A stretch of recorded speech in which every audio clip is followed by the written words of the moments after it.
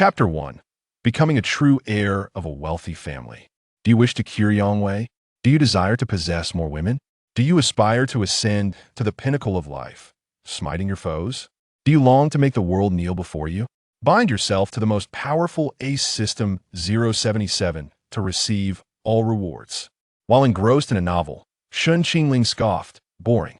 What era is this? Still resorting to such advertising pop-ups. Yet this wretched advertisement, much like a dubious website, was unresponsive to his attempts to dismiss it. In a fit of frustration, he inadvertently pressed the confirmation button. Thus, Shen Qingling found himself transmigrated into a book.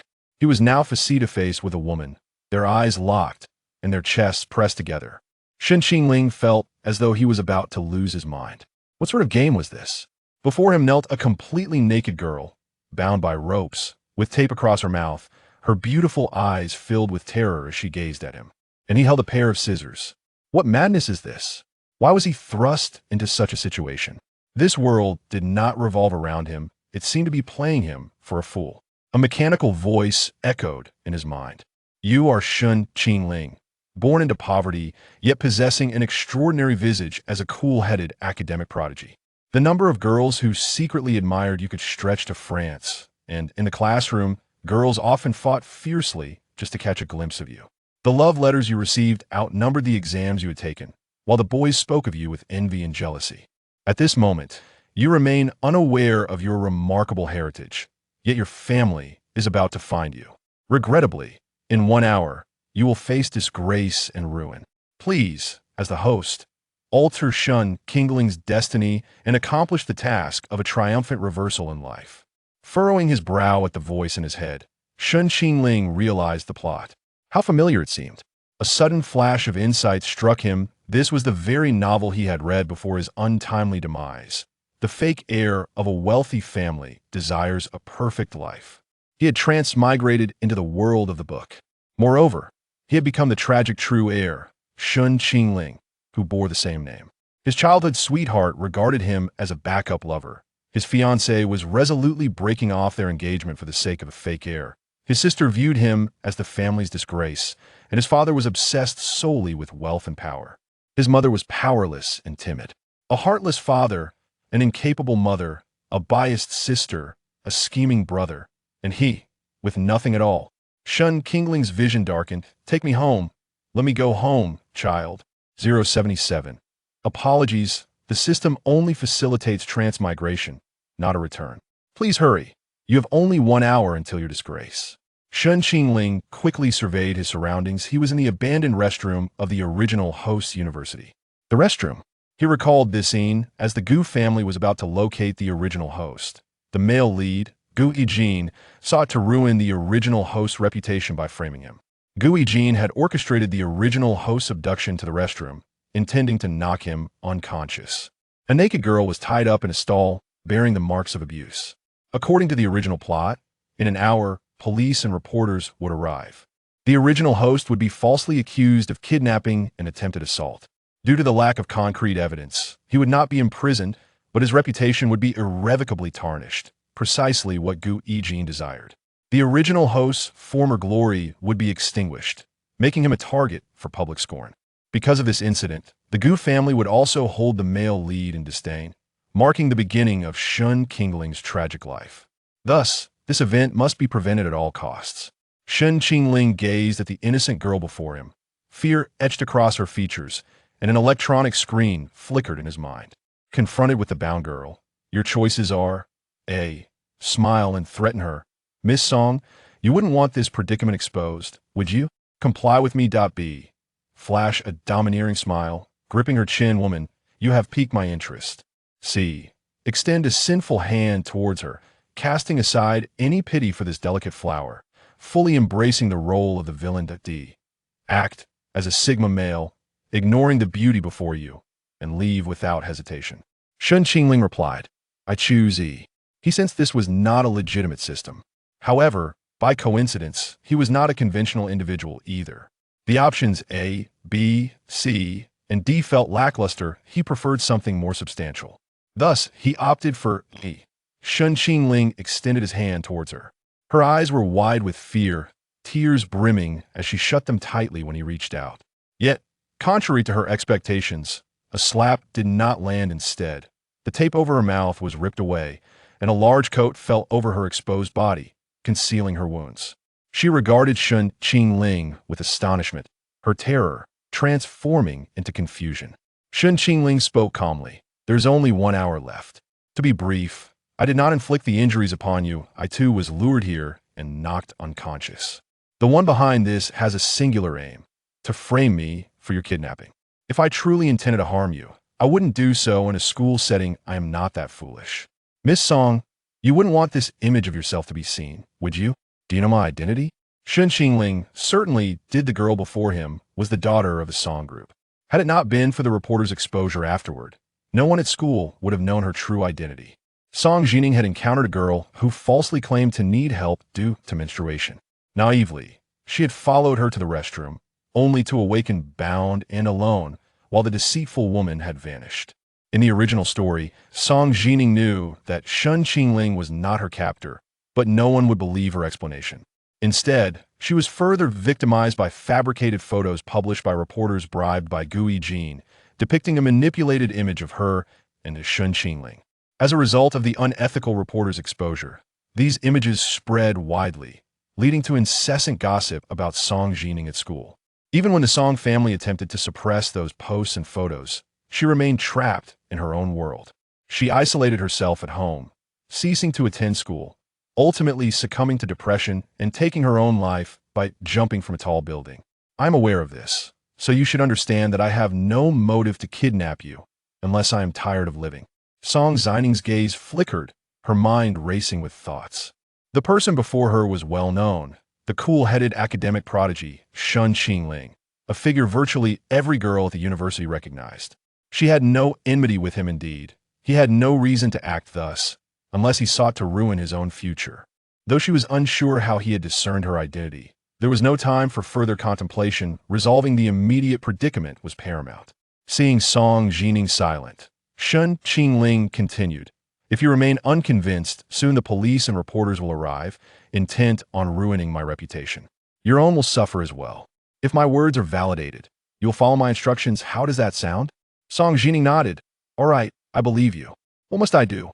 About an hour later, the campus echoed with police sirens, and throngs of reporters with cameras descended upon the university, igniting a flurry of speculation among the students. What is happening? Why are there so many police and reporters?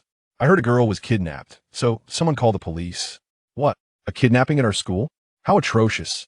This is Jiangchang University. Who would dare commit such acts here? What sort of fool could gain admission to such a prestigious institution? It seems they found someone. They say it's in the restroom of Building West 3. Let's go take a look. The restroom was surrounded by a crowd. By the time the police and reporters arrived, news had already spread throughout the school, clearly designed to attract student attention.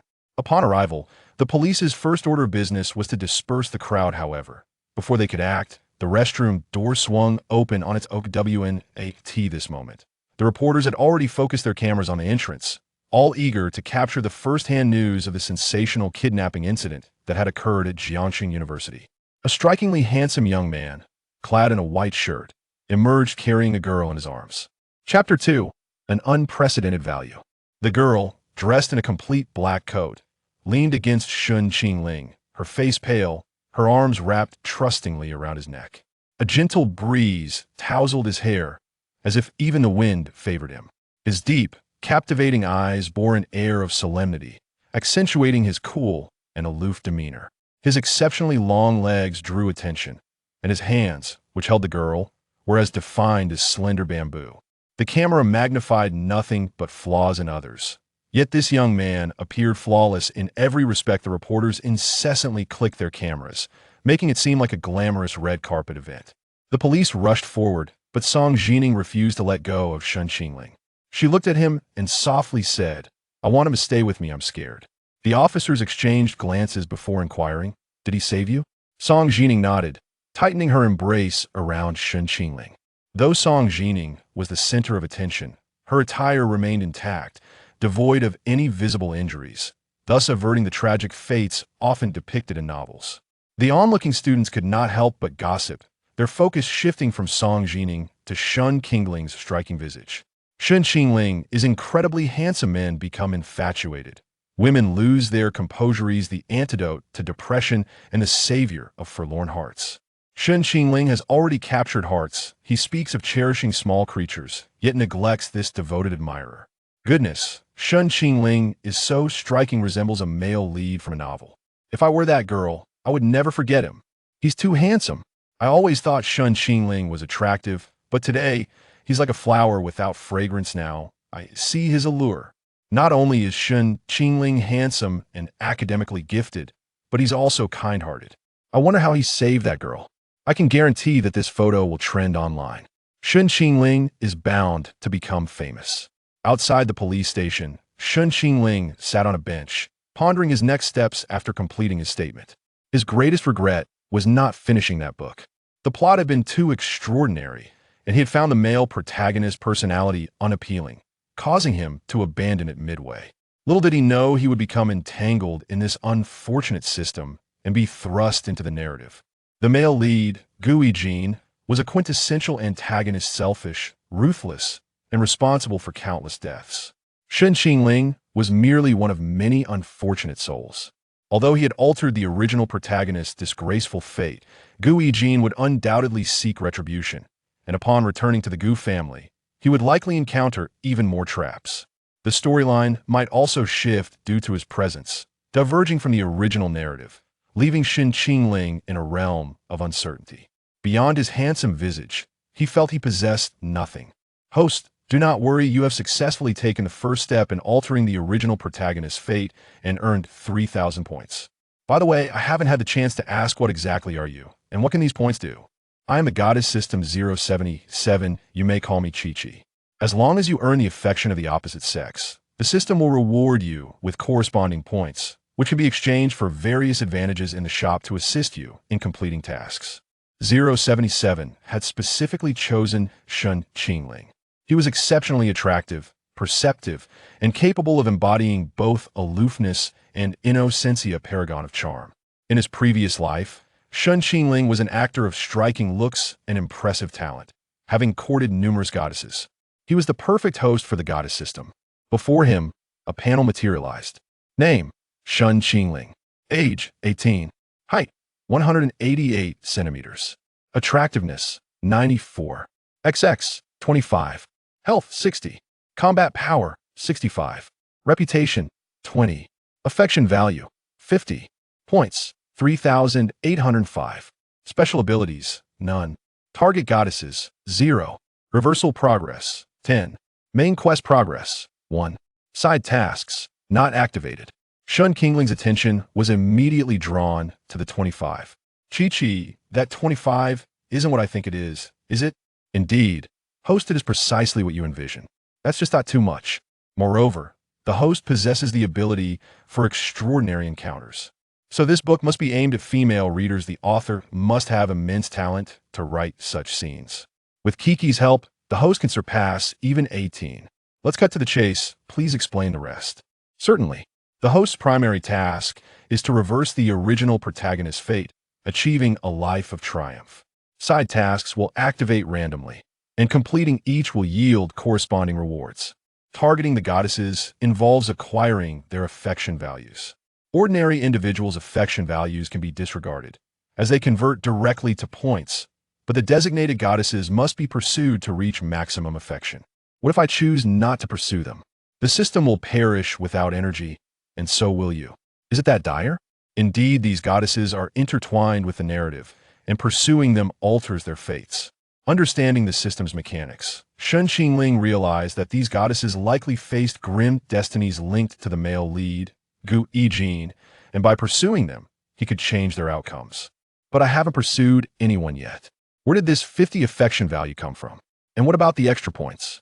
The points stem from the admiration of the onlooking girls. They are ordinary individuals classified as clever, and their affection values convert to points beneficial to you. The 50 affection value comes from Song Jining. Although she isn't a designated goddess, she belongs to the level category, which correlates with her relevance to the plot, providing higher affection values. Level characters can be pursued or ignored. Further up, there are A, S, SS, and SSS levels, with a level and above goddesses being mandatory targets. At last, Shen Qingling grasped the system's operations and recognized his next course of action. Earning the affection of others was his forte, having thrived in that realm in his previous life. Moreover, the original protagonist possessed such extraordinary looks he understood how advantageous that could be in gaining favor with women. This face surpasses my previous lives, attractiveness truly a boon. With such remarkable attributes, no woman can resist your allure. I can't shake the feeling that you're not a conventional system. I merely state the truth even without these attributes. Your impressive score of 93 in attractiveness will captivate women. Speaking of which, I'm curious why the original protagonist's attractiveness is only rated at 93. What would it take to reach 100? The host can strive to earn points. 100,000 points can be exchanged for one attribute point, which can enhance various attributes, including attractiveness and combat power. At this juncture, 0.77 added. Moreover, the length can also be increased. In that case, I must strive to earn points to achieve maximum beauty. Go for it, Shun Xiaokuei.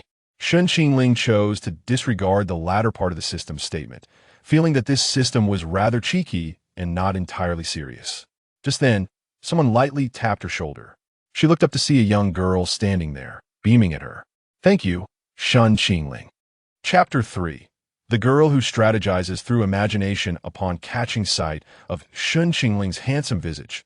The young girl felt her cheeks flush. His face seemed to be etched indelibly in her mind. She couldn't help but recall how the youth had embraced her. Perhaps this was what it meant for a fictional hero to step into reality. Rumors suggested that Shen Qingling was a solitary and proud idol, perpetually maintaining a distance from girls, an unattainable flower on a lofty peak, where countless goddesses had met their demise. Consequently, Shen Qingling had yet to experience the pangs of romance, remaining a white moonlight that was desired but could never be reached. Yet, this very idol had appeared in the news alongside her name, and some had even begun to ship her with Shen Qingling. A tinge of delight bubbled within her. After all, this was Shen Qingling, who would understand her plight. 0.77 chimed in. Your heartthrob value with Song Jining has increased by 5 points. Shen Qingling, unaware of the girl's thoughts, noticed her face redden further, her long lashes fluttering adorably. Thinking of Song Jining's predicament and gazing at the girl before him, radiant and bright as spring, Shen Qingling smiled softly. Perhaps he had indeed done a good deed. I am relieved to see you well. Song Jining, unable to hold Shen Qingling's gaze, felt her heart race at the sight of him. Cautiously, she pointed to the seat beside him. May I sit next to you? The presence of such a person instilled in her a sense of reverence, making her approach him with trepidation. With a gentle smile, Shen Qingling replied, Please have a seat. You need not thank me. It is likely that you were affected by my actions, and assisting you is simply my duty. Song Jining's heartthrob value surged another 5 points. He was aware of his status, yet did not seek to wield it for favor. Rather, he comforted her, taking the blame upon himself. How kind he was! Truly, he was Shen Qingling, the epitome of an idol. As the girl settled beside him, she whispered, Your gratitude is warranted. After all, you saved me and preserved my reputation. Shen Qingling inquired with utmost seriousness. Have you clarified the situation? Do you know who your captor was? Song Jining rested her chin on her hand and shook her head. Alas, we have yet to uncover the truth. All we know is that it was a girl, and the location was an abandoned restroom, devoid of surveillance. It is seldom frequented, making it difficult to investigate promptly. We must await the police's findings. Regret washed over her for having trusted the girl's deceit so easily. It left her feeling apprehensive and wary of others. But I'm grateful to you for your assistance. Thank you for your clothes. Suddenly realizing her slip, Song Jining paused, mortified. How had she inadvertently brought that up? She turned her gaze to gauge Shen Qingling's reaction, noticing a faint flush on his ears, and she couldn't help but stifle a giggle. His demeanor grew increasingly awkward as he responded, Let's forget about that incident. I did not see anything. You need not dwell on it. The more he spoke, the more uncomfortable he became, and Song Jining found him endearing, her eyes curving into crescents. Who would have thought Shen Qingling possessed such innocence? He must be feeling bashful. She had glimpsed a side of the aloof, academic that was rarely revealed, and it was all rather amusing. The voice of 077 echoed once more. Song Jining's heartthrob value has increased by 5. No, this girl must be an idealist. I suspect she is on the verge of falling for you. It was hardly surprising.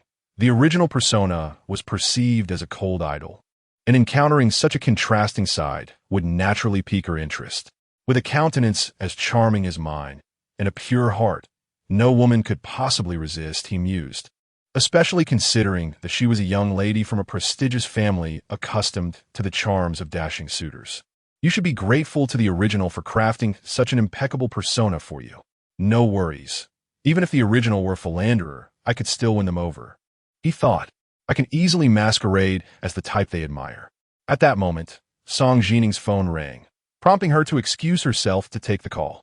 Her father, who had been abroad on business, immediately booked a flight home upon learning of her predicament. Minutes later, she returned, her expression bright with anticipation. My father wishes to invite you to dinner at our home this weekend to express his gratitude for saving me. Are you free? Song Jining looked at him with eager eyes, wishing for Shen Qingling to accept, yet fearing rejection. Apologies, Miss Song, but I cannot guarantee my availability this weekend. The aloof idol maintained his distant demeanor. Should he be too accessible, it might lead to the impression that he was easily obtainable. The more unattainable he seemed, the more unforgettable he became. The allure of the white moonlight lay in its elusiveness. Today, he had already exhibited sufficient gentleness towards Song Jining. Any further display might diminish its value. As a young lady accustomed to being pursued, Song Jining found his rejection surprising, but it only served to increase her heartthrob value. Countless individuals aspire to attach themselves to the Song family.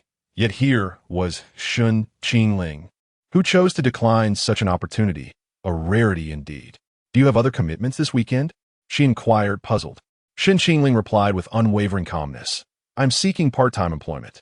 Alongside his remarkable appearance and exceptional academic prowess, Shen Qingling was also known for his humble background. However, many were unaware of the depth of his struggles. As he was an orphan, upon hearing that he intended to work, Song Jining felt her heartthrob value rise yet again. 077 was nearly overwhelmed. What is happening? Is this girl under some spell? Why is she so easily enchanted? She likely admires my independence and resilience, he reasoned. Having grown up sheltered, she would naturally respect someone who must toil for their livelihood and speaks of it with such composure. In essence, she viewed him through a favorable lens, perceiving him as admirable, which naturally inflated his heartthrob value. This also indicated something significant. Song Jining was a girl with sound principles. She did not belittle him for his humble origins, nor mock his need to work. Feeling a twinge of disappointment, she cautiously suggested, would it be possible to add each other on WeChat? If you have any free time, please do let me know, all right? She blinked, adding, rest assured, I want to pester you. Shen Qingling had no reason to refuse the WeChat request. Under her hopeful gaze, he retrieved his phone and opened the WeChat QR code. With a mix of nervousness and excitement, Song Jining added him on WeChat. Following that, Shen Qingling found an excuse to take his leave. Song Jining stood still, watching his retreating figure, lost in thought for an extended moment. Once Shen Qingling vanished from sight, she couldn't help but leap in place, exclaiming yes. I added the idol on WeChat. In a flurry, she changed her chat background to the image of Shen Qingling carrying her, a photo that had gone viral. Shen Qingling had skyrocketed to fame, his visage far surpassing that of any current popular celebrity, with the comment section overflowing with praise and admiration. Every time she glimpsed his striking face on her phone, she couldn't help but marvel. How can a man be so handsome, especially one who has held me? Just the thought is overwhelming. Meanwhile, as Shen Qingling boarded the bus, he received another system notification. Song Jining's heartthrob value has increased by 5. Chapter 4. The betrayal of childhood friends. Shen Qingling smiled, finding Song Jining rather amusing, not at all the aloof young lady he had imagined. The young man sat by the window, gazing at the scenery. With some time left before returning to school, he decided to put on his headphones and listen to music, shutting out the chaos of the outside world. The system chimed in, Host, Song Jining's affection level has reached 85. I must say, you truly possess something remarkable. This girl was quite impressive. It seemed that mere imagination could lead to her conquest. After all, as a B-level character, she remained unaffected by the male lead, leaving ample room for hope in pursuit. Such a naive young girl was easily maneuvered. However, those with more complex thoughts posed a greater challenge. As Shen Qingling chatted idly with 077, little did he know that someone had recognized him and discreetly snapped a photo, posting it online. Jiangcheng, being the second largest city in Huagua after the capital, boasted a thriving economy and an abundance of universities, making it common to encounter university students everywhere. There existed a forum app for students in Jiangcheng called Encounter. Initially, it was a platform for local university students to post and browse, but it had since evolved into a nationwide social network for college students to share gossip, engage in casual conversations, and even discuss the entertainment industry and supernatural events. This app resembled a fusion of the Tieba and Tianya forums from Shen Qingling's world. Original poster. Guess who I encountered? The trending topic today, Shen Qingling, is right beside me. L1, wow, it really is him. He looks even more handsome than on screen. You didn't use beauty filters, did you? L2. As we all know, cameras can sometimes capture unflattering images. This must be a raw shot. Shen Qingling's looks are undeniable. L3. Strange. Why haven't I heard of this person before? He is so handsome. He should TB just coming to fame now. L4. Jiang University students here, raising hand. Actually, many have posted about him before, but each time they were met with skepticism about the high-quality images. Haha. L5. If I hadn't seen his photo trending today, I would have found it hard to believe someone could look like this. Suddenly, Shen Qingling's phone buzzed. Upon checking, he saw a message from someone named Chu Jiaojiao. Chu Jiaojiao. Shen Qingling recalled her. In the original story, she was his childhood friend. They were both orphans raised in the same orphanage. One day, a couple came to adopt a child, and Shen Qingling selflessly offered the opportunity to Chu Jiaojiao.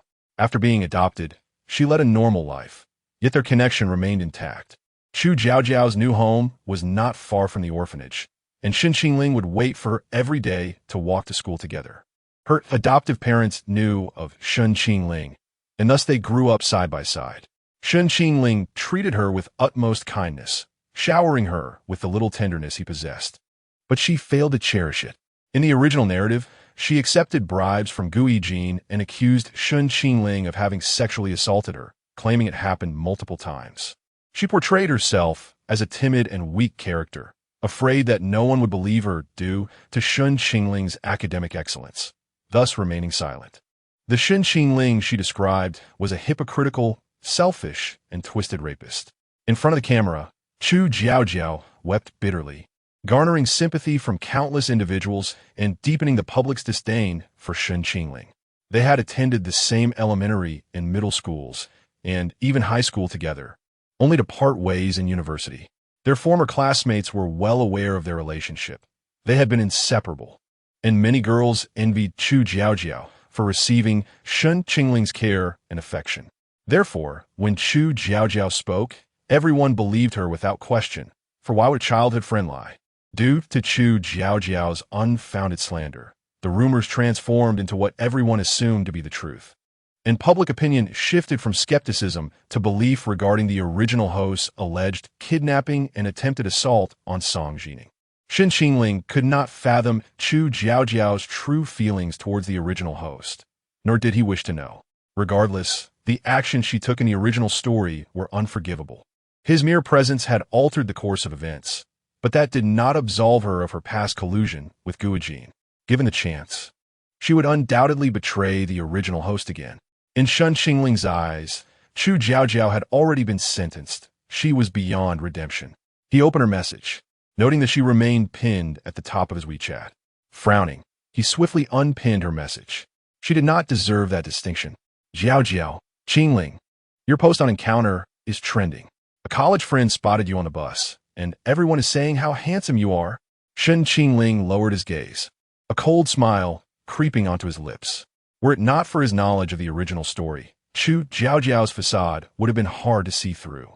On the surface, She appeared to be a lively and innocent girl, full of admiration and dependence on Shen Qingling, yet in reality, her loyalty could be bought for a mere 100,000, capable of leading Shen Qingling to his demise. This childhood friendship was indeed quite cheap. At that moment, the system's voice chimed, detected a potential target, Chu Jiaojiao. A character panel for Chu Jiaojiao appeared before Shen Qingling. Name, Chu Jiaojiao, goddess level, A class, identity, Shen Qingling's childhood friend, personality, selfish, vain, duplicitous, plot relevance, 30. Ending, insufficient points cannot unlock ding. Side quest activated. Obtain Chu Jiaojiao's regret value. Reward, 100,000 points. Will the host initiate the side quest? 100,000 points for Chu Jiaojiao's regret value? Shen Qingling frowned. It was already displeasing to pursue a woman like Chu Jiaojiao, and now there was an additional side quest regarding her. Indeed, she was intricately tied to the original host's tragic life. She was one of the key figures responsible for his misfortunes, making her regret value significant. Thus, he decided to initiate the side quest. 100,000 points were not to be dismissed. She would undoubtedly make further missteps, and Gui Jin would seek to undermine him by leveraging her. Therefore, the host's goal was not only to acquire her affection points, but also to harness her regret value, bending her to his will. However, winning over a woman as selfish and self-serving as she was would not be an easy feat, not easy. In truth, it would not be overly difficult. To Shen Qingling, the original host had been far too kind to her. A little coldness was warranted. A slap followed by a sweet reward would reveal to her how her life would fare without Shen Qingling. Shen Qingling understood. Shen Qingling replied simply, leaving no room for embellishment. Upon receiving his curt response, Chu Jiaojiao furrowed her brow, not out of anger but confusion. Shen Qingling had always been indifferent towards women, yet he had never responded to her with such coldness. What had transpired today? Was he in a bad mood due to some incident? That shouldn't be the case. He should be happy after saving someone. Chu Jiaojiao sent another message. Jiaojiao, Qingling, what's wrong? Are you feeling down? Shen Qingling, no.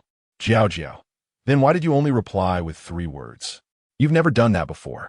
How about you come to my university this weekend? After sending that message, Chu Jiaojiao wore a disdainful expression. She knew Shen Qingling all too well. No matter what transpired, he would always treat her with unwavering kindness when they met. A devoted admirer. Countless women would yearn for a man of his caliber. Yet she had reduced him to a mere backup option, a devoted admirer. How could she not feel a twinge of annoyance? Chapter 5. Indeed, girls can be quite desirous. Chu Jiaojiao and Shen Qingling both attended universities in Jiang City, albeit at institutions separated by considerable distance, necessitating a journey of approximately 1.5 hours. Each time Chu Jiaojiao expressed her desire to see Shen Qingling, he would make the trip. Shen Qingling harbored no romantic feelings for Chu Jiaojiao. Rather, he regarded her as a younger sister in need of protection. Prior to the revelation of a certain incident, their relationship, while not particularly close, was emotionally fulfilling. She encouraged him to apply to Jiang University, showed concern for his studies and well-being, and treated him with a mixture of admiration and dependence akin to that of a sibling. This dynamic allowed Shen Qingling, who lacked familial ties, to regard Chu Jiaojiao as family. Regrettably, Chu Jiaojiao perceived Shen Qingling as nothing more than an infatuated admirer, a mere backup option. She found it easy to manipulate him with mere words, confident that only someone like him would take her seriously. Were it not for the fact that he had once offered her the opportunity of adoption, and his gullibility which afforded her attention, she would hardly have bothered with him. Chu Jiaojiao garnered both attention and esteem through her relationship with Shen Qingling, who was not only handsome, but also an academic star at Jiang University. His visits to her campus invariably elicited envious glances from her classmates, greatly satisfying her vanity.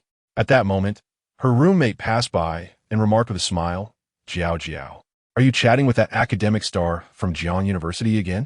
To which she replied, yes, he mentioned wanting to come see me this weekend. Her roommate responded with envy. How fortunate you are to have such a wonderful brother. If I had a handsome friend like him, I would undoubtedly pursue him. Other roommates joined the conversation, exclaiming, "Indeed, Shen Qingling even made it to trending topics today." Many praised his looks. "You must seize the opportunity and ensure he isn't swept away by someone else." Another added, "Jiao Jiao, he treats you so well. Is he really not your boyfriend?" Chu Jiao Jiao felt her cheeks flush. Whenever girls inquired if Shen Qingling was her boyfriend, she would merely lower her head in shyness. She wished to deter other girls from approaching him, neither affirming nor denying their relationship, allowing others to believe in an ambiguous connection, thus dissuading them from pursuing him. Conversely, if a boy asked, she would promptly deny it, insisting they were merely friends. In the presence of boys, she felt compelled to maintain her single status. Otherwise, how could she find a suitable partner? Chu Jiao Jiao had never contemplated a romantic relationship with Shen Qingling. In her eyes, despite his handsome appearance, he lacked wealth and possessed a somewhat dull personality. Being a backup was sufficient. Romance seemed pointless to her, as she simply wished to relish his affection and the attention he brought. "Jiao Jiao, have you considered being more proactive? If you don't seize this handsome guy, someone else surely will," suggested Man, who offered sound reasoning. "You should be less shy. A scholar like Shen Qingling is bound for great success. Marrying him would free you from worry." Chu Jiao Jiao smiled, her eyes curving. "I understand. You need not worry about me. I am well aware." How naive, she thought. She had no intention of pursuing a romantic relationship with Shen Qingling. Good looks could not be converted into sustenance, and she deemed these women shallow, a gathering of mindless individuals. While she recognized that Shen Qingling, as an academic star, would likely earn a respectable income post-graduation, she was unimpressed by such earnings. Her aspirations were to marry into wealth. How could Shen Qingling, no matter how accomplished, compete with the affluent scions of society? Chu Jiao Jiao, possessing striking beauty, believed she should not lead a mediocre life. She harbored dreams of entering a wealthy family, with her greatest ambition being to marry a prosperous heir, thereby enjoying a life free from financial worry and the envy of others. Thus, her living expenses were primarily devoted to purchasing clothing and skincare products, and she relied on Shen Qingling for a meager allowance to sustain her lifestyle. When Chu Jiao Jiao awaited Shen Qingling's response for an extended period without reply, she dismissed it, choosing to ignore him. She doubted he would maintain such indifference indefinitely. Eventually, he would come seeking her attention. This time, she resolved not to respond readily, intending to feign annoyance until he adequately appeased her, testing whether he would dare remain aloof. Unbeknownst to her, Shen Qingling was entirely unconcerned. He had downloaded an app called Encounter to see what discussions were circulating about him. The system informed him that a recent photograph had garnered him a significant amount of points. These girls, reminiscent of his past admirers, would become enamored merely by the sight of an attractive image, generating their affection. Such infatuation could be converted into points, a mutually beneficial arrangement for him. Shen Qingling's elation lasted no more than 3 minutes before the system added a cautionary note. The host should be mindful that if the affection of these individuals turns to disdain due to negative news, points will be deducted. Shen Qingling replied, understood. He was aware that fans could be a double-edged sword. Wielded well, they could serve as an asset, but mishandled, they could cut deeply. After completing the app registration, Shen Qingling accessed a trending discussion about him, currently at the forefront, with over 1,000 replies. The comments varied, with some praising his looks, others expressing a desire to see his physique, and many seeking his contact information. Among them were also some shockingly brazen remarks. Raising an eyebrow, Shen Qingling found little surprise in the comments. He had long been accustomed to such responses from his previous admirers. Indeed, he had observed that women could be quite desirous, having experienced numerous relationships. Female desire manifested in both overt and subtle forms, alongside those who boasted of their boldness, yet were timid in reality. Most of his fans belonged to the latter category, emboldened only in the digital realm, producing provocative comments that would vanish in face-to-face encounters. Few women dared to utter such words in his presence.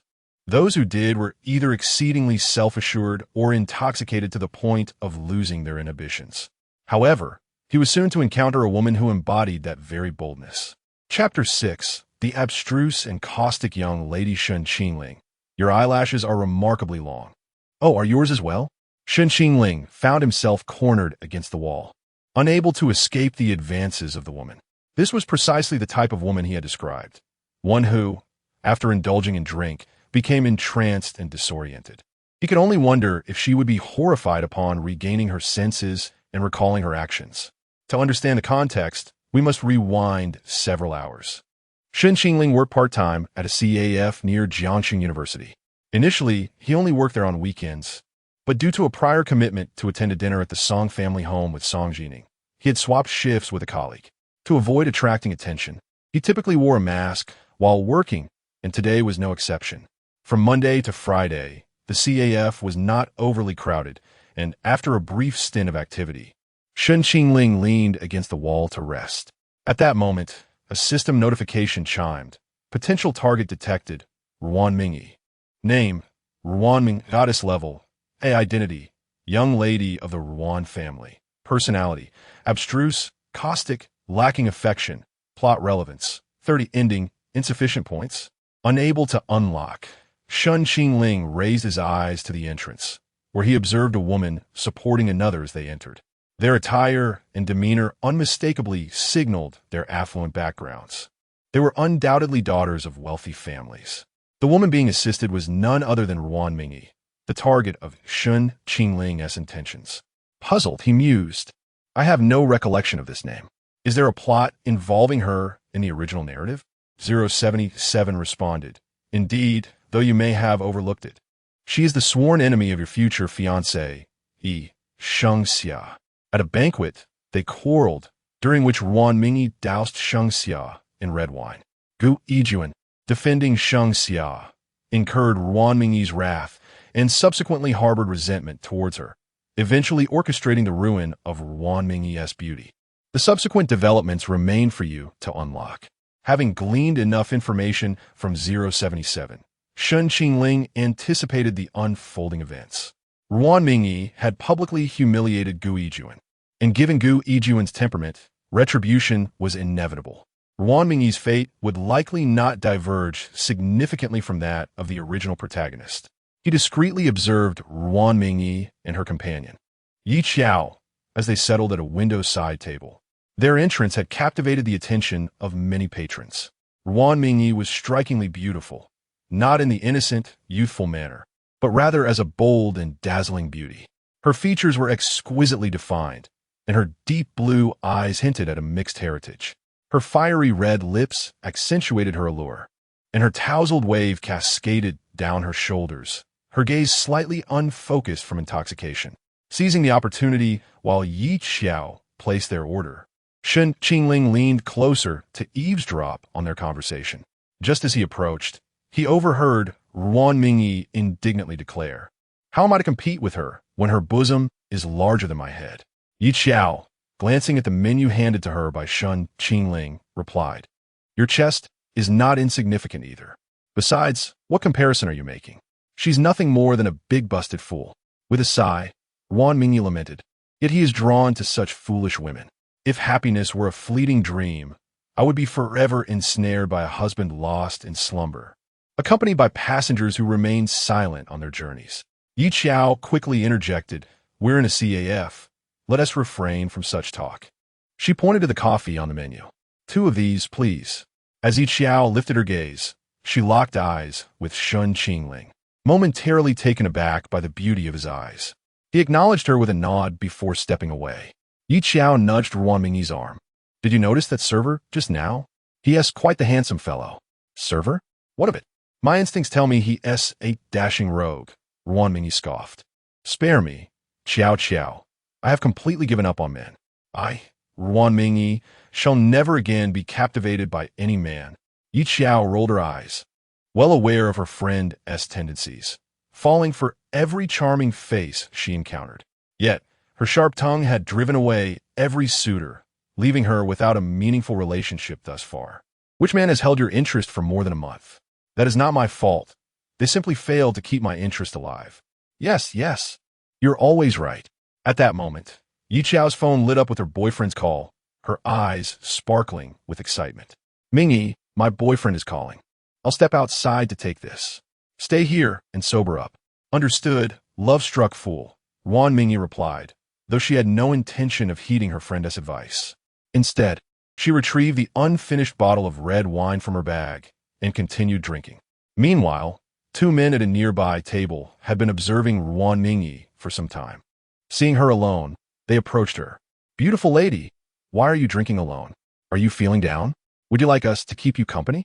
Ruan Mingyi, her gaze hazy, regarded them with disdain, a sardonic smile forming on her lips.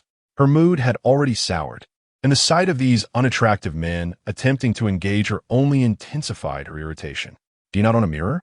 How dare you approach me? The first man's smile faltered, while the second interjected, Miss, your words are rather harsh. My friend is not unattractive. Ruan Mingyi raised an eyebrow. Attractive? I would say you are slightly more appealing. The man beamed, but Ruan Mingyi continued, You strike me as a charming rogue, particularly with those eyes that resemble mischief. The duo fell silent, clearly taken aback. The second man, undeterred, attempted once more, We merely wish to befriend you. Ruan Mingyi frowned. Her disinterest was abundantly clear. Yet he persisted. With your demeanor, you think you could be friends with me? Your salary likely resembles something bought from a discount site. Please, I drive a Rolls-Royce Phantom. Your aura is more akin to a rain-soaked Phantom, reduced to a mere electric vehicle. You've not seen every type of vehicle, so don't presume to judge. Enough with the pretense. The only thing you can flaunt is your underwear. The Phantom is merely a figment of your imagination. Shen Qingling finally understood why the system had tagged Ruan Mingyi with the descriptors abstruse and caustic. As the two men continued to engage Ruan Mingyi, he approached with the intent to intervene, only to find himself the recipient of the wine that was meant for them. Ruan Mingyi, realizing her error, stood unsteadily, preparing to speak to Shen Qingling, only to inadvertently knock over her wine glass once more, drenching herself. Frustration boiled within her. Today was indeed a day of misfortune. She glared at the two men, but her ire was redirected upon recognizing Shen Qingling as he removed his mask. Chapter 7. How long are you there? Red wine trickled slowly from the strands of the youth's hair, cascading down his high-bridged nose and gliding past his sensuous, slightly pursed lips, a clear indication of his displeasure. However, Ruan Mingyi was indifferent to his mood. Upon catching sight of Shen Qingling, she couldn't help but swallow hard, her dreamy eyes wide with surprise. 077. Ruan Mingyi's heart fluttered, adding 30 points. Shen Qingling. So she's a superficial admirer. She was the one who berated Gu Yijin for being effeminate in the original story, possessing an exceptionally discerning taste. And it was perfectly natural for her to be enamored by your visage. Yet, her infatuations with men typically lasted no longer than 3 minutes. Easily forgotten in a matter of days. What you must do is evoke a sustained interest within her that endures. After hearing 077's description, Shen Qingling began to devise a strategy to captivate Ruan Mingyi. For a girl of her nature, one cannot simply be overly passionate nor excessively aloof. Instead, a delicate balance of closeness and distance is essential, akin to flying a kite. There must be both tension and slack, leading her to become ensnared. Outside, Yi Qiao sensed the unusual atmosphere and hurriedly ended her call to enter. Upon witnessing the wine-stained visage of Shen Qingling, she immediately deduced that Ruan Mingyi had caused another ruckus. I apologize, handsome. My friend is in a foul mood today and has had too much to drink, so I'm truly sorry. Whatever compensation is needed, we will. No need, Shen Qingling interrupted coldly. Ruan Mingyi would not appreciate a man devoid of self-respect. Thus he could not grovel before her. The CAF's waitress, having arrived early, was acquainted with Ruan Mingyi. She quietly informed Shen Qingling. This CAF is owned by the Ruan family. She is the young lady of the Ruan household, and I have heard her temper is rather infamous. Another girl, enamored with Shen Qingling, advised, Indeed, Shen Qingling, it would be wise not to engage with her, lest you attract trouble. Fearing a confrontation between Shen Qingling and Ruan Mingyi, the waitress approached with a smile and suggested, Miss Ruan, let me help you change into something else. However, Ruan Mingyi pointed at Shen Qingling and declared, "No need for you. I want him to accompany me." Shen Qingling turned to the waitress and said, "It's fine. You need not concern yourselves with me. It would be best if I went instead. I would feel guilty if my presence affected the CAF's performance." The waitress looked at Shen Qingling with astonishment, her cheeks flushing. Previously, she thought Shen Qingling too cold and aloof to approach, but now she realized he was quite gentle and considerate, a man whose exterior chill belied an inner warmth, making him all the more attractive. Yi Qiao tugged at Ruan Mingyi's sleeve. "What are you doing, Mingyi? You've drenched him in wine and haven't even apologized."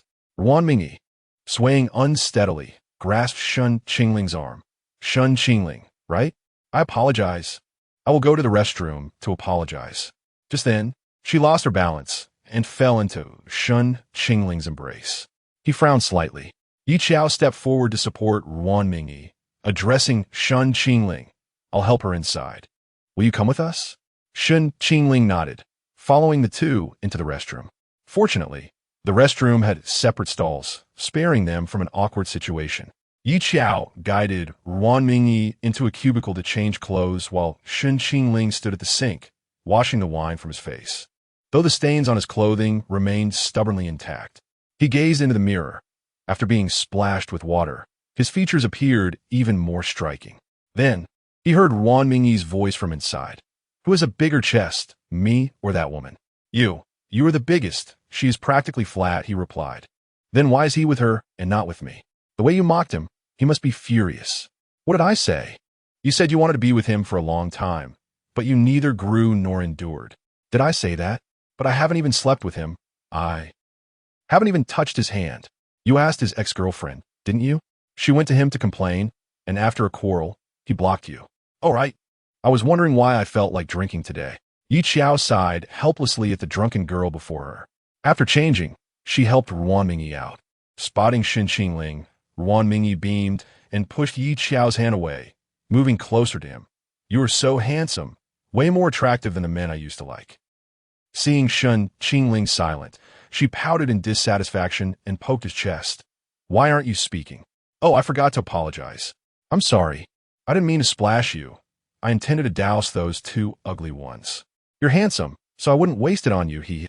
"Miss Ruan, you have had too much to drink. I should get back to work," Shen Qingling stated, attempting to leave. Ruan Mingyi seized his hand and leaned into him. To prevent her from falling, he instinctively wrapped an arm around her waist. The sweet scent of her perfume mingled with the aroma of red wine, enveloping him. The softness of her body felt like a puddle, and a mere glance downward revealed her alluring curves. No. Are you new here? I've never seen you before. If I had, who would still like that freeloader?" Ruan Mingyi was clearly intoxicated, unable to stand steadily, her entire weight leaning on Shen Qingling. He cast his gaze down upon the woman in his embrace. Unable to deny her beauty, the flush from her inebriation added an irresistible allure to her already charming demeanor. "Miss Ruan, I must return to my duties," he said calmly. The drunken girl, oblivious to his words, raised her eyes to meet his. Droplets of water still clinging to her lashes, softening the coldness of his gaze and revealing an innocent youthfulness. Ruan Mingyi blinked innocently and remarked, "Shen Qingling, your eyelashes are so long." "Hey, how long are you there?" Yi Qiao's eyes widened in shock as she quickly pulled Ruan Mingyi away from Shen Qingling. "I'm sorry, my friend is drunk. She's not usually like this. She just has a rather abstract personality." The term abstract had become a lifeline for many oblivious individuals. Shen Qingling, unfazed, observed Ruan Mingyi's drunken state, while Yi Qiao felt even more awkward than her friend. Ruan Mingyi would never behave like this when sober, had she not been intoxicated. She would have merely asked for his contact information and sought to entice him with her wealth, inviting him to dinner. If she liked him, she would pursue him. If not, she would simply move on. Now, in her drunken stupor, she had made a fool of herself before Shen Qingling, and once she sobered up, she would surely wish to disappear into a hole. Ruan Mingyi was a woman who valued her pride above all. In her eyes, reputation was paramount, and should anyone offend her, no matter the previous affections, she would quickly turn her back. Shen Qingling glanced at the red wine stains on his clothing, frowning. "Miss, I recommend you take your friend home. Otherwise, who knows what might happen. Yi Qiao apologized. I'm sorry for the trouble. We'll be leaving now. I'll ensure the CAF compensates you for today. There's no need, Shen Qingling replied. It's merely part of my job. His refusal of compensation only deepened Yi Qiao's sense of guilt. Yi Qiao escorted Ruan Mingyi back to the Ruan residence. Ruan Mingyi's father called, and she groggily answered while sprawled on the sofa. Hello, Dad. Missing me already? It's still the construction bank number. After Ruan Mingyi finished her sentence, she hung up the phone, leaving Yi Qiao to sigh in resignation. Ruan Mingyi's parents divorced when she was very young, and since then, her father has been preoccupied with his business, showing little concern for her. Consequently, the relationship between Ruan Mingyi and her father remained strained, with their communication limited to financial matters. After a long day of turmoil, Yi Qiao, too, found herself weary and dozed off beside the sofa. When Ruan Mingyi awoke, the night had fallen.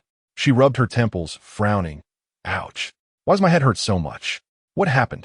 Today, she had been blocked by that insipid man, then shared a few drinks with Yi Qiao, followed by a visit to a CAF where more alcohol was consumed, and then Ruan Mingyi suddenly sat up with a start. She had flirted with a handsome stranger.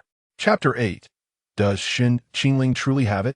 A piercing scream echoed through the 500-square-foot living room as Ruan Mingyi, in a state of utter exasperation, exclaimed. She nudged Yi Qiao beside her. Qiao Qiao, wake up quickly. Yi Qiao, still groggy, lifted her gaze. Mingyi, you're awake. Are you hungry? Should we call the kitchen for something to eat? At that moment, Ruan Mingyi couldn't care less about food. With a vacant expression, she stared ahead and murmured, Did I, today, commit an unforgivable act against a handsome man? Yi Qiao lazily stretched. Oh, you remember? I thought you would forget. You spoke recklessly to him, hugging and touching. Fortunately, he has a good temper and high quality, so he didn't hold it against you. Ruan Mingyi buried her face into an expensive pillow worth 80,000, her muffled voice laced with embarrassment. Oh my heavens. How could I have said such things? Did she really ask him if he had it? But does Shen Qingling truly have it? Considering his height, it shouldn't be too far off. She hadn't dared to test the waters. She could only flirt verbally, but when it came to action, she faltered. Ruan Mingyi was rather reserved, and everything she did towards Shen Qingling yesterday could only be described as madness. The thought of her infatuated demeanor in front of him made her wish she could travel back in time and slap her past self. Yi Qiao reassured her, Don't take it too seriously. Just apologize when you have the chance. After all, he works in the CAF at your place. So it's not a big deal. But no, it was a significant issue. The mere thought of Shen Qingling's handsome face made her heart race. Even his frowning, cold refusal was captivating. Qiao, I genuinely admire that face. If these embarrassing incidents hadn't occurred, I could have maintained an air of elegance as a beautiful lady in front of him. Now, in his eyes, I must appear to be nothing more than a harassing, infatuated fool. That's accurate. Your behavior back then was hard to witness. What should I do? Do I still have a chance? With your beauty and wealth, what man could refuse you? As long as you don't speak too harshly, I believe there is still hope. After all, you were drunk. It was somewhat excusable. However what? I think Shen Qingling seems rather aloof and doesn't strike me as the type who would rely on money. He is probably quite different from the men you've liked before. Ruan Mingyi raised an eyebrow. What of it? Isn't that even better? I wouldn't be interested in a man easily swayed by money.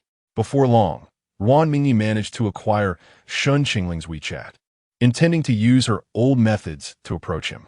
However, while she obtained his WeChat, he had not accepted her friend request. Ruan Mingyi frowned. Was he busy or had he simply forgotten? She added a note stating her name and that she was reaching out to apologize, then sent another friend request. Unfortunately, Shen Qingling still did not agree. Meanwhile, Shen Qingling's phone lit up. He glanced at it and recognized it was a friend request from Ruan Mingyi. 077. Are you not planning to accept Ruan Mingyi's friend request? Shen Qingling, I never said I couldn't accept it. I simply can't at the moment. Ruan Mingyi cannot be allowed to approach you too easily. Otherwise, if she acquires you effortlessly, she will lose interest and fail to cherish you, let alone invest genuine feelings. Ruan Mingyi's character is marked by a lack of love. She loves superficially, finding affection for anyone she encounters. This kind of affection is shallow and lacks sincerity. She seeks someone to whom she can express her emotions simply because she craves love. It matters little to her who the other person is. It is not genuine affection. Shen Qingling does not wish to become just another inconsequential trophy in Ruan Mingyi's collection. He desires her true heart.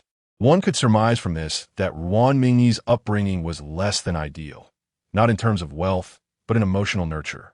Otherwise, with her family background, how could she possibly lack love? The absence of complete and sufficient love in her family has fostered a tendency in her to love indiscriminately and to switch affections at will. People like her struggle to learn how to love genuinely. The affection Ruan Mingyi offers is not true love. She simply hopes to attain the love she desires through these means. However, it is evident that her distorted approach to love makes it exceedingly difficult for her to find genuine affection, leaving her perpetually searching, yet never truly loved. The more perfect the family, with loving parents and a nurturing environment, the more likely it is to raise well-adjusted children. Such children possess a greater capacity to love, with brighter and more abundant inner lives. They do not seek extreme love from others. Rather, they are more inclined to give love.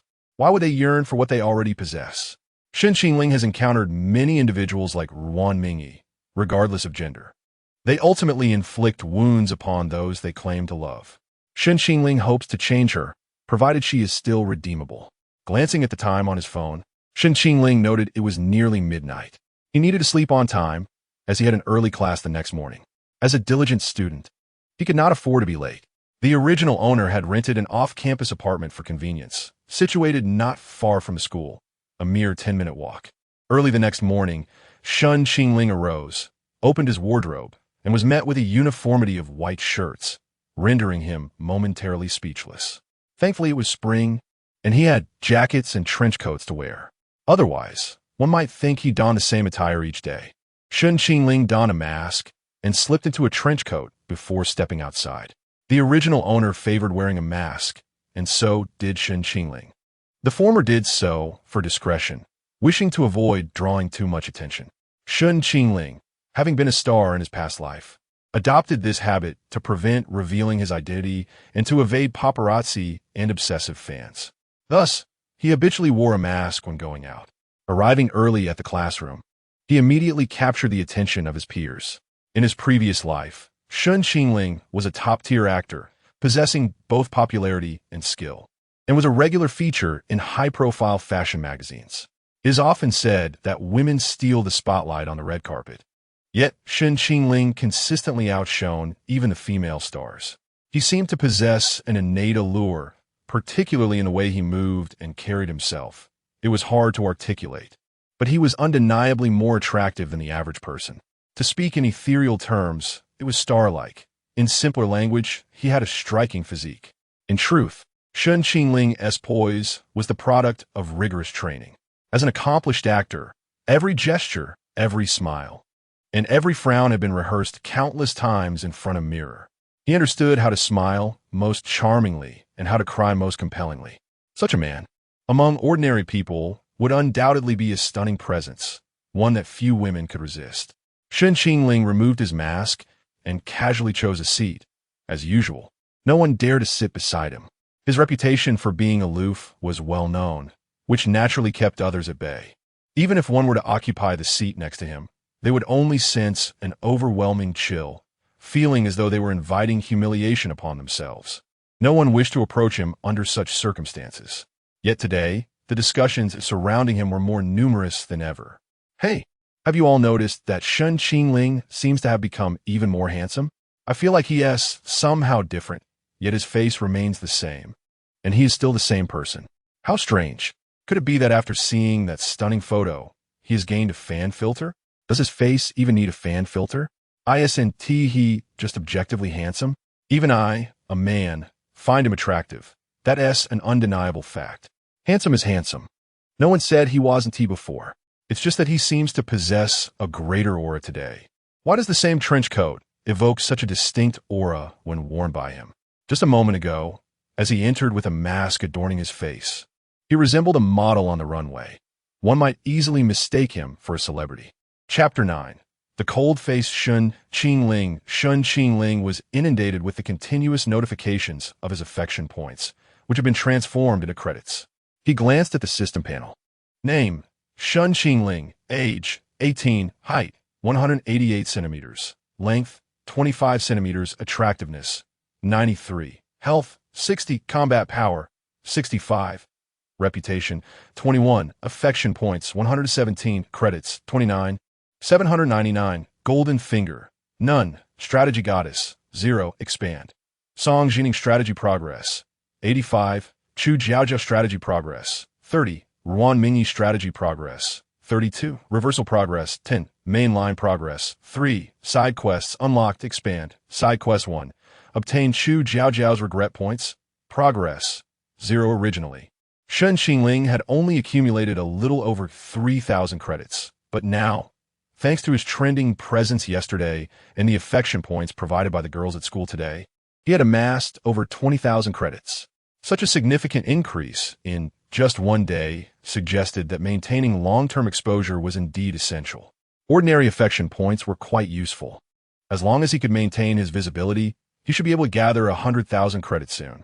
Indeed, once the host accumulates sufficient credits, they can unlock various storylines and character endings, and a system shop offers an array of items. Would the host like to take a look? Are the items in question legitimate? Of course, they are legitimate items, though there are also some less reputable ones. As long as the host has credits, nothing is beyond reach. Shen Qingling perused the system shop and discovered a bewildering assortment of items, including even intimate products. It was evident that this was not a conventional system.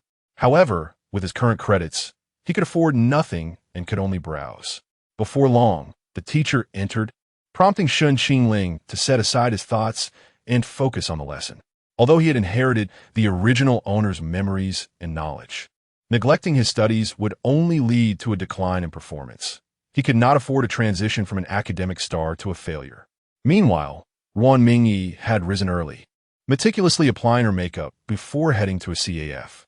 Upon learning that Shen Qingling only worked part-time on weekends, she exhibited a look of disappointment. Chow, he isn't here. I told you, today is Thursday, and Shen Qingling is a student at Jiangda University. He must be in class right now. I heard he is quite the academic prodigy. I saw his name trending on Weibo this morning. It was indeed him. I saw that Weibo post too. That photo captured him quite handsomely. No wonder you fell for him at first sight. Alas, he hasn't even accepted my friend request on WeChat. Otherwise, we could visit him at his university. Aren't you afraid he might ignore you? I'll just say I came to apologize and take him shopping for new clothes as compensation. I have a perfectly good excuse. Ruan Mingyi felt her plan was flawless. She had a reasonable justification, and it was up to Shen Qingling to decide whether to reject her. Ruan Mingyi was quite familiar with Jiangda University, as the Ruan family had donated a building to the institution, and she had shared meals with the school board members, making her integration into Jiangda a breeze. As she observed the youthful faces on campus, she suddenly felt a twinge of age, lacking the vibrancy of youth. Ruan Mingyi sighed. So young. Yi Qiao chuckled. Why the sudden sentimentality? You only graduated 2 years ago. You speak as if you're middle-aged. That's different. 2 years post-graduation makes one a seasoned veteran. We who have entered the workforce cannot possess the naive, clear-eyed perspective of university students. Come now. What you call work is merely pretending to be busy for an hour or two while sipping coffee. You haven't even turned on your computer. How rude. Am I not allowed to express my sentiments? If I had to live that life, I might as well jump off a building. As Ruan Mingyi and Yi Qiao chatted, they approached the door of Shen Qingling's classroom. Ruan Mingyi immediately spotted the young man sitting upright in class. Yi Qiao remarked, "How can he look so handsome even while attending class? It's like a scene from an idol drama." Ruan Mingyi replied, "Those young heartthrobs can't compare to him. Cold-faced Shen is the true epitome of charm." Cold-faced Shen was the nickname Ruan Mingyi had given Shen Qingling. Although she was somewhat abstract in nature, she recognized that interrupting someone else's class was inappropriate. So she and Yi Qiao leaned against the railing in the hallway to converse. Even so, they attracted the attention of several individuals inside the classroom, including a boy and girl seated in front of Shen Qingling. Wow, there are two stunning beauties outside. They have great figures, fair skin, and long legs. How enviable. Which department are they from? Such beauty shouldn't go unnoticed. They might not be from our school. Just look at their attire. They clearly belong to a wealthy class, unlikely to be students. I'm such a bumpkin. I can't even identify their luxury brands. I recall that bag costs over $1 million, doesn't it? Shen Qingling paid them no mind, remaining immersed in his studies. On the surface, it appeared so, but in reality, he already knew who had arrived outside. He remained unperturbed, ignoring the chatter from the outside world, which only earned him praise from the girls in his class. Look at the boys in our class. Their mouths are nearly watering. Shen Qingling hasn't even glanced up. It seems beauty holds no allure for him. Perhaps the fragrance of knowledge is far more enticing. My idol doesn't even regard the campus beauty. To him, even the most beautiful woman is merely a facade. At that moment, another boy retorted, perhaps he knows he lacks any redeeming qualities beyond his looks. What woman would want to gaze upon that lifeless face daily? Exactly. He probably can't even afford to buy his girlfriend a new outfit.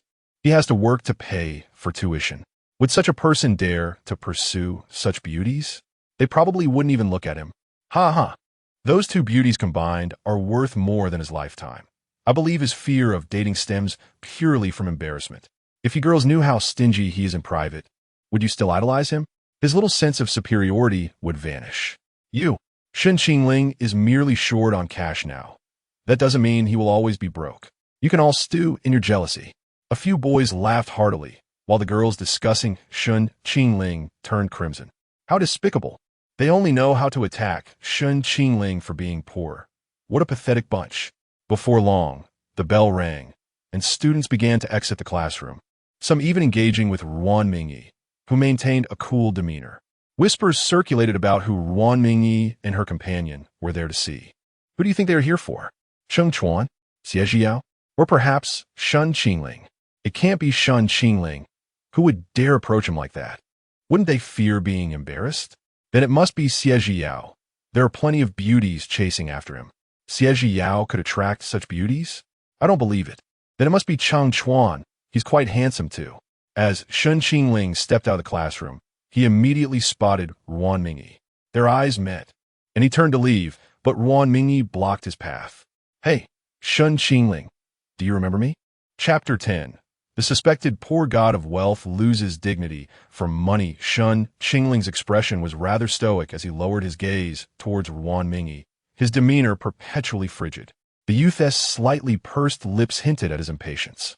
Miss Ruan, is there something you need? Unfazed by his icy countenance, Ruan Mingyi responded with a bright smile. I see you still remember me.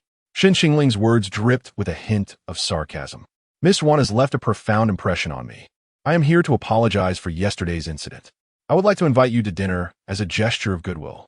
Would that be acceptable? That won't be necessary. It suffices that Miss Ruan does not disrupt my life. It's just a meal after all. Surely, you wouldn't want to lose your part-time job at the CAF. Shen Qingling furrowed his brow. Are you threatening me? Ruan Mingyi blinked innocently. How can that be considered a threat? It's merely a small tactic to befriend you. Shen Qingling replied coolly, then feel free to dismiss me. Ruan Mingyi perceived his indifference. To Shen Qingling, this was merely a part-time job. At worst, he could find another. She was undeterred, raising an eyebrow. Surely, you wouldn't want the staff at that CAF to lose their jobs because of you. Ruan Mingyi noticed that Shen Qingling had defended those girls quite fiercely yesterday. It appeared that he was not as aloof as he seemed. Perhaps he was merely cold on the outside, but warm within. A boy like him, once one penetrated his heart, could bestow his entire tenderness and affection. What Ruan Mingyi desired most was an intense and passionate love. If it were to be ordinary love, she would rather do without it. Indeed, Shen Qingling wavered at her words. He opened his mouth, but refrained from uttering a refusal. Just this once. Good. I hope Miss Ruan keeps her word. I cannot deceive a man. Yi Qiao glanced at Ruan Mingyi, thinking that trusting her words was indeed foolish. Shen Qingling checked the time on his phone. However, I have a class to attend. Miss Ruan, perhaps you could find somewhere to pass the time. Ruan Mingyi's eyes, resembling a cunning fox, twinkled with mischief. Though she found him irritating, she still addressed him politely as Miss Ruan. In truth, Shen Qingling was rather easy to manipulate. As long as one was unafraid of his cold demeanor and persisted in their antics, he could do nothing in retaliation. May I accompany you to class? Miss Ruan is free to do as she pleases. The classroom is not mine to control. Then let us go together. Thus, the two stunning young women trailed behind Shen Qingling as they departed. Those who had previously mocked him fell silent. So they truly came to find Shen Qingling. Would they have sought us out instead? Do wealthy individuals really judge by appearances? Even with Shen Qingling's aloofness, she still approaches him. Stop being bitter. It's clearly because Shen Qingling possesses charm. The girl speaking with Shen Qingling is gorgeous, not inferior to our campus belle. It's like a scene from a campus drama with handsome boys and beautiful girls. Shen Qingling stands at 188 centimeters, the quintessential male lead height. Unlike some who were deceived into going to Myanmar only to discover they were misled. As Shen Qingling, Ruan Mingyi, and Yi Qiao traversed the academic building, their image was captured and posted online, garnering much attention from onlookers. Now, Shen Qingling had become a sensation, with admirers snapping photos wherever he went. A boy who recognized Ruan Mingyi's identity directly posted rumors, claiming that Shen Qingling was being supported by a wealthy heiress. Shock! Jiang University's heartthrob, Shen Qingling, is allegedly a kept man. Has this suspected poor god of wealth sacrificed his dignity for money? The individual who posted this revealed Ruan Mingyi's identity. Her reputation in high society was not particularly stellar, frequently dining with various handsome men, many of whom were perceived as gold diggers. Thus, the conclusion was drawn that Shen Qingling was similarly selling his dignity for financial gain. Numerous envious boys flocked to mock Shen Qingling, speaking with such conviction as if they had witnessed him sell his body firsthand. Most girls adopted a spectator's attitude, while a faction directly berated the poster for spreading rumors, igniting a fan war in the comments. In a classroom, Song Jining's friend tapped her shoulder. Ning Ning. Shen Qingling is with two beautiful girls. What is going on? The post says he is being kept by a rich girl. Song Jining frowned, glancing at the post before scoffing. That's impossible. Though Shen Qingling's financial situation is not the best, he would never stoop to that. How can you be so sure? Just because he saved you? You don't understand? I just know he is not that kind of person.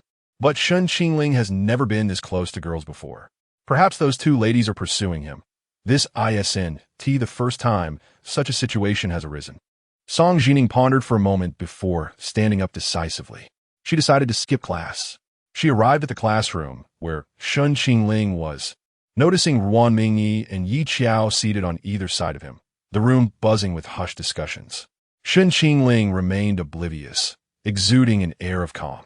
Song Jining frowned. It seemed Shen Qingling was unaware of the rumors circulating about him. She took a seat behind him and gently poked his back with her finger. Shen Qingling turned around, his stern visage softening upon seeing Song Jining. A faint smile graced his lips. Ah, it's you. Song Jining's cheeks flushed instantly. What's wrong with me? Just seeing Shen Qingling smile sends my heart racing. How embarrassing. Beside them, Ruan Mingyi narrowed her eyes. She had never witnessed Shen Qingling smile like that before. What was happening? Ruan Mingyi scrutinized Song Jining and then recognized her as the girl whom Shen Qingling had saved and who had made headlines. A mix of annoyance and envy welled up within her. So, he was not cold to everyone. Shen Qingling had never smiled at her in such a manner. 077. Ruan Mingyi's affection value 5. Song Jining's presence stirred something within Ruan Mingyi. She narrowed her eyes in displeasure as she observed the two. Did you need something from me? Shen Qingling inquired. Song Jining nearly forgot her original intent. She set aside her infatuated thoughts and stated earnestly, someone on the forum is spreading rumors about you and the lady beside you. She glanced at Ruan Mingyi. Ruan Mingyi raised an eyebrow. What rumors are they spreading about me and him? That Shen Qingling is your kept man.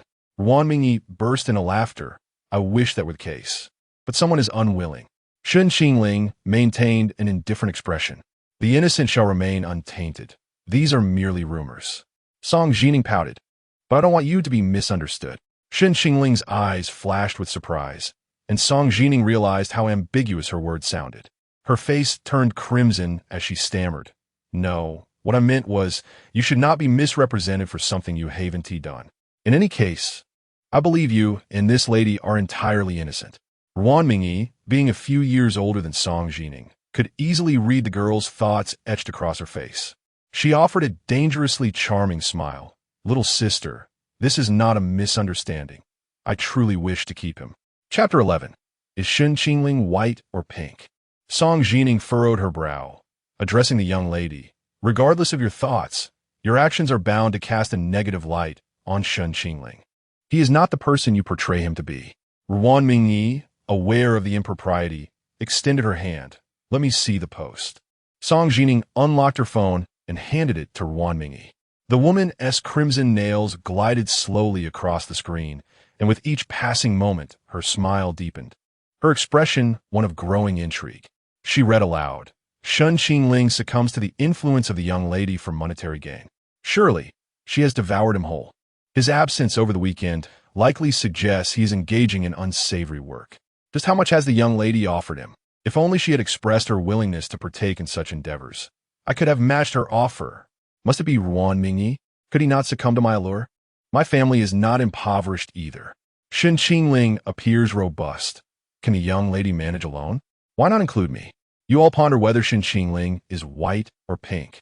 What began as a post condemning Shen Qingling had spiraled into increasingly absurd commentary, with few women truly criticizing him, while many contemplated when they might have their turn.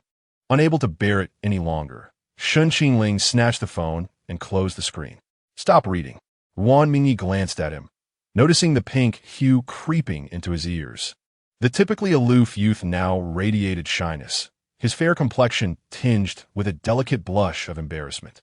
Her curiosity piqued. She inquired, Shen Qingling, are you white or? He swiftly covered her lips with his hand, his flustered demeanor presenting a charming contrast that Ruan Mingyi found utterly adorable. 077. Ruan Mingyi's affection level increased by 10. Shen Qingling gained further insight into Ruan Mingyi's preferences. It seemed she favored this type of interaction. She chuckled as she pushed his hand away. Are you shy? Not at all, he retorted, his stubbornness amusing her. As was the lively discussion regarding the various postures she and Shen Qingling might adopt. With a sigh, Ruan Mingyi lamented, I too am quite unfortunate. I possess nothing, yet they speak as if I have devoured it all. Enough, Shen Qingling interjected. Let us not delve into this topic. Such posts will fade away in a couple of days. But you're still dining with me later. Won't the rumors only escalate? Then perhaps we should forego the meal. That cannot be. How could you go back on your word? Song Jining was taken aback by Ruan Mingyi's boldness. Every word felt like a tease aimed at Shen Qingling. Gathering her courage, she proposed, then let me join you. We can all dine together. I don't want to involve you. This matter is unrelated to you. You saved me, so you are my savior. Besides, I've been the subject of gossip these past few days, so it's all right. Let me join you. Ruan Mingyi felt a twinge of displeasure. Yet she recognized that Shen Qingling had indeed been slandered because of her, making refusal difficult. Fine, let us include her. It's merely an additional person at dinner. All right then. For the remainder of the class, Shen Qingling ignored Ruan Mingyi, focusing intently on the lesson. Ruan Mingyi rested her head in her hand, gazing at him with her enchanting fox-like eyes. Her intense gaze was impossible to overlook. Shen Qingling sighed. Must you look at me that way? I came to see you. What else would I do here? Shen Qingling was rendered speechless. After a time, Ruan Mingyi felt drowsy, primarily due to the instructor's monotonous lecture lulling her into slumber. It seemed any insomnia vanished the moment one entered her classroom. As she slept, Ruan Mingyi appeared innocent, smiling in her dreams. Shen Qingling listened closely. It turned out she dreamed of pink. Shen Qingling harbored little animosity towards Ruan Mingyi's whimsical personality. He found her rather intriguing. However, to maintain his aloof persona while pursuing her, he felt compelled to uphold his cold, distant demeanor, knowing Ruan Mingyi would not receive his smile during this period. The Goof family. Cheng Wang, when do you intend to bring that child back? When Sulan's inquiry abruptly chilled the previously jovial dinner atmosphere. The thought of her child suffering outside gripped her heart with anguish. Gu Chengwang replied, I only received news this afternoon. It's not confirmed yet. There is no need to rush. We should wait until we are certain before bringing him back. I won't allow the Gu family's blood to be lost outside. When Salon exclaimed, there can be no mistake. The photograph confirms it. This child is a spitting image of his grandfather. Why bring up someone long deceased during dinner? Mentioning her father-in-law darkened Gu Qingwang's expression. When Sulan lowered her head in disappointment, refraining from further comment. Gu Yutong scoffed. Aunt One, you've raised a child for so many years, yet you sit here fixated on one who hasn't even returned. When Sulan was Gu Qingwang's second wife, and Gu Yutong had never held her in high regard, delivering her criticism without hesitation. Gu Yijuan sighed, sister, don't speak to mother like that. Ultimately, it's my fault. If it weren't for me, the younger brother wouldn't be lost, nor would he have suffered so much. When he returns, I shall leave. As long as the family is harmonious, I shall be content. Gu Yutong cherished her obedient and considerate brother, opposing Gu Yijuan's intention to depart. What nonsense, June. The Gu family can support you. After all these years of living together, even without blood ties, we share bonds. Rest assured, even when he returns, you will still be my brother. There will always be a room for you here. Aunt Wen, would you not agree? Gu Yutong turned to Wen Salon, who offered a forced smile. Her gaze towards Gu Yijuan tinged with complexity. When Sulan recognized Gu Yijuan as a good child, understanding that all blame lay with her mother and grandmother. Gu Yijuan was innocent. It was their family that led to her own child's misfortune. She noted the distance that had grown between herself and Gu Yijuan. Gu Yijuan's grandmother, He Fangmei, was the Gu family's housemaid. When Salon was pregnant, the Gu family had hired her to care for Wen Salon. In the Gu household, Wen Salon was never regarded highly and held little status. He Fangmei was exceptionally attentive to her, and thus Wen Salon placed great trust in her. Who could have anticipated that He Fangmei, seeing the Gu family's wealth, would harbor ill intentions? Furthermore, when her daughter bore a child out of wedlock, it became a scandal in the village. He Fangmei, in a desperate act, swapped the two infants after Wen Salon gave birth. Fearing exposure, He Fangmei initially intended for her daughter to drown Wen Salon's son. Yet upon gazing upon Shen Qingling's tender face, she felt a pang of compassion, ultimately abandoning him at an orphanage. Shen Qingling endured countless hardships in the orphanage, while Gu Yijuan basked in the Gu family's affection. Particularly, He Fangmei doted on Gu Yijuan far more than on Wen Salon, leading everyone to believe it was gratitude towards Wen Salon. In truth, it was because Gu Yijuan was her biological grandson. This year, for reasons unknown, He Fangmei suddenly went mad, revealing the entire truth of the past, prompting Wen Salon to wish to strangle her. Gu Yijuan had been continuously apologizing before He Salon, hoping she would spare He Meifang. In a moment of desperation, Wen Salon slapped him, which led to a fierce argument between Gu Qingwang and Wen Salon. Wen Salon felt quite embarrassed in front of Gu Yijuan. Originally, Gu Yijuan was the heir whom Gu Qingwang had high hopes for. No one anticipated such a turn of events. Gu Qingwang remained deeply attached to blood ties. As long as his biological son was not a completely incompetent individual, he would never entrust the Gu family to an outsider like Gu Yijuan. After all, years of father-son relationship had fostered some feelings in Gu Qingwang towards Gu Yijuan, so he would not be heartless enough to cast him out of the Gu family. And it would not be a significant issue for Gu Yijuan to manage a small company in the future. The Gu family had envisioned everything quite positively, but unfortunately, they underestimated Gu Yijuan's ambition and resentment, as well as his cold-heartedness. From a young age, Gu Yijuan was aware that he was not a child of the Gu family. He Fangmei's overly affectionate behavior towards him was suspicious, especially when she privately referred to him as her dear grandson. Thus, Gu Yijuan had long sensed something amiss and later confirmed through investigation that he was indeed not a Gu family child. He had thought that this secret could be concealed for a lifetime, but unexpectedly, that old man suddenly went mad and revealed everything. Gu Yijuan looked at Wen Salon, filled with anticipation, and asked, Mom, are you the same as my sister? Wen Salon forced a smile and replied, Yes, your sister is right. Even if he returns, the Gu family will always be your home. Could Gu Yijuan not see Wen Salon's reluctance? The reason he was so eager to eliminate Shen Qingling was precisely because he knew the Gu family would no longer regard him as they once did. Moreover, Shen Qingling was so exceptional that Gu Qinhuang would undoubtedly bequeath the family fortune to his biological child rather than to him, the false son. Unless Shen Qingling vanished, he would have no hope. Therefore, it was imperative that Shen Qingling never earn the love and recognition of the Gu family. Chapter 12. The undercurrent among women. Gu Yijin revealed a gentle, false smile. That's good. When my brother comes home, I will cherish him as if he were my own. I shall make up for all the love he has been deprived of over the years, and I will ensure he receives everything he deserves. Lin Qingdai, who had been quietly listening for quite some time, softly smiled. What do you mean by letting? Isn't it his by right? Brother Jinjing, you are quite humorous. Lin Qingdai was the daughter of Gu Qinhuang's friend. After misfortunes befell the Lin family, she was left as their sole child. Before his death, Lin's father entrusted her to Gu Qinhuang, and thus she grew up in the Gu household. Gu Yijin cast a glance at Lin Qingdai, then displayed a look of disappointment. With a bitter smile, he remarked, "Is it possible that Qingdai dislikes me because she knows I am not truly a member of the Gu family? I never wish for this situation. If I could, I would gladly take on all the suffering myself, rather than let my brother bear it." At this point, Gu Yijin's eyes reddened, revealing a visage of guilt and torment. Gu Yutong gently patted his head. "Ah, Jinjing, you are so understanding. It's rare to find such a wonderful brother. Rest assured, I will always stand by your side."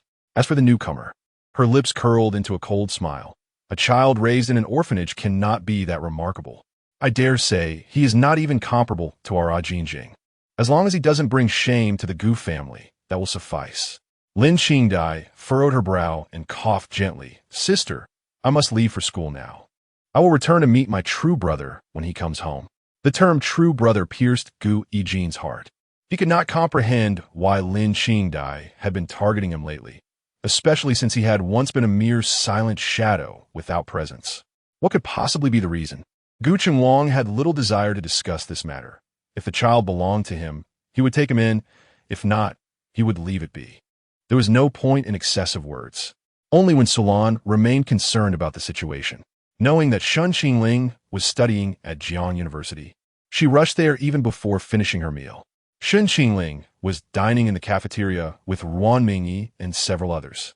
Indeed, it was the cafeteria.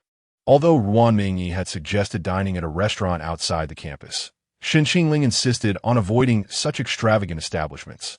Thus, Ruan Mingyi acquiesced and accompanied him to the cafeteria. This was Ruan Mingyi's first experience eating such simple fare in a cafeteria. Glancing at the unappetizing 2 dishes and a soup before him, he frowned. "Is this what you typically eat?"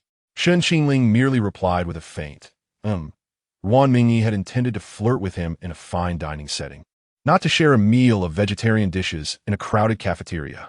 It was utterly devoid of romance. Song Jining, observing the scene, chuckled to herself. "Let us see how you flirt with Shen Qingling in the cafeteria." Although she was also from a wealthy family, the Song family had always encouraged her to be strong and independent. She shared the same meals as her classmates and lived in the same dormitory, thus avoiding the spoiled habits commonly associated with affluence. "What are you laughing at?" "Nothing. I find the food at Jiang University quite delightful. Shen Qingling and I have always dined this way. Perhaps you, being an outsider, are unaccustomed to our cafeteria fare." Song Jining's words were rather interesting. She first emphasized their connection to Jiang University, then pointed out that Ruan Mingyi was an outsider, subtly highlighting her age compared to theirs, a blatant form of mockery. The undercurrents among women often elude men's understanding. Yet Shen Qingling grasped the implication. "Miss Ruan, if you cannot stomach our humble fare, there is no need to force yourself." 077. Shen Qingling's charm points increased by 5. "Host, your calculations are quite astute. You stimulate Ruan Mingyi through Song Jining, and vice versa, achieving a dual benefit." Shen Qingling reflected. In the eyes of the world, anything that incites competition is deemed valuable. Women, in this regard, can be even more competitive than men. However, their subtle maneuvers often go unnoticed by the latter. Yet upon closer examination, they are laden with hidden sharpness. Ruan Mingyi, concerned that Shen Qingling might be displeased, sought to avoid falling into Song Jining's trap, and thus smiled. Not at all. Occasionally indulging in an alternative cuisine is quite pleasant. If you can eat it, so can I. Right, Xiao Xiao? I used to eat in the cafeteria too. Yi Xiao, less finicky than Ruan Mingyi, regarded the cafeteria as a means of dieting. She nodded. Yes, Mingyi has dined with us in the cafeteria before, and even claimed the food is quite healthy. Ha! She lost several pounds after 3 days of eating here. Ruan Mingyi. Song Jining nearly burst into laughter. It seems Miss Ruan and we are not from the same world. Ruan Mingyi frowned. Is it merely eating in the cafeteria? I shall finish every morsel of this meal today. She promptly began shoving food into her mouth. Two young ladies, adorned in extreme luxury, exuding elegance to the last strand of hair, sat at a modest table, consuming cabbage and tofu served on metal trays, a scene that was, at first glance, somewhat comical. Isn't it said that Shen Qingling lost her dignity for money? Why does it seem that the young lady has sacrificed her dignity to dine in such a manner? Goodness, a bag worth over 100,000 casually placed on this greasy table. Truly the mark of a young lady. Shen Qingling barely glanced at her, exchanging few words. Is this what it means to surrender dignity for love? The one sacrificing dignity seems to be the young lady, not Shen Qingling. Then there was Song Jining, who, wasn't she revealed to be the daughter of the Song group on social media? If Shen Qingling were truly being kept, could Song Jining sit there laughing and chatting with him? That post must be pure fabrication. Oh, there are many who envy the male god. Those who believe it are fools. Yet Shen Qingling was impressive. Ruan Mingyi's family background was no ordinary wealth, and to have a young lady like her brought to this point was indeed remarkable. Ruan Mingyi had encountered aloof men in the past, but none quite like Shen Qingling. To say he was impervious to persuasion would fall short. Yet he could agree to dine with a colleague with whom he had little connection. To say he was easily courted would also be misleading. He took the notion of dining literally, engaging in no other activities. Shen Qingling, I feel this meal cannot be counted as the one you agreed to. Are we not eating together? Miss Ruan, are you saying your word holds no weight? Not at all. You know full well that I am not referring to this mere act of eating. Apologies, I was unaware. I thought you simply wished to experience our Jiang University cafeteria. Very well. Even if I merely desired to experience the cafeteria, would you accompany me for another meal outside? Dining together cannot possibly harm you. Song Jining blinked. That is not a certainty. Merely walking past the teaching building today resulted in rumors. If we were spotted dining at a high-end restaurant, Shen Qingling would find it utterly indefensible. Yi Qiao interjected, Excuse me, miss, but what is your relationship with Shen Qingling? Implying that Song Jining was meddling. Song Jining blinked. A classmate relationship. Is that not permissible? Ruan Mingyi smiled. Since you are neither a girlfriend nor a suitor of Shen Qingling, it seems you have no right to refuse on his behalf. Song Jining was momentarily taken aback, glancing at Shen Qingling. The youth simply gazed at her, seemingly curious about her persistent demeanor. Song Jining fidgeted with her fingers, feeling increasingly anxious. Chapter 13. Chu Jiaojiao's theatrical outburst. Song Jining was about to speak when another woman suddenly entered the fray. Qingling, is it because of them that you're ignoring me? Shen Qingling glanced at the newcomer.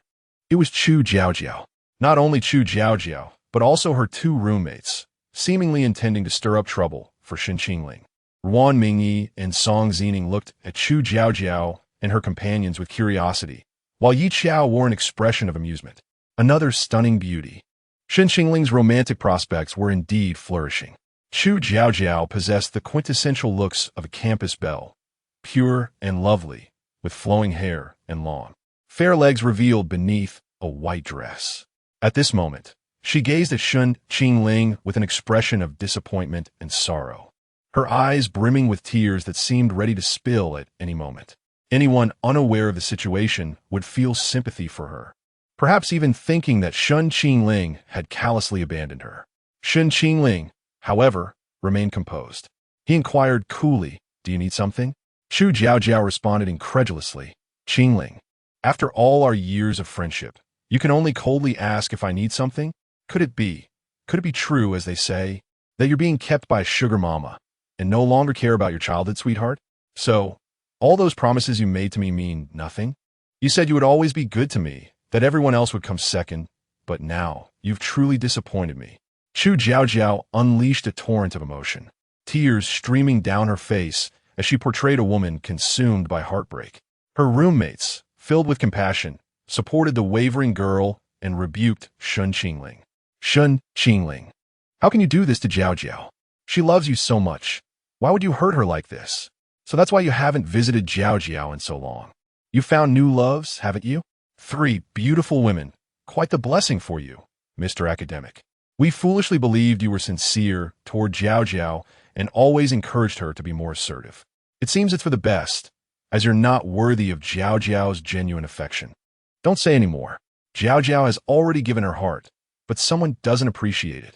Decades of friendship are no match for the sugar mama's money. Witnessing the girl's pitiable appearance, the surrounding onlookers began to murmur. Unexpectedly, Shen Qingling chuckled. Instead of panicking, he walked toward Chu Jiaojiao with a smile. The mirth in the young man's eyes didn't reach their depths, and he spoke with a hint of mockery. Jiaojiao, it seems your acting has improved in the past few days. Chu Jiaojiao looked up in disbelief. Qingling, what do you mean? Shouldn't Shen Qingling be trying to comfort her in a flustered manner? He was always so afraid of her tears whenever she cried. He would try to get her the moon if she asked for it. These past few days, Shen Qingling had not only ignored her, but also had rumors of his involvement with other women swirling around. Shouldn't he be explaining himself to her? She didn't believe a word of those posts, as she knew Shen Qingling better than anyone. But to get that money, she had to slander Shen Qingling. I'm sorry, Shen Qingling. She would apologize to him later, and he would forgive her. Such was the privilege of being favored. Chu Jiaojiao's roommates, having heard her embellish stories and seeing Shen Qingling with other women, naturally believed her and thought that Shen Qingling was giving her the cold shoulder and callously abandoning her.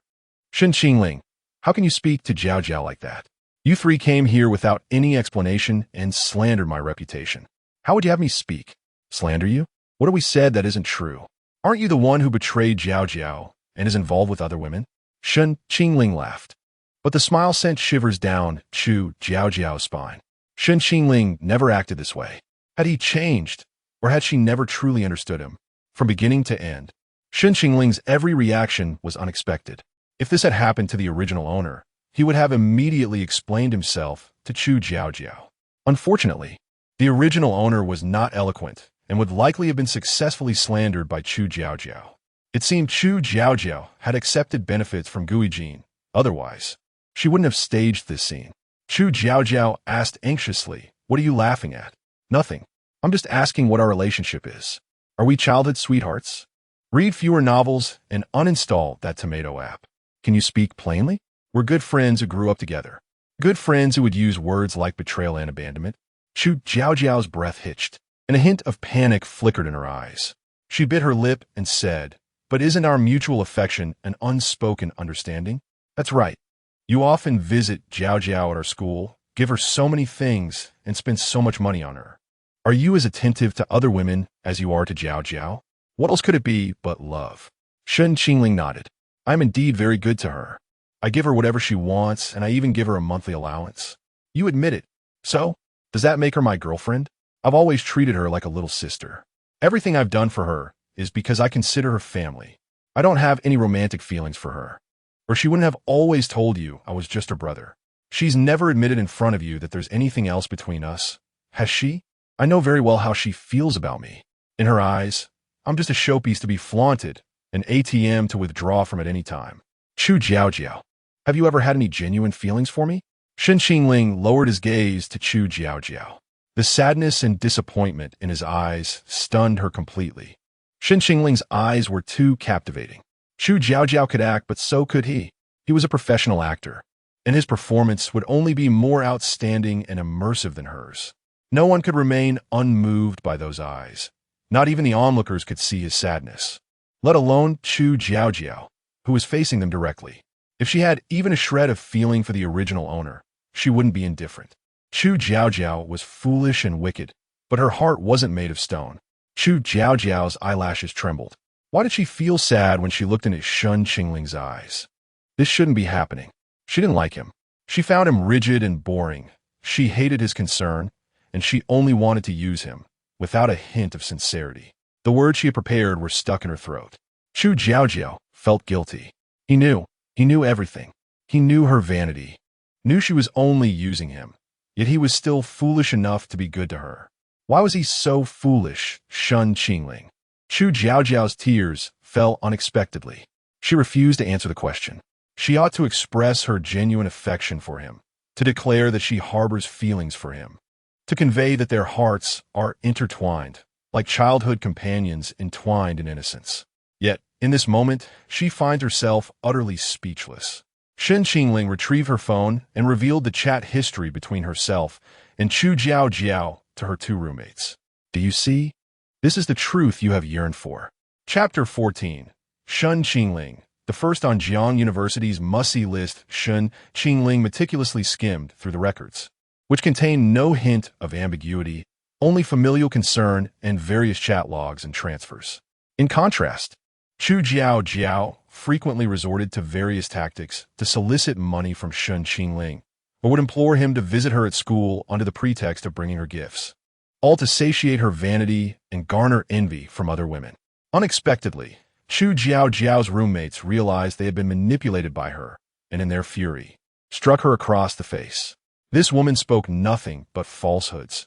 She presented one facade to Shen Qingling while displaying another to them. Previously, they had jokingly expressed a desire to add Shen Qingling on WeChat, to which Chu Jiaojiao claimed he was too aloof. Yet, the records revealed that it was indeed Chu Jiaojiao who complained about their clinginess and claimed they bullied her in the dorm, prompting Shen Qingling's cold demeanor towards them. Did you say we bullied you in the dorm? After all we've done for you, how can you slander us like this? One of them exclaimed. I wondered why you always stammered when asked about your relationship with Shen Qingling.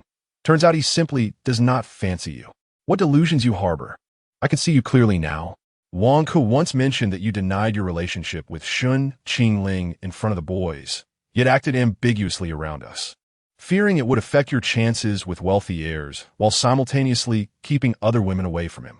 What a scheming woman. Every time Shen Qingling met someone new, she would become incensed, employing various excuses to maintain distance between him and other women, fearing he might be taken from her. The onlookers, having overheard the drama, began to comprehend that Chu Jiaojiao's intentions toward Shen Qingling were solely utilitarian. She regarded him as a tool for her own bragging rights, a mere ATM, while simultaneously fearing that other women might usurp him from her. Chu Jiaojiao's face turned pale as Shen Qingling ruthlessly exposed the persona she had maintained for years. He put away his phone and coldly declared, Jiaojiao, this is the last time I will call you that. From this moment forth, we are no longer friends. This is the price of your betrayal. Take heed. As Chu Jiaojiao's heart sank, her remorse swelled. Throughout this ordeal, Shen Qingling remained remarkably lucid, while she found herself utterly defenseless against him. As he turned to leave, she grasped his hand, pleading, Qingling, let me explain. I did not intend to treat you this way. He pried her fingers away, stating, you need not explain. I have no desire to know your reasons. One must bear the consequences of their actions. With that, Shen Qingling wrenched his hand free and departed without a backward glance. Ruan Mingyi exclaimed in admiration, so handsome, absolutely stunning. Song Jining nodded in agreement. Not just handsome. It felt like witnessing a leading man in action. That icy gaze, that almost smirk, I'm utterly captivated. Yi Qiao interjected. What are you daydreaming about? He's already gone. Why not chase after him? Ruan Mingyi sprang to her feet, ready to follow, but paused beside Chu Jiaojiao. I wonder why the floor is so spotless. Ah, it seems someone has lost face here. Chu Jiaojiao, her complexion ashen, looked up at Ruan Mingyi and scoffed. What are you so proud of? Even without me, he would never like you. No one understands him better than I do. His heart is an impenetrable ice, and I alone have ventured within. Ruan Mingyi retorted, Ice, you say? How intriguing. I shall melt that ice and enter his heart. And not just step inside. I intend to make a grand spectacle of it, perhaps even broadcast it live. No need for thanks. Farewell. Yi Qiao raised an eyebrow. Why waste your breath on someone like her? Let's go. Song Jining shot Chu Jiao, a venomous glare, wretched woman. Preying on Shen Qingling's innocence will only bring you retribution. Oomph. The three of them, each uttering a scathing remark, left Chu Jiao fuming as she turned away. Her expression darkened. This dramatic encounter was streamed live, capturing every nuance of Shen Qingling's actions and expressions, even the slightest of gestures preserved in screenshots. How can someone's face be flawless from every angle? This perspective feels almost like a female-centered drama, yet the actress opposite is so stunning I can't focus. I would gladly crown Shen Qingling as Jiang University's top must-see. He is stunning beyond compare, far more captivating than any idol drama. This is the price of your betrayal. Such a line from a romance novel. If it were anyone else, I would dismiss it as pretentious, but coming from Shen Qingling, it resonates deeply. I yearn to cohabit with Shen Qingling, even if it means as a mere cockroach. After Chu Jiao emerged, she noticed an additional 100,000 on her phone, but felt no joy. Was betraying Shen Qingling worth it for that sum? In that moment, a wave of confusion washed over her.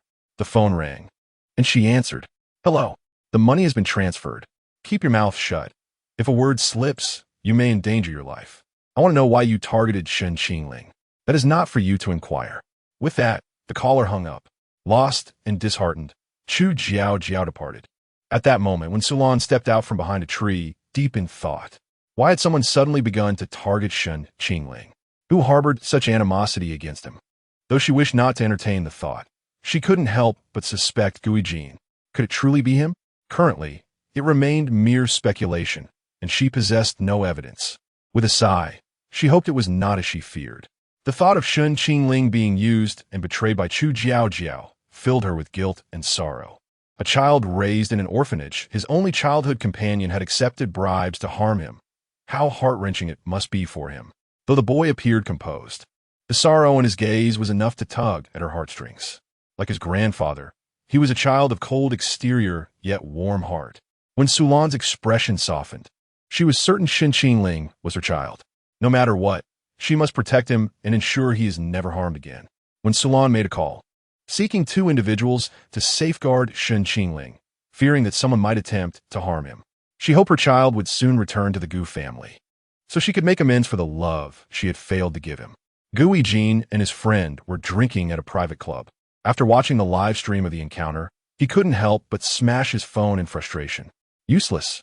Shen Qingling's mere words threw her off balance. How could someone so inept deceive Shen Qingling for so long, playing the devoted admirer? I simply cannot fathom it. Zhang Jing patted his shoulder. It's just a woman. If she fails, she fails.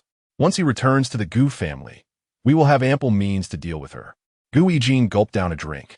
Once he returns to the Gu family, things will become troublesome. When Sulan harbors guilt towards Shen Qingling and will undoubtedly cast me aside. How could I possibly compete with his biological son? When Sulan holds little position within the Gu family, does she not? She is merely timid. Her household is dominated by her father and sister. Her words carry little weight. True, at least Gu Yutong stands with me. But I worry she might also sway Shen Qingling to her side. Your sister is one who responds better to gentleness than force. Over the years, you have earned her favor. Shen Qingling's arrogance will not appeal to her. Even with Zhang Jing's reassurances, Guijin remained uneasy. His 2 attempts to undermine Shen Qingling had failed, indicating the latter was far from incapable, nor merely the bookworm others claimed him to be. It is imperative that I devise a means to utterly obliterate Shen Qingling, preferably rendering him incapable of holding his head high ever again. A glimmer of malice flickered in Guijin's eyes. If all else fails, he would resort to sending someone to eliminate Shen Qingling. Zhang Jing's eyes sparkled with a sudden idea, and he clapped his hands, exclaiming, "Young Master Gu, I believe I have a solution." "What is it?" "Speak," Guijin urged. "Recently, a variety show has approached your sister. Why not persuade her to agree to participate? You could then orchestrate a scenario where Shen Qingling finds himself in the spotlight. This way, you could also amass followers, and the moment Shen Qingling falters, he would face backlash. The Gu family would not wish to have a tarnished air." Guijin squinted and smiled. "That is indeed a splendid idea. Originally, Gu Yutong intended to decline this variety show. It seems I must convince her to participate." The show Zhang Jing referred to as titled Walking with the X Family. where the production team selects various families from the entertainment industry and other sectors for a live broadcast. Gu Yutong, a blazing star in the entertainment realm, rarely partakes in such programs, rendering her private life shrouded in mystery for the public, which is precisely why the directors sought her participation to unearth her lesser-known facets. This show thrives on drama. Once it airs, it almost perpetually trends, having propelled numerous stars to fame, albeit often through controversy. However, in this era where popularity reigns supreme, monetary gain is prioritized. Nonetheless, this variety show is notorious for its outlandish antics, which is why Gu Yutong had initially planned to decline. Gu Yijin envisaged using this program to ruin Shen Qingling while simultaneously portraying himself as a victim to garner sympathy. His aspirations were lofty, yet he remained oblivious to the fact that he would be contending with Shen Qingling, a master of the entertainment realm who had navigated its treacherous waters since childhood, seamlessly integrating acting into his everyday life. Chapter 15. Can I wear gray sweatpants? Could you two ladies please stop following me? Shen Qingling sighed, taking a few steps before being caught up by Ruan Mingyi and her friend. The moment Shen Qingling noticed them, his mood soured, prompting Song Jining, who trailed behind, to keep her distance. Sensing his displeasure, Ruan Mingyi cheerfully remarked, "Sure, just accept my friend request, and I won't bother you anymore." Shen Qingling pulled out his phone and, right in front of her, accepted the request. Understanding the right balance, Ruan Mingyi relented, saying, "All right, I won't trouble you further." However what? Shen Qingling inquired, intrigued. "Today's meal doesn't count. You still owe me one. If you don't speak, I'll assume you agree." Shen Qingling's silence was begrudgingly accepted, and Ruan Mingyi beamed with joy. Before she left, she turned to pat Shen Qingling on the shoulder. "Oh, and don't waste your emotions on that unworthy woman. There are countless women in the world, and many who would adore you. But do consider me. While others have X-shaped or O-shaped legs, I only have M-shaped and V-shaped legs." Ruan Mingyi had seen more films than most had meals, and her words flowed effortlessly. While others spoke eloquently, she was more prone to express herself with a hint of absurdity. Shen Qingling understood her meaning but pretended not to, wearing a puzzled expression. Ruan Mingyi smiled, her eyes sparkling. "I mean no harm. I just want to comfort you. If you're feeling down, feel free to message me on WeChat. I'm always online." After winking playfully at him, Shen Qingling's rare smile made Ruan Mingyi's heart flutter with delight. Gaining 5 points in her affection for him felt like a significant achievement. It was indeed rare to see Shen Qingling smile. The more elusive someone was, the more thrilling it became when they revealed a side rarely seen. Ruan Mingyi realized this now. Despite having liked other men in the past, none had stirred her excitement like this. What does it mean when an iceberg melts into a smile? I understand it now, she mused, gazing dreamily at Shen Qingling's retreating figure. He is simply too handsome to handle. Yi Qiao interjected, "You should refrain from such lewd comments. It might lead others to think you're a notorious flirt. Yet here you are, still a virgin. Don't you fear the mockery?" Ruan Mingyi retorted, "You don't understand. I'm just too intense. Most men cannot keep up. Only someone like Shen Qingling is a match for me. You would know unless you tried." "I have a method," she declared, pulling out her phone to send Shen Qingling a message. "Ruan Mingyi, can I wear gray sweatpants when we meet next?" Shen Qingling reasoned. "Ruan Mingyi, I believe you would look exceptionally handsome in gray." She chuckled to herself, knowing the true reason was that gray sweatpants would reveal his physique. But she wouldn't divulge that little secret. She imagined Shen Qingling's expression upon reading her message. He would likely frown, hesitating to speak harshly, yet feeling uncomfortable with the implication. Just thinking about it made her smile foolishly. Yi Qiao waved her hand in front of Ruan Mingyi's face. "What are you smiling about?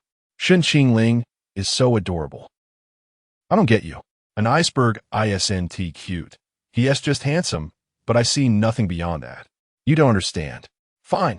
I don't understand. But heed my advice. Don't get too attached. He doesn't belong to our world. Don't let yourself fall too deeply. Don't worry, sister. I won't be deceived by men this time. I'm merely feigning infatuation. It's all part of my plan. Just let me be. I have my own rhythm." Later that afternoon, With no classes or part-time work, Shen Qingling planned to relax at home and strengthen his connection with his crush via WeChat. Predictably, the first message came from Ruan Mingyi. Though he was uncertain of her intentions behind mentioning gray sweatpants, he knew it was likely not something innocent. He chose to ignore her. Being overly proactive would only cause Ruan Mingyi's enthusiasm to wane. He preferred to maintain a delicate balance, allowing her emotions to sway with his actions. Before long, another message arrived from Song Jining. Song Jining, handsome, do you have time to come over for dinner this weekend? Pleading, excited, Shen Qingling, yes, I swapped shifts with someone. He intentionally informed her of his shift change, and soon enough, he heard the sound of her affection increasing. Song Jining's affection value rose by 5 points. Upon receiving the message, she jumped with joy. Yes, this is wonderful. Her face flushed with excitement as she clutched her phone. The fact that Shen Qingling had changed his weekend shift just to have dinner with her was incredibly sweet. Elated, she immediately called her family to arrange the weekend dinner. Shen Qingling anticipated Song Jining's affection would be fully realized by the weekend. She was so innocent and prone to overthinking that winning her over would be easy. However, Ruan Mingyi was a different story. While she was enthusiastic and warm, her affection rose slowly. It required a specific trigger to elevate her feelings. Thus, when it came to Ruan Mingyi, he needed either a significant jolt or a gradual approach. As Shen Qingling pondered how to swiftly win over Ruan Mingyi, his phone chimed again. Chu Jiao, I'm sorry. Shen Qingling narrowed his eyes, sneering at her apology. Was it genuine remorse or merely a ploy for sympathy? He chose to ignore her. Back in her dorm, Chu Jiao sensed the peculiar glances from her roommates and decided she could no longer stay there. She resolved to rent an apartment off campus, as she had enough money to do so. She felt no genuine connection to her roommates. It was all superficial pretense. Glancing at WeChat, she noted that familiar avatar had ceased to light up. Was Shen Qingling truly unwilling to forgive her? Gripping her phone tightly, she stared blankly at the avatar frame, reminding herself, it's all right. Even without Shen Qingling, my life will remain unaffected. She was a hypocritical and selfish person, only desiring to marry a wealthy man. Shen Qingling was never in her realm of consideration. Chu Jiao repeatedly reassured herself that the pain would be fleeting. Money could mend all wounds. Even her memories with Shen Qingling would fade. In the end, she grit her teeth and deleted their conversation, reasoning that if she didn't see it, she wouldn't feel sorrow or reminisce. She had to suppress her emotions and refrain from messaging Shen Qingling again. After all, he had seen through her and would never forgive her. Yet, on the other end, Shen Qingling received the system notification. Chu Jiao's affection value increased by 10, while her remorse value also rose by 10. Chapter 16. The Iceberg's Delight. Shen Qingling paid little heed to Chu Jiao's strategies. To him, as long as he returned to the Gu family, she would inevitably come to regret her actions. Moreover, having grown accustomed to Shen Qingling's care, her existence without him would be akin to a fish out of water. Eventually, she would succumb to the urge to swim back. Shen Qingling would make her realize one undeniable truth. She could not live without him. That evening, Shen Qingling unexpectedly posted on his social media, a platform he seldom utilized. The original persona rarely shared updates, yet Shen Qingling reveled in crafting a facade to draw attention. For someone with the original's aloof demeanor, many sentiments remained unexpressed to any individual. Thus, social media became his preferred outlet. What could be lost signifies what was never possessed. This simple phrase conveyed profound meaning. It wasn't long before numerous acquaintances offered their likes and words of consolation. Shen Qingling's intention was not to elicit sympathy, but to establish his persona while sharing a photo. Accompanying the caption was a picture of him, taken by Chu Jiao, where he appeared almost animated, a stark contrast to the cold image others perceived. Bathed in the sunset, his austere features softened by a fleeting smile, it was a perfect embodiment of the phrase white moonlight. This was a side of Shen Qingling seldom witnessed by most. Upon seeing the photo, Chu Jiao was momentarily stunned, recalling that it was captured after their high school entrance exams. Shen Qingling had stood at the end of the road waiting for her, as he always did on those ordinary days. How did you do on the exam? Not well. Unlike you, the academic star. I suppose I barely scraped by to a second-tier university. That's all right. Even if you struggle, I will always be there for you. Right? You have a guaranteed spot at Jiang University. Your future is boundless. I shall bask in your glory. That is not basking. You stand in the light of my future. Wherever you are, I shall be too. Chu Jiao had believed Shen Qingling harbored feelings for her, consistently assuring her that no matter what occurred or how the future unfolded, he would steadfastly stand by her side. Alas, she did not desire this. Now, upon seeing the photo and recalling his words, she found herself unexpectedly saddened. She opened her photo gallery, filled with countless memories shared with Shen Qingling. Chu Jiao, what are you mourning? You relinquished him for a mere 100,000. What right do you have to feel sorrow? He will never forgive you. With a single photograph, Shen Qingling stirred both yearning and regret within her. Her heart fluttered with a value of 10, and her regret deepened by the same measure. As she reminisced about Shen Qingling's kindness for Ruan Mingyi, it was nothing short of blatant temptation. She playfully commented beneath the photo, "Brother, guess what I am doing with your picture? Not responding? Then guess what I used to like your post? The proportions in the edit are off. It should match mine. I was losing in the game until I saw you, and then I started winning." Shen Qingling promptly deleted her comments. Ruan Mingyi felt a sense of triumph in her teasing. She sent a WeChat message to Shen Qingling. "I wish to know about your childhood, your past pains and joys. I secretly listened to your favorite songs, meticulously noting every detail of your likes and habits, keeping track of your zodiac sign, preferred flowers, watching the movies you love, saving screenshots of everything about you, buying you your favorite foods, researching delightful restaurants or picturesque spots near your home. I love you, along with your vulnerabilities, banality, and darkness. By the way, how spacious is your place? Where did you copy that from?" Shen Qingling retorted. "Jokes can be copied. Can you not? You seem to adore using 6 ellipses. If I were a new user on Pinduoduo, would you still maintain this demeanor?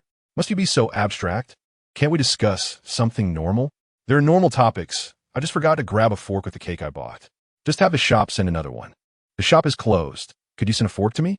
Shen Qingling found himself thoroughly exasperated by Ruan Mingyi's antics. Seeing him fall silent only spurred her amusement. Her mask-clad face nearly splitting with laughter. Ruan Mingyi's heart fluttered with an added 10 points. Yi Qiao, curious about her exuberance, asked, "What brings you such joy?" Ruan Mingyi tossed aside her expensive mask and replied with a grin, "I managed to silence Shen Qingling." Yi Qiao remarked, "Isn't that your forte? Using your sharp tongue to render men speechless." Ruan Mingyi shook her head. No. This time he wasn't angered, he was shy. For reasons unknown. She found no pleasure in teasing other men, as they would immediately respond with lewd remarks, rendering her disinterested. Yet Shen Qingling was different. His seriousness made her want to peel back the layers of his moral facade to reveal a more alluring side. Teasing someone so earnest felt uniquely fulfilling. Shen Qingling's demeanor seemed crafted for her amusement. The iceberg has its own pleasures, just as the earnest have their ways, Ruan Mingyi's adage. Shen Qingling had likely discerned the preferences of his various targets. Ruan Mingyi favored a shy, aloof ice prince, while Song Jining was drawn to a composed, rational older male. Chu Jiao, torn between her desire for wealth and Shen Qingling's kindness, oscillated between regret and irrevocable decisions. Undoubtedly, the one to suffer most would be Chu Jiao. Anticipating the reactions of Chu Jiao upon his return to the Gu family, Shen Qingling fell asleep, dreaming sweetly of the future. Meanwhile, Lin Qingdai tossed and turned, plagued by nightmares. She once again dreamt of Gu Yijuan and Shen Qingling, awakening in a cold sweat from a vision drenched in blood. "Please no," she screamed, jolting awake to find herself still in her room, gasping for breath. "Not again. Is this merely a dream or a warning from the heavens?" Lin Qingdai was unable to discern. The answers awaited the return of the young man to the Gu family. "Shen Qingling, this time, will you stand by my side?" Chapter 17. Little angel Lin Xingyan, Shen Qingling's life suddenly became quite lively. Posts about him frequently appeared online. Other girls from different departments would often come to the classroom to sneak a glance at him. Occasionally, He would find a love letter slipped into his bag while walking down the street. It seemed as though someone was always following him on his way to and from school. Ruan Mingyi relentlessly harassed him every day. Song Jining, fearing that she might annoy Shen Qingling, hesitated to message him daily, quietly anticipating the arrival of the weekend. However, as she waited in vain, Shen Qingling was intercepted by someone else. The renowned campus belle, Ji Yunmiao, approached Shen Qingling the day before. They had never had much interaction, though Ji Yunmiao had once expressed her admiration for him during a competition. Yet, a goddess of her stature would not lower herself to pursue Shen Qingling fervently. So she abandoned her advances after receiving the original owner's cold demeanor. Ji Yunmiao blocked Shen Qingling's path after class. True to her name, she possessed an ethereal beauty, exuding an air of scholarly grace. Without her glasses, she had a somewhat frosty demeanor, reminiscent of Shen Qingling himself. Out of courtesy, Shen Qingling greeted her. "Is there something you need, classmate Ji?" Ji Yunmiao furrowed her brow, appearing troubled. "I apologize, Shen. I did not intend to disturb you, but could we have a private conversation? Rest assured, I do not wish to pester you. I simply have a matter to discuss." Shen Qingling regarded her with a puzzled expression. Aware that her sudden interruption was rather unwarranted, Ji Yunmiao offered a pleading look. "Please, just a few minutes?" Noticing her anxiety, Shen Qingling nodded. "Then let us go to that CAF outside the campus." Ji Yunmiao finally revealed a grateful smile. "Thank you." Upon arriving at the CAF where Shen Qingling worked part-time, Ji Yunmiao got straight to the point. "I would like to ask you to teach my sister how to paint." Shen Qingling was somewhat taken aback. Though he was not from the fine arts department, he enjoyed painting as a calming hobby and occasionally shared his artwork on social media, where Ji Yunmiao had liked some of his posts. However, he still could not fathom why Ji Yunmiao wanted him to teach painting. "Are you asking me to be a tutor?" he inquired. "Not merely a tutor," Ji Yunmiao elaborated briefly. "My sister, Lin Xingmian, lives abroad with our mother, who is rather neglectful. After our parents divorced, Lin Xingmian was returned to our country once she became an adult, left in the care of a nanny. I am unsure of her experiences abroad, but upon her return, she was diagnosed with depression and mild autism, becoming extremely introverted, with tendencies towards self-harm.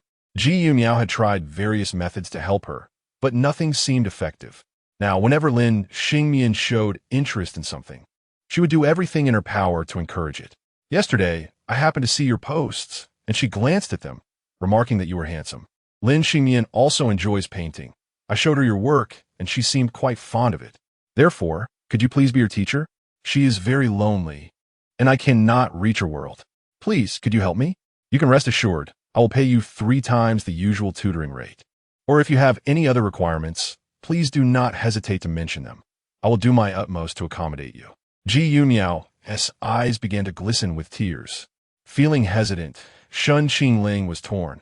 He wished to help, but was afraid that his involvement might inadvertently hurt her. Seeing his uncertainty, Ji Yunmiao continued. "Lin Xingmian is very well behaved. When she is feeling down, she remains quiet and simply paints. You need not feel any burden. Even if it does not work out, it is all right as long as you try. I understand this is not an easy task, but I am at my wit's end. Her condition is worsening, and I truly do not know how to assist her." Seeing Ji Yunmiao's distress, Shen Qingling found it difficult to refuse her. "Host, Lin Xingmian is your target character and holds great significance. However, I did not encounter this name while reading," he replied. "She appears later in the story." "Very well. It seems I must agree." As Ji Yunmiao's despair deepened, Shen Qingling finally spoke. "All right, I can give it a try." Ji Yunmiao wept tears of joy. "Thank you, Shen Qingling." In the afternoon, with no classes to attend, Ji Yunmiao led him to Lin Xingmian's residence. Before them stood an expansive villa, which, for Lin Xingmian, was merely a beautifully crafted prison. Upon entering, the interior was eerily quiet, the empty living room devoid of life. Ji Yunmiao whispered, "Lin Xingmian rarely stays in the living room. She usually occupies herself in the art studio or the piano room. Come, let us go upstairs to see her. I believe she will be delighted." Together, Shen Qingling and Ji Yunmiao ascended to the second floor. Melodious piano notes drifted from the piano room. The moment Shen Qingling laid eyes on Lin Xingyan, an extraordinary sensation washed over him. Bathed in the afternoon sun, the young girl sat serenely at the piano, her beauty possessing an almost unreal quality. Her delicate features seemed to have been touched by the moonlight, her porcelain skin radiating a lustrous glow. As she sat, her long, dark hair cascaded almost to the floor, and when sunlight streamed through the large windows, shimmering light danced among her strands like an angel's halo. With a slight furrow in her brow, her long, exquisite lashes cast tiny shadows upon her eyelids, imparting a fragile, delicate allure. When her gaze met his, her eyes radiated a heart-stirring innocence. Lin Xingyan resembled an angel from a fairy tale. Detecting a target character, Lin Xingyan. Name, Lin Xingyan, goddess level, S, identity, depressed girl. Personality, innocent, kind, beautiful, flawless. Plot relevance, 40 ending, insufficient points. Unable to unlock, the system's voice snapped Shen Qingling back to reality. A sudden curiosity about her arose within him. She was the first S-level goddess he had encountered since arriving in this world. Moreover, her character traits were described as flawless. Did such individuals truly exist? Noticing the 40% relevance, Shen Qingling became intrigued by the role this girl would play in the unfolding narrative. How many points are required to unlock a character's ending? 100,000. Ji Yunmiao smiled as she approached Lin Xingyan, gently saying, Xingyan, I have found you a painting teacher. You should call him Teacher Shen. Chapter 18. Folding stars. The young girl gazed at him with wide, curious eyes, neither expectant nor disdainful, only filled with a sense of wonder. She remained silent, her fluttering eyelashes resembling a delicate fan. Shen Qingling found her eyes strikingly akin to crystal, pure and transparent, imbued with a healing power that evoked no malicious thoughts. Lin Xingyan looked up at Ji Yunmiao, the brother on the phone. Her voice was soft and gentle, like a whisper carried by the clouds, brushing against the ears as if a feather had lightly grazed them. Ji Yunmiao smiled, gently patting her head. Yes, didn't Mian say she liked his paintings? Sister has invited him to teach Mian how to paint. Would Mian like to paint with teacher Shen this afternoon? Lin Xingyan lowered her head, her eyes cast downwards, silent. Ji Yunmiao noticed her tension and comforted her. How about just trying one lesson? If you don't like it, we want to continue. Lin Xingyan shook her head in refusal. Ji Yunmiao sighed and approached the door, addressing Shen Qingling. As you can see, she is quite resistant to others. Even I have put in a great deal of effort to get her to converse with me. Shen Qingling replied calmly, It's all right. If you trust me, then you may leave her in my care. Ji Yunmiao cautioned, All right, but if she is truly resistant, we shall not press further. May I enter these rooms? I wish to understand her better. Of course, I entrust her to you, Shen Qingling. Ji Yunmiao went back inside to brief Lin Xingyan on something. Yet Lin Xingyan remained silent. Shen Qingling began to explore the Lin residence, eventually entering Lin Xingyan's room to observe her living habits. Lin Xingyan's room was adorned in a distinctly feminine pink hue, with numerous origami cranes and wind chimes hanging at the entrance, producing a tinkling sound as the wind blew. Her bedside was cluttered with an array of plush toys, rabbits, teddy bears, kittens, an assortment of them all. The floor was covered in a soft carpet patterned with stars. On her desk lay many folded paper stars, neatly stored in a glass jar. Not only on her desk, but these star jars filled an entire cabinet. To the far left of the desk was a locked box, and in the center lay a diary. Besides that, there were books titled Cloud Collection Manual, Shapes of Clouds, and various art books. An unclosed drawer contained colorful candy wrappers. Outside Lin Xingyan's room was a balcony overlooking the villa's beautiful garden. The young girl had many potted plants on her balcony, including sunflowers, along with various jars of unknown purpose. Shen Qingling then proceeded to Lin Xingyan's art studio. Her paintings were delightful, devoid of any gloom. They predominantly depicted small animals, flowers, clouds, rainbows, greenery, the sky, and stars, almost entirely devoid of human figures. From this, Shen Qingling inferred that Lin Xingyan loved folding stars, enjoyed sweets, collected clouds and cloud patterns, and had an affinity for nurturing plants. Such a girl seemed hardly afflicted by depression. Upon returning to the music room, Shen Qingling found Ji Yunmiao had already departed. The young girl stood in front of the floor-to-ceiling window, lost in thought, unresponsive to Shen Qingling's approach. He walked beside her and initiated conversation. "May I call you Mian? I am Shen Qingling. You may call me Teacher Shen. Your sister mentioned you enjoy painting, which happens to be my hobby as well." Lin Xingmian remained unresponsive. Shen Qingling recalled a similar girl he had encountered in the past while working on a public welfare film, where his co-star was a girl much like Lin Xingmian. Initially, she had been mute, speaking only her lines during filming. Gradually, after Shen Qingling frequently encouraged her with jokes and playful banter, she began to open up, though her words remained few. Shen Qingling was perplexed, suspecting she disliked him and found him bothersome. Thus, he refrained from engaging her. Ironically, she eventually approached him first to converse. Shen Qingling asked if she disliked him, to which she explained that it was not dislike, but rather a habit of keeping her thoughts to herself. She articulated, to gauge someone's feelings, one should observe their actions, not merely their words. For instance, she preferred sitting beside Shen Qingling, often stealing glances in his direction, and even bought matching white shirts. Her cup for drinking water was placed adjacent to his. Such girls possess many subtle thoughts and actions, often imperceptible to others. Their affection is like the wind, brushing past unnoticed by the one who is cherished. Patience is essential when dealing with such girls, and Shen Qingling was abundant in patience. Though Lin Xingmian appeared to be daydreaming, Shen Qingling sensed she was indeed listening to him speak. Mian and I are quite alike. I too am not fond of talking. People often say I am cold, but in truth, I merely choose to keep my words inside. I wonder if Mian is similar. On my way here, I passed a pet shop filled with adorable kittens and puppies, including a cat that could speak. Next to it was a flower shop. Unique for its flowers I had never seen before, with one particularly special flower that refracted a spectrum of colors. Nearby, there was a large candy store selling sweets from around the world. The owner claimed there was a candy that, once tasted, would induce laughter. Unlike previous therapists who initiated conversations through art, Shen Qingling simply mentioned his own painting and recounted his experiences along the way. "Since today is our first meeting, shall I choose something as a gift for you?"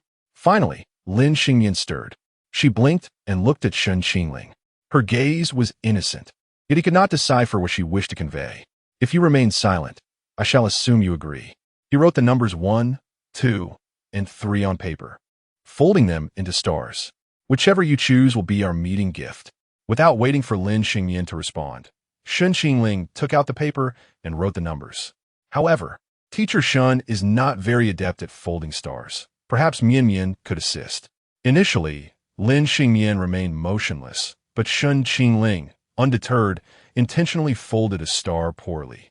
Noticing the look of disappointment on Shen Qingling's face, Lin Xingmian slightly pursed her lips, her eyelashes fluttering before she silently took the paper and began to fold star. 077 remarked in surprise, "I never would have guessed, host, that you possess potential as a preschool teacher." In the system's eyes, Lin Xingmian was akin to a child. Shen Qingling watched the earnest girl folding stars and felt a smile spread across his face. Her essence was one of innocence and kindness, indicating that when faced with difficulties, she was willing to assist. If she struggled with expressing her feelings, it would manifest as internal turmoil, yet outwardly, one might mistake her for indifferent or apathetic. However, in matters she excelled at, such as folding stars, an endeavor that required no overcoming of psychological barriers, she would readily offer her help. Lin Xingmian quietly folded 3 stars, then cupped them in her palm and extended her hand towards Shen Qingling. Chapter 19. Not wanting to disappoint your expectations, Lin Xingmian remained silent, gazing at him with her innocent, large eyes. How endearing. There was a contradictory beauty about her. Though she was a young woman, she possessed an innocence and naivete that belied her age. Shen Qingling did not take the star from her hand, but smiled instead, saying, Mian, choose one yourself. Wherever you select, that is where we shall go." Lin Xingmian shook her head in refusal. She did not wish to venture outside. She simply wanted to assist him in folding the stars. Shen Qingling did not press her further. With a smile, he suggested, "Then let's go to the garden to draw." The weather is splendid today. Mian Mian can collect new clouds. He glanced out the window, pondering whether there were any beautiful cloud shapes to capture on paper. Lin Xingmian was somewhat surprised that he knew her preferences, but then she recalled that perhaps her sister had informed him. She lowered her gaze and fell silent. She felt it was strange to draw with a stranger. Shen Qingling did not insist. He stood up, saying, "Then Mian Mian can wait for me here while I go downstairs to draw. Once I'm finished, you can come see it." Lin Xingmian watched him leave with a dazed expression. This new teacher seemed quite different. Moreover, when he smiled, he was remarkably handsome and gentle. The girl felt a flicker of curiosity toward him. As Shen Qingling reached the door, he suddenly turned back and met Lin Xingmian's inquisitive gaze.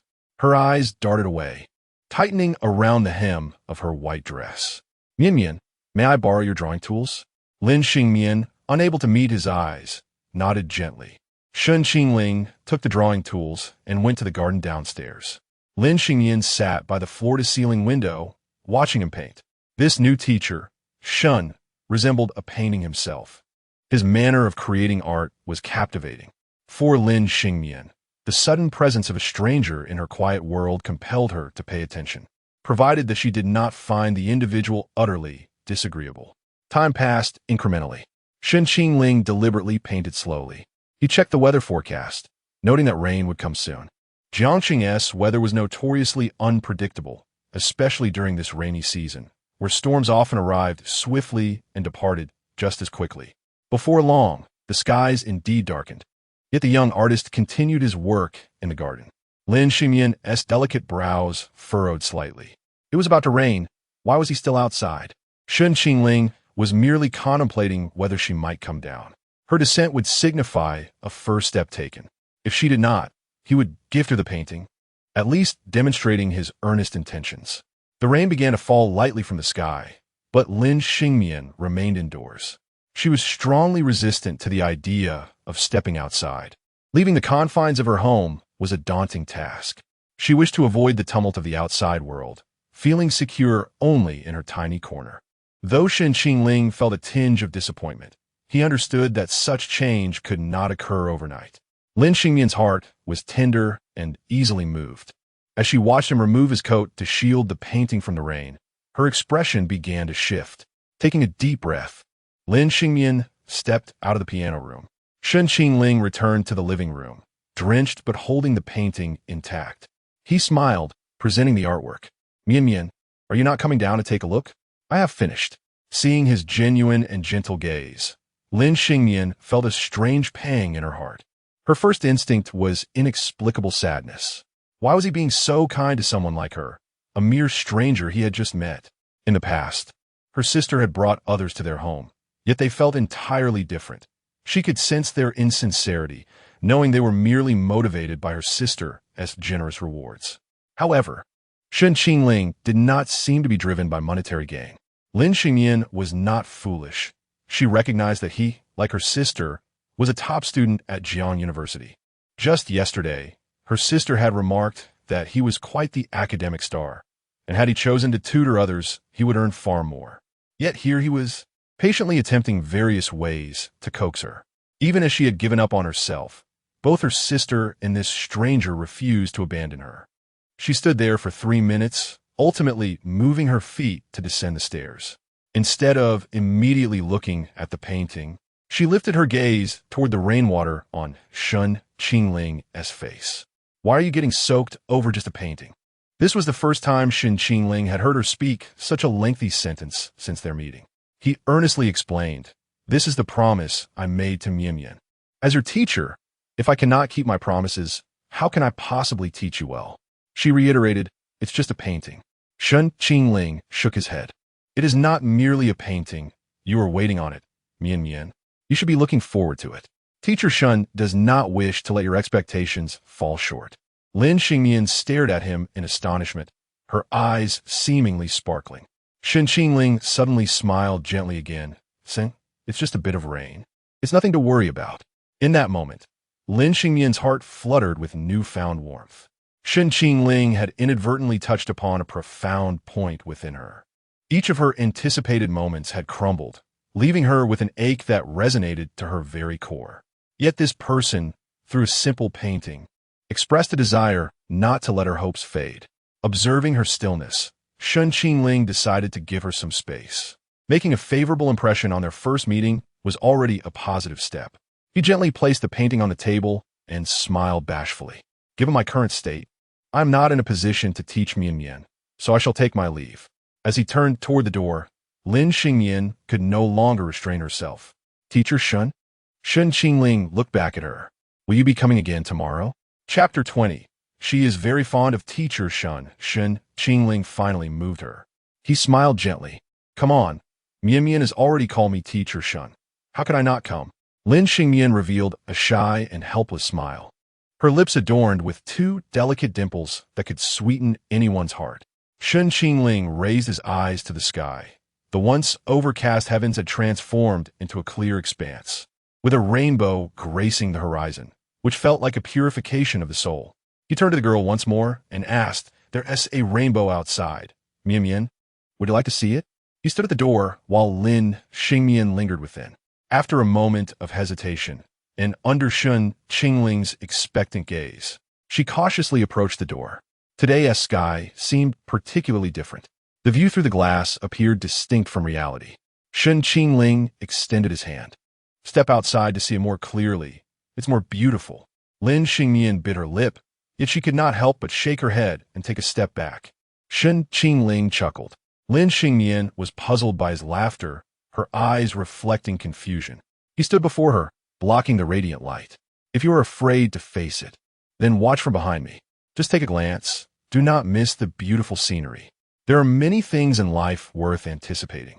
Lin Xingyan stared at his tall silhouette, feeling an illusion of security as if he could shield her from the storms of life.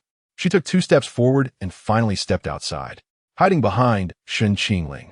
She carefully peeked her head out to gaze at the sky. Shen Qingling turned his face slightly, lowering his eyes. I senti it beautiful. Lin Xingyan's gaze drifted from the rainbow to Shen Qingling's eyes. None were more beautiful than those of Teacher Shen. She nodded gently. Shen Qingling crouched down, speaking softly. Mian is very brave. It's already wonderful that you came out to see the rainbow today. Let us take it one step at a time and explore further, to see even more beautiful sights. Lin Xingyan posed the question once more. Will Teacher Shen always accompany me? Yes, he replied. Lin Xingyan reached out to wipe the raindrops from his face. Her gaze was earnest, as if she were performing something precious. Her small, soft hand brushed against his cheek like a feather. 077. Lin Xingyan's affection value increased by 5.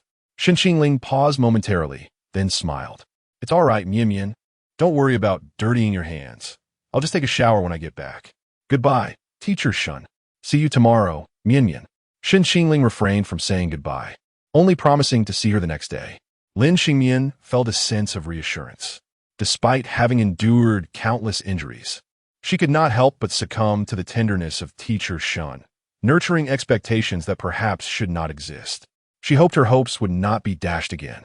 Would he become that different person this time? After leaving the Lin residence, Shen Qingling's smile gradually faded. Being with Lin Xingyan seemed to make it easier for him to let down his guard. He felt more relaxed and unconsciously more gentle. In her presence, he found it impossible to maintain a cold demeanor, fearing to see sorrow reflected in her innocent eyes. Shen Qingling murmured in confusion. I wonder what she has truly been through. 077. Now she has grown closer to you. When you completely open her heart, you will understand her past. Shen Qingling. Her depression must be related to her family of origin. Otherwise, she wouldn't keep asking me if I would always be there for her. 077. By the way, your performance today was exemplary. I could hardly bear to listen to those words, let alone Lin Xingyan, this girl suffering from depression. Shen Qingling seemed to possess an innate talent for romantic expressions, each word resonating deeply with Lin Xingyan. He raised an eyebrow. I genuinely just want to save her. Thus, he approached her with utmost sincerity rather than indifference. Girls like Lin Xingyan are exceptionally sensitive. She can sense whether he is sincere or not.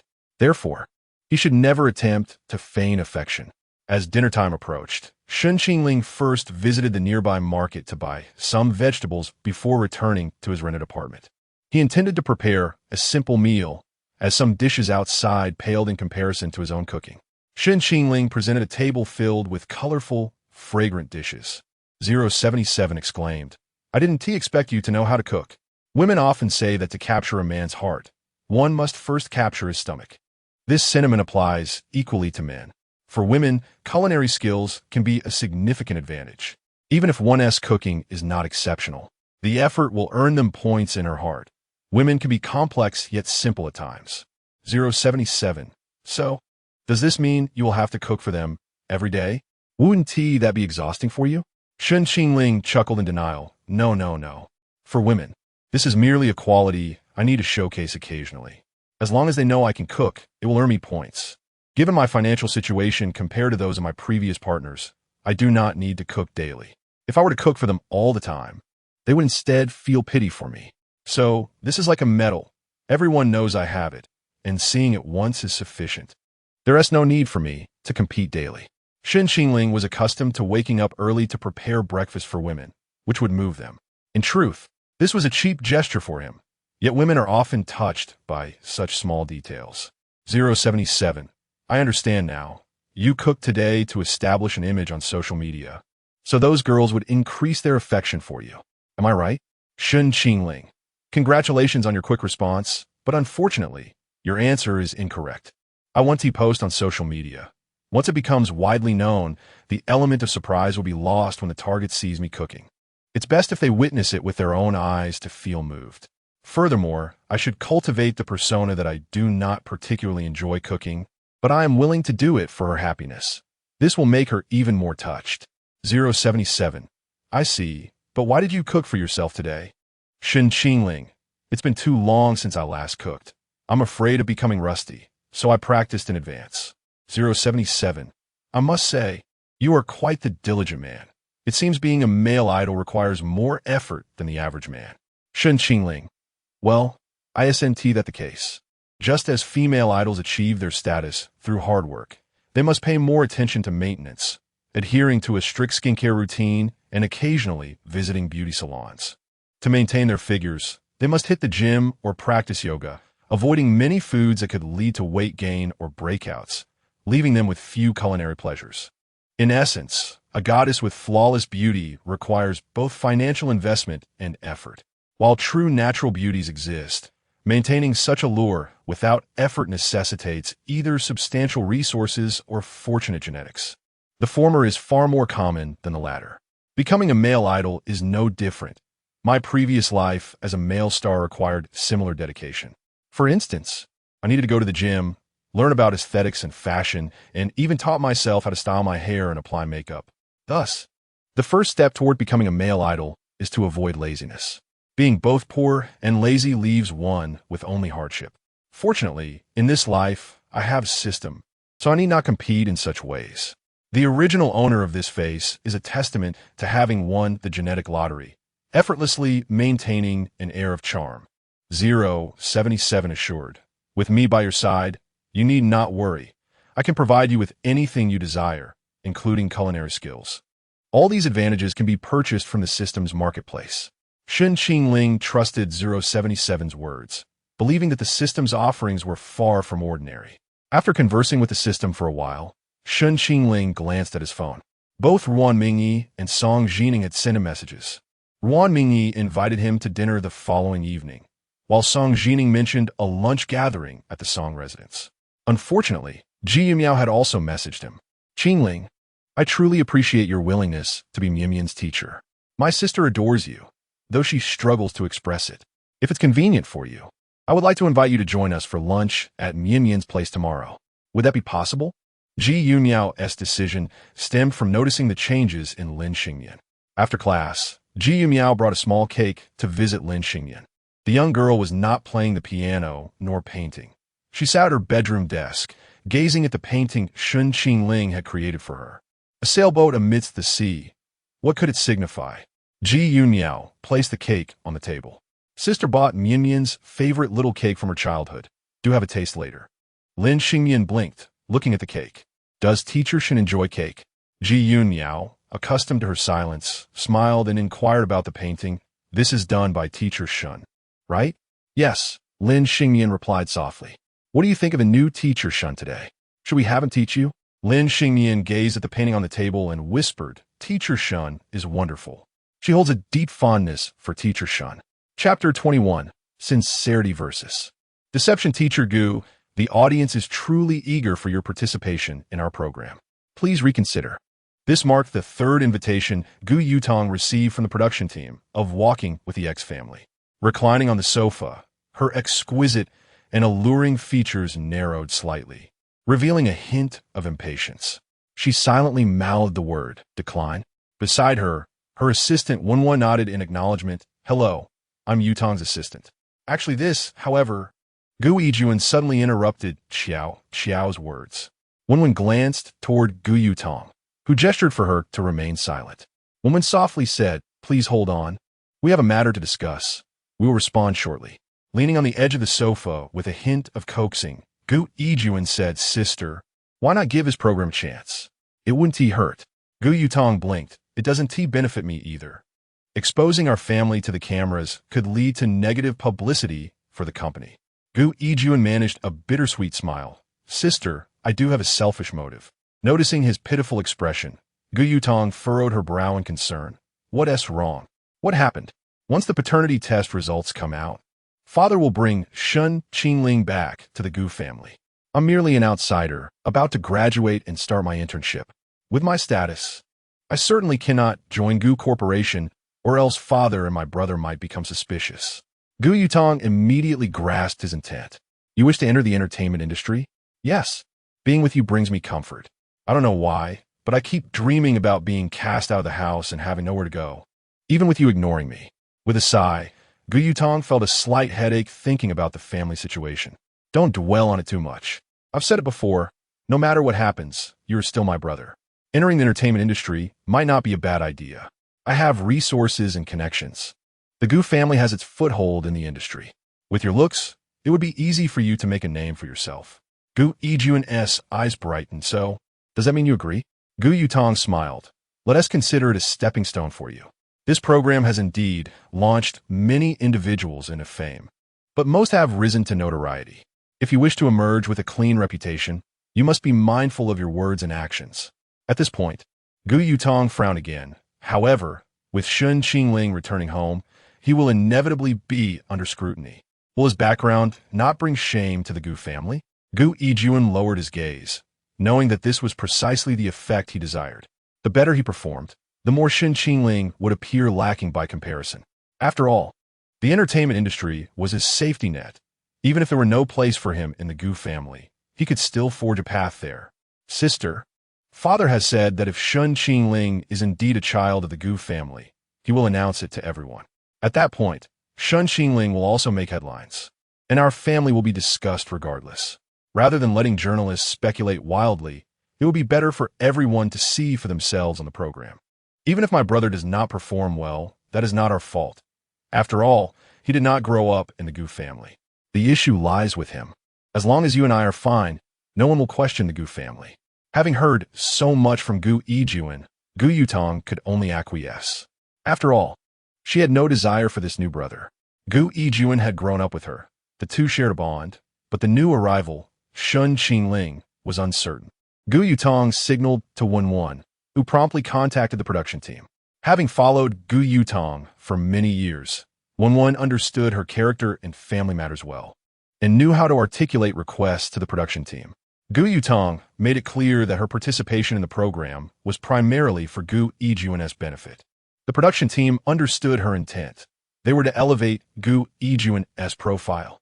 The directing team then offered an enticing opportunity. Soon, we will have a dating reality show. If Gu Xiao performs well, we can reserve a spot for him. Wenwen exclaimed, Is it the previously popular Heartfelt Love? Yes, but this time the dating show has altered its rules for a more thrilling theme. You might want to keep an eye on it. A more thrilling theme? How could a dating show be more thrilling?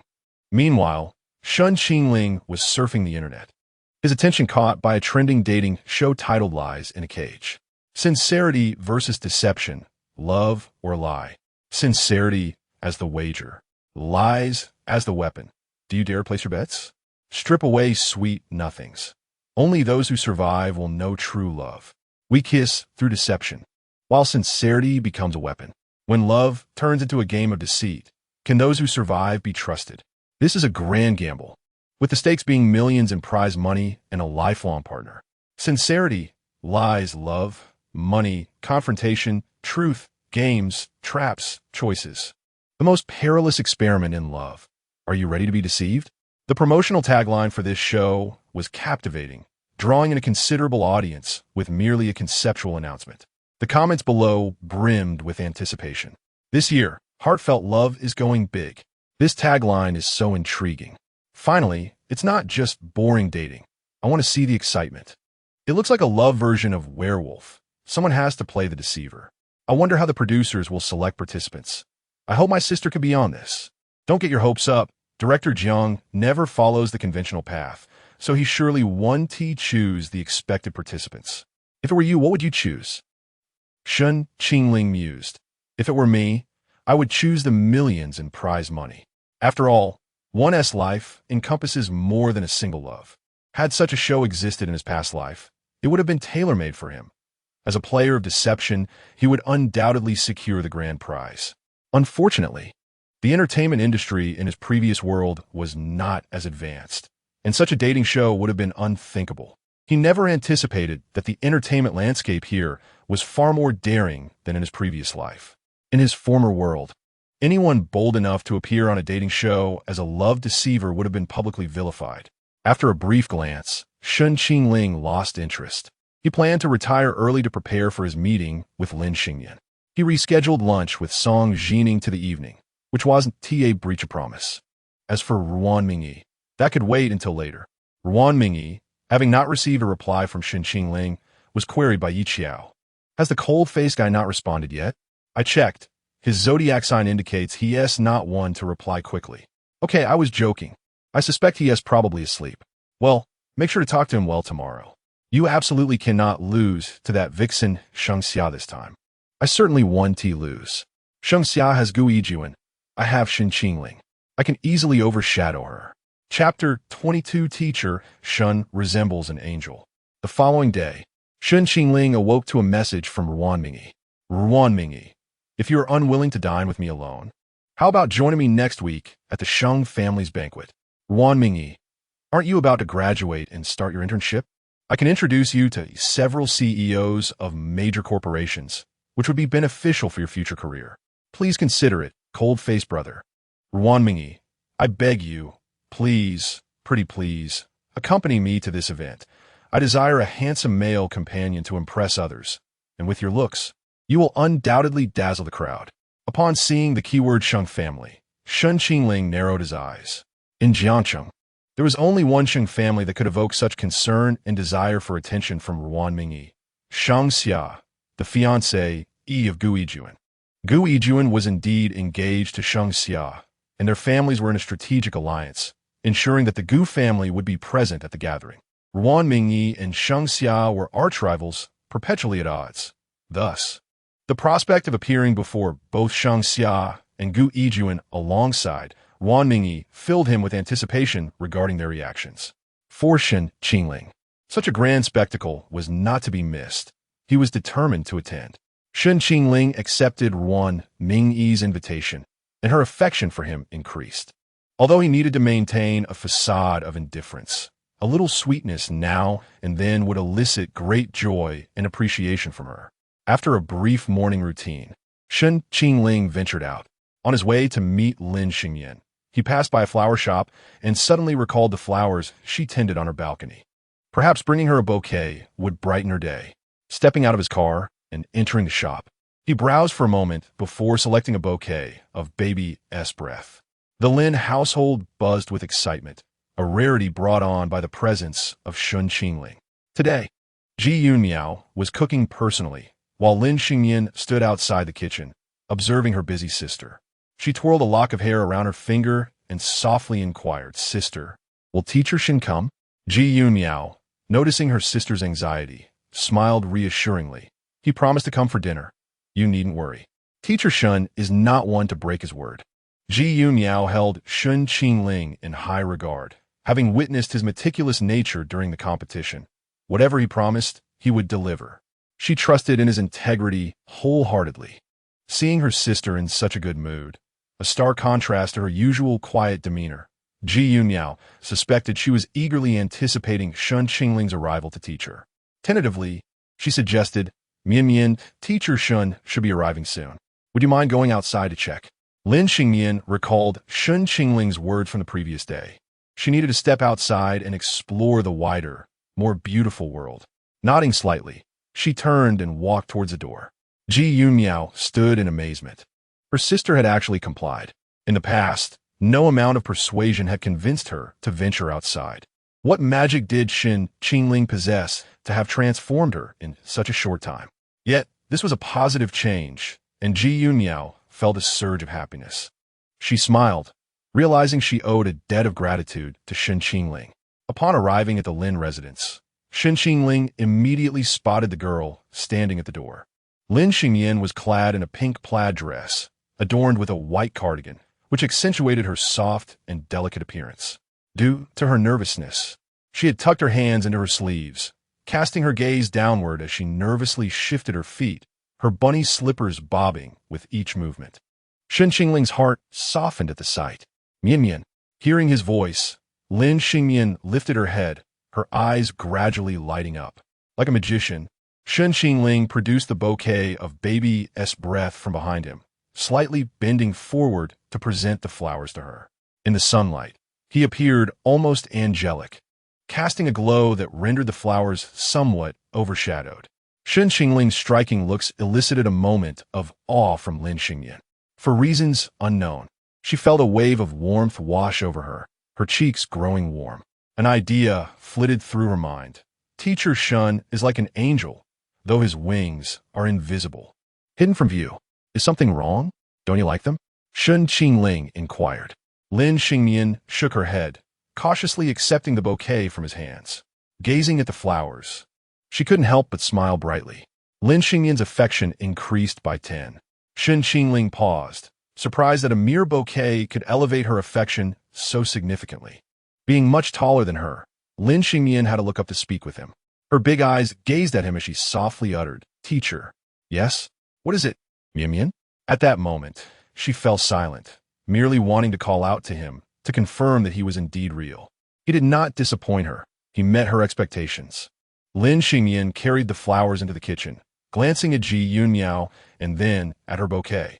Did Teacher Shun give these to Mian? Indeed, Ji Yunmiao replied. Aren't they lovely? Did you thank Teacher Shen? Embarrassed, Lin Xingmian shook her head and turned to Shen Qingling. Teacher, thank you. You're welcome. Ji Yunmiao emerged from the kitchen, greeting Shen Qingling with a warm smile. They exchanged a few pleasant words, primarily Ji Yunmiao expressing her gratitude towards him. After listening for a while, Lin Xingmian tugged at Shen Qingling's sleeve. He looked down at her, and she earnestly said, Let us see the painting. Shen Qingling followed her upstairs. Lin Xingmian placed the baby's breath on her desk, alongside the star jars, and they surprisingly complemented each other beautifully. On her desk lay the painting he had created the day before. Do you like this painting? I do, she replied. It was titled Sails in the Sea of Clouds. Curious, she asked, why is Teacher Shen's boat in the clouds? Shen Qingling smiled as he explained, because Mian loves clouds, and the Sea of Clouds is still a sea. This way, we can set sail in the Sea of Clouds and journey to far-off places. Where does Teacher Shun wish to go the most? Shen Qingling was taken aback by her question. He shook his head, I do not know. His gaze dropped, fingers tracing the sailboat depicted in the painting. I have no home. If I had to choose, I would want a home first. Once I have a home, the place I would most want to go is home. Lin Xingmian's large eyes widened in surprise. What does it mean to have no home? Shen Qingling's expression turned complex as he offered a faint smile. I am an orphan without parents. I grew up in an orphanage, never knowing what it feels like to have a home. Lin Xingmian was taken aback, realizing that Shen Qingling's life was even more tragic than hers. Yet, he remained so strong and gentle. A hint of sorrow crossed her features. Lin Xingmian's affection increased by 10. This little girl either does not increase her affection or does so in leaps of 10 or 20. Could it be that her affection is rising even faster than Song Jining's? Shen Qingling mused, "It is because she is akin to me. Similar experiences foster empathy." Lin Xingyan comforted him softly. "Teacher Shun is wonderful. You will have a home." "Yes. Then where does Mian wish to go the most?" "I want to go to my grandmother's house." Shen Qingling paused, realizing Ji Yunmiao had never mentioned their grandmother. "Is your grandmother's house far from here? We could visit her together." Lin Xingyan glanced at the star jars on her desk. "Grandma has turned into a star." Shen Qingling's brow furrowed slightly as he suddenly understood why she had folded so many stars. These are her profound feelings of longing for her grandmother. Before her departure, her grandmother had said that as long as she folded stars and placed them in a jar, she would receive her messages. Shen Qingling found it difficult to imagine that each star within the countless jars in this room bore a written message. Such a depth of yearning must be truly unforgettable. Was Mian raised by her grandmother? Yes, in the past, while my parents and sister lived in the city, I resided in the countryside. After my grandmother's passing, you and my parents moved to the city. Indeed, but they were always busy, leaving me alone most of the time. Shen Qingling gently stroked her head. Your grandmother has merely transformed into a star to accompany you. You are not alone. A single tear cascaded down the young girl's cheek. Shen Qingling crouched down to wipe away her tears. Suddenly, she embraced him, her sobs soft and tinged with a sense of vulnerability. He did not push her away. Instead, he extended his hand to soothe her back. The girl's tears fell onto his neck, warm and fervent. Shen Qingling spoke softly. Where's your grandmother's home? Shall I take you there? Lin Xingyan fell silent. For many years, she had lacked the courage to confront it. She did not wish to accept the reality of her grandmother's absence. She feared that seeing that little courtyard would evoke memories of her grandmother, intensifying her longing and anguish. Since Mian had folded so many stars and had so much to say, why not visit her? Lin Xingyan lifted her tear-filled gaze toward him. Teacher Shun, am I very unworthy?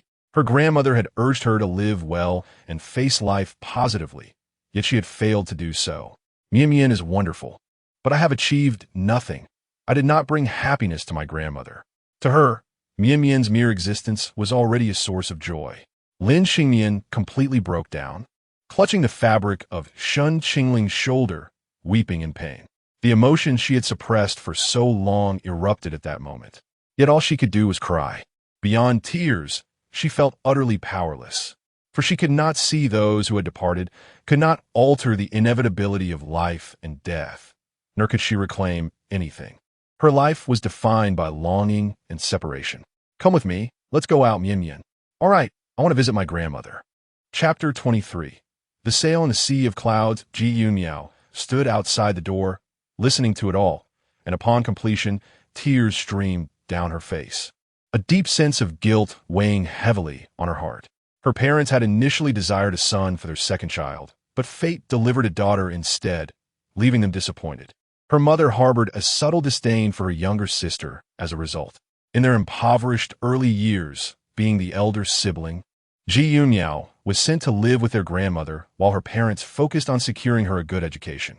Consequently, her younger sister developed a close bond with their grandmother, which cultivated an emotional distance between them. When their grandmother passed away, their parents sought to bring the younger sister back to the city, a moment Ji Yunmiao vividly recalled. Witnessing her sister clinging to their grandmother's coffin in a heart-wrenching display of grief. After her sister's return to the city, their parents became preoccupied with earning a living, while Ji Yunmiao concentrated on her studies, leaving her sister's emotional needs unattended. The situation deteriorated further when their parents divorced, leading her sister to move abroad.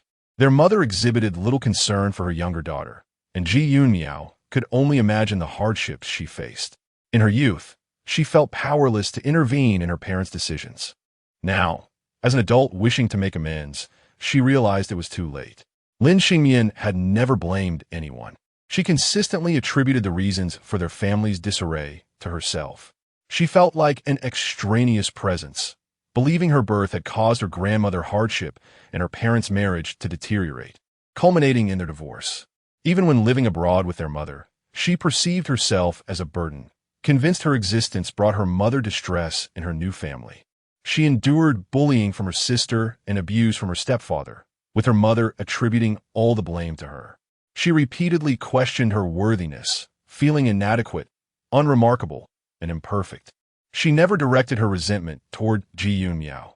After all, Ji Yunmiao was merely her sister, incapable of fulfilling the parental roles or compensating for the absence of paternal and maternal love. The happiest moment in Lin Xingmian's life was forever frozen on the day of their grandmother's passing, after which life offered her nothing but relentless suffering. After Ji Yunmiao descended the stairs, she quietly took a seat at the dining table. As the clock approached noon, Shen Qingling entered, leading Lin Xingmian down with her. The girl feigned normalcy, obediently partaking in the meal, not wishing to see Ji Yunmiao distressed or burdened by her own sorrow. The more Lin Xingmian concealed her feelings, the deeper the guilt weighed on Ji Yunmiao. Shen Qingling observed the sisters, her heart a tumult of emotions. They clearly loved and cared for one another. They were bound by unspoken grievances. With a sigh, Shen Qingling mused that some words, if left unspoken, would transform into eternal regrets. In the afternoon, she proposed an outing with Lin Xingmian, to which Ji Yunmiao readily agreed without protest. Lin Xingmian had not ventured outside in quite some time. Shen Qingling took her hand reassuringly, saying, "Fear not, just follow me." Lin Xingmian smiled faintly, her charming dimples appearing at the corners of her lips. Shen Qingling instilled an unprecedented sense of safety within her. "Do you remember the way? I'll ride you there," she asked. "Ride? On a motorcycle, do you dare?" "Yes. With you I am unafraid." Shen Qingling gently ruffled her hair, then rented a motorcycle from a nearby shop. After donning a helmet and mounting the bike, she turned to Lin Xingmian and beckoned, "Come, hop on." Lin Xingmian felt inexplicably enchanted by this side of Shen Qingling. Without hesitation, she settled onto the motorcycle's rear seat, and together they embarked on a journey to the countryside. The motorcycle, a high-speed machine, whisked them away, granting Lin Xingmian an exhilarating experience she had never known. "If you feel scared, hold on tight," Shen Qingling instructed. "I would know even without you saying." Clutching Shen Qingling tightly, Lin Xingmian was too frightened to even open her eyes as they sped along. The wind whipped through her hair, offering a thrilling sense of liberation. Suddenly, Shen Qingling reduced their speed. "Look ahead," she commanded. As Lin Xingmian slowly opened her eyes, a breathtaking sea of flowers unfolded before her. Shen Qingling parked the motorcycle by the roadside and lifted Lin Xingmian from the back seat. Upon disembarking, her legs felt weak, and she leaned into Shen Qingling's embrace, her feet tingling from the rush. "Apologies for the speed. I wanted you to experience the freedom of the ride and forget your worries," Shen Qingling explained, recalling how he had once taken to riding to escape his own pressures. Though her eyelashes still trembled, Lin Xingmian softly replied, "No, it's all right. I was just being too timid." Steadying herself by grasping Shen Qingling's arm, she gazed upon the vibrant flower fields, inhaling the fresh air. Her spirits lifted like never before. "Such a beautiful sea of flowers," she exclaimed. "Indeed, it is lovely. Therefore, Mian Mian, this world holds countless wonders worthy of our love. Confining yourself to a small corner will only cause you to miss many magnificent sights." Shen Qingling's words carried a deeper meaning. Lin Xingmian turned to him and said, "But I don't wish to see it alone." "You are not alone. You have me, your sister, and in the future, you will make many friends and encounter those who love you." His words enveloped her in warmth, painting a picture of a perfect, comforting future. Urging her to have faith, a sentiment Lin Xingmian understood. She did not wish to disappoint Shen Qingling. "I will try to change. As long as you are willing to accept, there is no need to rush. Take it one step at a time. Will you always be by my side, Teacher Shen?" "Yes." Lin Xingmian's eyes brightened as she smiled for the first time, a genuine expression of joy illuminating her face. Shyly tilting her head, she asked, "Teacher Shen, am I your first student?" "Yes. You are also my very first teacher." "What about all those teachers from your school days?" "In my life, only you, Teacher Shen, truly count as my first mentor." She cautiously revealed a youthful smile, imbued with the innocence of budding affection. Shen Qingling chuckled softly. Come, let us move forward. After some time, they arrived at Lin Xingmian's old home. Upon reaching their destination, both fell into silence. Mian, are you certain this is the place? It is here. I cannot be mistaken. Before them lay an expanse devoid of any structures. Remnants of the past completely vanished, replaced only by an endless field of rapeseed flowers. Lin Xingmian inhaled deeply, a wave of bittersweet emotion swelling within her. I am too late. In the past, she had been too afraid to look, to confront the truth. Now, she wished to see but could find nothing. The two remained silent as they surveyed the boundless flower fields. Lin Xingmian struggled to control her emotions, unwilling to weep, fearing it would dampen Shen Qingling's spirits. Shen Qingling took her hand and guided her to sit on a small slope. I shall sing a song for you, Mian. You can learn it and sing it to her grandmother. What song is it? This song is called The Sail in the Sea of Clouds. You are like a flickering candle, illuminating my heart. You resemble an expansive ocean, propelling my oars. Until that day when your voice fell silent, capturing the essence of your slumbering visage. You transformed into a wisp of smoke, drifting into the distance. You once reassured me not to fear the obscurity of the path ahead, for there would always be light to guide my way. Each time I stumbled, your warm shoulder was there to catch me. Now, I have matured and learned the strength to endure, to be as tenacious as wild grass, carrying the weight of your memory as I journey forth. I seek the breeze that traverses the valleys, inquiring where you have gone. I question the waters that flow through the sky, wondering if they carry your tears. I ask the fallen stars, which one among them is you? I speak to you, awaiting your response. Yet you remain silent, unresponsive. I chase the spring that heralds the growth of all things, and I see you there.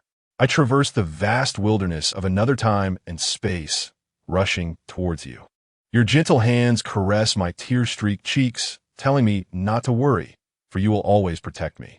The moonlit vessel has docked, the winds have stilled, and the fog has dispersed. A sail of longing rises amidst the sea of clouds. The lotus root may sever, yet the threads remain intertwined. A heart's yearning in a single glance. One day, we shall meet again on the other shore. One day, we shall reunite. Chapter 24. The uniqueness of tenderness, a gentle melody wafted through the flower fields, carried by the breeze, delivering longing to those far away. Shen Qingling's voice was enchanting, reminiscent of a walking CD. In a previous life, although he was an actor, he had received professional training in singing, and with the original owner's naturally exquisite voice. His singing surpassed that of many professional vocalists. However, what truly captivated was the narrative embedded within the song. The lyrics resonated deeply with Lin Xingmian, as if each line was a message she wished to convey to her grandmother. Her grandmother had transformed into smoke, drifting away, yet the love she bestowed had never faded. Shen Qingling taught Lin Xingmian this song in just a few iterations, and she almost memorized the lyrics entirely. When she sang, she could not help but choke up, tears cascading uncontrollably. Memories unfurled in her mind, recalling the elderly face, soft and loving, the warm hand enveloping her small one, the stooped figure that created a world for her. Shen Qingling felt that her rendition was even more beautiful than his own. As she sang the line, "Why speak to you? Why do you remain silent?" a butterfly alighted upon Lin Xingmian's hand. She gazed at it in astonishment. Shen Qingling spoke softly. "Someone once shared a thought with me. Departed, loved ones simply transcend time, becoming the most primitive components of the universe, with molecules and atoms gradually reconstructing into other entities around you. The grand tree that shields you from the storm is her. The warm sweater that wards off the cold is her. The trinket on your desk that you gaze upon when weary is still her. Although her identity as a relative may have vanished, she is, in truth, omnipresent. She has left, yet she is scattered all around, much like the butterfly before you, which is also her." Lin Xingmian absorbed his words. She closed her eyes and kissed the butterfly. Shen Qingling, witnessing this moment, felt that Lin Xingmian truly resembled an angel. After the butterfly flew away, Lin Xingmian softly remarked, "Teacher Shen, I believe she has answered me." Shen Qingling offered a gentle smile. beginning to grasp the purpose of the system's task of winning over the goddess. He had rescued a girl lost in darkness. The two continued along the path, engaging in conversation. Lin Xingmian spoke little, yet she had made significant progress since their first encounter. The mere act of her opening up was a positive sign. Shen Qingling stated that time heals all wounds, but the girl countered, "No, it is not time. It is Teacher Shun who has healed me." Her eyes sparkled with a warm, persistent smile, revealing her unabashed affection for him. Yet, perhaps she did not fully comprehend what that feeling entailed. She simply knew she cherished Teacher Shun, enjoying his company, relishing their conversations, and delighting in his singing. Even just watching him brought her joy. Being near him instilled a sense of safety, dispelling her constant self-doubt and memories of painful past devoid of love. For a girl unacquainted with love, distinguishing this emotion was a challenge. She merely classified Shen Qingling as her savior and life teacher, observing the newfound colors in her eyes. Shen Qingling felt a surge of happiness for her. Lin Xingmian tilted her head and continued, "Does the gift teacher Shen mentioned still stand? The 123? Yes, of course," he replied. The girl beamed shyly, her large eyes brimming with anticipation. "Can I choose them all, Teacher Shen? I want all 123. Was she being too greedy? She dreamed of visiting a pet store to see talking kittens, exploring a flower shop filled with vibrant blooms, and indulging in a candy shop where sweets evoked laughter. She wished to explore many places with Shen Qingling. Shen Qingling readily agreed. Absolutely. Lin Xingmian's eyes sparkled as if they held stars. Her cheeks flushed with joy.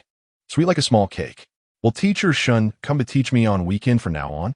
Yes, weekends are more ample, so we won't have to rush. Shen Qingling found it amusing. While other teachers focused on imparting knowledge, he often contemplated taking her on outings.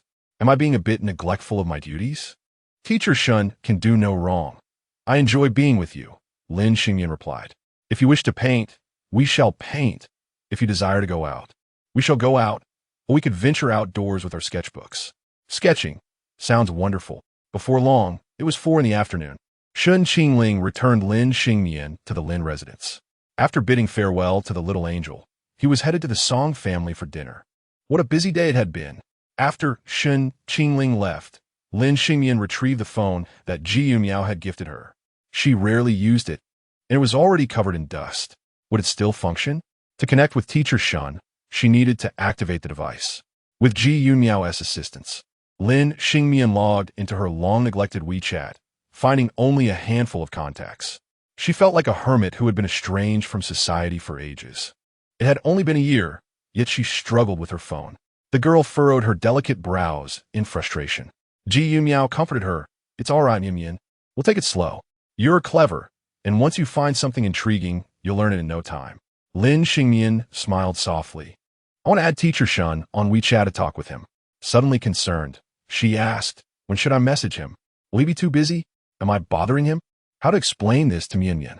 In school, Shen Qingling often appeared aloof.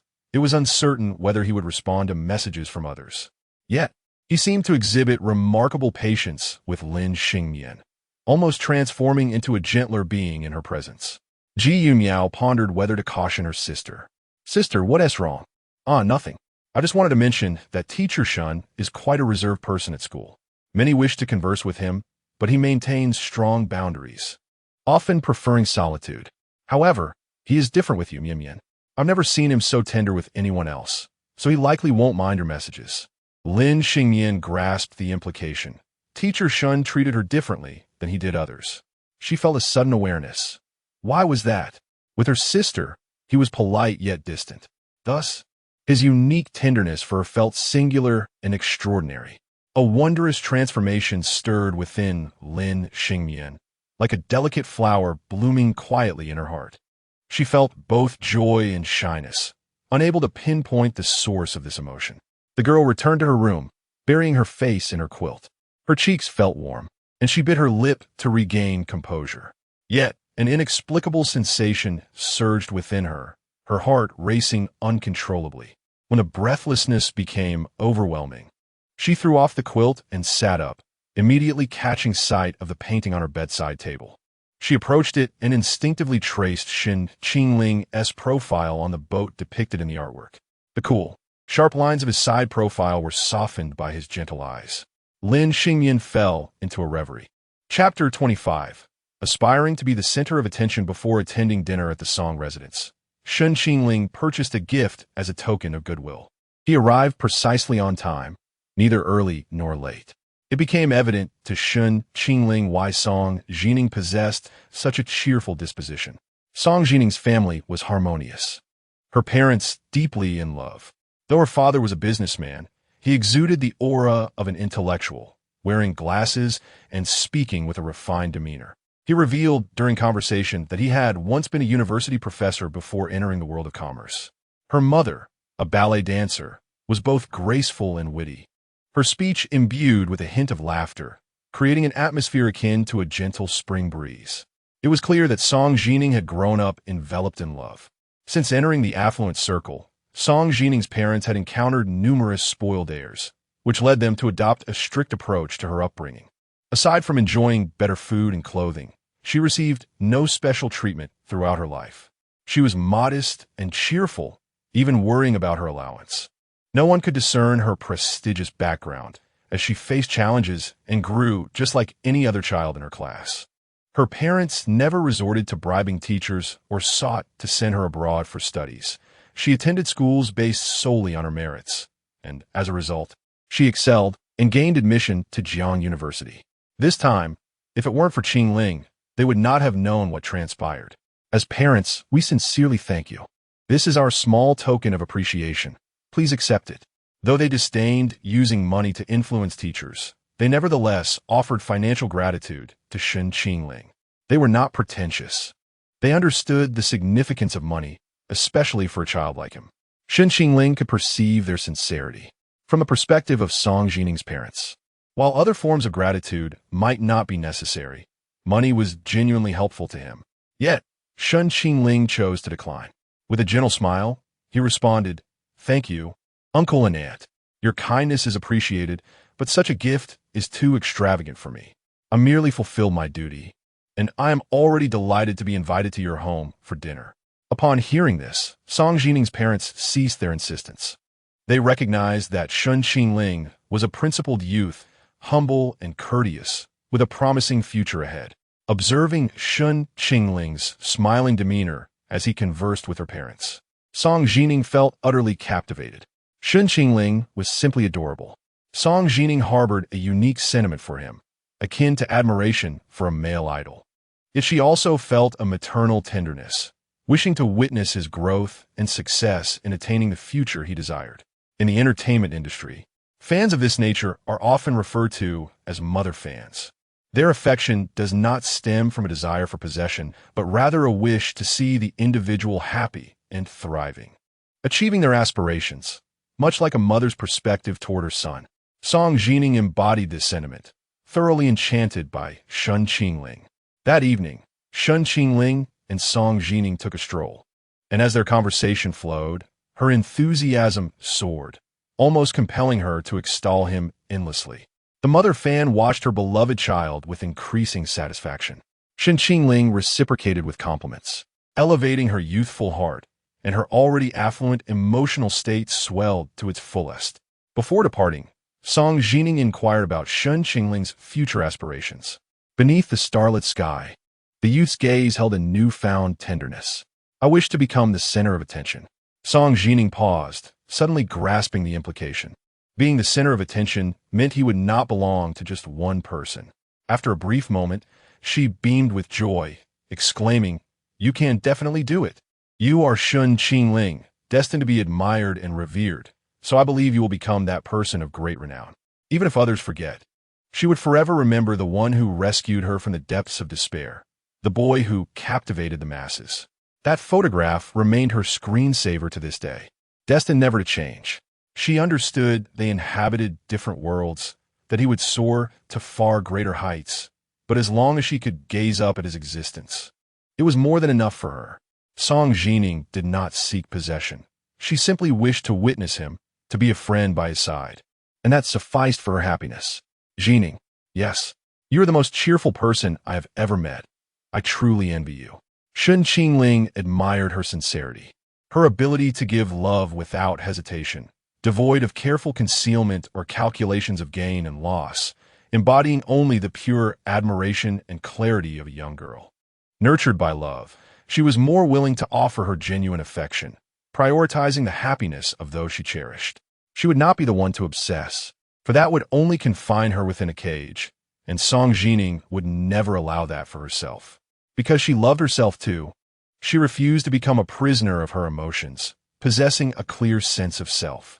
The young girl laughed in surprise. Wow, you're so exceptional, and yet you envy me? But I feel like I have nothing worth envying. You possess many admirable qualities. It's simply that you are so accustomed to them that you fail to recognize them. Song Jining blushed, her cheeks reddening as she shyly asked, "Is that a compliment?" "Indeed, it is a compliment. I hope you remain joyful." With her idol's words, she affirmed, "Of course I will. It's getting late. I should head back. You should rest early too." "Okay, see you next time." As Shen Qingling took a few steps away, Song Jining hurried after him. "Is there something else? Can I ask you one last question?" "Sure.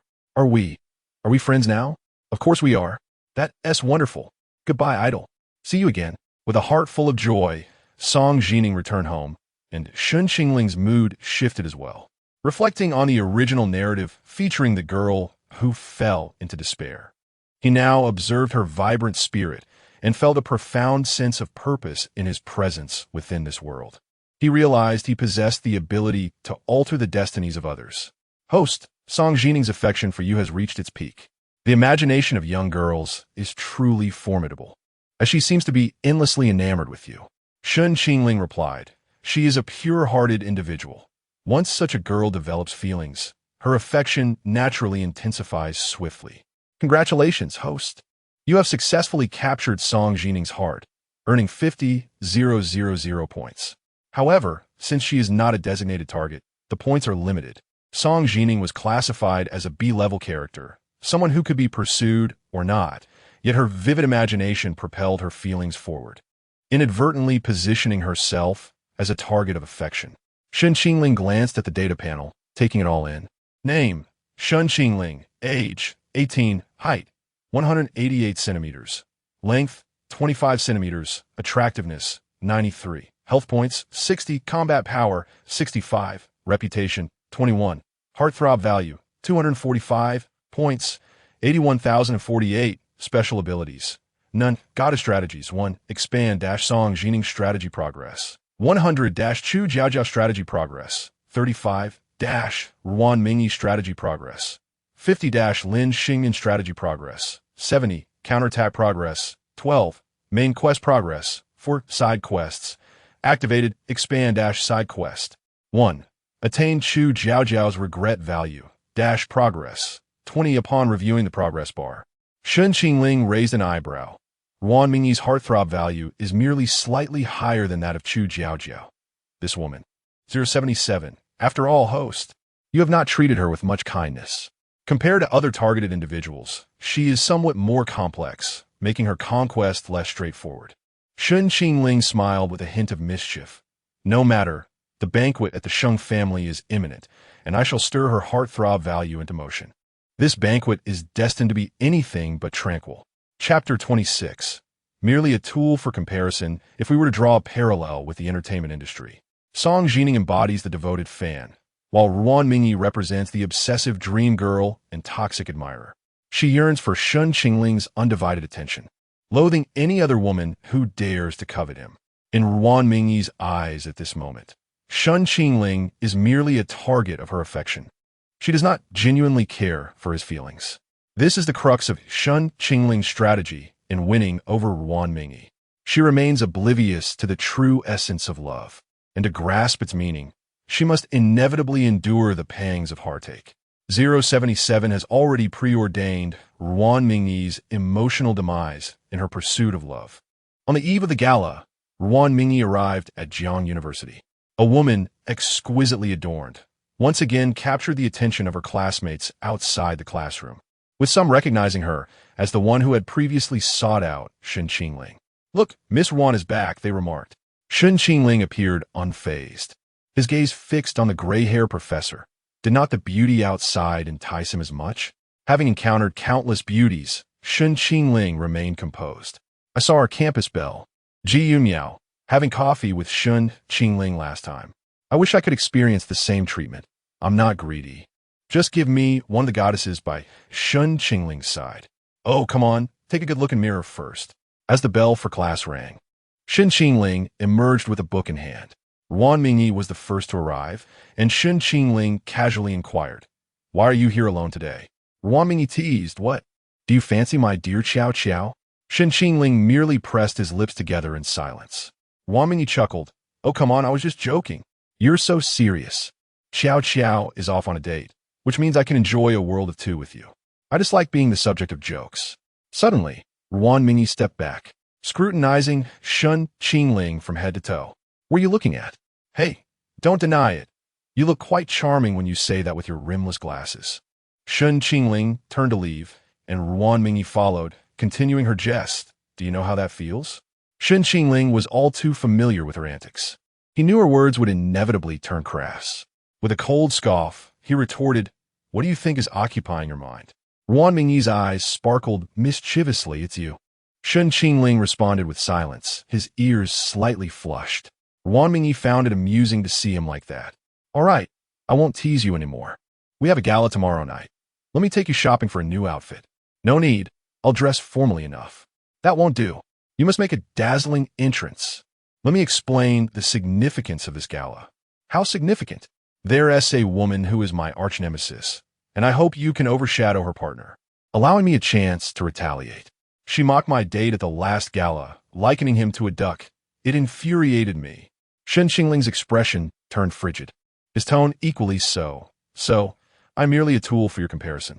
Ruan Mingyi paused. "That's not what I meant." "Well, it is somewhat true, but wait. It's not entirely that." Shen Qingling, his face set in stone, replied, "I thought your relentless pursuit of me meant you liked me. It appears I was mistaken. Women of your ilk possess no notion of sincerity. I refuse to be your object of boast. Seek someone else." Ignoring her attempts at clarification, he swiftly vanished from her sight. Ruan Mingyi stood there, bewildered. How could he be so easily offended? "But I never said I didn't like you." "Liking you and wanting to flaunt you at a gala aren't contradictory, are they? You're so handsome. Who else would I take?" The notion of insincerity? Her affection could not be more genuine. Ruan Mingyi wore a bewildered expression. Men, especially aloof ones like Shen Qingling, were indeed perplexing. Though she couldn't fathom why he was so upset, she understood she needed to concede. Without delay, she took out her phone to message Shen Qingling, apologizing. "Ruan Mingyi, I'm sorry, I misspoke. That wasn't my intention. I wanted to take you because I like you, and yes, you are very handsome. I promise you're not just a tool for my boasting. Please believe me." Shen Qingling, "Then what distinguishes you from the partner you liken to a duck?" Ruan Mingyi, "You are far more handsome." Shen Qingling, "Ruan Mingyi, can you please come back and let me explain?" Pleading, "I truly did not mean it that way. I want to introduce you to my friends. Although I initially spoke out of pride, I genuinely want them to know I've grown fond of someone truly worthy of admiration, unlike those frivolous flings of the past." On the other end, Shen Qingling ceased to respond. Ruan Mingyi sighed, feeling disheartened. Oddly enough, she had previously found other boys sulking to be rather petty, let alone needing to apologize or placate them. Simply putting them in their place was satisfactory. Yet, encountering Shen Qingling left her feeling flustered, and she could not muster any biting retorts. His cold demeanor made her anxious. Ruan Mingyi dialed Yi Qiao. After hearing Ruan Mingyi recount the events, Yi Qiao's incredulity was palpable through the phone. "Qiao Qiao, why are you silent too?" "Mingyi, I'm serious. Shen Qingling is not a man you can toy with. He is evidently someone who takes relationships seriously, which is why he reacted so strongly. If he were like those other men who only sought your wealth, he would merely accept it all calmly, leveraging the connections you built." Ruan Mingyi lowered her gaze. "I know he is different. I just don't understand why he suddenly got upset. I've explained so much, yet he refuses to listen. What angers him is that you seem to lack sincerity towards him. Your words come across as disrespectful. Don't you realize that? Disrespectful? Isn't the fact that I find him handsome? So, do you admire his appearance or the man himself?" Initially, it was his looks, but that changed. What is it about him that captivates you? Is it his aloofness which makes you yearn to conquer him? Or is it a desire to be with him, to care for him, and make him happy? I don't know. Ruan Mingyi genuinely felt lost. Take your time to reflect. Some questions need clarity before you can move forward. Understand. After hanging up, Ruan Mingyi lifted her gaze and spotted Shen Qingling standing not far away. A glimmer of surprise lit her eyes as she rushed to him, beaming. You haven't left. Shen Qingling replied. Aren't you the one who wanted to explain? I'm here to hear your side. Chapter 27. You have long lost your innocence here. Please allow me to explain myself. Do not be angry. Anger is detrimental to your health. After much coaxing and careful selection of words, Ruan Mingyi finally managed to placate Shen Qingling. Seeing Shen Qingling's previously frosty demeanor soften, she quietly exhaled in relief. There was no doubt that Shen Qingling had been deliberate in his coldness. He could not allow Ruan Mingyi to perceive him as just another of her past casual companions. Such a perception would inevitably lead her to underestimate him. And disdain breeds only arrogance, not love. He needed Ruan Mingyi to understand that there were certain boundaries that should not be crossed, and some words that should not be spoken. She must learn to respect them. Tentatively, Ruan Mingyi suggested, how about we go shopping for clothes? The moment Shen Qingling turned his gaze towards her, her heart tightened, and she blinked before continuing, there's no need to dazzle everyone. As long as you like it and feel comfortable. Ruan Mingyi finally felt a shift in the atmosphere, and Shen Qingling nodded in agreement. All right. She led him to a bespoke suit shop, allowing the manager to take the lead according to Shen Qingling's preferences, refraining from intervening. The manager, taking Shen Qingling's measurements, couldn't help but compliment. Miss Ruan's friend is quite the model. Isn't such a splendid physique. No, I believe he is even more handsome than a model. Indeed, this gentleman possesses remarkable looks and an admirable figure. Miss Ruan is indeed fortunate. With that, the manager retreated to prepare the order. Ruan Mingyi felt a pang of anxiety, fearing that Shen Qingling might misunderstand. She hurriedly clarified, I've never taken a man shopping for clothes before. You are the first. Shen Qingling found her amusing and lowered his gaze. I said nothing. Isn't it to prevent any misconceptions? I've never invested thought into them. The manager is a friend of my father, so you need not explain so much. I'm not your boyfriend. But I must explain, if you get upset, it will be difficult to appease you. Are you implying that I am troublesome? No. Oh dear, you've misunderstood me again. You need not explain. I truly did not mean it that way. Seeing Ruan Mingyi get flustered made Shen Qingling find amusement in the situation. Observing the slight smile gracing his lips, Ruan Mingyi realized he was intentionally teasing her. She bit her lip. I never expected you to have such a mischievous side. Shen Qingling raised an eyebrow. Is it only permissible for you to tease me? It was the first time Ruan Mingyi had witnessed this side of Shen Qingling, and she was captivated by his charming expression. Ruan Mingyi's heart fluttered with an increased affection value of 5. She was indeed a woman honest about her admiration for beauty. Leaning closer to Shen Qingling, she whispered, I never said that, but seeing you like this has sparked my imagination. I cannot help but picture how dashing you would look in a suit. She licked her lips. Shen Qingling put a finger to her forehead, refusing her closeness. No thoughts of that nature. Leave me with some innocence. Ruan Mingyi smirked, standing on her tiptoes to softly declare in his ear, you have long lost your innocence here. All I should think, dream, and act upon has already been done. Shen Qingling pushed her away, his ears flushed crimson. This woman truly was. Ruan Mingyi laughed joyfully. Why are you so easily embarrassed? How delightfully innocent. Is this the charm of an older man? At that moment, the manager emerged, interrupting their playful banter. The clothes will be ready by tomorrow. Miss Ruan, at what time would it be convenient for delivery? Before 2 p.m., please. I have a styling appointment later, and it cannot be delayed. Understood. Please take care. Having settled the clothing matter, Ruan Mingyi smiled. It's getting late. Since we're out, why not have dinner together? She was prepared to coax Shen Qingling into a positive response. To her surprise, he readily agreed, right? I'll treat you to dinner tonight. Ruan Mingyi was taken aback. She expected Shen Qingling to offer to treat her. It felt akin to winning the lottery. When a typically aloof individual reveals a softer side, it can be remarkably disarming. Her affection value increased by 3. Great. What shall we eat? French cuisine, Japanese, or something else? There's a nice Sha County outside our school. This was the first time she had heard of it, and she looked puzzled. What is Sha County? Is a local specialty? Fast food. Ruan Mingyi was momentarily stunned. Huh? Shen Qingling smiled lightly. You think I was joking? Clearly, I was teasing you. Ruan Mingyi flicked her hair. Even if it's fast food, I'm willing. After all, having you as eye candy is a feast for the eyes. Shen Qingling replied. Where did you learn to speak like this? I've never encountered a young lady quite like you. Being abstract is a talent that flows in my veins. One that others can only aspire to learn. Just be glad to have a lady like me pursuing you. With her mind made up, Ruan Mingyi declared, Let us go. Shen Qingling, we shall dine at Sha County today. Miss Ruan, I was merely joking. It's all right. If you can eat, so can I. We had cafeteria food last time, so let us try Sha County this time. Under Ruan Mingyi's insistence, Shen Qingling had no choice but to take her to Sha County. The restaurant was filled mostly with students from Jian University, but fortunately, it wasn't the weekend, so the crowd was manageable. A table near the entrance was occupied by 4 girls engaged in conversation. One girl propped her chin on her hand, moo moo. Do you think there's a chance that one day Shen Qingling might walk into this Sha County and fall in love with me, who adores chicken leg rice?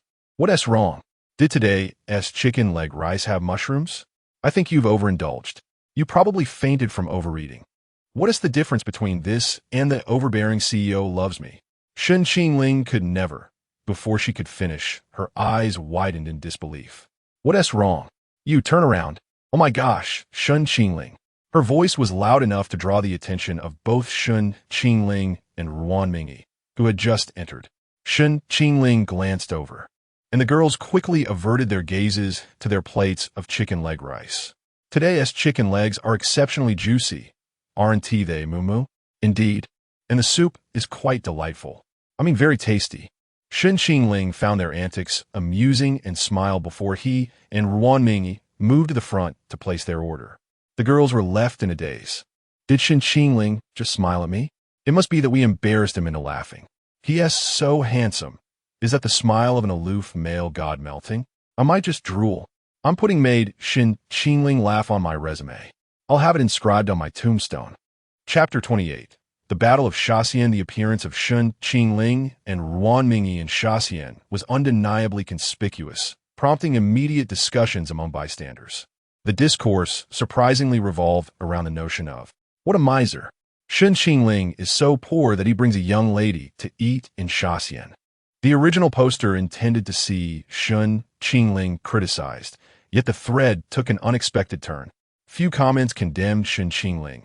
Instead, most praised him while deriding the poster. Whoever posted this, I can guess without much thought. Just admit you're jealous of the idol. What's wrong with eating in Shaxian? What is your issue with it? Does being handsome mean one should be deprived of eating in Shaxian? How interesting. With my looks, I might as well be banned from the cafeteria. What if the young lady willingly accompanies Shen Qingling to Shaxian? Are you going to tell her not to go in? Who cares what we eat if we can dine with Shen Qingling? I'd even eat anything for that privilege. I'd rather eat anything with Shen Qingling than sit with a jealous person. Even if it means eating Shen Qingling's leftovers, I'd still choose him over a jealous individual. 1. Song Jining shared the thread with Shen Qingling, who was currently enjoying a meal. Upon reading the comments, he couldn't help but cough. Ruan Mingyi was sipping her soup, which, to her surprise, was quite palatable. What's wrong? Did you choke? No. Jining sent me a post about our encounter. Oh, you call me Miss Ruan, but you refer to her as Jining. The distinction is quite apparent. You're older than I am. It feels inappropriate to call you by your name, and you may call me sister. Ruan Mingyi's eyes sparkled. She genuinely wished to hear Shen Qingling call her sister. I refuse. You miser. How can you call me that? People in the thread are saying I'm so stingy for bringing you to Shaxian. Look, you've caused me to be misunderstood again. Haha, is that true? Let me see. Ruan Mingyi took Shen Qingling's phone and burst into laughter upon seeing the discussions. You certainly have a following, don't you, handsome school idol? I'm not a school idol. Your popularity is no different from that of a school idol. I hope not everyone pays too much attention to me. If someone else had said that, I would have scolded them for being pretentious. But you? Perhaps that's the burden of being handsome, something ordinary people cannot comprehend. Ruan Mingyi was genuinely happy dining in Shaxian with Shen Qingling, showing no reluctance. It seemed she was more proactive, while Shen Qingling responded intermittently. Ruan Mingyi, unfamiliar with posting about encounters, decided to join in the fun and created her own post. I, Ruan Mingyi, am the one dining with Shen Qingling in Shaxian. Feel free to debate. In response to the original poster-esque comment about Shen Qingling being a miser, she quipped, "You know, your existence is akin to an apology letter from a condom company. Sometimes it feels like some people just express their opinions to later find solace by shoving their phone into their pants, like you. You think you're a tough guy, but in reality, you're frantically sewing while holding your phone, leaking a few drops of thin liquid, wailing as if run over by a car, shivering all over. Your sensitivity is akin to that of a gal game character. Choose the wrong option and the next day, you're found hanging in your bedroom. Just kidding. You lack the grace and beauty of a protagonist. Frankly, you resemble a piece of bacon dangling from the ceiling, and not even the appetizing kind. I understand why you posted. It seems you're the type who, after getting bored of videos, exits to clear the background and mindlessly scrolls without anyone messaging you. You meticulously curate your Weibo only to see 0 notifications. Do the same on Twitter and WeChat and find no likes. No one cares about you. You realize your existence is less significant than a cockroach, which at least has girls screaming for it, but you have nothing. How pitiful. But you know what? You're doing quite well. Most would have jumped off the building in your shoes. After Ruan Mingyi's post, it quickly garnered attention, rising to the top of trending threads with numerous spectators. Ha ha, the young lady is quite the biting tongue. Her attack power is off the charts. Oh, this is an unparalleled thrill. The sensation of being thoroughly seen is akin to a meteor breaking through the pitch-black night sky, leaving me utterly captivated. This piercing realization feels like being the Titanic, struck by an iceberg, sinking into the dark depths of the ocean, yet so liberating. More of this, please. Let me bask in this illuminating truth. Young lady, would you be my S? I see great potential in you. That poster deleted their thread. I'm dying of laughter. Why provoke Shen Qingling? Don't you know he has so many admirers that a classroom wouldn't suffice? It should be said that he shouldn't provoke Ruan Mingyi. She is notorious for her sharp tongue in this circle. Ruan Mingyi became famous overnight due to the encounter, even prompting some to post seeking her scorn. To which she commented, "What lunatics?" Finally, she understood the feeling Shen Qingling experienced facing her harassment. Noticing her intently focused on her phone, Shen Qingling inquired, "What are you doing? Are you busy?" Ruan Mingyi smiled, "Nothing much, just standing up for you." Shen Qingling opened the thread and saw a flood of comments seeking her rebuke. Upon reaching Ruan Mingyi's post, he couldn't suppress his laughter. Shouldn't the young lady be mindful of her image? They don't realize I might not truly be Ruan Mingyi. It's just nice to vent some frustration. Who gave him the audacity to comment on my personal affairs? Quite well. Your strengths have found a purpose. I see you're not lagging behind in this room. Likewise. After their meal at Shaxian, Ruan Mingyi suddenly felt a closer bond with Shen Qingling. It seemed that romance could blossom not only in fine dining establishments, but also in quaint eateries like Shaxian. That evening, Ruan Mingyi insisted on escorting Shen Qingling home, but he requested she stop at the alley entrance, denying her the chance to see where he lived. "I'll pick you up tomorrow afternoon. We'll go for a makeover. Rest well today. The banquet tomorrow will be exhausting." "Understood. See you tomorrow, Miss Ruan. Can we change the way we address each other? Considering I stood up for you in the Shaxian battle." Hearing the words Shaxian battle, Shen Qingling struggled to maintain his composure. He lowered his gaze and softly said goodbye. Mingyi. Ruan Mingyi felt a flutter in her heart. Why was heaven so partial to Shen Qingling? He was handsome, an academic prodigy, and had an enchanting voice. "If you don't speak, I'll take my leave." Just recalling your words, Mingyi. See you tomorrow, Qingling." Shen Qingling coughed awkwardly and turned to walk into the alley. Ruan Mingyi leaned against the car window, gazing dreamily at his retreating figure. Truly, even his silhouette was captivating. Sigh, I'm hopeless. Chapter 29. This fiancé she would never exchange. Meanwhile, at the Sheng residence. What? Change my fiancé? Sheng Xia stared incredulously at the impeccably dressed woman before her. The woman's indifferent voice resonated coldly. I have received news that Gu Yijin is not the biological child of the Gu family. I will not permit you to marry him. How is this possible? I refuse to believe it. If he is not the child of the Gu family, then who could he possibly be? He is the child born out of wedlock by the Gu family's maid. The true heir of the Gu family was abandoned at an orphanage, and the truth has only just emerged. Tomorrow, after the banquet, the Gu family will retrieve that child. Sheng Xia fell to the carpet, utterly despondent. Gu Yijin was her most cherished fiancé, handsome, virtuous, gentle, and considerate. He was unlike those frivolous young masters in her circle. Her friends envied her for having such a remarkable fiancé, and she took great pride in it. They had planned to marry after graduating from university, and she had finally embraced the idea of a family-arranged marriage. Now, she was suddenly informed that she must exchange her fiancé. Are you implying that I should marry that true heir? You can only marry the heir of the Gu family. No, I will marry no one but Yijin, even if he is not the true heir of the Gu family. So what? His kindness and love for me are genuine. I have no interest in discussing love with you. I merely wish to inform you to maintain your distance from Gu Yijin at the banquet tomorrow. Do not engage in anything inappropriate. The woman glanced at her watch, her brow slightly furrowing. I must leave now. You have until tonight to think it over. Sheng Xia gritted her teeth, filled with resentment as she retorted, Of course, a heartless woman like you would never understand such feelings. All you care about are the company, family interests, wealth, status, and power. You have no comprehension of love. The woman paused at the door. Do I need to remind you? This marriage was decided by our parents before they passed away, not by me. After our parents' demise, how will you survive? Where does your extravagant lifestyle come from? I have business matters to attend to for the banquet.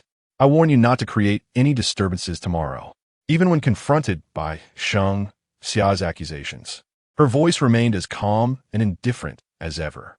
The door slowly closed, the sound of her heels fading away. Sheng Xia's anger had no outlet, and she could only hurl the lamp beside her in frustration. She would never marry a worthless man raised in an orphanage. Even if Gu Yijin was not the true heir of the Gu family, the education he received was incomparable to that of a mere orphan. How could a child from an orphanage ever compete with a true prodigy? She believed wholeheartedly that Gu Yijin would not be outshone by that so-called true heir. His fiancé, she would never exchange. The next day, at night, at the Sheng family's villa, the red carpet extended from the entrance of the castle-like villa all the way to the estate's gates. Media reporters had already set up their cameras, eagerly awaiting to interview guests attending the banquet. Individuals from all walks of life were keenly observing this event, and the press, eager for attention, would not miss this opportunity. The technology project launched by Sheng's subsidiary had achieved monumental success, and this banquet, seemingly a networking event, was, in fact, a celebration. The Sheng family aimed to announce their accomplishments to the upper echelons of Jiang City, seeking to attract more partners. That night, nearly all significant figures in Jiang City attended, with luxury cars lining the streets. Hell Shen and Qingling arrived at the scene, stepping out of their vehicle to witness the incessant flashes of cameras. Distinguished guests from various sectors graced the red carpet. Even personalities featured on financial news channels were present. Suddenly, Hell Shen Qingling realized this was no ordinary banquet. How could the Sheng family's event host so many influential figures from the business and political realms?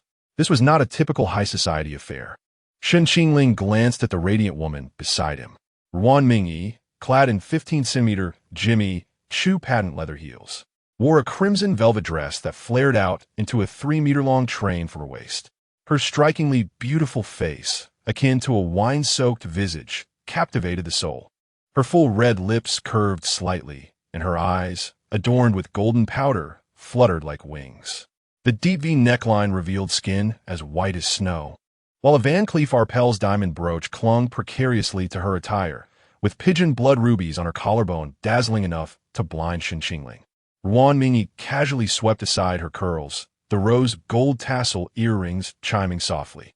Of course, my father mentioned that the Sheng family's company is undergoing a transformation, focusing heavily on technology development. Many see potential in this field and wish to collaborate with the Sheng family. So, technically, this is a commercial networking event. However, for me, these matters are inconsequential. I shall treat it as a typical banquet. Are you feeling nervous? To Ruan Mingyi, it seemed like Shen Qingling, attending such an event for the first time as an uninitiated university student, would be somewhat apprehensive. Yet, she was unaware that Shen Qingling had grown up before the camera's gaze. The lens, the flashes, and the clinking of glasses were merely remnants of his past. The glitzy world of entertainment was not much different from this high society. How could he feel nervous? Shen Qingling offered a gentle smile. I am fine. Ruan Mingyi assumed he was merely maintaining his dignity and did not press further. Instead, she spoke tenderly. If you feel anxious, just hold my hand. Today, you are my partner. We are a unit, and you look so handsome that I do not wish for any other woman to steal you away. Shen Qingling was indeed striking, and any passerby would have to pause and admire him. After he finished styling and donned his suit, Ruan Mingyi's heart fluttered, her astonishment evident.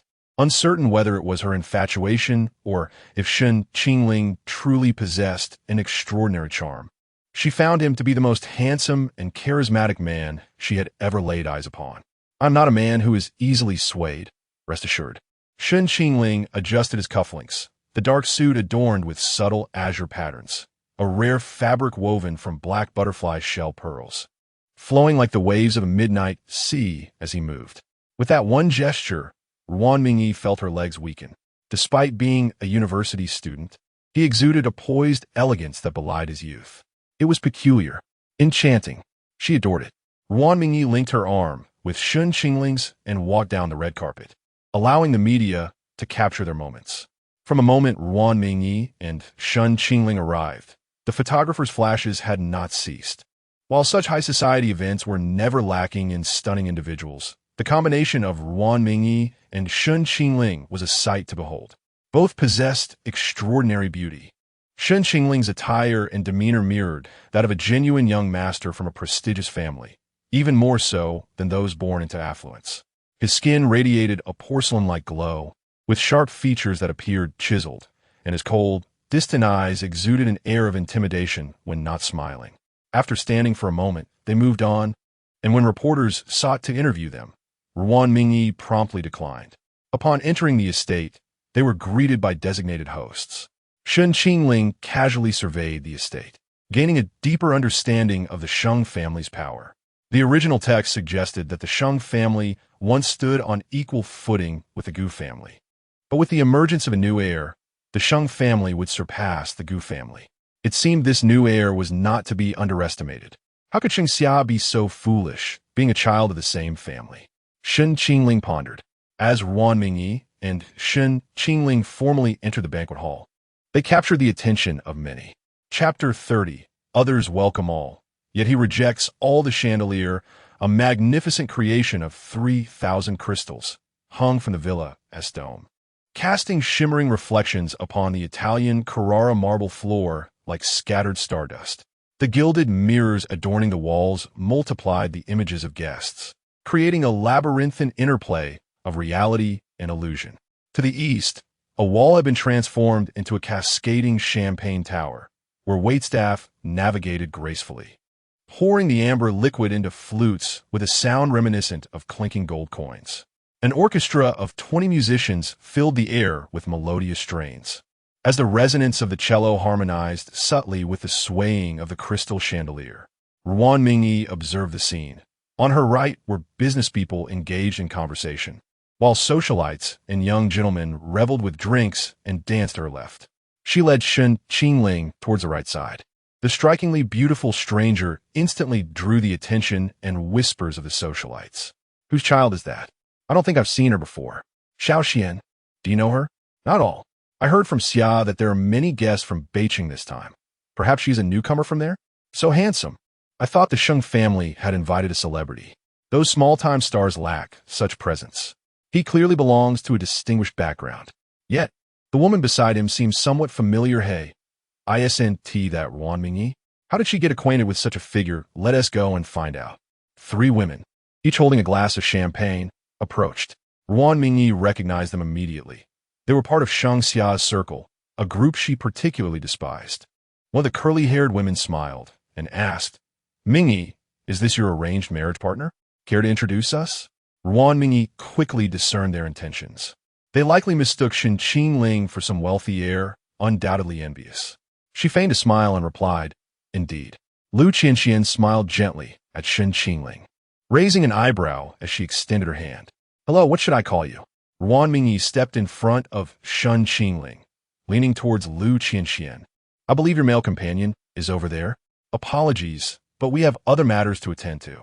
She linked arms with Shen Qingling and walked away, unwilling to grant these women any semblance of dignity.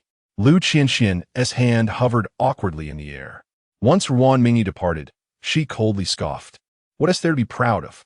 He is just handsome. Wait until Xia brings Gui Jin, you'll be speechless. But I think he is far more attractive than Gui Jin. I just wonder if his family background can rival the Gu family. That is hard to say. He seems to come from a decent family. Ruan Mingyi is so fortunate. With her temperament, how can this man possibly endure her? Such an exceptional partner will inevitably leave her. I bet she lacks the ability to keep a man like him." As Ruan Mingyi and Shen Qingling moved aside for drinks, Shen Qingling curiously remarked, "You seem to harbor a strong dislike for those individuals." Ruan Mingyi clenched her cup, gritting her teeth. "It's more than just dislike. We share a relationship that thrives on mutual insults. Such deep-seated animosity? They are Shang Xia's entourage. One a green tea, another insidious, and one overbearing. They mocked me for growing up without a mother, and whenever I attend gatherings, they ridicule my male companions. No wonder. They are indeed excessive. But I'm curious, why would you bring that kind of man to such an event?" "Partly because many people are close to Shang Xia's circle, and I cannot associate with them. The other part is that I've offended quite a few men with my words. They tend to avoid me, making it impossible to find a suitable partner." Ruan Mingyi had a notorious reputation, and even potential marriages were dismissed. To describe her in the words of those young masters, she resembled a seemingly prickly rose, yet a terrifying carnivorous plant. Shen Qingling chuckled. "Have you ever considered changing?" Ruan Mingyi blinked. "Why should I change? I merely speak the truth. Their fragility makes them unable to accept it, and that is not my fault." Shen Qingling, recalling Ruan Mingyi's formidable nature, felt a newfound respect for her. With a playful smile, she said, "You see, by bringing you today, they can't even dare to mock you, as you've overshadowed their partners. They wouldn't dare to ridicule you with your presence. Is that all they measure themselves against? What else could they compare? The wealth of jewelry here is abundant. In terms of beauty, they can undergo plastic surgery. After such transformations, very few remain unattractive. Although I am indeed more beautiful than they would never dare to compete with me, instead spreading rumors that I've had extensive surgery.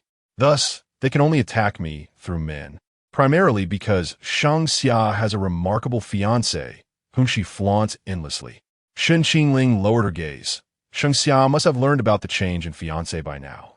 In the original narrative, she was vehemently opposed to this matter, refusing to budge, and likely still felt the same. Just then, Yi Qiao arrived with her boyfriend by her side. "Mingyi, you're quite early today. You're usually fashionably late. Today, it's my turn to make them envious. So how could I not arrive early?" You wouldn't believe their expressions. It was a mix of jealousy and fear of offending me, utterly amusing. Those from Lu Qianxian's circle? Yes, they assumed Shen Qingling was my engagement partner. Yi Qiao laughed and introduced her boyfriend, Wei Qi, to Shen Qingling. Upon seeing Shen Qingling, Yi Qiao was momentarily taken aback, her eyes sparkling with admiration. No doubt, he is the school's heartthrob. Wei Qi immediately grew wary, using the pretext of chatting with Shen Qingling to separate them. He couldn't let this man steal his lady. Shen Qingling was indeed formidable. Having seen many men, Wei Qi recognized how appealing Shen Qingling was to women. Wei Qi, a quintessential kept man, had managed to find his footing after meeting Yi Qiao. She provided him with a monthly allowance of 200,000, purchased a villa and luxury cars for him, even concerned about his career by opening a car rental business. For Wei Qi, this was a stroke of luck, so his daily mission was to cater to Yi Qiao, ensuring her happiness. They had been together for 6 months. their relationship as sweet as honey. Yi Xiao showed no concern for his past, often bringing him to events, claiming he was introduced by family, thus concealing his history from others. Wei Qi had heard Yi Xiao mention Shen Qingling. Initially, he didn't take it seriously as Ruan Mingyi had never been earnest with anyone, discarding them soon after. However, upon meeting Shen Qingling, he realized his misjudgment. Ruan Mingyi, meanwhile, simply hoped that Shen Qingling would charm Yi Xiao away. At the gathering, many women's gazes seemed glued to Shen Qingling. Some approached him, but his responses were cool and distant, politely declining their advances. Ironically, the more aloof he was, the more women flocked to him. In the past, Ruan Mingyi's male companions would eagerly accept business cards and WeChat IDs when approached by socialites. After all, conducting business with Ruan Mingyi was one thing, but with others, it was equally enticing. Moreover, Ruan Mingyi's fierce demeanor often deterred them. However, Shen Qingling was different. He exuded an air of aloofness, welcoming all but rejecting every approach. Wei Qi shared this observation with Ruan Mingyi, who simply smiled in response. That is none other than Shen Qingling. 077. Ruan Mingyi's heartfelt affection increased by 5. Shen Qingling. It appears she is quite pleased with my performance today. However, something seems to be lacking. The main character has yet to make an appearance, rendering the atmosphere somewhat tedious. After a while, a commotion arose, and Shen Qingling followed the gaze of the crowd. The Gu family has finally arrived. Chapter 31. The man who is deceptive in Jiangcheng. It is customary for the Gu family not to attend every gathering, but the Sheng family, being a formidable alliance, warrants a certain level of respect. Upon seeing the Gu family, Shen Qingling realized that the depictions in the novel were not mere fabrications. There was not a single unattractive member among them. Their appearance captivated the attention of all present. Gu Chengwang possessed the quintessential CEO visage, with sharp and commanding features. Madame Gu, when salon, embodied the essence of classical beauty, exuding elegance and grace. Shen Qingling's own looks seemed to amalgamate the finest traits of both Gu Chengwang and Wen Salon. Gu Yutong, a renowned star, dazzled the crowd with her radiant presence. Gu Yijin, while slightly less striking than the others, had a gentle and refined demeanor, his most attractive feature being his eyes. His charm lay not solely in his appearance, but in his demeanor, his smile and soft gaze creating an aura of warmth and comfort.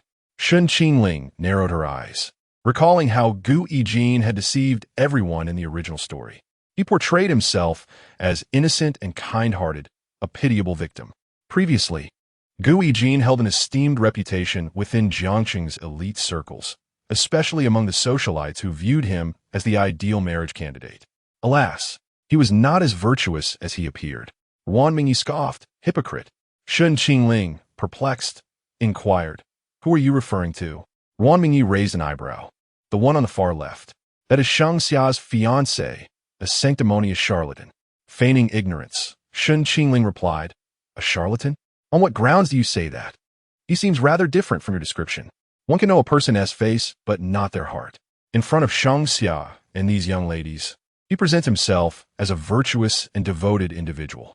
However, an acquaintance of mine once revealed having seen Gu Yijin with other women at a club, leading a life of excess, certainly not a good man. Are you not concerned that I, too, might be a man of duality? Ruan Mingyi recognized the jest in her tone and responded playfully, "That's fine. You may present one facade to others, but with me, you must exhibit 13 layers of sincerity." You're at it again. On the second floor, by a floor-to-ceiling window, stood a woman clad in a black gown. The dress accentuated her pronounced shoulder blades, resembling sharpened obsidian blades. Her arms were enveloped in black lace, and a serpent-toothed emerald gleamed coldly at her neckline. With striking beauty, her brows were sharply defined, and the natural curve of her eyes, intended to be alluring, was frozen in an icy glare. The reflection in the window revealed her lips pressed into a straight line, while the shifting light outside traced her profile. Her nose to chin appearing as if sculpted by a blade, and two South Sea pearls at her earlobes swayed gently as she perused documents. When the director reported key data, she suddenly lifted her gaze, her obsidian-like pupils narrowing exuding an air of danger. Sheng Mo's pen hovered just above the paper. Revise the third quarter plan. Yes, President Sheng. Board members often remarked that she resembled a poison-tipped blade. A man's gaze briefly lingered on the small mole near her brow, her only soft curve. When she lowered her eyes, a tiny red mole at the corner of her eye became visible, alluring yet elusive. However, once met with her frigid gaze, all whimsical thoughts dissipated. This woman was not someone he could dare to covet. What are you still doing here? Apologies, President Sheng. I will attend to it immediately. As the man exited, he brushed past the butler. President Sheng, the Gu family has arrived. Please ask Mr. Gu to come upstairs. Gu Qingling's discussions with Sheng Mo were unknown to Gu Yijin. However, he had learned from Sheng Xia that the Gu family intended to replace him. Did they deem him unworthy of marrying the illustrious Sheng Xia? Was Hell Shen Qingling deemed a suitable match?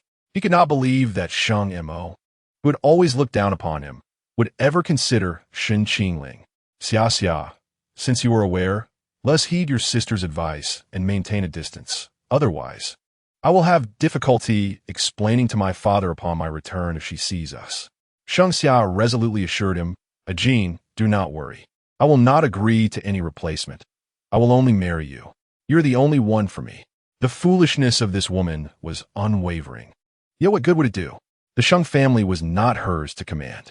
Even if he were to marry Sheng Xia, what would that accomplish? Sheng Mo only acknowledged the sole heir of the Gu family, and that person was not him. Gu Yijin offered a bittersweet smile. Xia, I understand your feelings, but I do not wish to delay you. I am no longer the Gu Yijin who can protect you. In the future, I cannot inherit the Gu family. How could marrying me bring you happiness? Do you think marrying that orphan from a dilapidated background would bring happiness? I refuse to believe he is better than you. Xia, please do not say that. As long as you can find happiness and become Mrs. Gu, living a life free from worry, I would willingly do anything, even if it means losing you. Gu Yijin feigned deep affection for Sheng Xia, thoroughly moving the simple-minded heiress. With tearful eyes, Sheng Xia implored, no. The Sheng family has everything. I do not need you to provide for me, nor do I wish to be Mrs. Gu. I only want us to be together forever. Ajin, do not worry. I will find a way to persuade my sister. Her expression hardened, and she scoffed. As for that newcomer, I do not regard her at all. In my heart, you are the best, and no one can compare. Very well, for Xia's sake. I am willing to make another effort and strive for the opportunity of an alliance. Sheng Xia embraced Gu Yijin tightly. Overwhelmed with gratitude, Ajin, you are truly wonderful. Gu Yijin's gaze deepened, hoping that upon meeting Hell Shen Qingling, she would utter similar words. Meanwhile, when Salon had been chatting with other ladies when a young man inadvertently bumped into her. His gentle voice reached her ears. I apologize. I did not mean to. Are you all right, madam?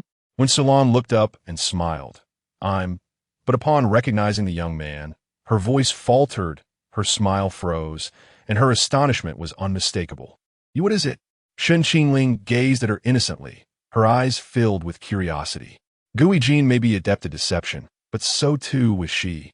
In the Gu family, the only person he could truly connect with was Salon, for she was the only one in the original narrative who genuinely cared for her son. Qingling, do you know me? Chapter 32. The bad-tempered little princess when Sulan's lips trembled slightly, as if she were on the verge of uttering her thoughts. The results of the paternity test had already been revealed, and Gu Qinglong had promised to bring Hell Shen Qingling back after the banquet at the Sheng family. Who would have anticipated that she would encounter him prematurely at the gathering? How could Qingling possibly attend a banquet hosted by the Sheng family? When Salon managed to rein in her emotions, taking a moment to compose herself before smiling and saying, I know you. I've seen you in the news. You are a commendable young man. She had read about Hell Shen Qingling as past countless times, eagerly awaiting his return to her side each day. Hell Shen Qingling responded with a faint smile, so that's how it is. As he attempted to leave, when Sulan felt compelled to continue the conversation. Are you here alone? No. I came with a friend who is waiting for me. If you don't mind, I shall take my leave. Wait, do you have something else to attend to? Seeing the boy's polite and distant demeanor, when Sulan felt a pang of sadness, she offered a gentle and affectionate smile. Could you do me a favor? What favor? I'm feeling a bit unwell. Would you be so kind as to assist me to a seat? Of course. Although Shen Qingling spoke little, he was indeed a polite young man. As he helped Wen Sulan, her gaze remained fixated on him. The more she looked, the more guilt and sorrow she felt, her hand trembling slightly as it held onto Shen Qingling. In the distance, Ruan Mingyi observed Shen Qingling assisting Wen Sulan towards the edge of the room, feeling a sense of confusion. How curious. Why is Mrs. Gu conversing with Qingling? She followed them over. Shen Qingling crouched beside her, inquiring about Mrs. Gu's discomfort. Qingling, there you are. I've been looking for you. When Sulan turned her curious gaze towards the girl, taken aback by her beauty. In terms of looks, this girl was indeed on par with Gu Yutong. Yet, she felt a strange familiarity with her, unable to recall whose child she was. Little girl, you seem very familiar. Mrs. Gu, I am Ruan Mingyi. Ah, so she is the daughter of Ruan Zong. No wonder she seems so familiar. Are you two a couple? When Sulan felt a jolt of alarm, Gu Qingwang was contemplating a change in Qingling's betrothal partner. If Qingling already had a girlfriend, how could that be possible? If Qingling had affections for her, it would be unwise for her to intervene. When Sulan understood clearly that if Gu Yijuan were to marry Shangxia, it would not bode well for Shen Qingling.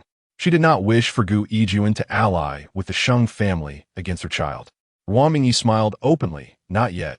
But who knows what the future holds? When Sulan sighed with relief, it was fortunate they were not yet together, leaving room for hope. Gu Yijuan, casting a glance, was taken aback to see when Sulan and Shen Qingling engaged in cheerful conversation. How could they be together? Even from the side, he immediately recognized Shen Qingling. No matter how much he changed, he would never forget that face. Aging, what's wrong? What are you staring at so intently? Shangxia nudged his arm. Following his gaze, Shangxia noticed Shen Qingling's profile, but did not recognize him. Instead, she noticed Ruan Mingyi first. Ruan Mingyi? Why is she speaking with my aunt? Surely, she isn't speaking ill of me. Come, let us investigate. Gu Yijuan and Shangxia approached Wen Sulan. In Shen Qingling's mind, the system's voice echoed. 077. Detecting a potential target.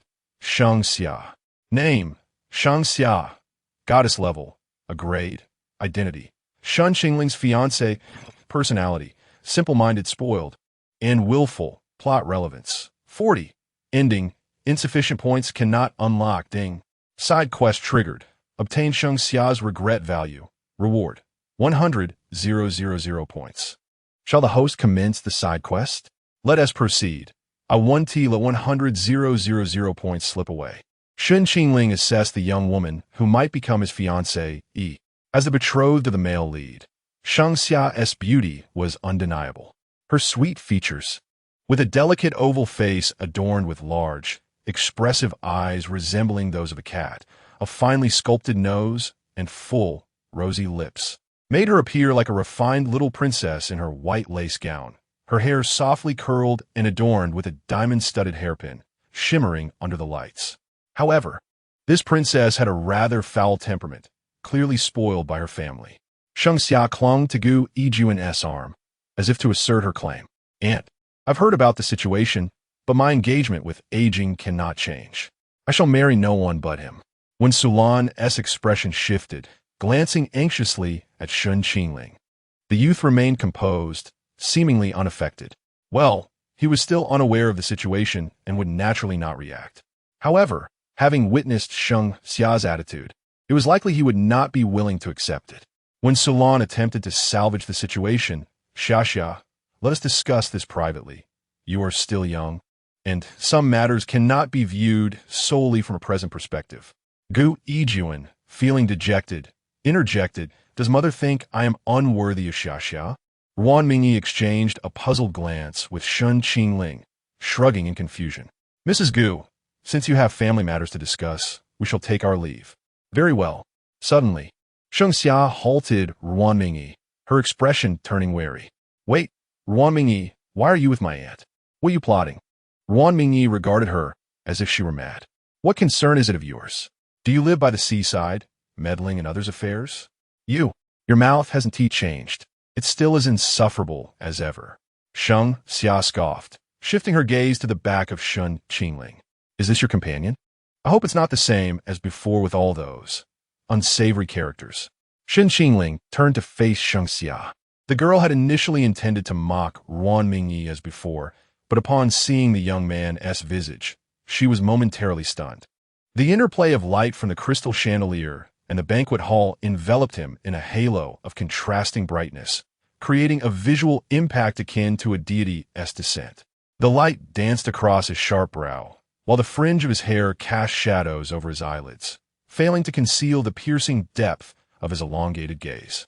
His high, straight nose resembled a snow-capped peak, casting a stark silhouette against his cold, jade-like cheeks.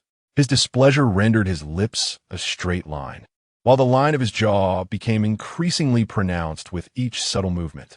Clad in a tailored suit that accentuated his broad shoulders and narrow waist, he exuded a captivating allure, intertwining an aura of restraint and elegance.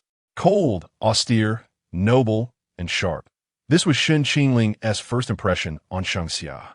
Chapter 33.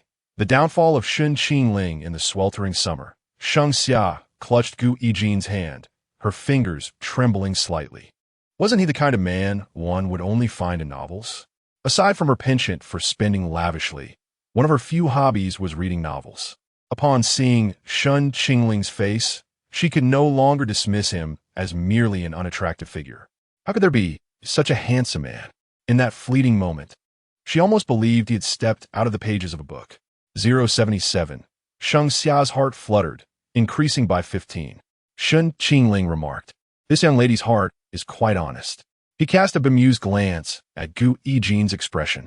Gu Yijin felt the sudden tightening grip of Shang Xia's fingers on his arm and cursed inwardly. Just moments ago, she had sworn her devotion to him, yet now, confronted with Shen Qingling's visage, she could scarcely utter a word. Truly, a woman's words are often untrustworthy. Gu Yijin, suppressing his irritation, spoke, "Miss Ruan, might you introduce us to your companion?" Shang Xia snapped back to reality. No, her fiancé, Gu Yijin, was the true embodiment of a devoted hero from a novel. How could she entertain thoughts of another man? Embarrassed, she averted her gaze. Yet, she couldn't resist stealing another glance. 077. Shang Xia's heart fluttered again, increasing by 5. With a hint of regret, she withdrew her gaze. Alas, she had to concede that this man was indeed strikingly handsome, even more so than Gu Yijin. Yet, the thought that such a charming man could be the partner of her nemesis, Ruan Mingyi, fueled her disdain. She would not offer him a compliment. Standing tall, she defiantly declared, "No thanks. He has probably just another hired hand from some club. I know exactly who she is." Which reputable family in Jiangsheng would choose to attend an event with her? Ruan Mingyi was about to retort, but unexpectedly, it was when Sulan who spoke first. "Xia, how can you say such things about someone you are meeting for the first time?" "Madam, I speak no falsehood. Ruan Mingyi has previously called upon men from clubs. And this one, looking so alluring, must be one as well." In truth, Shang Xia was well aware that a man with Shen Qingling's aura was clearly not a mere male model from a club. Even Gu Yijin paled in comparison. However, her long-standing animosity towards Ruan Mingyi clouded her judgment. She detested everything related to her. Thus, even if Shen Qingling were the epitome of handsomeness, she would suppress her admiration and refuse to utter a word of praise. Shen Qingling, with an icy demeanor, addressed her, "Miss, we are strangers. To meet for the first time, and for you to label me in such a manner, is rather uncouth." He had no intention of indulging her. Such a haughty young lady required a lesson in humility. Shang Xia's eyes widened in disbelief. "You dare call me uncouth? Do you even know who is hosting today's banquet? My surname is Sheng. You are only the second person in Jiangsheng to address me in such a manner, aside from Ruan Mingyi. Truly a pair." When Sulan cast a disapproving glance at her, and Shang Xia, biting her lip, finally huffed, "Very well, I shall let it go this time." Ruan Mingyi felt a surge of satisfaction upon hearing Shen Qingling chastise Shang Xia. Finally, a man in Jiangsheng had the audacity to speak the truth. 077. Ruan Mingyi's heart fluttered, increasing by 4. With a victorious smile, she linked her arm with Shen Qingling's, inciting a wave of indignation within Shang Xia. She too linked her arm with Gu Yijin's and huffed, "What good is looks? Only talent and capability can bring happiness to a woman." Ruan Mingyi chuckled lightly. "Oh, so you can see that my man is more handsome than yours?" Shang Xia pressed her lips together. "You know nothing. Gu Yijin possesses inner beauty, unlike you, a shallow woman who only values appearances." Ruan Mingyi tossed her luscious waves and narrowed her eyes with a slight smirk. "Apologies, but I am indeed superficial. At first glance, if a man lacks external beauty, he resorts to speaking of inner beauty." Her words were pointed, clearly aimed at belittling Gu Yijin's looks. "As for this gentleman beside me, his mere presence captivates all. Yet, upon closer inspection, I found he possesses not only external beauty, but inner virtues as well. Is it not better to be well-rounded? Or perhaps, some are blessed with inner beauty while lacking in outward charm, not due to lack of desire, but rather inability to attain it?" With an innocent blink, Ruan Mingyi's remarks infuriated Gu Yijin. She had not unleashed her full arsenal, still mindful of Wen Sulan's presence, yet her veiled jabs at him were relentless. Gu Yijin furrowed his brow, his fondness for Ruan Mingyi plummeting. Previously, he had found her amusing, admiring her beauty and the way she sparred with Shang Xia. However, witnessing her closeness to Shen Qingling and her blatant mockery of him filled him with dark thoughts. He secretly wished for her to be cast aside by Shen Qingling. "What do you mean, Ruan Mingyi? I merely praised the looks of my companion. Yet you insinuate that your fiancé possesses only inner beauty, suggesting he is unattractive? Do not twist my words." Shang Xia glanced at Gu Yijin's expression and realized her words might have wounded his pride. Tilting her head, she softened her tone. "Ajin, I want to hear you play the piano." Gu Yijin was known for his exceptional piano skills, a fact well known among their peers and a source of pride for Shang Xia. It seemed she cherished the accolades he brought more than the man himself. Gently, Gu Yijin patted her head and said, "All right, if Xia wishes to hear me play, I shall oblige." He turned to Shen Qingling and inquired, "Since you have caught Miss Ruan's attention, I must wonder if you possess any other commendable talents beyond your striking appearance. Might we witness the inner beauty she speaks of?" Ruan Mingyi frowned in discontent. "Are you suggesting a piano duel?" "Gu Yijin, surely you jest. Everyone knows your prowess lies in the piano." Gu Yijin maintained his facade of gentility. "Miss Ruan, you misunderstand. I am simply curious. If your companion cannot play, then so be it." Gu Yijin knew well that Shen Qingling excelled in painting, and playing the piano was not his forte. Whether he could play was uncertain, as Gu Yijin had never come across such a skill in his previous research. Coincidentally, playing the piano was his strong suit. He intended to force Shen Qingling onto the stage, eager to see if he would dare to accept the challenge. Noticing that both Ruan Mingyi and Shen Qingling remained silent, Shang Xia taunted, "What, are you afraid? It would seem that those from your background are not accustomed to such things. Ajin has won more piano competition awards than your companion has had meals." In truth, even without Shang Xia's provocation, Gu Yijin would have devised various schemes to lead Shen Qingling into his prearranged trap. From the moment he laid eyes on Shen Qingling, countless thoughts had begun to form in his mind. He had 3 strategies to undermine Shen Qingling, and as long as one succeeded, Shen Qingling's reputation in high society would be irreparably tarnished. Today, he would ensure Shen Qingling's utter defeat at the Shang family banquet. Chapter 34, Gu Yijin versus Shen Qingling. Ruan Mingyi was uncertain whether Shen Qingling could play the piano. However, she was well aware of Gu Yijin's proficiency in the instrument, which made her reluctant to let Shen Qingling face him. In Ruan Mingyi's opinion, there was no need to agree to such a challenge. To her surprise, Shen Qingling unexpectedly acquiesced. With a calm demeanor, the youth stated, "The piano? I can play."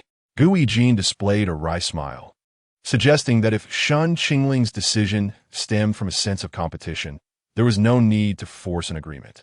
Shang Xia, with an air of arrogance, mocked. Being able to play and being skilled are 2 distinct concepts. Don't confuse them. If it's merely a matter of playing a few simple pieces, I could do that as well. Ruan Mingyi leaned closer to Shen Qingling and whispered, "Do you really know how to play? If it's too much trouble, just ignore them." Not responding won't have any consequences. Yet Shen Qingling chuckled softly, his rare gentleness shining through as he replied, "Just trust me. Ignoring them might indeed have no repercussions, but I don't want you to lose to her." Ruan Mingyi felt her heart flutter with a surge of emotion, bolstered by his assertive and confident declaration. That moment of tenderness and dominance from Shen Qingling left her momentarily spellbound.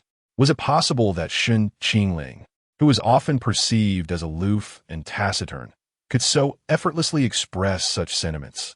While the words themselves may not have been overtly flirtatious, they sent her heart racing nonetheless. Perhaps, in Shen Qingling's eyes, this wasn't an intentional display of romantic interest, but rather a genuine expression of his feelings. He simply did not wish to see her defeated by Sheng Xia. This was the allure of Shen Qingling, effortlessly captivating her with a single phrase, leaving her helplessly enamored.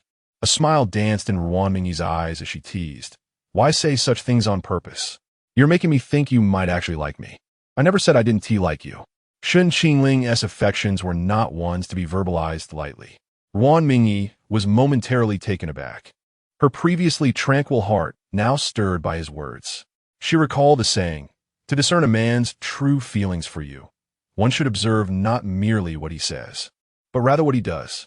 He had agreed to accompany her to an event that he found utterly dull, even knowing that others would regard him with disdain. He donned a formal suit he disliked, adopting a rather flashy appearance, all for the sake of preserving her dignity.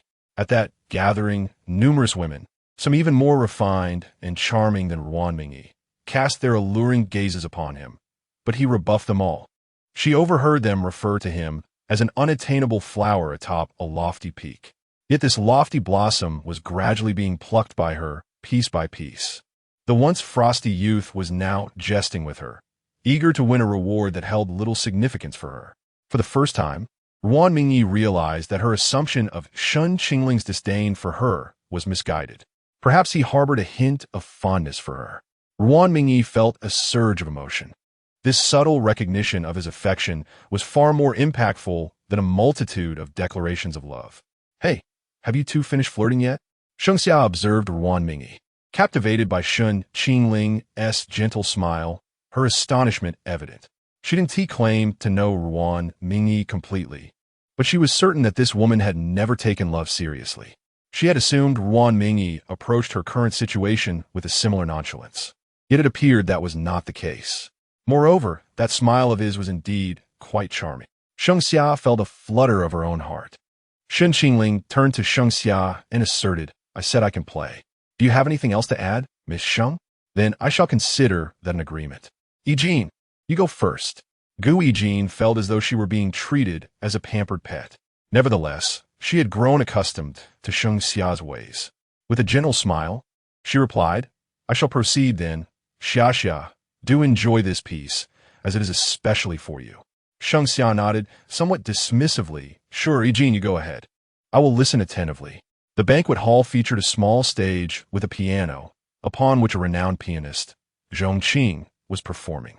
Naturally, those invited by the Sheng family were not ordinary individuals. Gu Yijin approached her and exchanged a few words, prompting Zhong Qing to smile and yield her seat. Gu Yijin's piano skills were not mere bravado.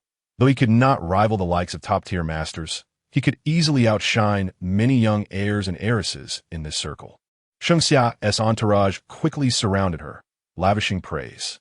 "Xia, your Yijin is showcasing his piano skills again. It sounds divine. He said this piece is especially for you. How romantic. When will I find a boyfriend like that? Only you could attract someone like Gu Yijin. We are not so fortunate. Xia, when will you introduce us to your friend Yijin? I hear the young master from the Tang family is quite impressive and still single." Ruan Mingyi rolled her eyes at this spectacle. Curiosity piqued, she inquired, "What do you think of Gu Yijin's playing?" Shen Qingling, feigning indifference, replied, "Mediocre." Ruan Mingyi laughed in surprise. "Mediocre?" With such a remark, I am quite eager to see your performance later. By the way, when did you learn to play the piano? You never mentioned it before, and the rumors at Jiang University never included this. Shen Qingling's interests were easily discernible, For instance, his penchant for painting was common knowledge.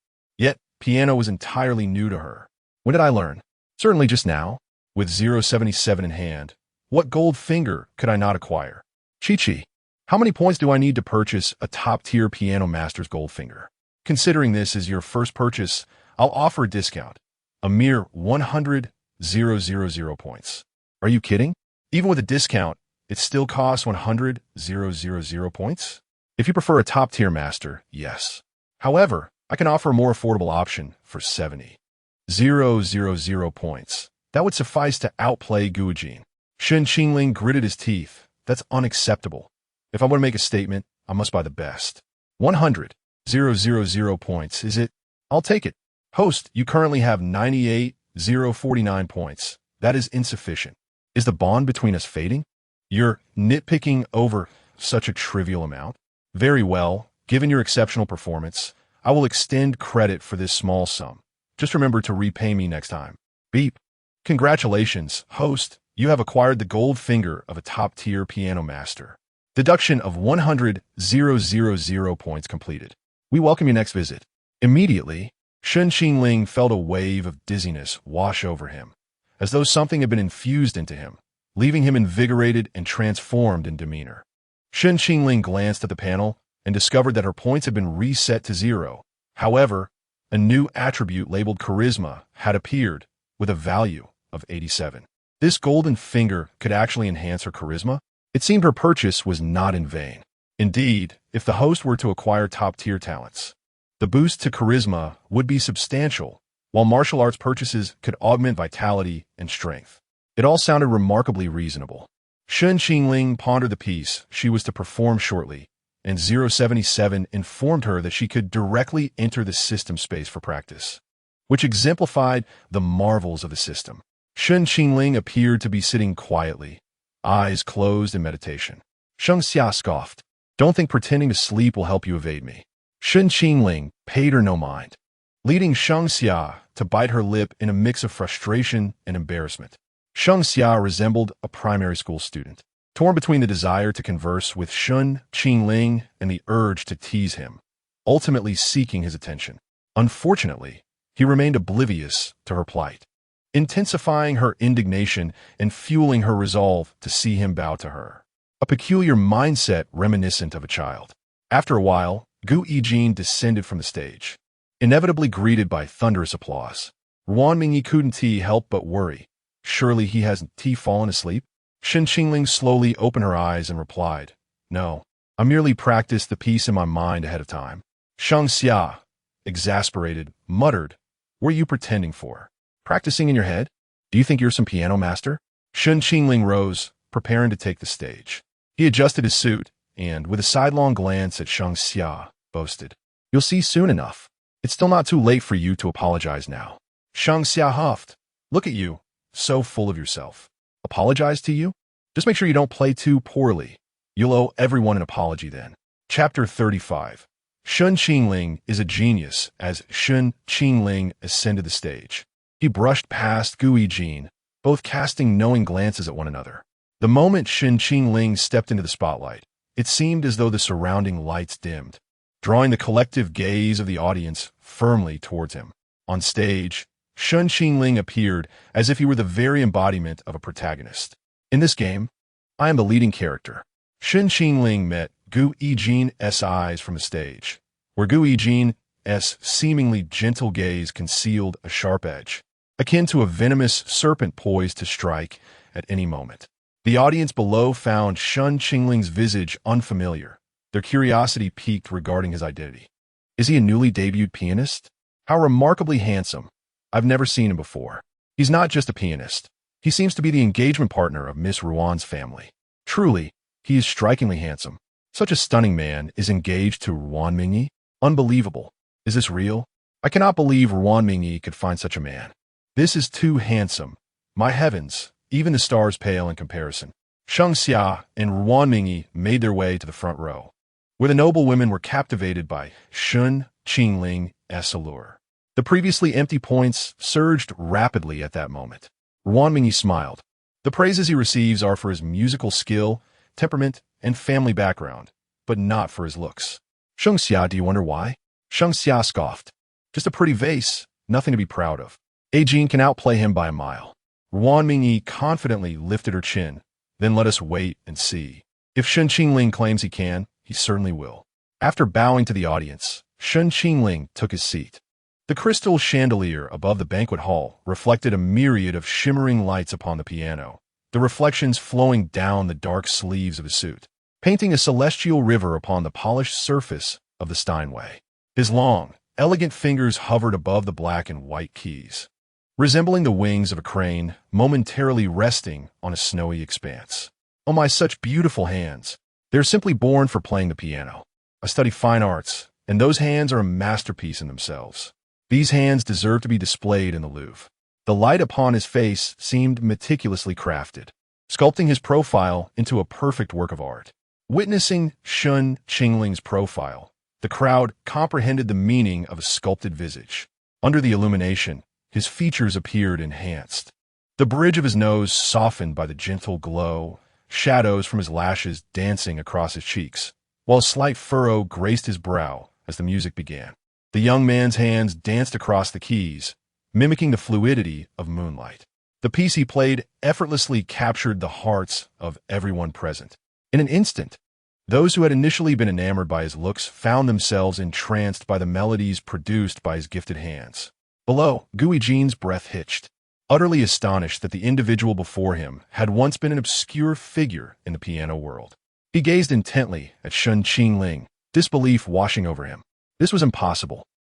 How could Shen Qingling possess such skill? His once proud self-esteem shattered in that moment.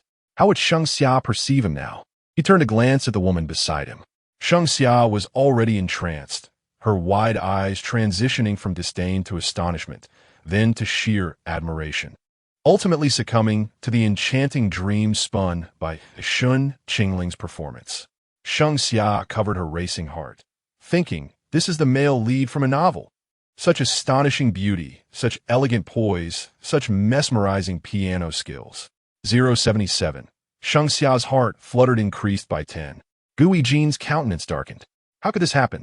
He had intended for Shen Qingling to humiliate himself before all the guests, to become an outcast in high society, thereby making Sheng Xia more infatuated with him, so that she would vehemently oppose his engagement to Shen Qingling in the future. Yet he had failed.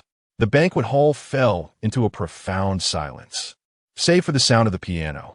As the keys sank into the depths, the young man on stage suddenly lifted his gaze toward the void, his fingertips striking the bass notes with the force of a tempest.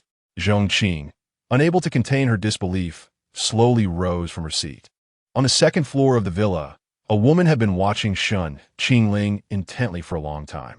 Sheng Mo's fingers glided over the golden Nama handrail, as if accompanying Shen Qingling in a duet, perfectly synchronizing with the rhythm of the piano sonata. Sheng Mo, fond of playing the piano, had invited Zhong Qing to such an important gathering for a reason. She was acutely aware of how astonishing the young man's skills were on stage. Yet, it seemed that the boy playing the piano was even more captivating than the music itself. Sheng Mo lowered her gaze toward the young musician, curiosity flickering in her eyes. Who was he? As the final notes resonated, Shen Qingling slowly opened his eyes. At that moment, thunderous applause erupted from the audience. Ruan Mingyi gazed at the young man on stage with rapt attention, while Sheng Xia was left speechless, unable to stop herself from joining in the applause, only to feel a wave of embarrassment as she eventually withdrew her hands. Earlier, she had mocked Shen Qingling so openly. Now, reflecting on it, she felt utterly humiliated. She glanced at Jin, unwittingly delivering a blow to his pride. Jin, is he not more impressive than you? Why are you silent? I have nothing to say. He is indeed remarkable. So, has Xia developed feelings for him? Impossible. He is Ruan Mingyi's partner. I would never like him, even if he is handsome, fit, skilled, and talented. Jin laughed coldly. If you had omitted the last statement, your argument would have held more weight. Adding that final remark only serves to deceive yourself. Shen Qingling rose to bow to the audience once more, sending the female attendees into a frenzy. Is he truly Ruan Mingyi's betrothed? Have I lost my chance? So what if he is? He is not married yet. Until then, there is still hope. And if he does marry, what's the harm? Divorce is an option. I believe I'm not inferior to Ruan Mingyi. Exactly. If he can be interested in Ruan Mingyi, his standards cannot be very high.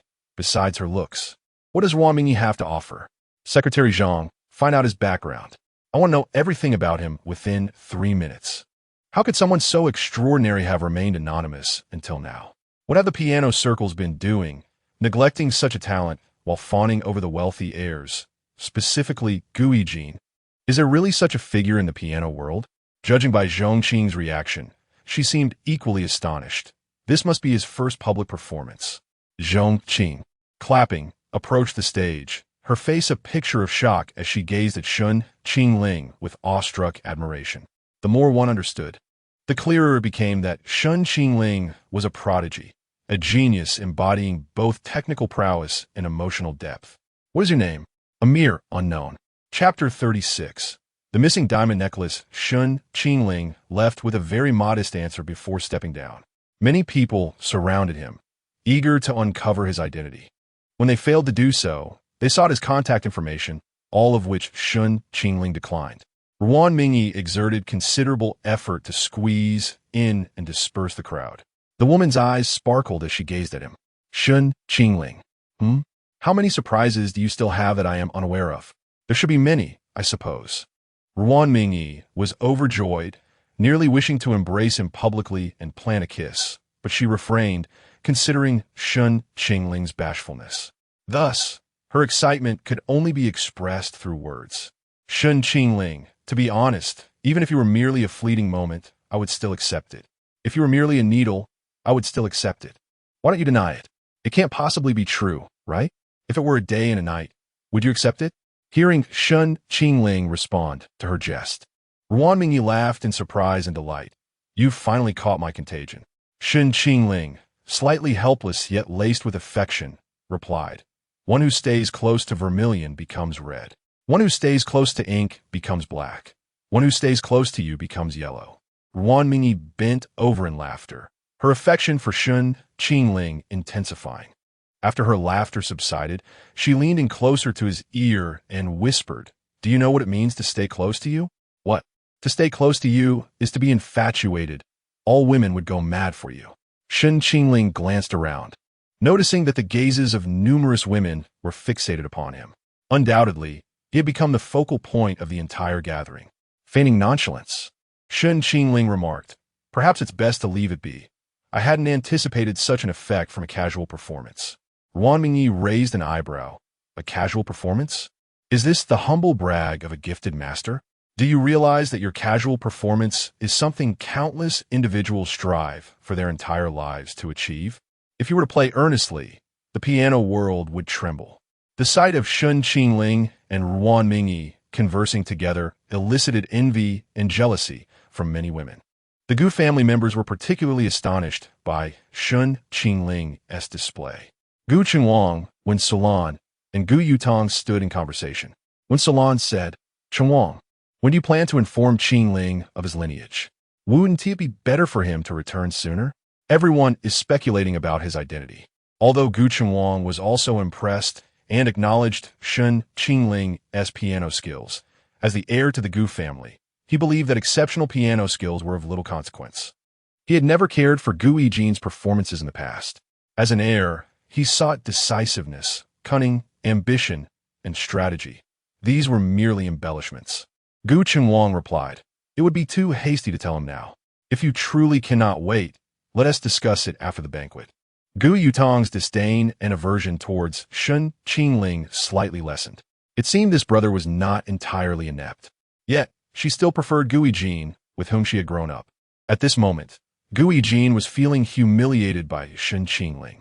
Though Shangxia was comforting her, her words seemed somewhat perfunctory as her gaze wandered in search of Ruan Mingyi and Shen Qingling. Gu Yijin chuckled lightly. Were you looking for Xia? Shangxia shook her head. Nothing. I just find it unusual that Ruan Mingyi has tea come over to flaunt herself. It's really unlike her. Oh, you're looking for Ruan Mingyi? Indeed. I thought you were searching for that pianist. Gu Yijin's smile did not reach her eyes. instead carrying a hint of coldness and sarcasm. Sheng Xia, feeling as if her tail had been stepped on, immediately exploded. What is it? I said I dislike him. No matter how well he plays, it has nothing to do with me. Besides, he belongs to Ruan Mingyi. All I feel is disdain, nothing more. What if he didn't belong to Ruan Mingyi? Then it's just that. What can I possibly have with him? Sheng Xia seemed oblivious to Gu Yijin's fixation on the young man.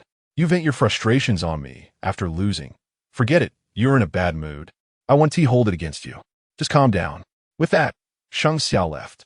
Gu Yijin composed herself, contemplating how to proceed with her next plan. Losing at the piano was not a significant matter. Gu Qingling had never cared about such trivialities. However, he valued reputation, external perception, and, most importantly, the honor of the entire family. If Shen Qingling were to be branded as a thief at this banquet, would he still welcome him back to the Gu family? As the banquet progressed, a commotion suddenly erupted to the left. My diamond necklace is missing. What should I do? Are you certain it was just misplaced? Yes, it was here just an hour ago. I don't know how it vanished in an instant. Miss Fong, please remain calm. I will have someone check the surveillance footage immediately. I will also have them assist you in searching the venue. Steward Sheng, you must help me find that necklace. It was a gift from Xiangshan and holds great significance for me. It absolutely cannot be lost. Understood, Miss Fong. Please try to remain calm. Fong Qingran's eyes glistened with tears as she appeared frantic, and Steward Sheng could only continue to reassure her. This necklace was of monumental importance to her. If lost, she would not let it go easily. At that moment, Su Xiangshan returned from outside, and Fong Qingran looked at him sorrowfully. I'm sorry, Xiangshan. I lost the gift you gave me. After speaking, she cautiously gauged Su Xiangshan's expression, fearing he would be angry. She had pursued him for so long, and after finally gaining his consent to be together, this was his first gift to her, imbued with extraordinary significance. Su Xiangshan's expression indeed darkened. Qingran, do you remember what I said when I gave you that gift? I remember. You said it was your mother's heirloom meant for your future wife. I'm sorry, I didn't mean to. I've already sent people to look for it. Please don't be angry, Xiangshan. Fong Qingran cautiously apologized. But Su Xiangshan's demeanor remained unchanged. With a cold expression, he said, Fong Qingran, if that necklace cannot be found, we have no need to continue. You've truly disappointed me. With that, the man stormed away, leaving Fong Qingran in a state of panic and helplessness. Shen Qingling, Ruan Mingyi, and Yi Qiao stood nearby. Gossiping, Yi Qiao whispered. Wasn't he said that Fong Qingran had won over Su Xiangshan? Why is his attitude towards her still so harsh? Ruan Mingyi replied with disinterest. Who knows what has gotten into Su Xiangshan? It's just a necklace. Is it really worth such anger? Yi Qiao remarked. I heard earlier that Su Xiangshan gifted Fong Qingran his mother's heirloom, and she was deeply moved. It said the necklace is worth a fortune. So it's no wonder he is so upset. Wei Qi murmured, worth a fortune. Hey, do you think that necklace could have been stolen? Half an hour later, for reasons unknown, Fong Qingran stormed towards Shen Qingling in a rage.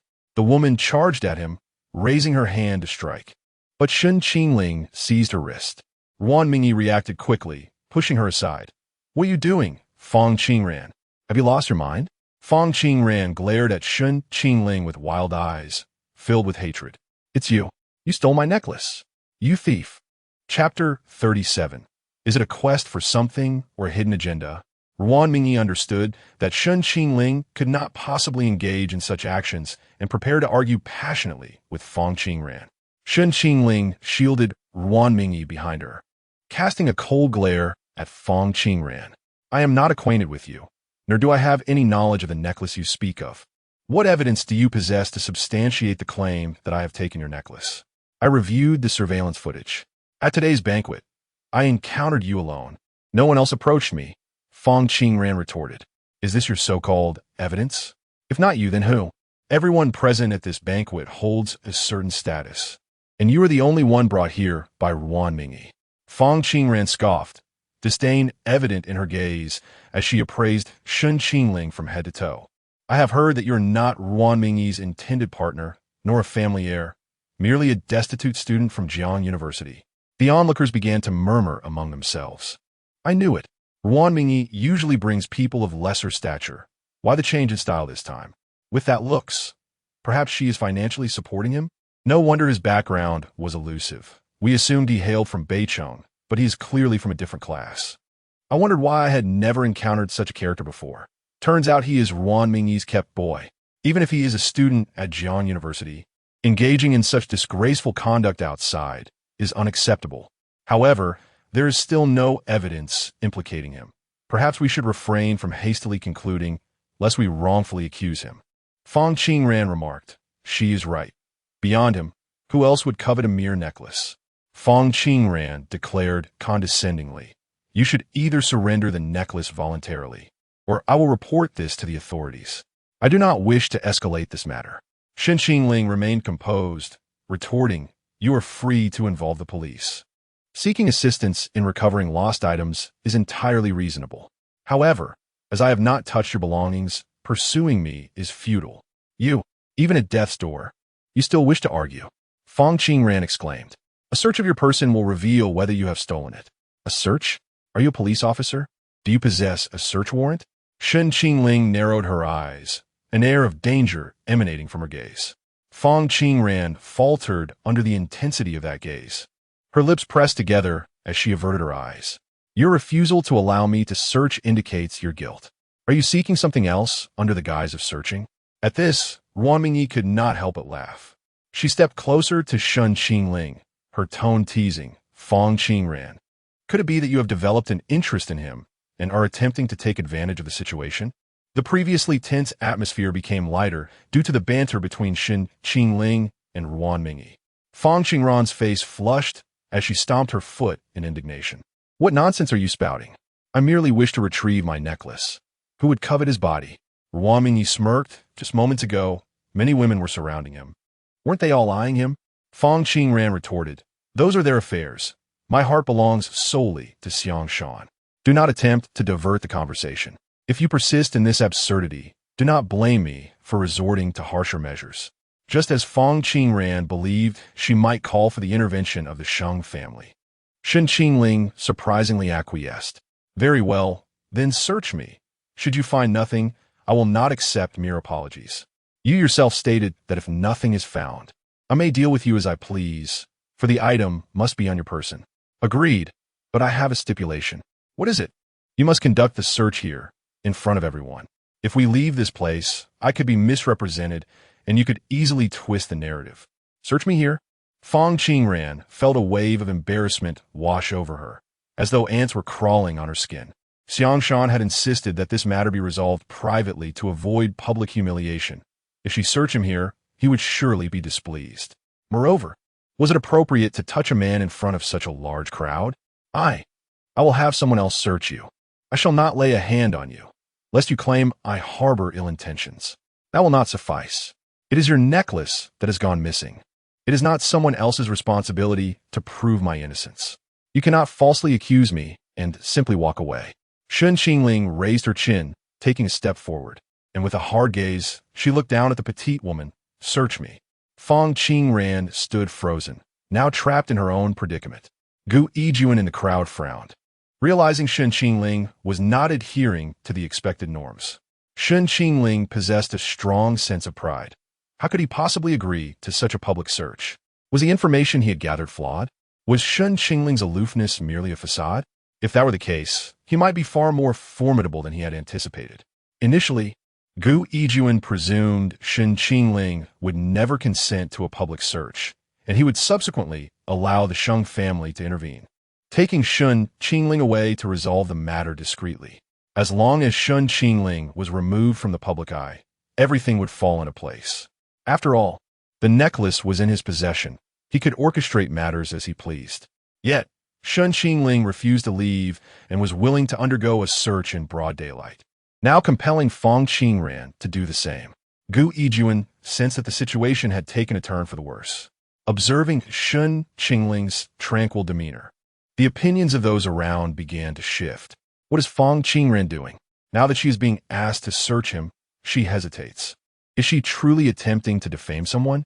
The youth's calm composure suggested that this incident was likely unrelated to him. Truth be told, with his striking looks, many women would willingly spend on him. Why would he resort to stealing Feng Qingran's necklace? Feng Qingran, in her folly, had caused quite the stir at the Sheng family banquet. One wondered if Sheng Zong would be displeased. As for Su Xiangshan, why was he not managing his own woman? To create such a scene over a necklace was utterly disgraceful. Shen Qingling, noticing Feng Qingran's reluctance to act, furrowed her brow in impatience. Did you not wish to search? I have granted you permission, yet you stand idle. What does this mean? Had this matter involved the original owner, they would have undoubtedly fallen into Gu Yijuan's trap. However, Shen Qingling was not the original owner. Her pride was of little consequence in this situation. It was merely a search. If they wished to look, so be it. In truth, it was far more detrimental to retreat to a secluded place. There, he would truly be at a disadvantage. No matter the outcome, he would be branded a suspected thief. Thus, he aimed to demonstrate to the gathered crowd that they would find nothing. This woman appeared to be nothing more than a foolish pawn, with the puppet masters lurking either behind Su Xiangshan or Gu Yijuan. Otherwise, why would Su Xiangshan orchestrate such a trap against him? Feng Qingran's eyelashes fluttered, and biting her lip, she reluctantly extended her hand towards Shen Qingling. Chapter 38. SSS class goddess Feng Qingran was exceedingly anxious, her heart racing with trepidation. In the first 20 years of her life, she had never encountered a man. And her brief time with Su Xiangshan had yet to culminate in even the simplest touch. Now, however, she was expected to explore every inch of Shen Qingling's body, which was understandably nerve-wracking. Turning her face to the side, she shut her eyes and cautiously extended her hand to probe the area over Shen Qingling's chest. Such impressive musculature. The sensation was exquisite. No, she had miscalculated her approach. Feng Qingran continued her search lower. How could there be 8 distinct abdominal muscles? She swallowed hard. As she ventured further down, gasps and murmurs arose from the surrounding women. What had she stumbled upon? Slowly opening her eyes to ascertain the circumstances, she realized the unfortunate placement of her hand too late. A shriek escaped her lips, her face flushed crimson, and she could hardly bear to meet Shen Qingling's gaze. The fitted trousers he wore left little to the imagination, prompting the women in the crowd to erupt in whispers. The content of their murmurs was too delicate to recount. Ruan Mingyi, who had never witnessed such a scene even in films, found herself questioning the reliability of her own eyesight. She resolved to verify the truth of the matter herself next time. Meanwhile, Shen Qingling maintained a facade of calm, though the faint blush on his ears betrayed his own discomfort. Feng Qingran wished desperately to vanish into the ground. While onlookers jested, Feng Qingran, "Can you manage this? If you're perplexed, allow me to assist." Finally, Feng Qingran turned to Shen Qingling, apologizing profusely. "I'm truly sorry. I did not mean to intrude. Please, continue your search with your eyes open." After a thorough search of Shen Qingling's form, Feng Qingran's demeanor shifted to one of disbelief as she paled. "How could this be? It must be here. Aside from Xiangshan and you, there is no one else. Why is it not with you?" She grappled with confusion, never once suspecting Su Xiangshan. Shen Qingling adjusted his attire, stating, "I have already informed you that this matter does not concern me. Now that you have completed your search and found nothing, might you not owe me an apology?" Though her mind was still clouded, Feng Qingran began to grasp the possibility that this incident was indeed unrelated to the young man before her. "I'm so sorry. I never intended to wrong you. I was simply anxious about the lost necklace. I truly apologize. Whatever compensation you desire, I will accept. How about I offer you 200,000 as restitution?" Shen Qingling shook his head. "I do not require your money. Come here, I have something to say." Feng Qingran, puzzled, obediently followed him to a secluded corner. What transpired between them remained a mystery to the onlookers. However, Shen Qingling's alleged theft was swiftly debunked, thwarting Gu Yijuan's plans once more. The Gu family observed the unfolding events with rapt attention. Originally, when Sulan had been on the verge of revealing Shen Qingling's true identity when he was mocked, but Gu Qinhuang restrained her firmly. When Sulan felt a pang of disappointment towards Gu Qinhuang and guilt towards Shen Qingling surged within her. With tear-filled eyes, she implored, "Are we to allow my child to be so ridiculed and insulted? He is your child too, Gu Qingling. How can you bear this?" The man warned her with a sharp gaze, "If you rush out now, you will solve nothing and only expose the truth that the son the Gu family reclaimed is suspected of being a thief. Do you think he will have an easy time returning to the Gu household with such a reputation?" When Sulan paused, grasping his meaning, "Are you suggesting this incident was aimed at Qingling?" Gu Qingling's gaze remained steady, imbued with the scrutiny of a leader. "If my son cannot handle such trivial matters, how can he possibly be expected to inherit the Gu family?" Gu Qinglong merely wished to observe how Shen Qingling would respond, and thankfully, the youth did not disappoint him, eliciting a sense of satisfaction from his father. A smirk danced on Gu Qinglong's lips as he regarded Shen Qingling's retreating figure. It became clear to him why he had always thought Gu Yijin lacked his intelligence. Perhaps it was merely a matter of bloodline. When Sulan recognized a newfound appreciation in Gu Qinglong's expression towards Shen Qingling, not as a father's affection, but rather as admiration for a potential successor. When Sulan breathed a sigh of relief. As long as Gu Qinglong could accept this child, she could relinquish any hopes for paternal affection from him. The thought of what might transpire had Shen Qingling found with the necklace sent shivers down her spine, especially with the Sheng family observing closely. She scanned for Sheng Xia, yet found only Sheng Mo in a black gown on the second floor, seemingly having witnessed the entire affair unfold. Previously, Sheng Mo had expressed discontent with Gu Yijin, and when Sulan had worried she might hold similar sentiments towards Shen Qingling, but now it appeared unlikely. The subtle smile curving her lips as she gazed at Shen Qingling suggested otherwise. As Shen Qingling resolved the incident, more women gravitated towards him, seemingly exhilarated by his humble origins, interpreting it as an opportunity to draw closer. Shen Qingling, feeling overwhelmed, retreated to a corner to escape their attention. At that moment, a server approached, offering a drink. "Sir, would you care for a glass of wine?" Shen Qingling took the glass, swirling it in his hand, yet hesitated to take a sip. Observing from a distance, Gu Yijin grew anxious. Why did Shen Qingling hold the drink without consuming it? Shen Qingling seemed to toy with the glass, lifting and lowering it repeatedly, inciting frustration in Gu Yijin. Did he not realize that the drink had been tampered with? This was Gu Yijin's third scheme, albeit rather crude. However, if successful, it would indeed tarnish Shen Qingling's reputation. Anticipating the outcome, Gu Yijin watched as Shen Qingling finally downed the drink. The youth wore a cold smirk. "Gu Yijin, is this truly the extent of your tactics? So laughably low, yet I shall indulge you." After a brief absence from Gu Yijin's view, Shen Qingling returned, appearing slightly inebriated, a flush spreading across his cheeks, his body radiating warmth. A server approached him. "Sir, you seem intoxicated. Allow me to assist you to a guest room for some rest." Shen Qingling nodded, and the server led him upstairs, seemingly intending to guide him to a private chamber. Just then, an excited voice broke the tension. 077. Detected a 3S level target. Points 1,000,000. Name, unknown. Goddess level. SSS, identity, unknown.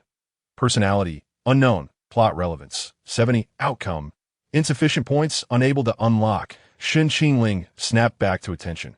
How many? 1,000,000 points. Chapter 39. The ending will be rewritten by him indeed. The 3S, rated goddess, is a rare entity. Should the host succeed in her conquest, abundant rewards await. However, I do not even know her name. How can I pursue her? This necessitates the host's own efforts. Everything about her remains a mystery, including the absence of any heart value alerts. Without heart value, how can I ascertain whether she is my target? The host can observe the progress bar for the unknown goddess in the conquest section. Any change in the progress bar reflects heart value, albeit without immediate effects, thus increasing the difficulty of the pursuit. Shen Qingling glanced at the panel, and to his surprise, the progress bar for the unknown goddess showed a mere 8%, indicating that this individual must have witnessed his every move at the banquet, which led to a flicker of fondness. Although this affection is pitifully low, The other women present today would certainly have a heart value exceeding 8 for Fong Qingran. Clearly, she is not one to be easily swayed. Naturally, the higher the level, the more challenging the conquest. It is, after all, a test of one's resolve. So, who could she be? There must have been at least hundreds of attendees at today's banquet. How can he sift through them? Shen Qingling furrowed his brow, halting to survey his surroundings. His gaze landing on the nearest door. Are all these rooms guest quarters? Perhaps I shall proceed with this.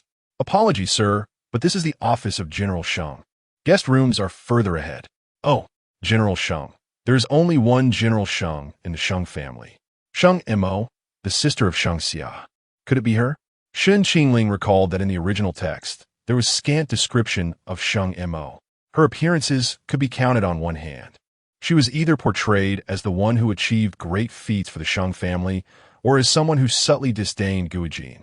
In the original narrative, Sheng Mo was not particularly pleased with her sister's betrothal, yet due to parental arrangements and the Gu family standing, she refrained from voicing her discontent. However, she consistently treated Guijin with a cold demeanor and had expressed doubts about his character in front of Sheng Xia, leading to a lingering resentment in Guijin. He not only coveted the entirety of the Gu family, but also secretly coveted the Sheng family's wealth, attempting to brainwash Sheng Xia. Yet, the outcome remains unknown to Shen Qingling, for he did not finish reading the book. Damn it, had he known he would traverse into this narrative, he ought to have read it countless times. Alas, regret holds no sway now. The conclusion of this tale shall be rewritten by him. Sir, are you all right? The attendant, noticing his silence, called out to him twice. Shen Qingling, holding his forehead, frowned in discomfort. I'm fine. Let us proceed. The attendant assisted Shen Qingling to the guest room, kindly guiding him to the edge of the bed. Once Shen Qingling lay down, he tugged at his necktie. Do you require assistance with your clothing? No need. You may leave. Very well. Please rest. I shall awaken you before the banquet concludes. The attendant exited, locking the door from the outside to prevent Shen Qingling from escaping. After ensuring the coast was clear, he cautiously retrieved his phone and swiftly sent a message. The person has entered the room. Hurry. Received. Guijin received the message, learning that Shen Qingling had unwittingly stepped into his trap. He took a sip of the red wine beside him, a victorious smile gracing his lips. Guijin did not directly assign a female attendant to approach Shen Qingling, while assigning a woman might yield smoother results, allowing her to enter once Shen Qingling succumbed to his desires. This depended on Shen Qingling's willingness to follow her. Guijin understood that Shen Qingling was notoriously aloof and reserved, harboring a wariness towards women. Had a female attendant approached him initially, he likely would not have engaged at all. Thus, he opted to wait until the male attendant successfully led Shen Qingling upstairs before sending another woman into the room. The outcome would ultimately remain unchanged. As Shen Qingling lay on the bed, he immediately opened his eyes upon the attendant's departure. He rose to hide behind the door, listening intently to the sounds outside. The effects of the drug were intensifying, and he could only grit his teeth and endure. For the sake of points, he must persevere. It must be said that the drug concocted by Guijin was indeed potent. He had undoubtedly frequented such establishments. Shen Qingling felt the veins in his forehead throb. His mouth was parched, and heat coursed through his body, escalating in intensity. He feared that he might lose his composure at any moment.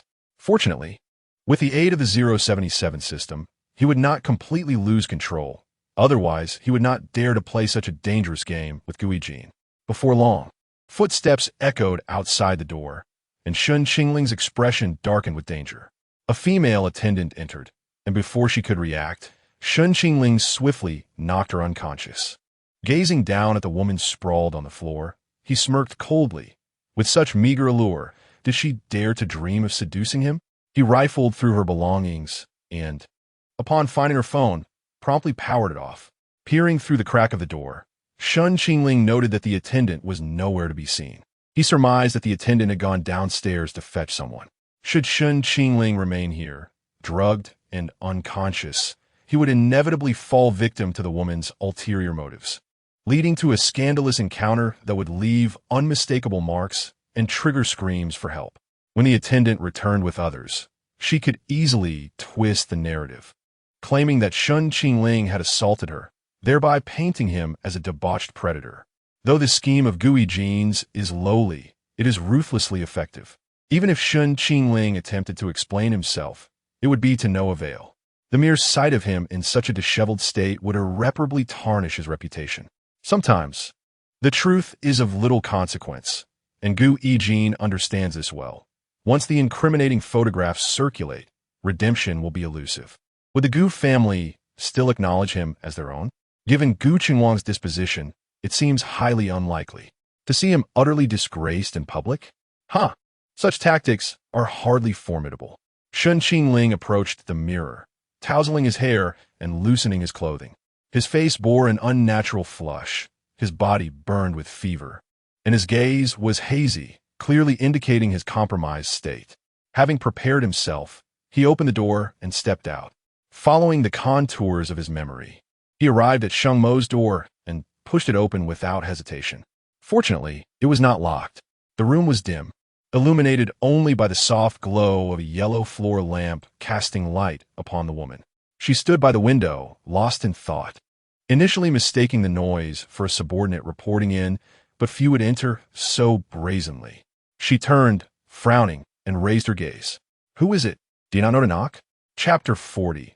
Entangled with an unwitting madman, as that individual approached, Sheng Mo's expression transformed into one of astonishment and confusion. How could it be him? To this day, she remained unaware of his name. The youth's eyes were glazed, his face flushed, his attire disheveled, and his hair tousled. Cold sweat dampened his forehead, with droplets clinging to his lashes, leaving a vague uncertainty in the air. In any case, he appeared utterly out of sorts. Yet, there was an inexplicable allure to his disheveled state. Previously, he had exhibited remarkable poise at the banquet, his piano playing exuding elegance and decorum, and even when wronged, he maintained an air of calm that was undeniably charming. This stood in stark contrast to his current predicament. It seemed that this individual possessed such a side as well. Sheng Mo prided herself on not being a woman easily swayed by male beauty, yet the impression he left upon her was profound, particularly that striking visage that captivated the senses. What did his appearance in her room signify? Shen Qingling's eyes were already reddened, and Sheng Mo sensed he was teetering on the brink of losing control. This was the first time she had encountered such a situation. She furrowed her brows and inquired, "What is wrong?" His gaze remained unfocused, and he was evidently struggling to articulate a response. Breathless, he rasped, "Someone wants to harm me, they drug me." Sheng Mo frowned, incredulous that anyone would dare commit such an act within the Sheng household. What was this youth's true identity? What was the intent behind drugging him? Hadn't it been said that he was merely a penniless student from Jian University? Or was it that his enchanting features had caught the eye of a woman who resorted to such base tactics? If that were the case, how had he ended up here? Alternatively, there was the unsettling possibility that he had orchestrated this himself. Sheng Mo scrutinized his captivating face, reflecting on the numerous men who had previously attempted to entice her through various means. But this was indeed a novel approach. Regardless, this matter could not be disclosed. If the media caught wind of someone being drugged at her banquet, the repercussions for the Sheng family would be dire. She had no desire to be embroiled in such scandalous news. Shen Qingling, barely able to stand, suddenly leaned against Sheng Mo. It was more of a collapse than a hug, as he swayed unsteadily against her. The backdrop of a vast floor-to-ceiling window rendered her immobile. His feverish breath grazed her neck, sending shivers coursing through her. He was burning hot, and her skin felt as if it were being scorched. "Hot," he murmured, unable to articulate anything beyond that word. The woman exuded a refreshing fragrance, yet did nothing to quell his agitation. Sheng Mo exerted considerable effort to push him away slightly, but he gazed at her with a fervor akin to that of a predator eyeing its prey. His gaze fixated on her crimson lips, and before she could react, he kissed her. Sheng Mo's eyes widened in shock, her breath caught in her throat, and the tension in her mind snapped. In her panic, she inadvertently knocked over a lamp, plunging the room into complete darkness. In this obscurity, her other senses sharpened. The scent of mint and cedarwood enveloped her, overpowering her senses. His hand cradled the back of her head, guiding her towards him, while the other caressed her cheek, her cascading hair entwining with his cuff. The warmth of his lips against hers sent a delicate current surging through her, and, as their mouths met, she felt as if her heartbeat echoed loudly enough to shatter the cacophony of the city. Shen Qingling's kiss was renowned for its skill. Anyone who had experienced it attested to its excellence. As indicated by her failure to push him away, it was evident that she was caught off guard. This was Sheng Mo's first kiss. She had never envisioned it occurring under such absurd and melodramatic circumstances. A cold youth, drugged at a high society banquet, bursting into her room and losing control enough to kiss her. In the stillness of the night, obscured by darkness, all that could be felt was his heated breath mingling with her erratic heartbeat, accompanied by a kiss that threatened to unravel her composure. She compelled herself to regain her calm, yet the youth's relentless pursuit ignited a fervor within her, the surge of hormones enveloping her in a haze. Previously, she had struggled to comprehend the significance of kissing, but now, experiencing it firsthand, she began to understand. Though only a brief moment had passed since Shen Qingling had captured her lips, it felt as though an eternity had unfolded. Just as she reached out to push him away, he relinquished his hold, as if the kiss had restored a measure of his composure. Breathless, he leaned against her shoulder and murmured, I'm sorry. I didn't mean to." His tone conveyed the effort he exerted to maintain restraint. Sheng Mo responded with composure, "I have a private doctor at home. You should drink some water to calm down while I call him." She attempted to guide Shen Qingling to the sofa, but after a few steps, they stumbled over something, both collapsing. Shen Qingling instinctively caught her, ensuring she did not fall. She found herself enveloped in his embrace, the rapid cadence of his heartbeat echoing in her ear. "Are you all right?" he asked.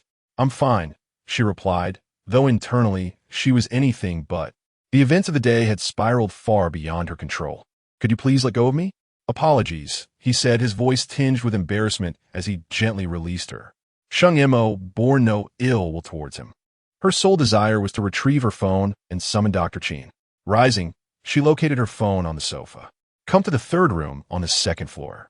Someone has been drugged." "Yes, it seems the drug is potent. Hurry," she instructed. After the call, she glanced toward Shen Qingling, aided by the light of her phone. As she moved to assist him to the sofa, something compelled her gaze toward the window. Squinting, she approached and drew the curtains shut.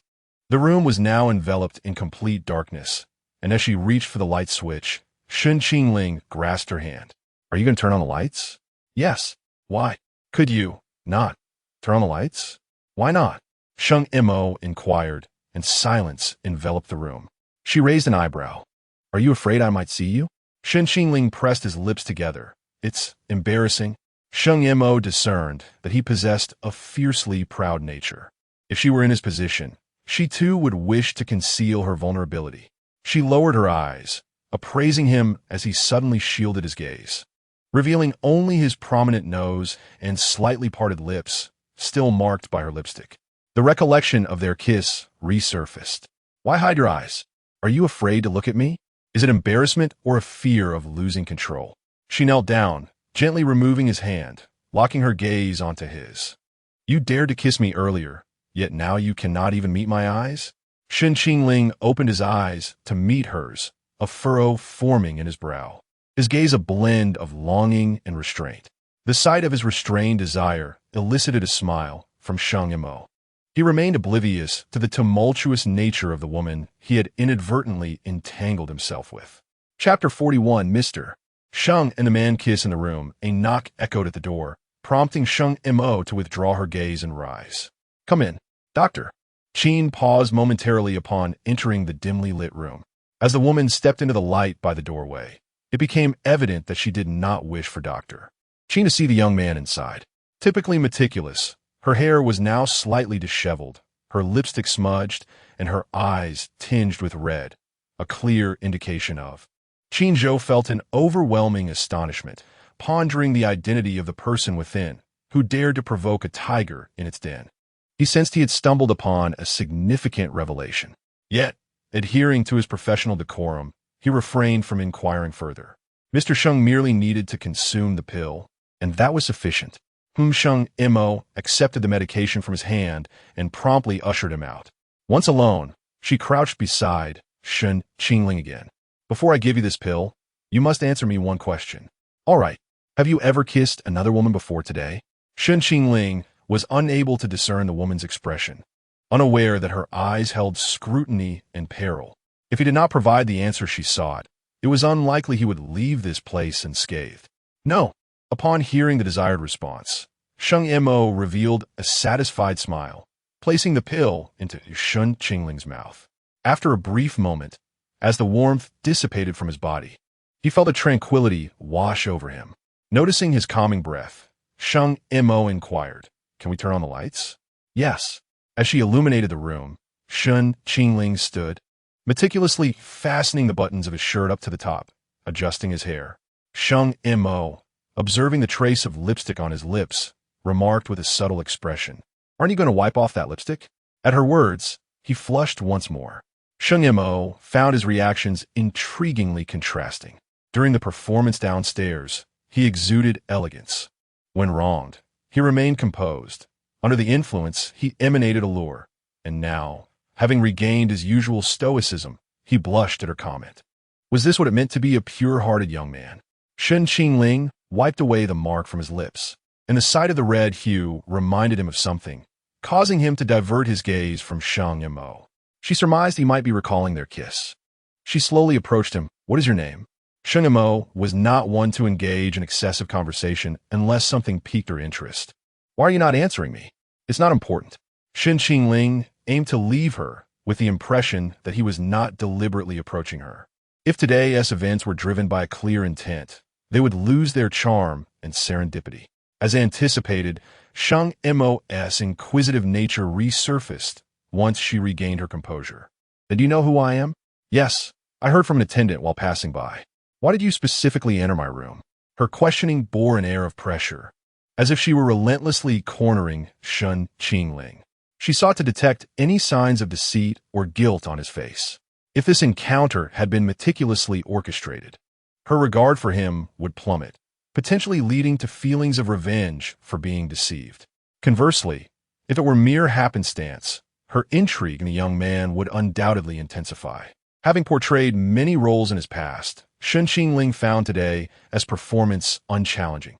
He revealed no signs of abnormality. He articulated the explanation he had premeditated. "You are from the Sheng family. Apart from you, I know no one else to approach. I do not wish for anyone else to witness me in this state. You will not spread word of it since today's banquet is crucial, but others may not be so discreet." Shen Qingling resumed his composed demeanor. He remained uncertain whether the woman before him believed his narrative. Sheng Mo continued her inquiries. "Do you know who drugged you?" "I only recall the visage of an attendant. And there was a woman whom I incapacitated. I managed to escape. Had I not regained consciousness, I fear." Sheng Mo was well aware of the potential outcomes that could have unfolded. Such scenarios were not uncommon in affluent circles. Yet, who would harbor a motive to harm him? What could be their intention? "Who exactly are you?" "If you are merely an ordinary student, I cannot fathom why someone would stoop to such measures against you." Sheng Mo did not associate the young man with the true heir of the Gu family. She was only aware that a genuine heir from the Gu family was set to return, but knew little else. Who would imagine he would appear at the Sheng family's banquet and share a kiss with her? "But I am merely an ordinary student. Perhaps I inadvertently offended someone today." Sheng Mo suddenly recalled Gu Yijin. He had overshadowed Gu Yijin from the moment he took the stage. And given Gu Yijin's cunning and vindictive nature, it was plausible he might target Shen Qingling covertly. "I will investigate this matter and provide you with an explanation." "Thank you. Mr. Sheng, please share your contact information, and I will inform you once I have results." Sheng Mo's intentions were far from altruistic. Anyone familiar with her would understand that she did not possess a benevolent disposition. She would not seek justice for someone she deemed without value or potential gain. She would not. After Shen Qingling departed, Sheng Mo glanced at his WeChat profile before dialing a number. "Please investigate a person for me." Yes, every detail must be scrutinized, particularly his connections with women. Upon hearing something on the other end, Sheng Mo's expression shifted subtly, yet a faint smile lingered on her lips. After Shen Qingling descended the stairs, many were engaged in hushed discussions. Ruan Mingyi, nearly frantic in her search for him, finally spotted him and couldn't help but ask, "Where have you been? I searched everywhere for you and thought you might have been kidnapped. I was on the verge of calling the police." Shen Qingling offered a calm smile. "Isn't that a bit exaggerated? I merely went upstairs to take a nap." Ruan Mingyi exhaled in relief. "You should have informed me in advance. You truly had me worried sick. My apologies, I was a bit inebriated at the time." "You've been drinking?" "Yes, but I have a low tolerance. A few sips and I'm done. Next time, let us drink together. It's fine if you get drunk." Yi Qiao chimed in with a teasing grin. "It seems your intentions were not solely for the drink. Perhaps you were seeking something else entirely." Ruan Mingyi shot her a disapproving glare. "What are you implying? Am I that kind of person?" Shen Qingling nodded. "You are." Yi Qiao burst into laughter, and Ruan Mingyi joined her.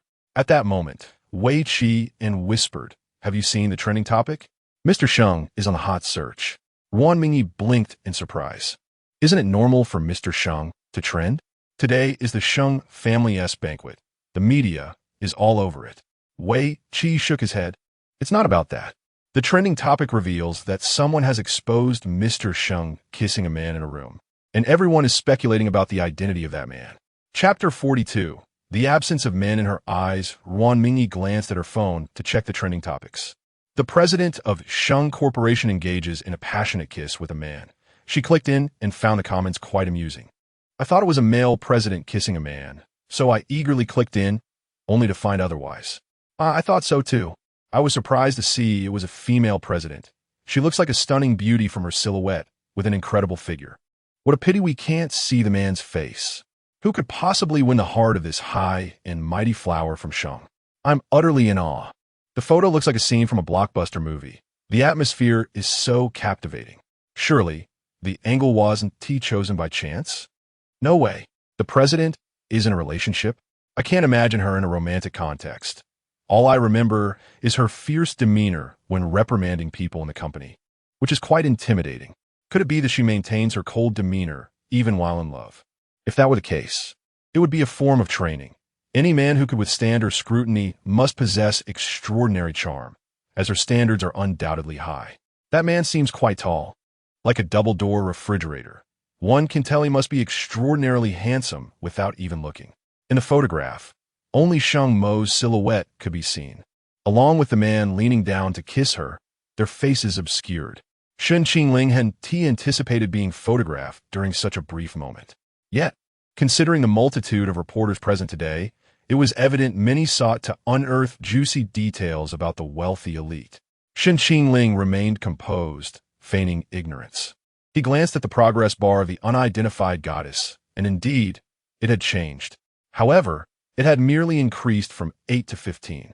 He exerted such effort, only to see such a minimal progress? Or perhaps Sheng Mo was not that unidentified goddess after all. Shen Qingling felt a tinge of confusion. "Chi-Chi, do you think I might have misjudged? Could it be that Sheng Mo is not that unidentified goddess? I am unsure, but I feel if it truly were Sheng Mo, the value of her allure should be considerably higher. Perhaps other men might even hold a negative score in her eyes." Unable to suppress a laugh, Shen Qingling remarked, "You are quite the comforter. However, your reasoning does hold merit." After perusing the trending comments, Ruan Mingyi exclaimed, "Ah, even a woman like the president could have a moment of vulnerability? I thought she regarded men as no more than dogs." Yi Qiao, with a serious demeanor, analyzed, "Perhaps it's a matter of familial alliance? She appears to be the type who would sacrifice marriage for the Sheng family's interests. After all, men likely hold little significance in her eyes." Ruan Mingyi frowned, but there was no need to kiss in a room. "I can hardly envision her cold expression while engaging in such passionate displays." Wei Qi sighed.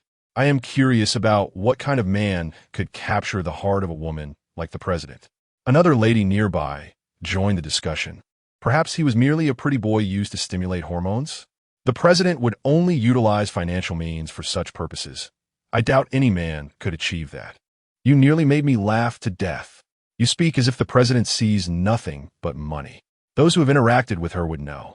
She bears no interest in men or women, only in those who are of use. listening to their discourse. Shen Qingling grasped the general impression Sheng Mo held in everyone's eyes, indifferent to male charms, fervently devoted to wealth, and willing to sacrifice everything for familial gain. On the second floor, Sheng Mo became aware of her trending status. President, should we remove the trending topic? No need, she replied indifferently. As long as it's not negative news regarding the Sheng family. She gazed at the photo and silently saved it. Suddenly, Sheng Xia barged in, her expression one of curiosity as she looked at Sheng Mo. Who would have thought our president could have such moments? Tell me, who is this man? Sheng Xia had often mocked Sheng Mo for her lack of romantic understanding and emotional detachment. For years, Sheng Mo had never been linked to any man, nor had she engaged in any private interactions. It was all strictly business. Now, discovering that her seemingly unfeeling sister could also experience romantic inclinations, she could not resist the urge to gossip about which man had made her abandon decorum to kiss him in private. Sheng Xia had to admit that the man must possess certain qualities to elicit such behavior from someone like Sheng Mo. Sheng Mo looked up at her with a frosty expression. What man? Sheng Xia assumed she was feigning ignorance. The man you were kissing in the trending photo. Sheng Mo twirled a pen in her hand. There is no man. Impossible. Is he still in the room? Sheng Xia, unconvinced, began searching the room but found nothing. This shouldn't be. Murmuring to herself, she was genuinely curious about the man's identity.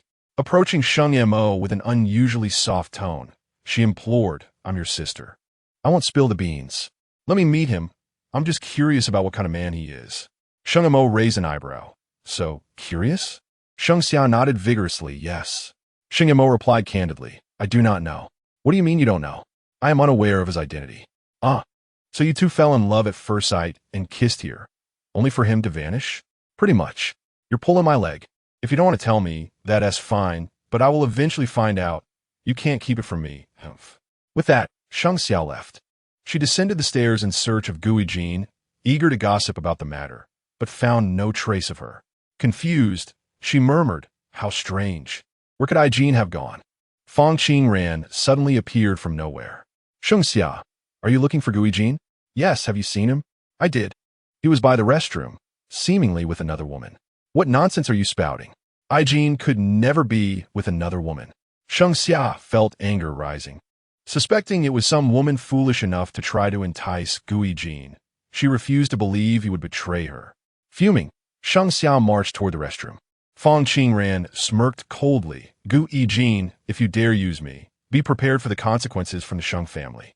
Sheng Xia stormed into the men's restroom, searching room by room for Gui Jin's presence. The Sheng family's restrooms were organized into individual rooms with a lounge area, while the actual restroom was tucked inside a small compartment. As she searched, she stumbled upon a man flirting on a sofa inside one of the rooms. She could not help but wonder if Gui Jin was also engaging in such activities behind her back. With a slam, she closed the door and rushed to the last room.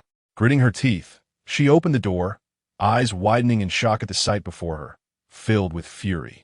A woman's piercing scream erupted. Gui Jin, what are you doing? Chapter 43. Gui Jin is struck on the sofa. Gui Jin, with eyes ablaze, was pressing down on a woman. Upon hearing that familiar voice, a semblance of reason returned to him. Just as he turned around, Sheng Xia rushed forward and slapped Gui Jin sharply, then proceeded to yank the woman's hair and strike her twice across the face. In moments of fury, a woman can summon strength thrice that of her usual self. However, Sheng Xia, despite her upbringing as a pampered young lady, felt pain in her own hand from the blows. Cradling her wrist and weeping, she confronted Gui Jin. What are you doing? How could you betray me with another woman? In my own home. At last, Gui Jin regained clarity. Despite his discomfort, he needed to explain himself to Sheng Xia. The present circumstances did not allow him the luxury of losing her support. He grasped her hand and implored, Xia, please let me explain. It is not as you perceive. Sheng Xia forcefully pushed him away, exclaiming, you are filthy. Speak, but do not touch me. Torn between sorrow and self-deception, she struggled to accept that the man she had admired for so long was not the person she had envisioned. The thought of such a reality was unbearable.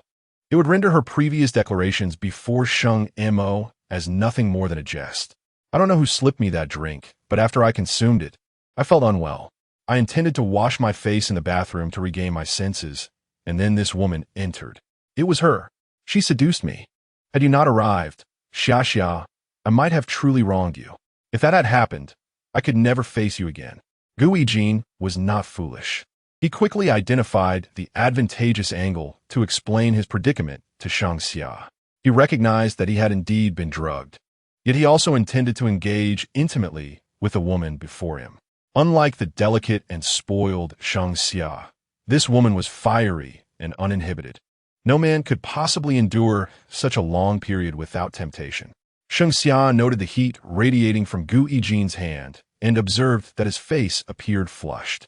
She wiped her tears and stammered. "Are you saying someone drugged you and arranged for this woman?" Gu Yijin furrowed his brow and nodded yes. "That is precisely what I mean. I suspect your arrival here was orchestrated, intended to expose this situation and cause our rift." Shang Xia, wide-eyed in disbelief, asked, "Who could be so devious?" Gu Yijin lowered his gaze, his expression darkening. "Who informed you of my presence here?" Shang Xia murmured. "It was Fong Qingran. But why would she do this? She is not capable of such treachery." Gu Yijin, feeling increasingly unwell, disregarded her musings and pleaded, "Xia, please call Dr. Qin for me. I am in distress." Although Shang Xia now understood that Gu Yijin had not deliberately betrayed her, she could not quell her anger upon witnessing the scene. With pursed lips and a troubled expression, she replied, "Understood. You wait here, and you keep an eye on this woman." After Shang Xia left, Gu Yijin slapped the woman, gripping her neck as he demanded, "Speak. Who sent you to harm me? Was it Fong Qingran?" The woman, in tears, protested, "No, I meant you no harm. I saw you were unwell, and I couldn't help myself. Just to have had a moment with you would suffice, young Master Gu. I genuinely like you and wanted to help." She feigned innocence, recalling what she had previously been told. Gu Yijin, with his vanity, was known to be swayed by declarations of love. As long as one professed their feelings sincerely and willingly, he would not doubt them. Indeed, Gu Yijin hesitated, his gaze drawn to the woman's ample figure, intensifying his unquenched desire. Releasing her, he kicked over a nearby coffee table in frustration. Damn it! Shen Qingling was nowhere to be found, his plan had failed, and now he had fallen into someone else's trap, discovered by Shang Xia. He couldn't help but wonder if Shen Qingling was behind this. However, she had been intoxicated and had gone upstairs, leaving no chance for her to orchestrate such a scheme, unless she had a premonition of his actions. Moreover, Shen Qingling remained oblivious to his true identity. What motive would she have to target him? Ultimately, it was Fong Qingran who posed a significant threat. Did she somehow uncover his and Su Xiangshan's machinations? It had to be. Gu Yijin clenched his fists, his knuckles cracking. "Fong Qingran, you dare treat me this way? Just wait and see." Gu Yijin was amusingly hypocritical. It was acceptable for him to harm others, but when harmed in return, he perceived it as insidious treachery. His mindset was that of a classic villain, narrow-minded and vindictive. Approaching the mirror, he examined the marks on his face, feeling even more disdain for Shang Xia. Were it not for her status as the scion of the Sheng family, he would have never tolerated her whims for so long. Once he attained everything he desired, Shang Xia could expect no mercy. When Shang Xia summoned Dr. Qin, he confirmed that Gu Yijin had indeed been drugged, which eased her expression somewhat. Dr. Qin, however, found it strange that there were so many cases of drugging today. He had already encountered two in such a short span. Yet, as a personal physician, he would not utter a word beyond his duty. After prescribing medication for Gu Yijin, he took his leave. Gu Yijin had expected Shang Xia to remain and tend to his wounds, but she had no such intention. After interrogating the woman, she prepared to depart. Gu Yijin grasped her hand. Xia, won't you stay with me? I can't go out like this." Shang Xia scoffed. "Gu Yijin, your actions today have utterly disappointed me. You lost to that handsome man at the piano and don't even know who drugged you to end up in this situation. How can you justify my trust in you?" Gu Yijin, taken aback, thought, to say he outperformed me at the piano is one thing, but to emphasize that he is a handsome man, what does that imply? With a bitter smile, he replied, Xia, I told you I was drugged, and Dr. Qin confirmed it. Since you were aware, why should it still matter? I did not intend for this to happen. Sheng Xia furrowed her brow. Can't you hold back for my sake? Must every woman tempt you? Furthermore, as the heir of the Gu family, your mindset is shockingly simplistic. I truly wonder how you plan to protect me in the future. You should go home. I do not wish to see you. If you go out like this, it is I who will be ridiculed. Gu Yijin was taken aback. What had happened to that woman who once declared she would stand by him through thick and thin, desiring nothing but to be with him? Now, she spoke of how he might protect her in the future. Previously, she clung to him, unwilling to let him go. Yet now she was urging him to leave. And what will you do? He inquired. I will seek Ruan Mingyi. Is that so? Are you looking for Ruan Mingyi or that man? Gu Yijin exclaimed. Have you lost your mind? Enough. I do not wish to engage in this with you. You should return and reflect on your actions. Sheng Xia showed no mercy towards him. She began to question whether she could endure a life with Gu Yijin. The former Gu Yijin had been clever, considerate, and willing to indulge her every whim. Yet now he seemed like a stranger. Most concerning was the fact that he had lost to someone brought in by Ruan Mingyi. How could her man be inferior to Ruan Mingyi's? With an expression of frustration, Sheng Xia departed. Gu Yijin felt a piercing ache in his heart, as if he were the one betrayed. Ironically, Hell Shen Qingling had not purposefully wronged her, yet she remained infatuated with him. He could see it clearly. She was genuinely enamored with Hell Shen Qingling. For him, this is not a favorable situation. When she discovers that the prospective betrothed is Hell Shen Qingling, will she still stand resolutely by his side? Chapter 44. Gu Yijin, I have returned after Sheng Xia stepped out. Shema also made her appearance. With a glass of wine in hand, she mingled among the guests, engaging in conversation while a multitude surrounded her, vying for her attention and hoping to elicit a smile from the enchanting woman. Indeed, Sheng Ma was an exceptionally beautiful woman.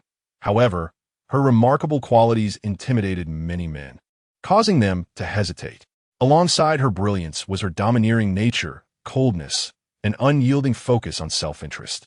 She was a woman difficult for men to control, and most would refrain from pursuing her, fully aware of their limitations. A saying circulated in Jiangqing's social circles.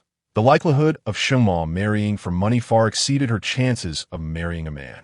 Nevertheless, a steady stream of men approached her, attempting to capture her gaze. The allure of a woman so hard to attain only fueled the desire to conquer her. At the center of the gathering, she held her glass with an indifferent expression.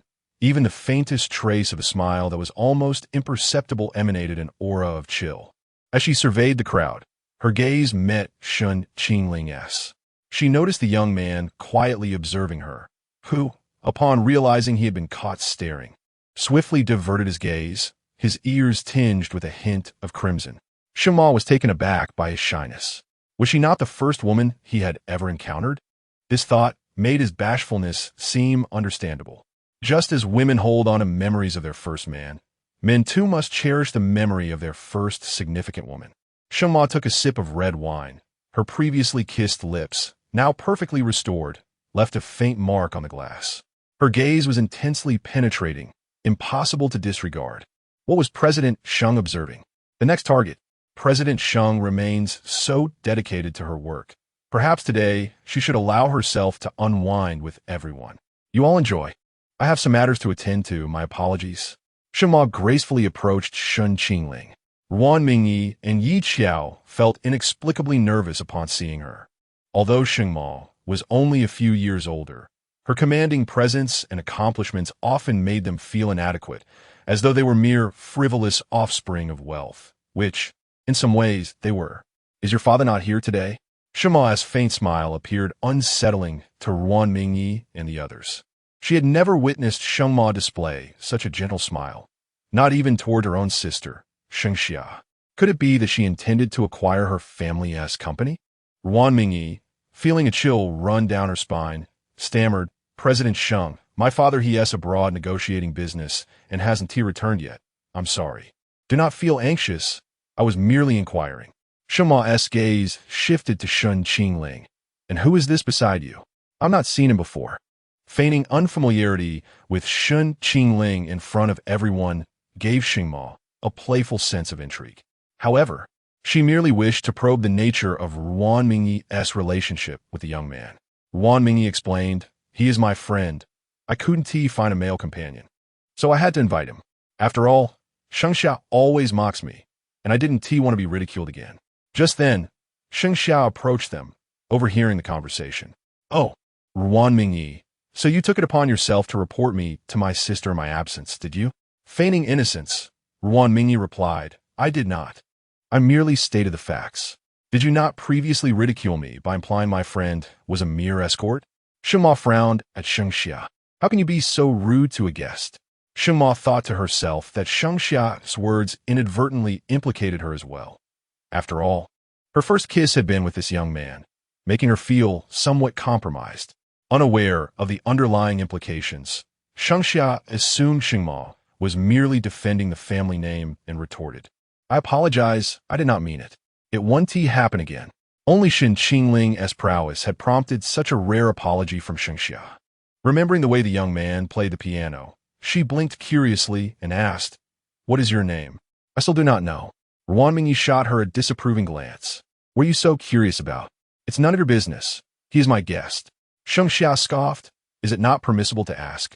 I heard him arguing with Feng Qingran about being a university student." "Ruan Mingyi, you are truly shameless." Unable to contain his laughter, Shen Qingling drew their attention. Both Shengxia and Shengma were taken aback by his smile, stealing glances at him. Shengxia's affection for him increased by 3 points. Ruan Mingyi, having already seen Shen Qingling's different side, was not particularly surprised. She lifted her chin and remarked, "To be an older cow grazing on younger grass. One must have the capability. Some may wish for it, but cannot attain it." Shengma mused to herself that by that logic, she was the one indulging in youthful grass, having feasted on it herself. Shengxia turned away. "Forget it, I would never stoop to your level." Shengxia was known for her stubbornness. Shengma then asked, "Where is Guijin?" "He was unwell and left early." Shen Qingling's eyes dimmed slightly, concealing a flicker of amusement. It seemed that Gu Yijin had been bested by Shengxia. Otherwise, how could he ever turn home without showing his face? Shengxia wore a sulky expression. Ruan Mingyi and Shengma presumed it was due to her earlier embarrassment over the piano competition and did not think much of it. Shengma did not linger for long before being called away, leaving Shengxia feeling at a loss for words, storming off in frustration. As the gathering came to a close, Ruan Mingyi felt particularly elated. Having indulged in a bit more wine than usual, she was now in a slightly tipsy state, her cheeks flushed and her gaze somewhat dazed. She poked Shen Qingling playfully and exclaimed, "Shen Qingling, it's wonderful to have you around." "What is so wonderful?" "Everything. You are so handsome, and your piano skills are remarkable. So many women envy me. You have finally allowed me to release the pin-up frustration I've harbored for years. I can finally hold my head high." Shengxia's reaction was simply hilarious. "Is that all?" Ruan Mingyi paused, noticing the unmistakable disappointment in Shen Qingling's eyes. Yi Qiao tugged at her hand. "Perhaps you should change the subject." Ruan Mingyi, puzzled, asked, "Change to what? What else is there?" Shen Qingling remained silent, and Yi Qiao, exasperated, wished she could sew Ruan Mingyi's mouth shut. At that moment, when Salon appeared and called Shen Qingling away, whatever she said led Shen Qingling to follow her into the Gu family's car, leaving Ruan Mingyi and Yi Qiao stunned. What has happened? Why did Shen Qingling leave with the Gu family? Ruan Mingyi sobered slightly, exchanging bewildered glances with Yi Qiao. "Do you think he might have attracted the wrong kind of attention?" Ruan Mingyi stammered. "I don't know," Wei Qi interjected. Could Shen Qingling be a secret child of the Gu family? Meanwhile, back at the Gu residence, Gu Yijin was in a fit of rage, his impotent fury giving way to contemplation about future matters. Hearing a voice at the door, Gu Yijin, holding a glass of water, turned to see Gu Chenwang and the others returning. Upon spotting the familiar figure behind, Wen Salon, Gu Yijin nearly tightened his grip on the cup. Shen Qingling slowly stepped out from behind Wen Salon. The two exchanged a lingering gaze. Shen Qingling bestowed upon him a smile that was both enigmatic and teasing. "Gu Yijin, I have returned. Everything that belongs to me is due to be returned." Chapter 45. Is this brother really that fierce? Gu Yijin observed Shen Qingling more closely. He had ceased to smile, and merely cast a detached glance in his direction. Indeed, how could Shen Qingling possibly smile at him? Had he become so anxious that he was conjuring illusions? Gu Yijin noticed the unease etched on Shen Qingling's face. Gu Chenwang took his seat at the head of the table, commanding everyone, please sit down. Thus commenced a family meeting within the Gu household. Gu Chenwang maintained an expression of indifference, while Gu Yutong wore a mocking grin. Gu Yijin appeared anxious, and when Sulan looked guilt-ridden. Shen Qingling, sensing the dissonance in the atmosphere, especially upon witnessing when Sulan's tearful eyes, turned to her and asked, "You claim to know my origins. What exactly is the truth?" When Sulan had previously used this very pretext to bring Shen Qingling into the Gu family. With tears streaming down her face, she revealed the entire truth to him. Throughout, Shen Qingling remained remarkably composed, much to everyone's astonishment. They could not fathom why he could face them with such equanimity upon learning everything. Wasn't it an occasion for joyous celebration, transforming from a nameless orphan into the legitimate young master of the Gu family? This represented a transcendence of class, a liberation from a life of hardship, a dream unattainable for many. Logically, a child devoid of parental affection who discovers their lineage should not remain so unmoved. "I'm sorry, Qingling. It is I who failed to protect you, and I am filled with regret." When Sulan trembled as she grasped his hand, her hot tears falling upon it. Shen Qingling simply inquired, "So what?" A collective gasp filled the room. Gu Yutong and Gu Yijin exchanged bewildered glances. This was not how they had envisioned the situation unfolding. Gu Chenwang furrowed his brow and stated, "Qingling, we are your parents." At this moment, Shen Qingling finally allowed a smile to grace his lips. "Mr. Gu, I have no parents. I was raised in an orphanage by the director and the aunts there. I have never consumed even a grain of rice from you, nor sipped a drop of your water. How could I possibly consider you my parents?" Gu Yutong appeared taken aback. How could this brother be so audacious? Even she would not dare speak to their father in such a manner. What emboldened Shen Qingling to do so? Did he not desire to return to the Gu family, to embrace this identity of a young master? When Sulan felt even more guilt-ridden upon hearing Shen Qingling's words, her tears flowing more freely as she found herself at a loss for a response. She truly felt she had no words to offer, burdened by her conscience towards his child. In contrast, Gu Chenwang did not express anger. Rather, he was intrigued by how Shen Qingling seemed so different from what he had anticipated. Compared to the other two children, Shen Qingling appeared bolder and less intimidated by him. This was the ideal image of an heir he had envisioned. Gu Yijin also found the situation perplexing. Surely, Shen Qingling could not be foolish enough to reject the identity offered to him. Shen Qingling was far from simple-minded. How could he not desire that identity? Who would turn down wealth lay before them? He merely wished to forge a path that diverged from their expectations. If Shen Qingling were to accept everything with undue ease, they would convince themselves that they had compensated him, and their conscience would be at ease. The more accommodating Shen Qingling appeared, the more they would feel justified in their assumptions. In their eyes, receiving this identity should evoke gratitude and elation in Shen Qingling. What image would he project to them? A desperate yearning for wealth, power, and the recognition of the Gu family?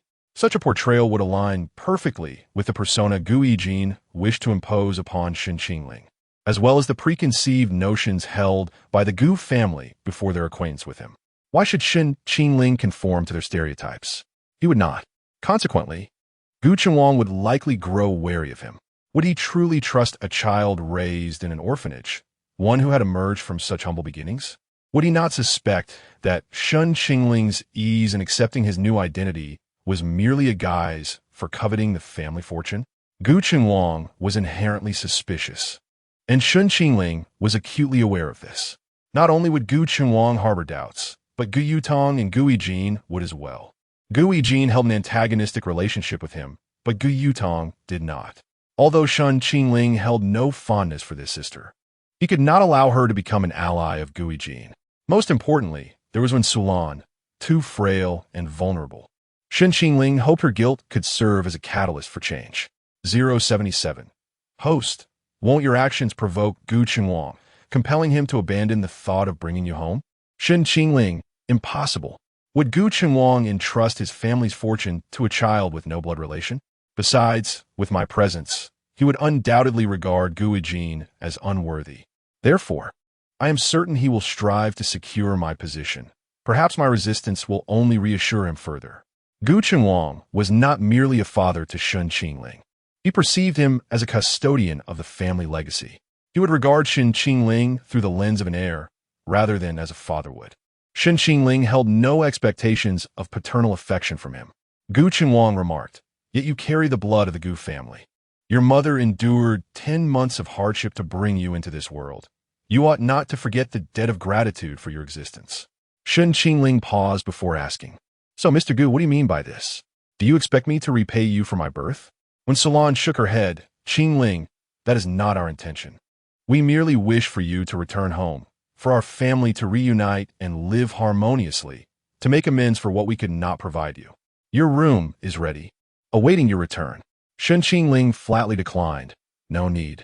I'm doing quite well as it is. You need not compensate for anything. The past is irretrievable. We can simply go our separate ways." When Sulan gazed at Gu Qinglong in a panic, silently pleading for him to interject, Gu Qinglong asked, "What do you mean by doing well? Are you referring to your leaky rental apartment that costs $700 a month? Or your grueling part-time job that pays a mere $1,200? Or perhaps your need to obtain an invitation from a woman to attend a banquet?" Shen Qingling met his gaze directly. "Anything can be created through hard work. I study to excel. Once I graduate from Jiangda, I shall no longer dwell in a leaking apartment, nor will I settle for a $1,200 salary. What the future holds, how can you be so certain it will be bleak for me?" Gu Yutong and Gu Yijin remained silent, awestruck by Shen Qingling's audacity. Such courage was indeed remarkable. When Sulan grew increasingly anxious, fearing Gu Qinglong might abandon Shen Qingling in a fit of rage, to her surprise, Gu Qinglong began to chuckle, a peculiar light gleaming in his eyes. Indeed, he recognized his son in Shen Qingling. The latter reminded him of his younger self, naive and foolishly idealistic.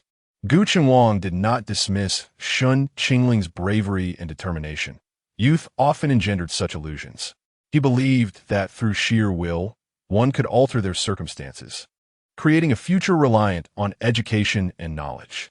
Yet, in time, he would discover that such aspirations were mere fantasies, woven from the lies and illusions of this world. No matter how hard one strives, they're often overshadowed by the whims of the powerful, even the whims of their subordinates. Shen Qingling understood Gu Qinglong's origins and how he had risen to his current stature. He articulated these sentiments to garner Gu Qinglong's admiration and trust, hoping to inherit the family's legacy. This was a protracted journey, not one to be accomplished in a fleeting moment. Gu Qinglong, adopting a tone that straddled jest and sincerity, remarked, "You speak well. I cannot deny that. However, returning to the Gu family would at least assure you of a future that is tangible, not ephemeral. You would gain access to the finest companies, the best resources, and invaluable connections, none of which you could obtain merely by graduating from Jiangda." Chapter 46. The opportunity to change one's fate. "So you have said so much merely to try to sway me with benefits. I do not require such things. Then what is it that you desire? Your mother has wept so much for you that she is on the verge of losing her sight. If you do not return, she will surely be restless day and night." Shen Qingling cast a glance at the weeping when Sulan and remained silent. Suddenly, when Sulan embraced him, her voice earnest and tinged with desperation, "Qingling, please consider coming back, even if just to have a place to stay. I do not ask anything of you. Just return. You may work wherever you wish and pursue whatever you desire. I will never pressure you. I simply wish to see you every day, to witness you eating and sleeping well. The thought of you living in such dire conditions breaks my heart." Hearing when Sulan articulate her longing and guilt with such sincerity, the boy's stubborn gaze softened, as if the piercing ice had melted in an instant. He had never experienced such love and was at a loss as to how to respond. Gu Yutong felt a pang of sorrow at this scene. Although she did not harbor fond feelings for Sulan, the love and guilt she bore for Shen Qingling were undeniably poignant. If her own mother were still alive, she too would likely love her in this manner. When Sulan looked at Shen Qingling and implored, "Qingling, would you come home?" Even after years of acting, the genuine and loving gaze from her stirred something within Shen Qingling. He appeared hesitant, pressing his lips together and averting his gaze. You already have a child. Why are you so insistent on my return? What will happen to him if I come back?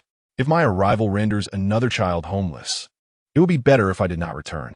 Gu Yijuan's face turned pale as he heard Shen Qingling's words, which echoed the sentiments of a pure-hearted lotus. Shen Qingling's statement made Wen Sulan's eyes soften further. Her child was indeed pure and kind. Gu Yutan's expression shifted as she turned to Gu Yijuan and said, Ajin, he seems different from what we imagined. He is not that kind of person, so you need not worry. Gu Yijuan's expression was far from pleasant, and he forced a smile.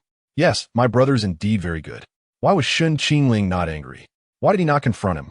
At the very least, he should have seized his collar and scolded him for taking everything from him. Instead, he appeared almost saintly, which only served to make Gu Yijuan's position seem weaker. Gu Yijuan wanted Shen Qingling to lash out at him so that he could feign innocence and elicit sympathy, hoping that Gu Yutang would then despise Shen Qingling. But Shen Qingling was not behaving as he had hoped, which only complicated matters further. A person who is genuinely kind-hearted is far more challenging to deal with than a pretender, for the facade can be pierced, often inciting even greater disdain. Yet, a person blessed with innate goodness could only be ensnared through schemes and deceit, something Gu Yijuan had never succeeded in doing. When Sulan gently reassured him, Qingling, you need not worry. Ajin also wishes for your return. Your coming back will not leave him homeless. The Gu family can certainly accommodate one more child. Shen Qingling furrowed his brow, but still did not acquiesce. Gu Qinhuang added, I will give you the night to consider. The Gu family will always welcome you back. I will think it over. For now, I must take my leave, Shen Qingling replied as he rose to take his leave. When Sulan insisted on escorting him home, and he reluctantly agreed. Throughout the journey, her chatter never ceased. She inquired with concern about Shen Qingling's life, eager to know everything and willing to help him. Resembling a doting mother, when he remained silent, she spoke of the Gu family and her father, noting how much Shen Qingling resembled him. Upon mentioning Shen Qingling's grandfather, she transformed into a lively chatterbox, revealing her admiration for him. It was hard for Shen Qingling to reconcile this vibrant woman with the drab figure from the original narrative. Time sped by, and a luxurious car, seemingly out of place in the narrow alley, came to a stop at its entrance. Even when Sulan pretended to take a wrong turn to prolong their time together, they eventually arrived. You can park here. It's merely a few steps. I will escort you downstairs. All right. Qingling, would it be convenient for me to visit your residence? All right. When Sulan exited the car and ascended the stairs with Shen Qingling, the dilapidated building where he resided on the 5th floor pained her heart. While Gu Yijuan enjoyed the finest room in the Gu household, basking in warmth and affection, her child was forced to live like a rat in such dark and damp conditions. When Sulan tried to convince herself that none of this was Gu Yijuan's fault, but anger surged within her nonetheless. She gripped the doorframe tightly, her nails digging in her palm and drawing blood. Only by witnessing Shen Qingling's past living conditions could she fully comprehend his struggles. Are you all right? How long have you lived here? I forgot. Perhaps 2 years. Why do you ask? This environment is detrimental to your health. There's mold on the walls, and this is unacceptable. This place is already quite good. My previous residence was much worse. He trailed off, realizing that he was about to reveal something that might cause her pain or guilt. When Sulan understood, he feared that his words would upset her. His hesitation only fueled her imagination further. It's not very good inside. You should not come in. It is fine. When Sulan surveyed the room's arrangement, despite its age, Shen Qingling had kept everything remarkably tidy. Silently, she began tidying up, folding clothes and neatly placing them on the sofa. Shen Qingling watched her quietly. Suddenly, he spoke, Please, do not bother. I will return with you. When Sulan paused in her task, her eyes widening with surprise. Really? Yes. Good. Then let me help you pack your things, and we'll go home together. The joy and gratitude radiating from Wen Sulan were palpable. As she opened Shen Qingling's wardrobe, however, her expression dimmed. It was filled almost entirely with white shirts. Biting her lip, she closed the door.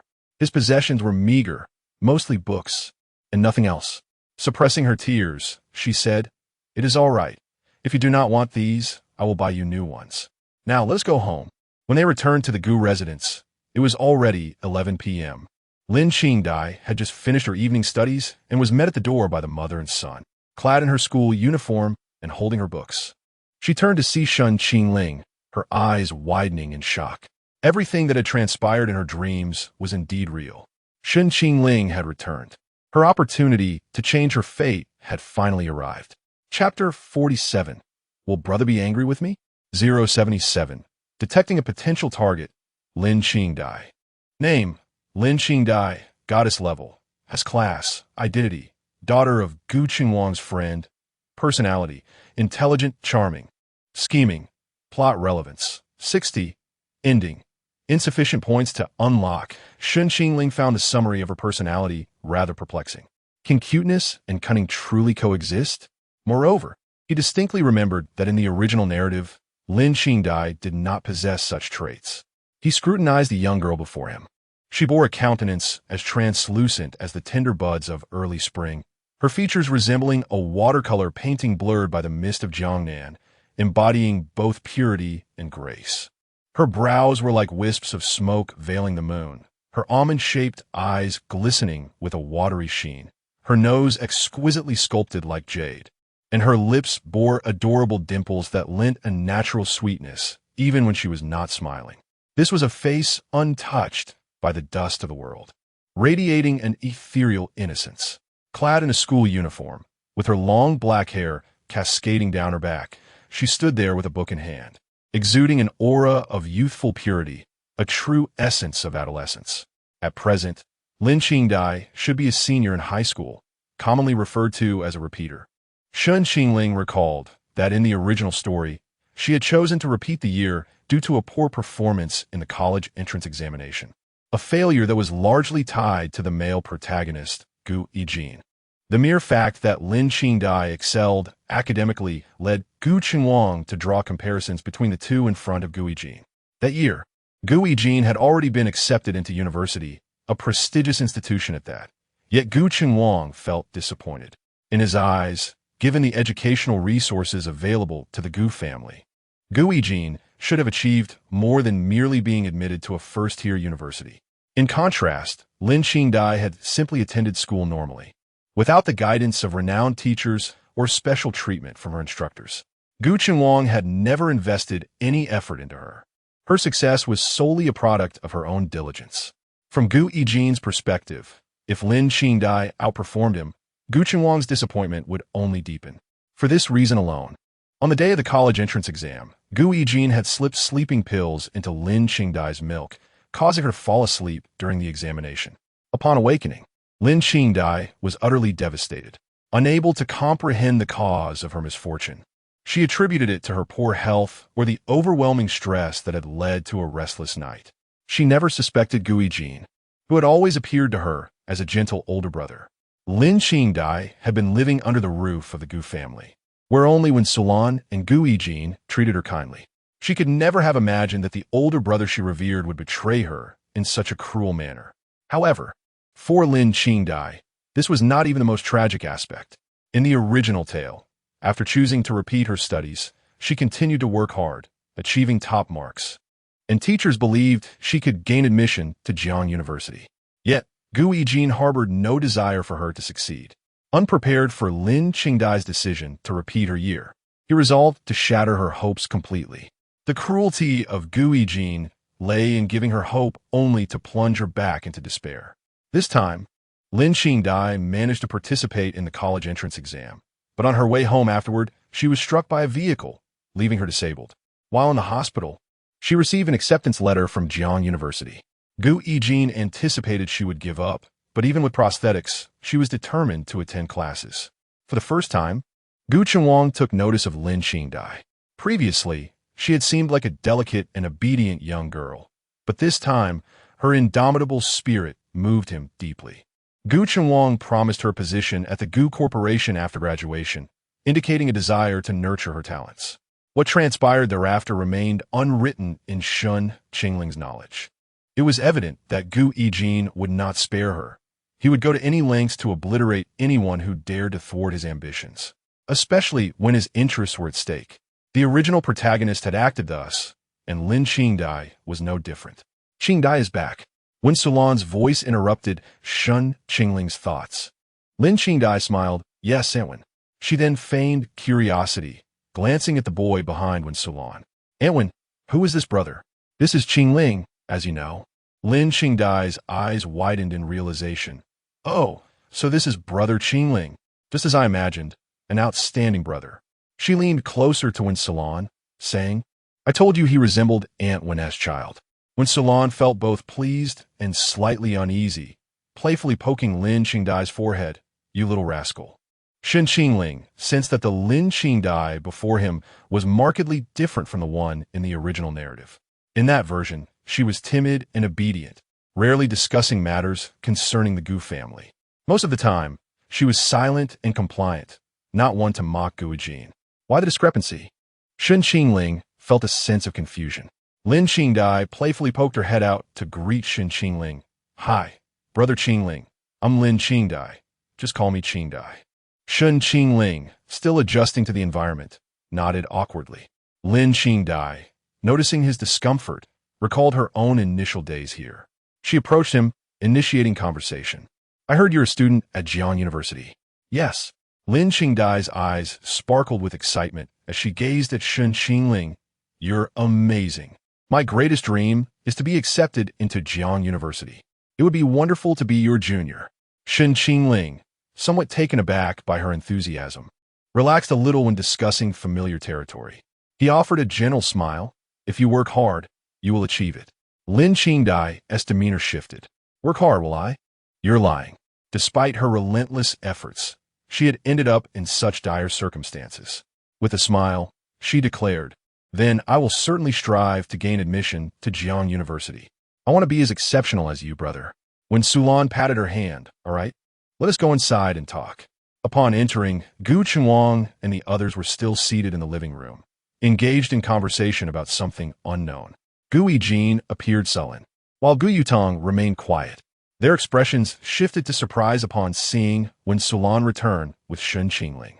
Gu Chunwang, however, seemed pleased, patting Shen Qingling's shoulder and exchanging a few words. Gu Yutong glanced at Shen Qingling but remained silent. In contrast, Lin Qingdai flitted around Shen Qingling like a lively bird, addressing him as brother repeatedly. Gu Yijin chuckled. Qingdai seems to really like Qingling. It's rare to see you so talkative. Lin Qingdai blinked innocently, yes. I really like Brother Qingling. When you like someone, you want to talk to them.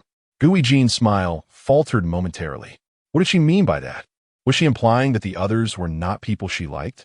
Previously, Lin Qingdai had not exhibited such a personality. She had idolized him. However, since the conclusion of the college entrance exam, she seemed to have transformed entirely.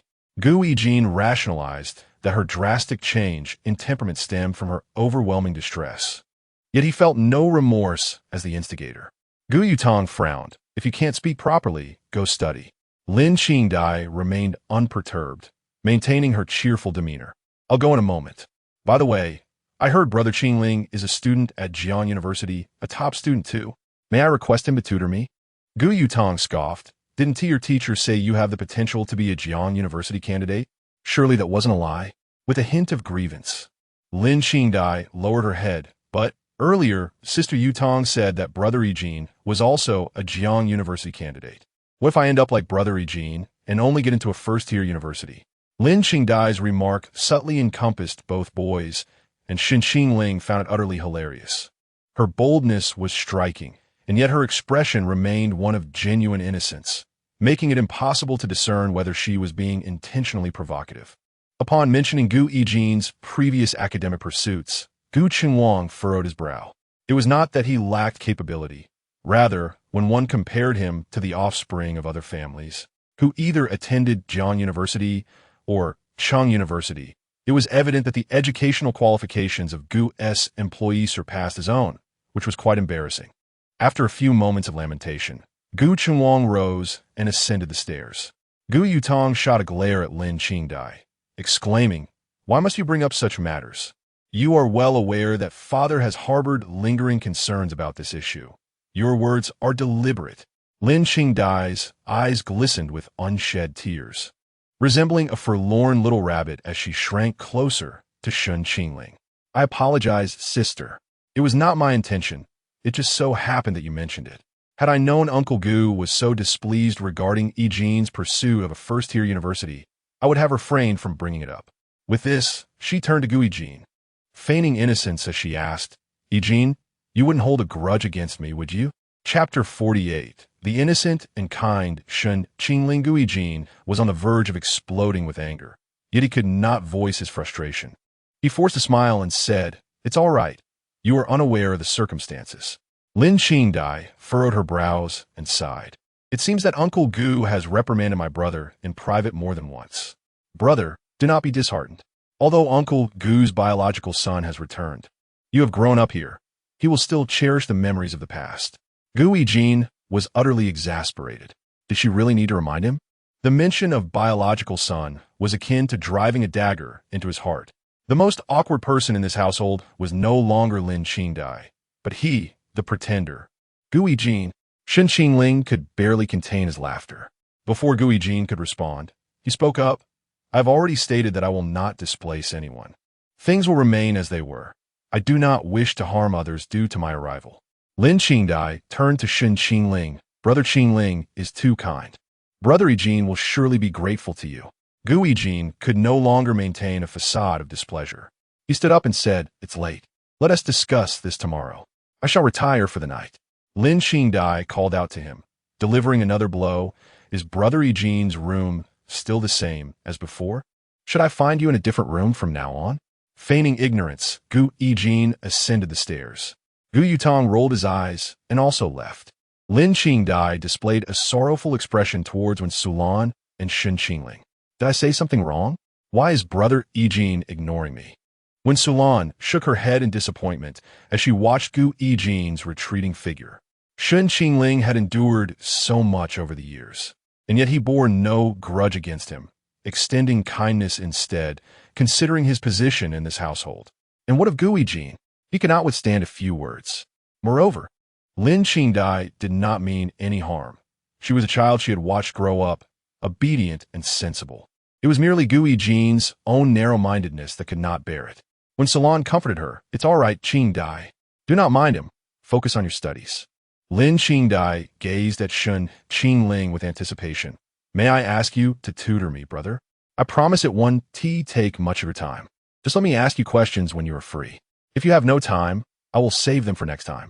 Is that all right, Brother Qingling? With her eloquence, Shen Qingling could hardly refuse.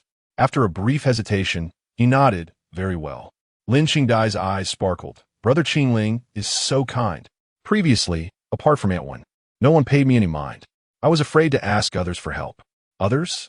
That would be Gu Yi-Jin. But then again, with his grades, it was unlikely she could ask him anyway. After bidding goodnight to both, Lin Qingdai returned to her room. Once she departed, Shen Qingling asked, Who is she? She is the daughter of your father's friend, Lin Shen. Years ago, Lin Shen's family met with a tragic fate, leaving her as the sole survivor. Your father took her in at Lin Chen's request, and she has grown up in our home. Qingdai is a pitiable child, understanding and well-behaved. You should treat her like a sister. She seems to like you very much. I've never seen her be so close to anyone. You're the first. I understand. It's getting late.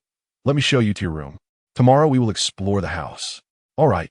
Wen Sulan led Shen Qingling to the second floor, to the room designated for him. Upon entering, Shen Qingling observed the furnishings, which appeared fresh and new. Is this not Gu Yi-Jin's previous room? Indeed, from now on, this will be yours. To Wen Sulan, this was a sign. She believed Gu Yi-Jin must be replaced by Qingling, and this room symbolized that transition. However, Shen Qingling did not accept it. I do not wish to take what belongs to others. This room was his, so let it remain with him. I am content with a new room. When Sulan was momentarily taken aback, feeling both poignant and sorrowful. How could her son be so kind? He was the one who had everything taken from him. It was absurd that Gu Yi-Jin had the audacity to be angry earlier. When Sulan urged, Qingling, this is your home. Everything here will ultimately belong to you, including this room. Please do not feel burdened. The more you feel this way, the more guilty I become. Shen Qingling looked into her eyes and said, as long as you care for me, that is enough. I desire nothing else. When Sulan was utterly stunned, unable to hold back her tears, in that moment, she realized he had returned to the Gu family solely for her. It was not the conditions laid out by Gu Chenwang, nor anything else. It was simply for this hard-won love. He cared for her. No one had ever shown such concern for her in this household. I am sorry, my dear. In truth, I have never held anything against you. No child could ever lack love for their mother. These words shattered when Sulan completely. She embraced Shen Qingling and wept again. Though I cannot detect her psychological state, I can surmise when Sulan's maternal love at a solid 100, guilt at 1,000. Ah, and let us not forget the two lurking in the shadows. Their feelings must be quite complex as well. Gu Yijin and Gu Yutong, who were eavesdropping, were utterly dumbfounded. Gu Yutong never anticipated Shen Qingling to be such a person. It was heart-wrenching. Like her, he too had grown up without maternal affection. Shen Qingling was not raised in a complicated environment of interests and familial ties. He was more pure and innocent. Though he lacked eloquence, he was indeed a genuinely good person. Gu Yutong could not help but reflect. Had she been too indifferent towards him? Gu Yijin gazed at Shen Qingling with a myriad of emotions. Damn it, Shen Qingling, you are a saint. Is it really necessary to keep swapping rooms? What does that even mean? Pity him? They are supposed to be implacable enemies. Could you not show some initiative to make him see? For the first time, Gu Yijin wished someone would actively seek to harm him, to fight him for something, to berate him. Gu Yijin harbored a desire for Shen Qingling to adopt a more confrontational attitude, yet Shen Qingling was not of that nature. He would not indulge him. Ultimately, when Sulan chose to respect Shen Qingling's wishes, preparing a new room for him, Shen Qingling was pleased. He did not wish to occupy Gu Yijin's room, which felt rather distasteful. That night, many found themselves unable to sleep, yet Shen Qingling rested soundly. There were no leaks, no damp and sticky sheets, no scurrying mice. He finally enjoyed a sweet dream. This time, Lin Qingdai also did not experience nightmares. She no longer dreamt of her haunting, helpless past, the dim examination hall, the blood-soaked accident. Instead, she dreamt of Shen Qingling. In her dream, he reached out to her, saying, I will protect you. Chapter 49. The strategy of heartfelt affection. The following day, Shen Qingling awoke to discover that Lin Qingdai's affection for him had increased by 20 points. Shen Qingling pondered. What transpired? It was peculiar. His affection points had not surged the previous day. Yet after a single night, they had inexplicably risen by 20. Checking the progress bar, he noted that Lin Qingdai's affection for him had reached 50. Chi-Chi, what is the meaning of this? You did not report any increase in her affection for me yesterday. 077 replied. Host, she naturally possesses 30 affection points for you. The reason remains unknown. Perhaps you should investigate further. Shen Qingling was astonished. Affection points can be innate? 077 clarified. This suggests that she harbored a certain fondness for you prior to your meeting. Shen Qingling furrowed his brow, reflecting on the original narrative concerning his relationship with Lin Qingdai. In the original tale, Lin Qingdai's feelings towards him were predominantly curiosity and sympathy. Their interactions were minimal.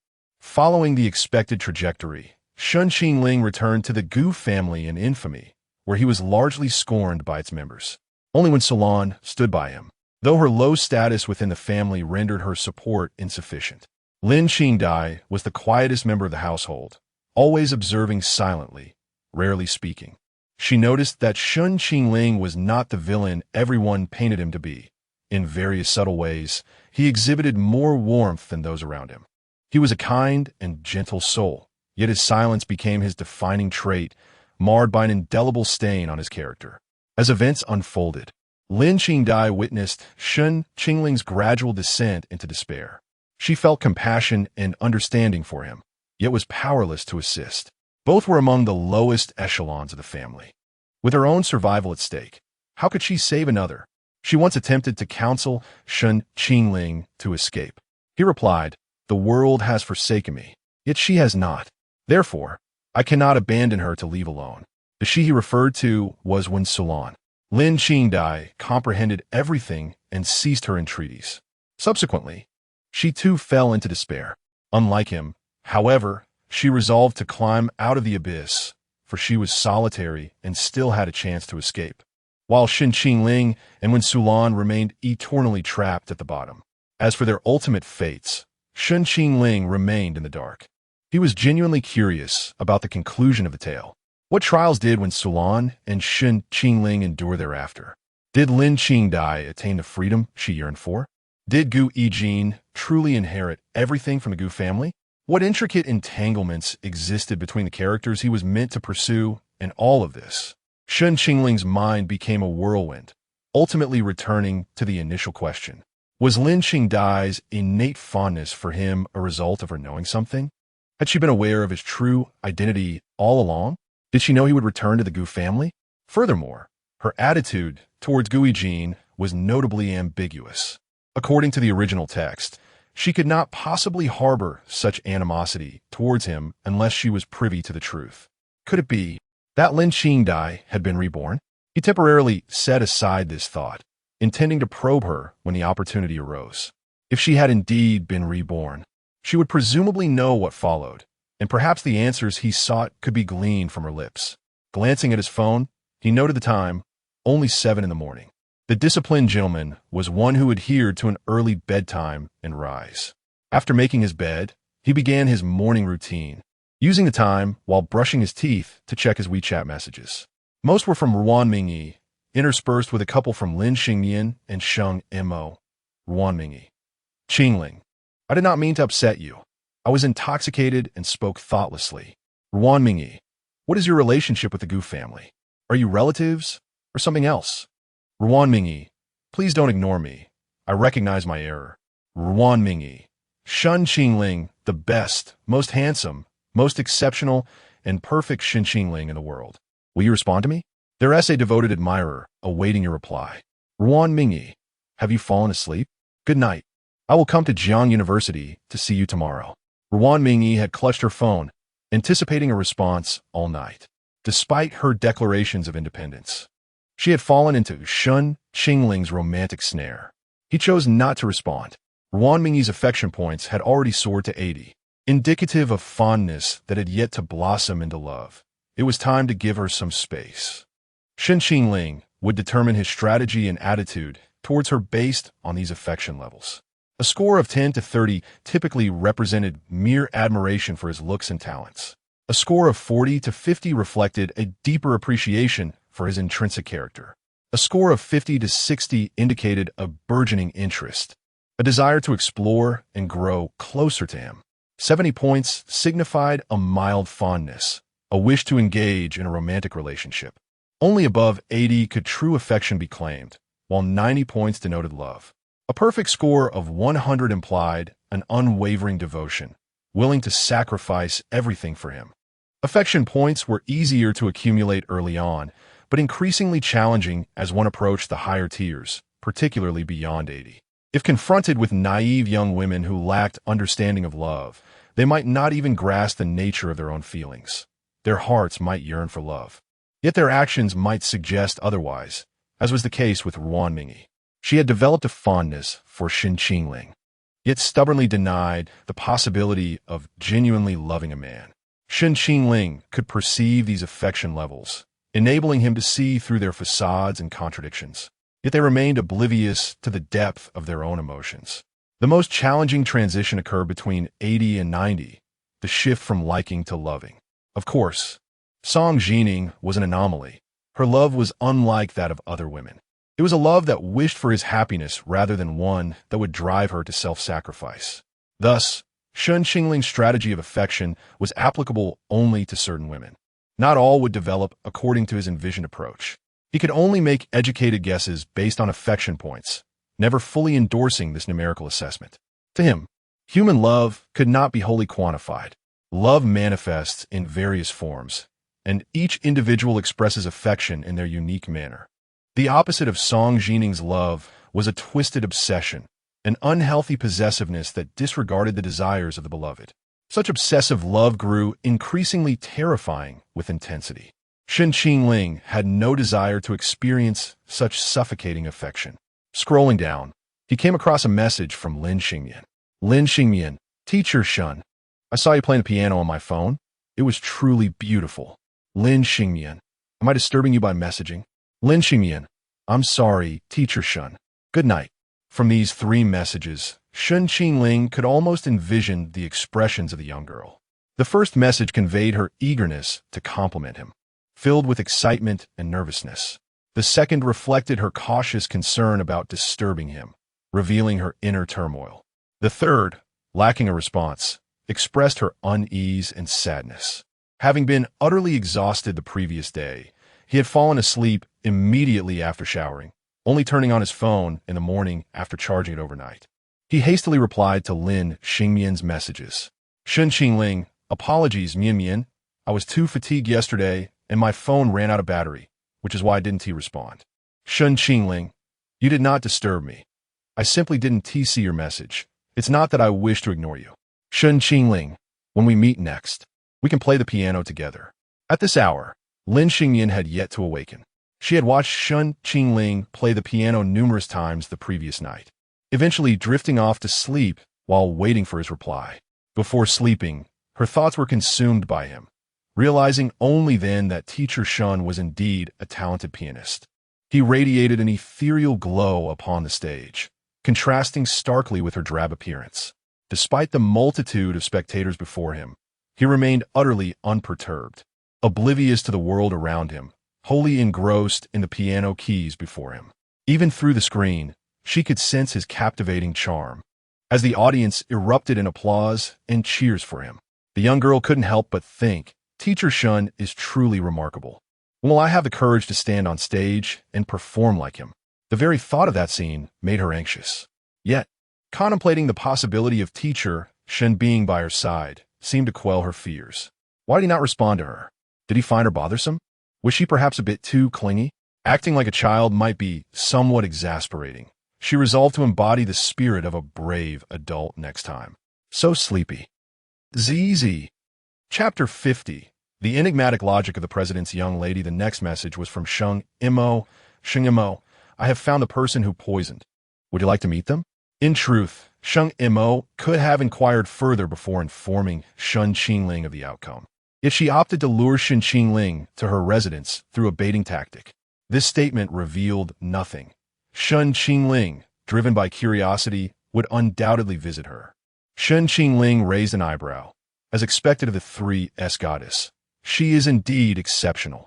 He contemplated how to respond without appearing overly eager. Shen Qingling, you're home?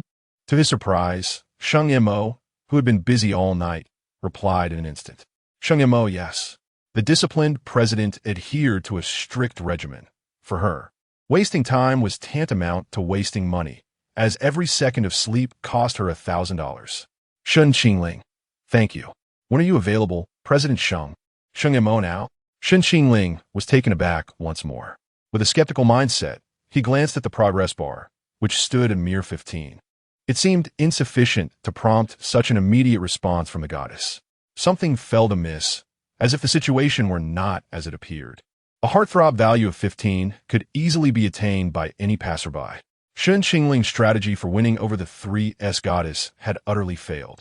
He found himself perplexed by Sheng Mo's current intentions. Their limited interactions and the scant descriptions in literature left him utterly in the dark. He could only rely on his instincts to navigate this encounter. His intuition urged him to decline. Shen Qingling, I'm sorry. I have classes in the morning and need to head to school shortly.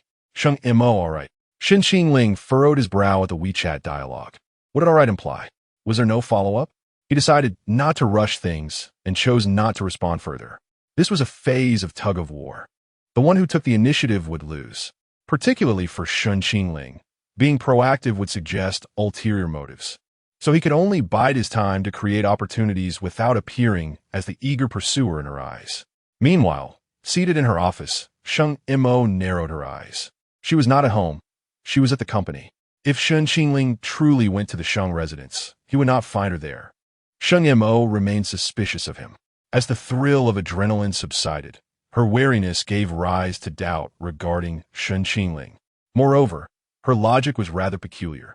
Firstly, such a home-invading romance was unlikely to unfold in her life. Love was simply not destined to exist for her.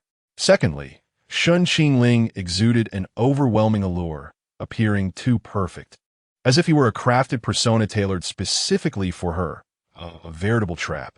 Lastly, there are no free lunches in this world. Anything of value must be exchanged for something precious. She was certain that she would have to offer something significant to obtain him. Sheng Mo likened this situation to a scheme targeting the wealthy.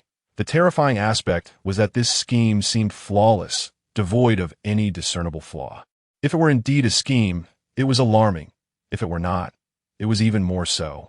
This suggested that she could find no faults. Today, Sheng Mo endeavored to uncover Shen Qingling's flaws as a means of cautioning herself, yet she failed. Her interest in Shen Qingling deepened. She found herself wasting time on a man, which was rather uncharacteristic.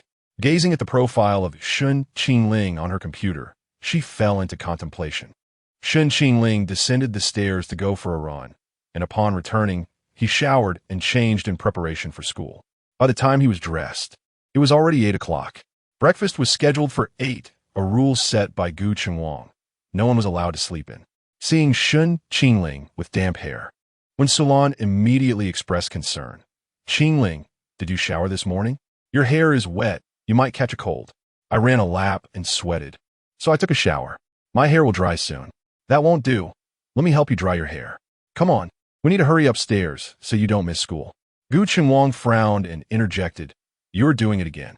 Qingling is an adult now. Don't treat him like a child. A man should learn to be independent and take care of himself. Overindulgence from a mother can spoil a child. Don't let him go astray." He could not afford to let the heir he had painstakingly regained be ruined in Wen Sulan's hands. Wen Sulan stood awkwardly, at a loss for words. All she wanted was to prevent Qingling from falling ill. Shen Qingling turned to Gu Chengwang. "She is just concerned for me. I won't become spoiled just because she helped dry my hair, so you needn't worry." Gu Yutong and Gu Yijin widened their eyes in astonishment. "What? How'd he grow so bold? He dares to speak to father like that?" Gu Yutong, biting into his bread, quickly attempted to smooth things over. "Oh, it's fine. Boys can manage whether or not they dry their hair. Hurry up and sit down to eat before it gets cold." Gu Yijin silently hoped Gu Chengwang would become angry and expel Shen Qingling.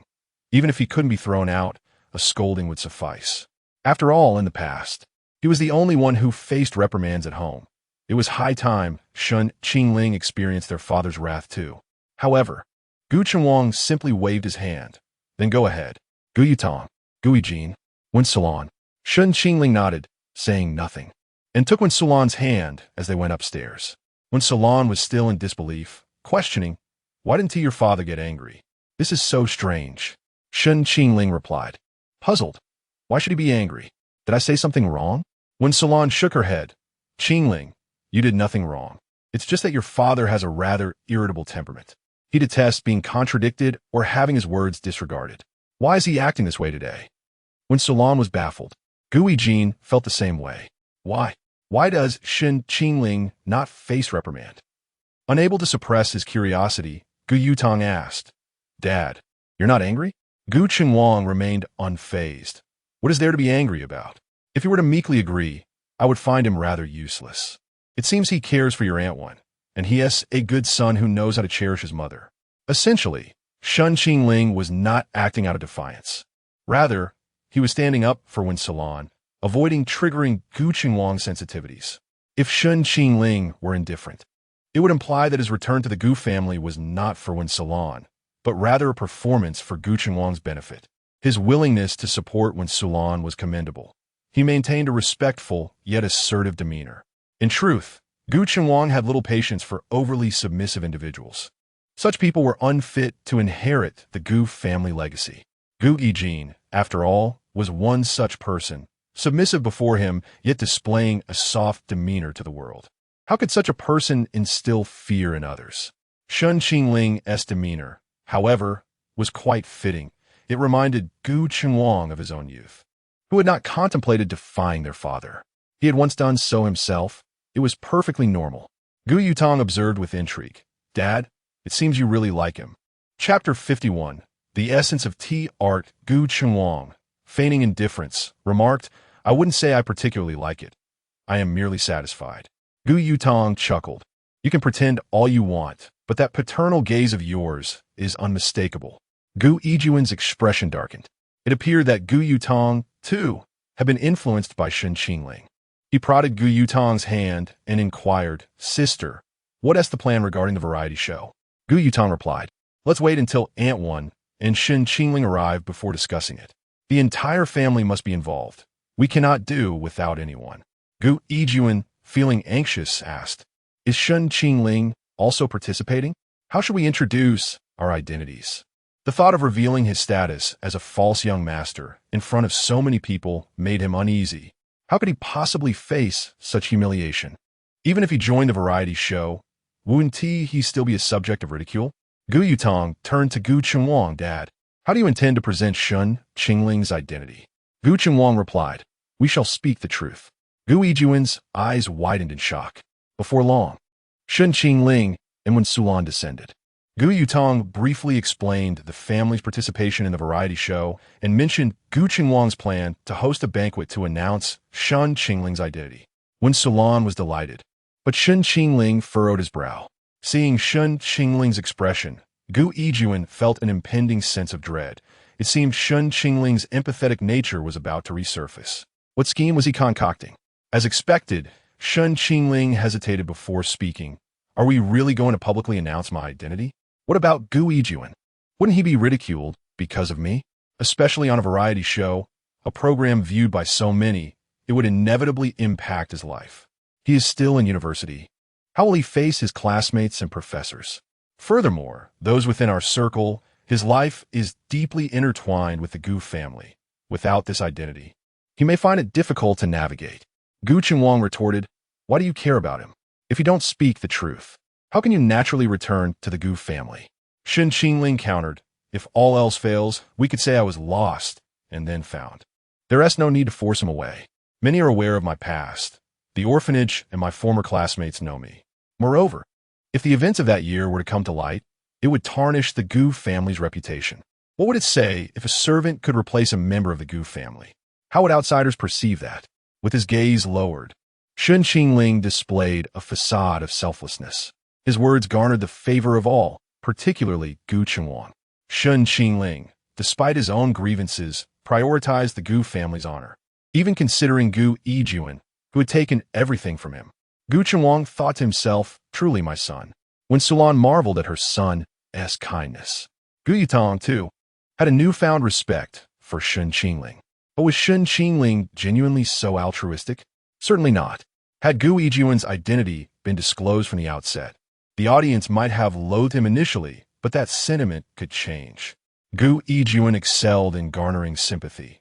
If his identity was revealed, he would undoubtedly face mockery from his peers and disdain from those within their circle. Viewers with a penchant for empathy could easily rally to his side, potentially granting him a legion of admirers. They would argue that it was not Gu Yijuan's fault, but rather that of his mother and grandmother. He was, after all, an innocent young man who did not intend to usurp Shen Qingling's identity. With years of experience in the entertainment industry, Shen Qingling understood this all too well.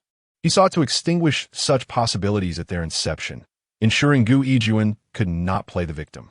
If audiences were unaware of Gu Yijuan's true identity, allowing him to bask in the glory of being a Gu family young master and amass fans, the revelation that he was merely an imposter would be catastrophic. The backlash from fans who once adored him would be terrifying. Their love could swiftly morph in a hatred upon learning the truth. Upon hearing Shen Qingling's words, 077 grasped his intentions. Such cunning. Shen Qingling deliberately proposed to withhold the revelation of Gu Yijuan's identity, allowing him to initially be perceived favorably. This would instill a sense of hope within Gu Yijuan, yet he would live in perpetual anxiety, fearing the day his true identity might be exposed. Shen Qingling, knowing Gu Yijuan well, anticipated he would not remain docile during the filming.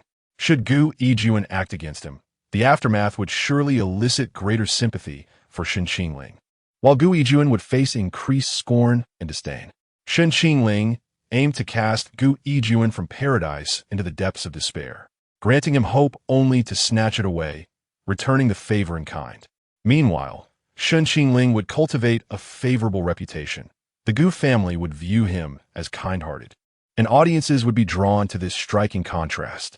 Gu Yijuan would never suspect Shen Qingling's true motives. He would only curse him behind his back, hoping for a more ruthless approach, while simultaneously harboring conflicting feelings towards him. In the realm of tea art, Gu Yijuan was woefully naive, having merely scratched the surface without grasping its true essence.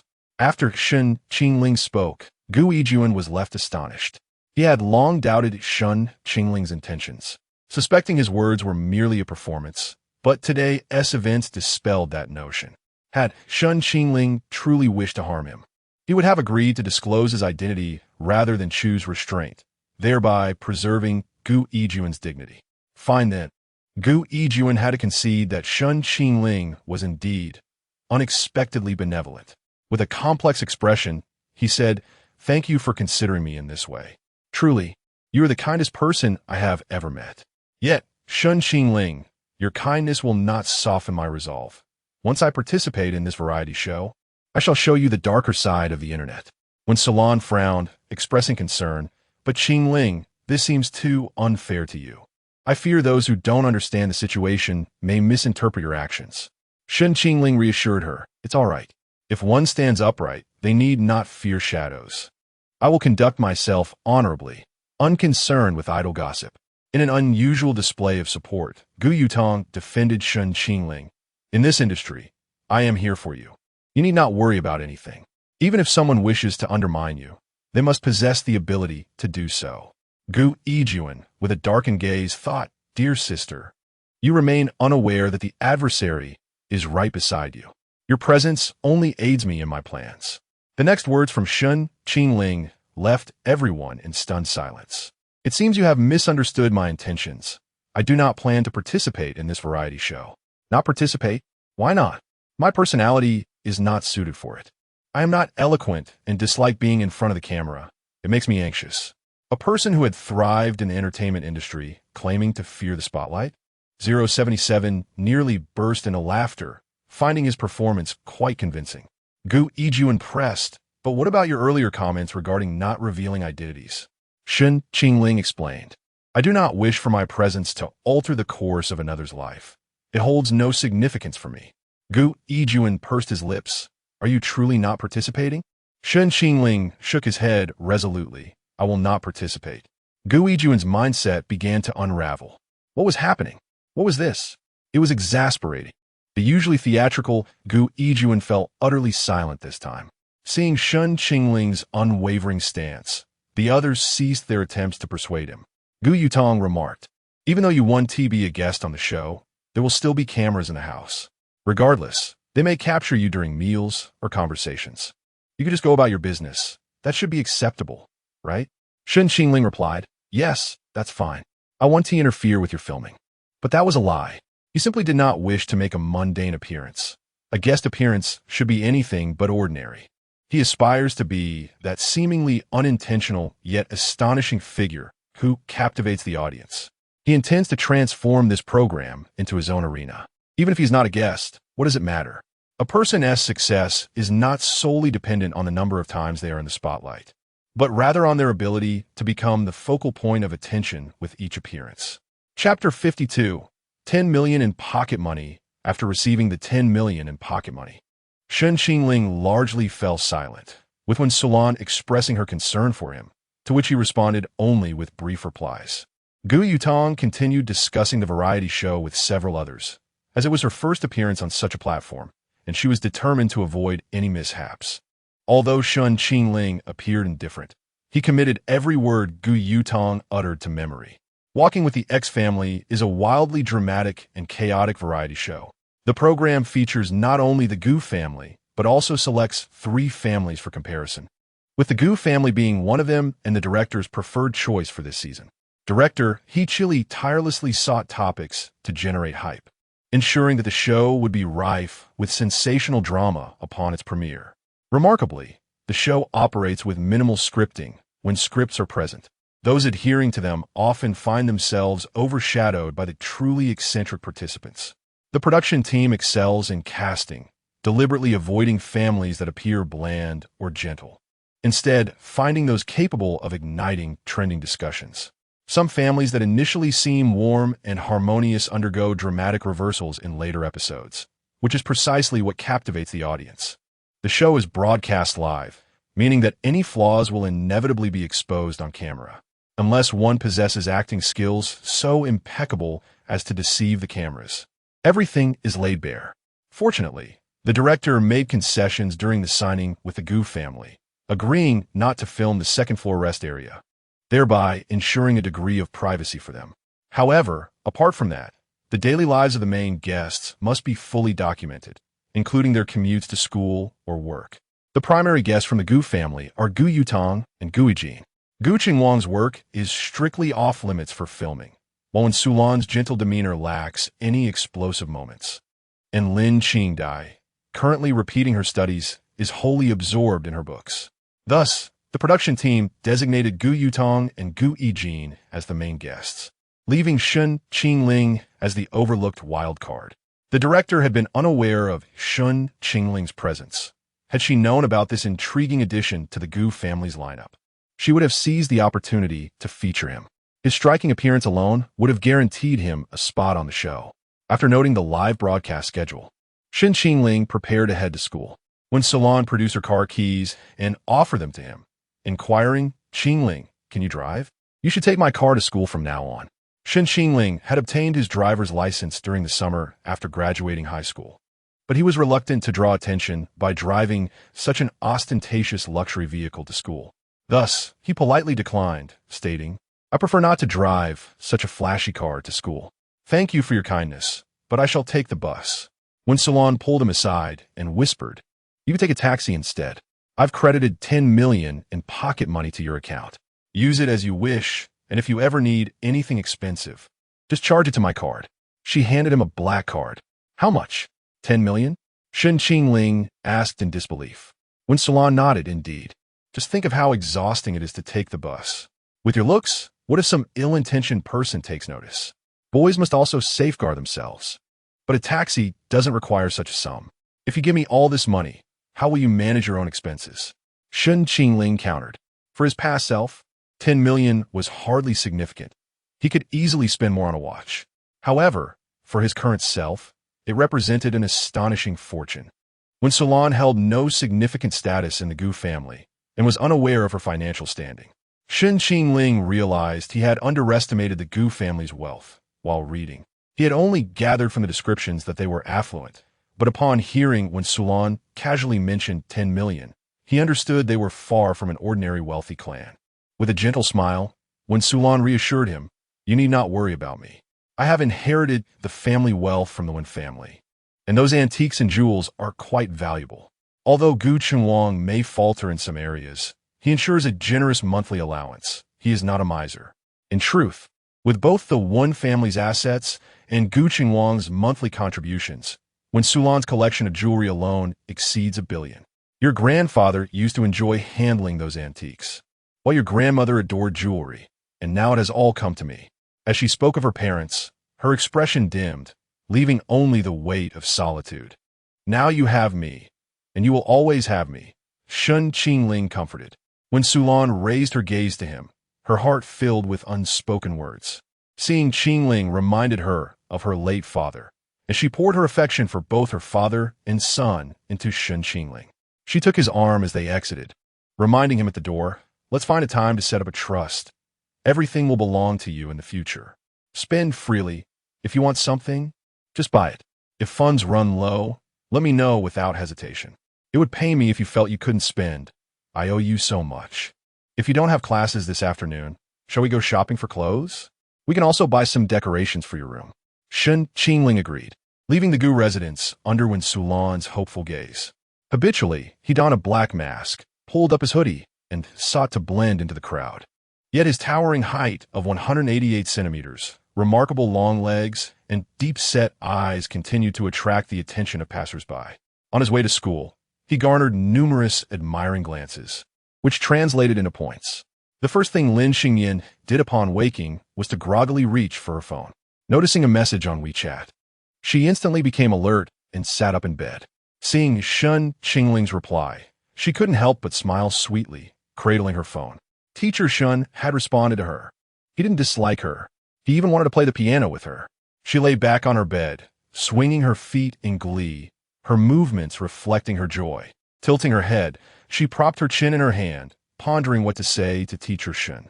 Biting her lip, she typed a message. Lin Xingyin, good morning, Teacher Shun. Have you eaten breakfast yet? Just as she hit send, she quickly deleted the message. It was already late. How silly of her to say good morning when Teacher Shun must have finished breakfast and be in class by now. After contemplating for half an hour, she finally sent a message. Lin Xingyin, Teacher Shun, the weather is lovely today. I'm going to paint. Teacher Shin was not only her art instructor, but also an academic star. She wanted to be the kind of diligent student he would admire. Outside, the sun shone brilliantly, mirroring her buoyant spirits. It felt as if the clouds of her life had dispersed with the arrival of this one person. It was strange. She had never anticipated anyone's presence in her life like this before, but Teacher Shun was an exception. When one harbors expectations, hope for life reignites. Lin Xingyan approached her desk, took out a piece of paper to fold a star, inscribing a phrase on it before placing it in a jar. She glanced over at the painting Shen Qingling had created for her, her eyes curving into a smile. The sail amidst the sea of clouds. Each time she gazed upon it, she recalled the way Teacher Shen sang to her. The innocent girl had searched online for that song, but of course found nothing, convinced that it must have been written by Teacher Shen himself. He was simply perfect, able to compose such a moving melody, and she admired him deeply. Lin Xingyan arrived at the art studio to paint, depicting a small mushroom nestled in a pot. Outside, the rain fell, yet the little mushroom remained dry, shielded by an umbrella beside it. Teacher Shun was her umbrella, protecting her from the storms of life. I hope she can muster the courage to present this painting to Teacher Shun. For the first time, I feel as though time is passing so slowly. May the weekend arrive swiftly. Chapter 53. To love someone is to keep them in the basement. Ruan Mingyi felt quite dejected today. Upon awakening, she found herself without a response from Shen Qingling and was further compelled by her father to report to the office. Arriving at the company in her luxury vehicle, she walked in while on a phone call with Yi Qiao, venting her frustrations. How could I possibly know what got into my father? He insists that today, this important meeting requires everyone's presence, and I can't afford to be late. I had intended to seek out Shen Qingling, but he has ignored me all night. What do you even like about him? Last night, he kindly accompanied you to the banquet, and you spoke to him that way. If I were Shen Qingling, I wouldn't want to acknowledge you either. I like his handsome face. When one falls for an unattractive man, they feel the need to justify their affection to others. But with Shen Qingling, no explanation is necessary. The moment anyone sees his face, they will understand. Never mind. Just thinking about work today frustrates me. Ruan Mingyi removed her sunglasses, her brows knitted tightly. She despised working. Yi Qiao regarded the young lady with skepticism. You? Work? Do you really think you can handle it? It's hard to say. Work is like Yang Wei. My family believes in me, and sometimes I think I can do it. But deep down I know I can't. Friends are like my wives. They know I can't, yet they always reassure me that I can. Superiors resemble lovers. They know my limitations, but still insist I am capable. Yi Qiao burst into laughter. Ruan Mingyi was aware that sharing her grievances with Yi Qiao was futile. Only a message from Shen Qingling could slightly lift her spirits. All right, I must go now. I have arrived at the office. Dressed in ostentatious luxury, Ruan Mingyi's work ethic was akin to fishing 3 days and sunbathing too. Those in the company who were astute and privy to insider information recognized her as the daughter of the conglomerate. However, some ill-informed interns mistook her for a high-ranking executive's mistress or concubine. The moment Ruan Mingyi stepped into the elevator, those who knew her fell silent. Only one intern, who had a questionable background and an unlikable personality, remained oblivious. Upon seeing Ruan Mingyi, his eyes widened. At that instant, Ruan Mingyi donned her sunglasses. The sight of him is unbearable. The intern mistook her averted gaze for shyness. Standing beside him, He could not resist initiating conversation. Which department are you from? Do you have a boyfriend? Ruan Mingyi chose to ignore him, feigning deafness. It was already aggravating enough to arrive at work early, and now she had to endure harassment from an unattractive man. She felt the urge to seek a master to exorcise the negative energy. The man, believing she had not heard him, pressed on, "Beautiful lady, do you have a boyfriend?" Finally, the woman in sunglasses responded coldly, "There's some in the refrigerator." Laughter erupted in the elevator. "Haha, the beautiful lady has a sense of humor. If you don't have a boyfriend, does that mean you're married? You don't seem like someone who could afford such attire." The man, irked by Ruan Mingyi's public humiliation, deliberately taunted her as if she were a kept woman. Ruan Mingyi shot back, "Not married. I've been sterilized." As the elevator chimed, signaling its arrival, she prepared to exit when the man blocked the door. "So, you are from the secretarial department. May I come in?" Ruan Mingyi quipped, unaware. "The grave?" The man's face turned ashen. "Do you even know how to speak? Do you know who I am?" Ruan Mingyi removed her sunglasses and scrutinized him from head to toe. "I do." The triumphant smile on his face vanished instantly. "Goblin." The elevator erupted in laughter, prompting Ruan Mingyi to raise an eyebrow. "I don't care who you were before. Now, you are nothing. Secretary Feng, get rid of him.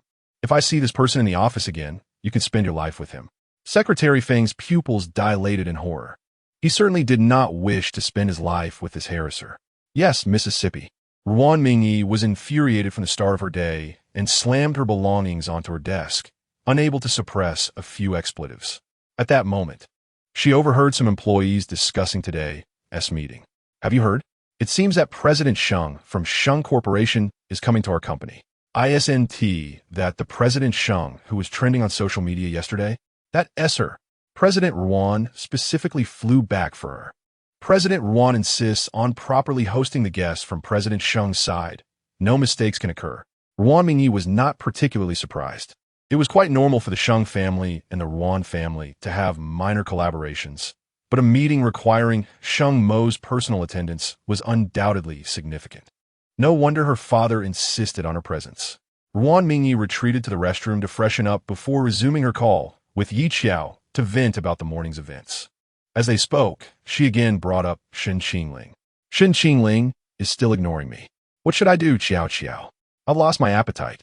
How about I help you find a new crush to shift your focus? What are your criteria? Handsome male college students. Is that it?" That S5, after a playful exchange with Yi Qiao, Ruan Mingyi returned to reality. "All right, enough joking. I truly cannot forget him. I'm losing interest in everyone else. I think I'm in trouble." Then after the meeting, buy some flowers and gifts to apologize. At least it shows sincerity. That's what I was thinking. Ruan Mingyi glanced at the time, realizing it was nearly time for the meeting. She ended the call and exited the restroom. Meanwhile, a woman emerged slowly from the corner. Sheng Mo gazed at her reflection in the mirror, unable to resist touching her lips, recalling that kiss in the dark. What was Ruan Mingyi seeking from Shen Qingling? Her curiosity piqued. After the meeting concluded, Ruan Mingyi hurriedly made her way to Jiang University to see Shen Qingling. Upon arriving downstairs, she discovered that someone had slashed her car tires. What the hell? Who lacks manners in broad daylight? Ruan Mingyi summoned security to review the surveillance footage. While she was fuming, another luxury vehicle pulled up beside her. The window rolled down to reveal Sheng Mo's exquisitely sharp features. "Where are you headed, Mingyi? If it's on my way, I can give you a lift." Ruan Mingyi was taken aback. Sheng Mo was willing to waste time giving her a ride? Even if it was on the way, surely she couldn't expect such kindness from him yet. It wasn't entirely impossible. The Sheng family had just reached a collaboration with the Ruan family, and Sheng Mo might be attempting to curry favor with them. When it came to making money, Sheng Mo was more proactive than anyone else. Ruan Mingyi's mind couldn't fathom Sheng Mo's thoughts. Seeing the undeniable insistence in his eyes, she reluctantly got into the car, as she was indeed pressed for time. Once inside, she foolishly expressed her gratitude. "Thank you, President Sheng. I'll find a way to repay you next time." The rearview mirror reflected a woman with a slight smile. "No need." "Where to?" "Jiang University. You're going to see that college student from last time, aren't you?" "Yes, I didn't expect President Sheng to remember him. He is quite an unforgettable young man." The man who had stolen her first kiss was certainly not someone she could forget. Ruan Mingyi chuckled. Indeed, President Sheng understands me. Just as she thought. There was no need for extensive explanations about her fondness for Shen Qingling. It seems you like him quite a bit. Yes, but he is hard to pursue. He is cold to everyone, like an ice block. Since last night, he hasn't replied to a single message.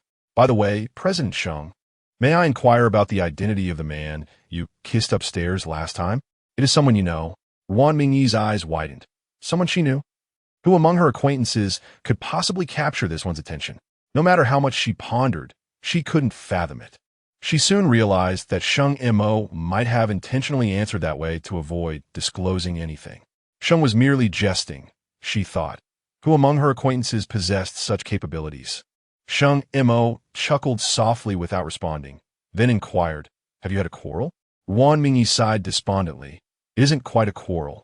It was merely me who inadvertently provoked his ire. He is not anyone to me, and I have no right to constrain his freedom. If he chooses to ignore me, I can only shamelessly pursue him. Upon hearing the word freedom, Sheng Mo raised an eyebrow. It is often said that if you love someone, you should grant them freedom. Yet she has never been able to comprehend this notion. If it were up to her, she would confine her beloved in a basement, feeding him through a small opening in the door until he reciprocated her affection. Ruan Mingyi was entirely oblivious to the profound gaze of Sheng Mo. She mused that Sheng Mo was rather amiable, far from the rumored coldness and aloofness attributed to him. The vehicle gradually came to a halt at the entrance of Jiang University, and the flowers and gifts she had ordered in advance were delivered to her. She smiled and expressed her gratitude to Sheng Mo. Thank you, Mr. Sheng. I won't disturb you any longer. Your time is far more valuable than mine. Yet, Sheng Mo showed no inclination to depart. No rush.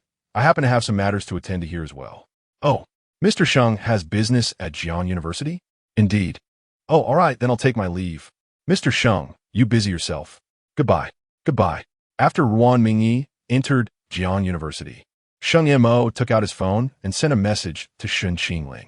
Sheng Mo, I happen to be at Jiang University today for business. Do you have time to discuss that matter? Chapter 54. Inescapable after class. Shen Qingling finally noticed Sheng Mo's message. However, at that moment, Ruan Mingyi was already standing outside the classroom. Shen Qingling glanced outside, where Ruan Mingyi smiled and raised the flowers and gifts in her hands. Shen Qingling understood that Ruan Mingyi had come to apologize. Yet, how could Sheng Mo be at Jiang University? It was too coincidental for both of them to appear together. Shen Qingling instinctively felt something was amiss. He pondered whether he should abandon Ruan Mingyi to meet Sheng Mo. Initially, his strategy was to give Ruan Mingyi the cold shoulder. And given the rarity of her encounters with Sheng Mo, it seemed unreasonable to ignore her presence now that she had finally made the effort to approach him. Shen Qingling decisively replied to Sheng Mo's message. Shen Qingling, all right, where are you? Sheng Mo promptly sent him a location, causing Shen Qingling's expression to shift slightly. It was the CAF where Sheng Mo worked. There were several CAFs near the school, so why did he choose this one? Was it merely a coincidence? Shen Qingling suppressed his inner doubts and stepped outside, only to find Ruan Mingyi not smiling at all. She seemed to revert to the aloof demeanor of their first meeting. Even Ruan Mingyi, who was usually unyielding, felt a pang of sadness upon seeing Shen Qingling's cold expression. When they first met, they were strangers, and Ruan Mingyi had naturally been indifferent. However, after spending time together, she had witnessed a different side of him, his gentle smiles and playful banter, and it was unbearable for her to see Shen Qingling like this. It felt as though someone who had descended from a lofty pedestal had only briefly graced her presence before floating away. Shen Qingling, why are you so indifferent? Just smile a little, Ruan Mingyi said, attempting to lighten the atmosphere with a teasing tone. Shen Qingling lowered his gaze upon her and replied, does Miss Ruan have something to discuss? The formality of Miss Ruan took Ruan Mingyi aback. A wave of sorrow washed over her, as though something was lodged in her heart. She felt a sudden urge to cry and a sense of grievance. She handed the flowers and gifts to Shen Qingling, saying, I came to apologize.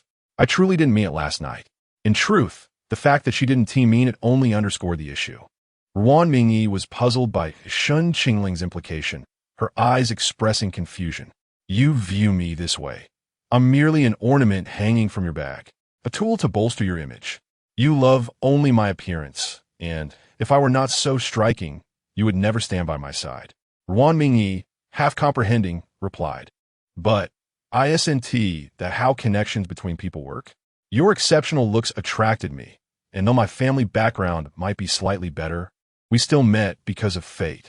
Isn't the nature of fate in this world wondrous? You are correct that we encountered each other through fate. I attracted you with my appearance, but then what? What do you desire while being around me?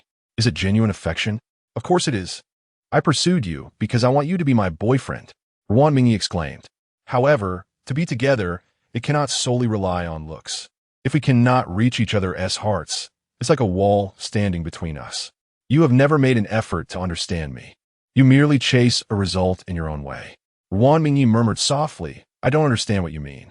She suddenly felt reluctant to face Shen Qingling, as if he were about to unveil something. Let us both calm down. I will return once you have calmed your anger. Ruan Mingyi turned to leave. Shen Qingling called out from behind her. To put it plainly, you merely wish to conquer me.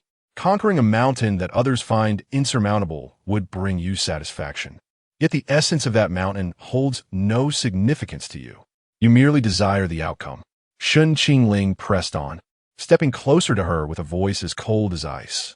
Ruan Mingyi, you appear proactive and passionate in relationships, yet you have never taken the other person seriously. Your enthusiasm fizzles out like a fleeting spark. You simply need someone to release your emotions. That person could be me or someone else. You are not inextricably linked to me. When the novelty of that person wears off, you will cast aside the vessel of your emotions without a second thought. Admit it, you do not truly love anyone, and with me, you cannot even claim to like me. Ruan Mingyi felt as though Shen Qingling had seen right through her. His words pierced her heart. Even knowing he spoke the truth, she was unwilling to acknowledge it. She turned to face him, revealing her true self for the first time. Ruan Mingyi flashed a playful smile. In this world, is there anyone who is indispensable to another? When we are together, we should relish the joy of being together. Why dwell on the ephemeral? Yet, when I am with someone, I seek nothing less than the inescapable. Ruan Mingyi noticed the unwavering determination in his youthful eyes, sincere, innocent, and captivating. She paused, realizing that Shen Qingling was only 18. An 18-year-old possesses a unique fervor towards love. He remained steadfast and never strayed, earning him the title of the unattainable flower on the high hill. It was only at this moment that Ruan Mingyi comprehended that Shen Qingling was genuinely not someone who would toy with her emotions. Shen Qingling, how should I describe you? If I call you foolish, you see through me so clearly. If I call you intelligent, you naively believe in love. Ruan Mingyi, not everyone thinks like you. Do you believe that the things you deem non-existent truly do not exist? You are the fool who will undoubtedly be deceived by women. When I genuinely like someone, I would willingly endure deception. Ruan Mingyi never expected Shen Qingling to be so stubborn in matters of the heart. This stubbornness was both pure and clear, akin to the clarity of his eyes, crisp, transparent, and soul-stirring. Ruan Mingyi averted her gaze. In that case, let us part ways. I shall no longer intrude upon your life. Without waiting for Shen Qingling to respond, she fled as if escaping, scattering the flowers and gifts across the ground. The surrounding crowd began to murmur, speculating that Ruan Mingyi's affection had been rebuffed, that Shen Qingling had deeply wounded her, leading to her breakdown and departure. Shen Qingling observed the gifts lying silently on the ground and crouched down to gather them. The youth, with his head bowed, smiled faintly. He distinctly heard the system announce that Ruan Mingyi's affection for him had increased by 5 points. Though she claimed Shen Qingling was unattainable and professed disbelief in love, it was merely her unfulfilled longing. Ruan Mingyi had always been an extreme individual in matters of the heart. She sought a love that was both intense and absolute. Shen Qingling's proud obstinacy in love compelled her to truly confront their relationship. She would inevitably fall for him. He was the singular exception in her life. Chapter 55. Shang Yamo takes action on the other side. A woman sitting in a CAF had just finished listening with her headphones. Her spirits lifted as she took a sip of her coffee, her eyes sparkling with evident intrigue. What an unexpected young man he is. Although Shen Qingling and Sheng Xia both appear to be quite naive in matters of the heart, Sheng Mo understood that they were fundamentally different. Sheng Xia's affection for Gu Yijin was tainted by a myriad of other influences. She was enamored by the aura that Gu Yijin exuded, which was essentially no different from Wan Mingyi. If Gu Yijin were truly cast out by the Gu family, becoming a man with nothing, would Sheng Xia be willing to endure hardship alongside him? Sheng Mo would wager her entire fortune that she absolutely would not. Sheng Xia had never been courageous in love. The moment she faced even a hint of suffering, this delicate young lady would retreat. But Shen Qingling was not like that. Sheng Mo found herself increasingly captivated by him. The more she interacted with him, the more she discovered the purity of this young man. It seemed that this initial kiss was indeed worth it. A smile crept into Sheng Mo's eyes. Shen Qingling glanced at his attribute panel, initially intending to check Wan Mingyi's progress bar, only to be surprised to find the unknown goddess's progress bar had risen from 15 to 18. He looked around, but there was no sign of Sheng Mo. How could his affection value increase out of the blue? Shen Qingling pondered for a moment on his way there, but when he couldn't come to a conclusion, he decided to set it aside. Upon entering the CF, he immediately spotted the woman seated by the window.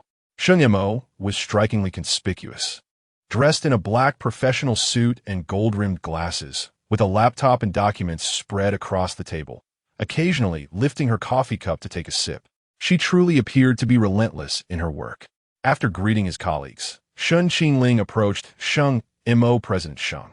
The woman looked up from her documents, closed her laptop, and gestured to the seat in front of her. "Please sit down. Feel free to order anything. The coffee here is quite good." It seemed that Sheng Mo was unaware that Shen Qingling worked part-time here. But was it truly just a coincidence? Certainly not. After sitting down, Shen Qingling felt somewhat awkward as he lowered his gaze to the menu and casually ordered coffee. Sheng Mo observed the youth's downcast eyes. And the moment Shen Qingling lifted his gaze, she swiftly resumed her indifferent demeanor. "President Sheng, has there been any outcome regarding that matter?" "Well, sort of," Shen Qingling replied. Sheng Mo did not elaborate, choosing instead to extract information gradually, akin to squeezing toothpaste. After all, it was she who had invited Shen Qingling out. What did it sort of mean? You found the person you mentioned, but neither of them knows who is pulling the strings behind the scenes. Were they intentionally withholding information? They truly did not know. All communication was done via mobile. In that case, it seems this matter has no resolution. Not necessarily. I am still investigating the account of that person. Sheng Mo played her cards close to her chest, leading Shen Qingling to believe there was no hope one moment, and then indicating she was still on the case the next. In truth, Sheng Mo had already uncovered the account, but it was linked to a false identity, and this matter would yield no results. Yet, she refrained from disclosing this to Shen Qingling. Otherwise, how could she justify meeting him? "Thank you. I appreciate your help, President Sheng." Shen Qingling was exceedingly polite, not daring to meet her gaze. "It's my duty. Since you encountered trouble at the Sheng family, I bear some responsibility." Sheng Mo took a sip of her coffee, seemingly sensing something. She glanced at the lipstick mark on her coffee cup and reached into her bag. The woman murmured softly, "My lipstick has come off." Shen Qingling's gaze fell upon her lips. The vibrant red on her face lacked any alluring charm, preventing any inappropriate thoughts from arising. Upon seeing her lips, the young man suddenly recalled something, his ears flushing crimson. Sheng Mo couldn't help but chuckle.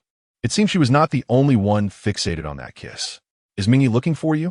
Sheng Mo deliberately probed Shen Qingling to see if he would speak the truth. Shen Qingling had no intention of concealing anything. "Yes." She feigned curiosity. "Then why isn't she here?" Shen Qingling pressed his lips together. She left. Sheng Mo glanced outside. "I think my lipstick might have fallen into her bag." "Did you come together?" "Yes. I had a meeting at her father's company today, and her car broke down, so I drove her here. Since I remembered you were at Jian University, I thought to invite you over. Given the time, Wan Mingyi should have arrived by now." She purposefully left the lipstick, which contained a listening device, in Wan Mingyi's bag. Knowing that Shen Qingling and Wan Mingyi had parted on bad terms, Sheng Mo still sent a message to Wan Mingyi. naturally intending to summon her. If Ruan Mingyi arrived eagerly only to find Shen Qingling seated with Sheng Imo, what would she think? Indeed, Ruan Mingyi had not left. Instead, she lingered nearby. After her unpleasant encounter with Shen Qingling, she found herself walking aimlessly, and before she knew it, she had wandered into this vicinity. She was perplexed. Why was Shen Qingling like this? The more she thought, the more agitated she grew, and the more despondent she became. But the situation was as it was. It seemed there was no hope left to salvage between her and Shen Qingling. He must think of her as a heartless woman who toyed with emotions. Perhaps Yi Qiao was right. She should never have entangled herself with Shen Qingling. They were never of the same world. Just as she was wallowing in gloom, she suddenly received a message from Sheng Imo. Sheng Imo. Mingyi, did my lipstick fall into your bag? If it's still at Jian University, could you bring it to me? Ruan Mingyi opened her bag and found a lipstick that did not belong to her. It appeared to be the one Sheng Imo had mentioned. Ruan Mingyi. I'm still here. President Sheng, where are you? Sheng Imo. At the CAF to the left of Jian University. Ruan Mingyi thought, isn't that just her family CAF? It was also the place where she first encountered Shen Qingling. Why would they still go to the CAF at this time? Arriving there would only remind her of Shen Qingling. After some contemplation, she decided to go. Ruan Mingyi could never have anticipated what she would witness. As she approached the CAF, she instantly spotted Shen Qingling seated by the window, with Sheng Imo across from him. How could these two be together? Prior to Ruan Mingyi's arrival, Shen Qingling had intended to excuse himself, but Sheng Imo began to speak of Shang Xia, implying an apology for her previous offense. Shen Qingling felt it inappropriate to leave abruptly, so he remained to engage in idle conversation. Sheng Imo, ever observant, caught sight of Ruan Mingyi outside. She pretended to spill her coffee, causing it to drench her skirt and soak the documents on the table. Shen Qingling, adhering to gentlemanly decorum, offered her a tissue. Are you all right, President Sheng? Yet Sheng Imo appeared to be scalded. Unable to move, she frowned and said, it seems I might have burned my leg. Could you please take a look? Shen Qingling knelt beside her like a faithful knight. Although the burn on her leg was causing her to tremble, there was a hint of amusement in her eyes. The area affected by the coffee spill was rather awkward, situated on her thigh, leaving Shen Qingling momentarily taken aback. He seemed unsure whether to proceed, looking up and suggesting, perhaps. Sheng Imo frowned and said, it's fine, you can touch it. Just as Shen Qingling was about to place his hand on her leg, Sheng Imo grasped his hand. Wait a moment. What Ruan Mingyi witnessed upon entering was this very scene. Shen Qingling crouched beside Sheng Imo, his hand resting on her thigh, while Sheng Mo's hand lay atop his. Seeing this, Ruan Mingyi, who had already resolved to give up on Shen Qingling, felt an explosion of anger. Fury flooded her mind, clouding her already limited judgment. She rushed over, her eyes wide with rage, her voice sharp as she demanded, what are you two doing? Chapter 56. Shen Qingling. I refuse to serve you any longer. Upon hearing that familiar voice, Shen Qingling turned to look. Ruan Mingyi, what are you doing here? Ruan Mingyi was almost laughing in anger. How can you even ask me that? This is the property of the Ruan family. Why shouldn't I be here? But you two, what are you up to? Shen Qingling intended to explain, but Sheng Imo winced from the burn on her leg and exclaimed, ouch. Shen Qingling had no choice but to kneel down to examine her injury. I apologize, I was momentarily distracted. Otherwise, I would have taken you to the hospital. This looks serious. Ruan Mingyi could not tolerate Shen Qingling's concern for another woman in her presence. She stepped forward, pulling Shen Qingling up, and glared at Sheng Imo. Why is the CEO with you? Are you here to find him under the pretext of having some business at Jian University? Sheng Imo, pale with pain, still attempted to clarify. You misunderstood. This explanation was hardly better than silence. She neither confirmed nor denied anything, merely stating that Ruan Mingyi had misunderstood, which only fueled Ruan Mingyi's anger further. Misunderstood? Can't you see how capable the CEO is? Fully aware of my feelings for him, yet she still comes so close. Shen Qingling could not bear to listen any longer. He pulled Ruan Mingyi aside and coldly stated, have you lost your mind? The CEO has business with me.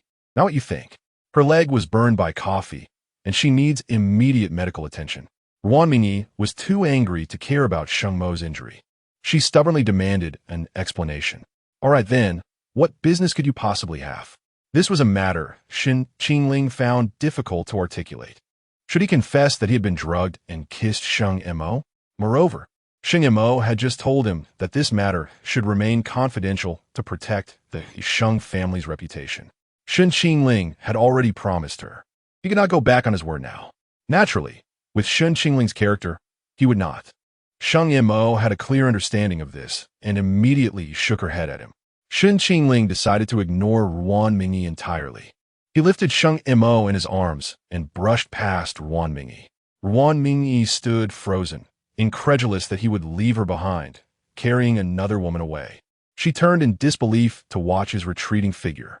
The tall silhouette of the young man made Sheng Mo, who stood at 175 centimeters, appear petite in his embrace. Sheng Mo wrapped her arms around Shen Qingling's neck, resting her head gently on his shoulder. Yet her gaze remained fixed on Ruan Mingyi. Perhaps it was Ruan Mingyi's imagination, but she felt that Sheng Mo seemed to smile at her for a fleeting moment. Yet in the next instant, Sheng Mo's face was pale and her brow furrowed.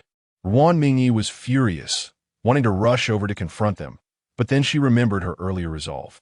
What right did she have to act that way? She had no right. They were not even friends anymore.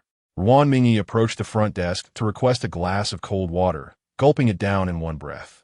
Once composed, she realized she should not have acted so impulsively. Shen Qingling was not that kind of person, nor was Sheng Mo. Ruan Mingyi's lost rationality returned at that moment. She accessed the shop's surveillance footage. Before Shen Qingling arrived, Sheng Mo had been diligently working. After Shen Qingling entered, they spoke to each other politely, appearing quite unfamiliar, with no signs of crossing boundaries. It was only when Sheng Mo spilled the coffee that Shen Qingling offered her a tissue. It was only when Sheng Mo was too injured to move that Shen Qingling stepped in. Little did they know, Ruan Mingyi had witnessed it all. She felt a pang of regret. She had indeed misunderstood the two. What would Shen Qingling think of her? Acting like a madwoman, she must have looked quite unseemly. But why were they meeting at all? They had only seen each other once. What could possibly warrant a private meeting? Shen Qingling had never mentioned Sheng Mo to her. What connection could Shen Qingling have with the Sheng family? Wait a moment. Gu family. She had yet to ascertain Shen Qingling's relationship with the Gu family. Could it be that Sheng Mo sought him due to a connection with the Gu family? Ruan Mingyi's thoughts spiraled, growing increasingly frustrated, even contemplating messaging Shen Qingling for clarity. Yet, as she took out her phone, she recalled her previous intentions. Had she not resolved to sever ties with Shen Qingling? She must not let herself be too concerned with him. Absolutely not. How could she lose control over such a trivial matter?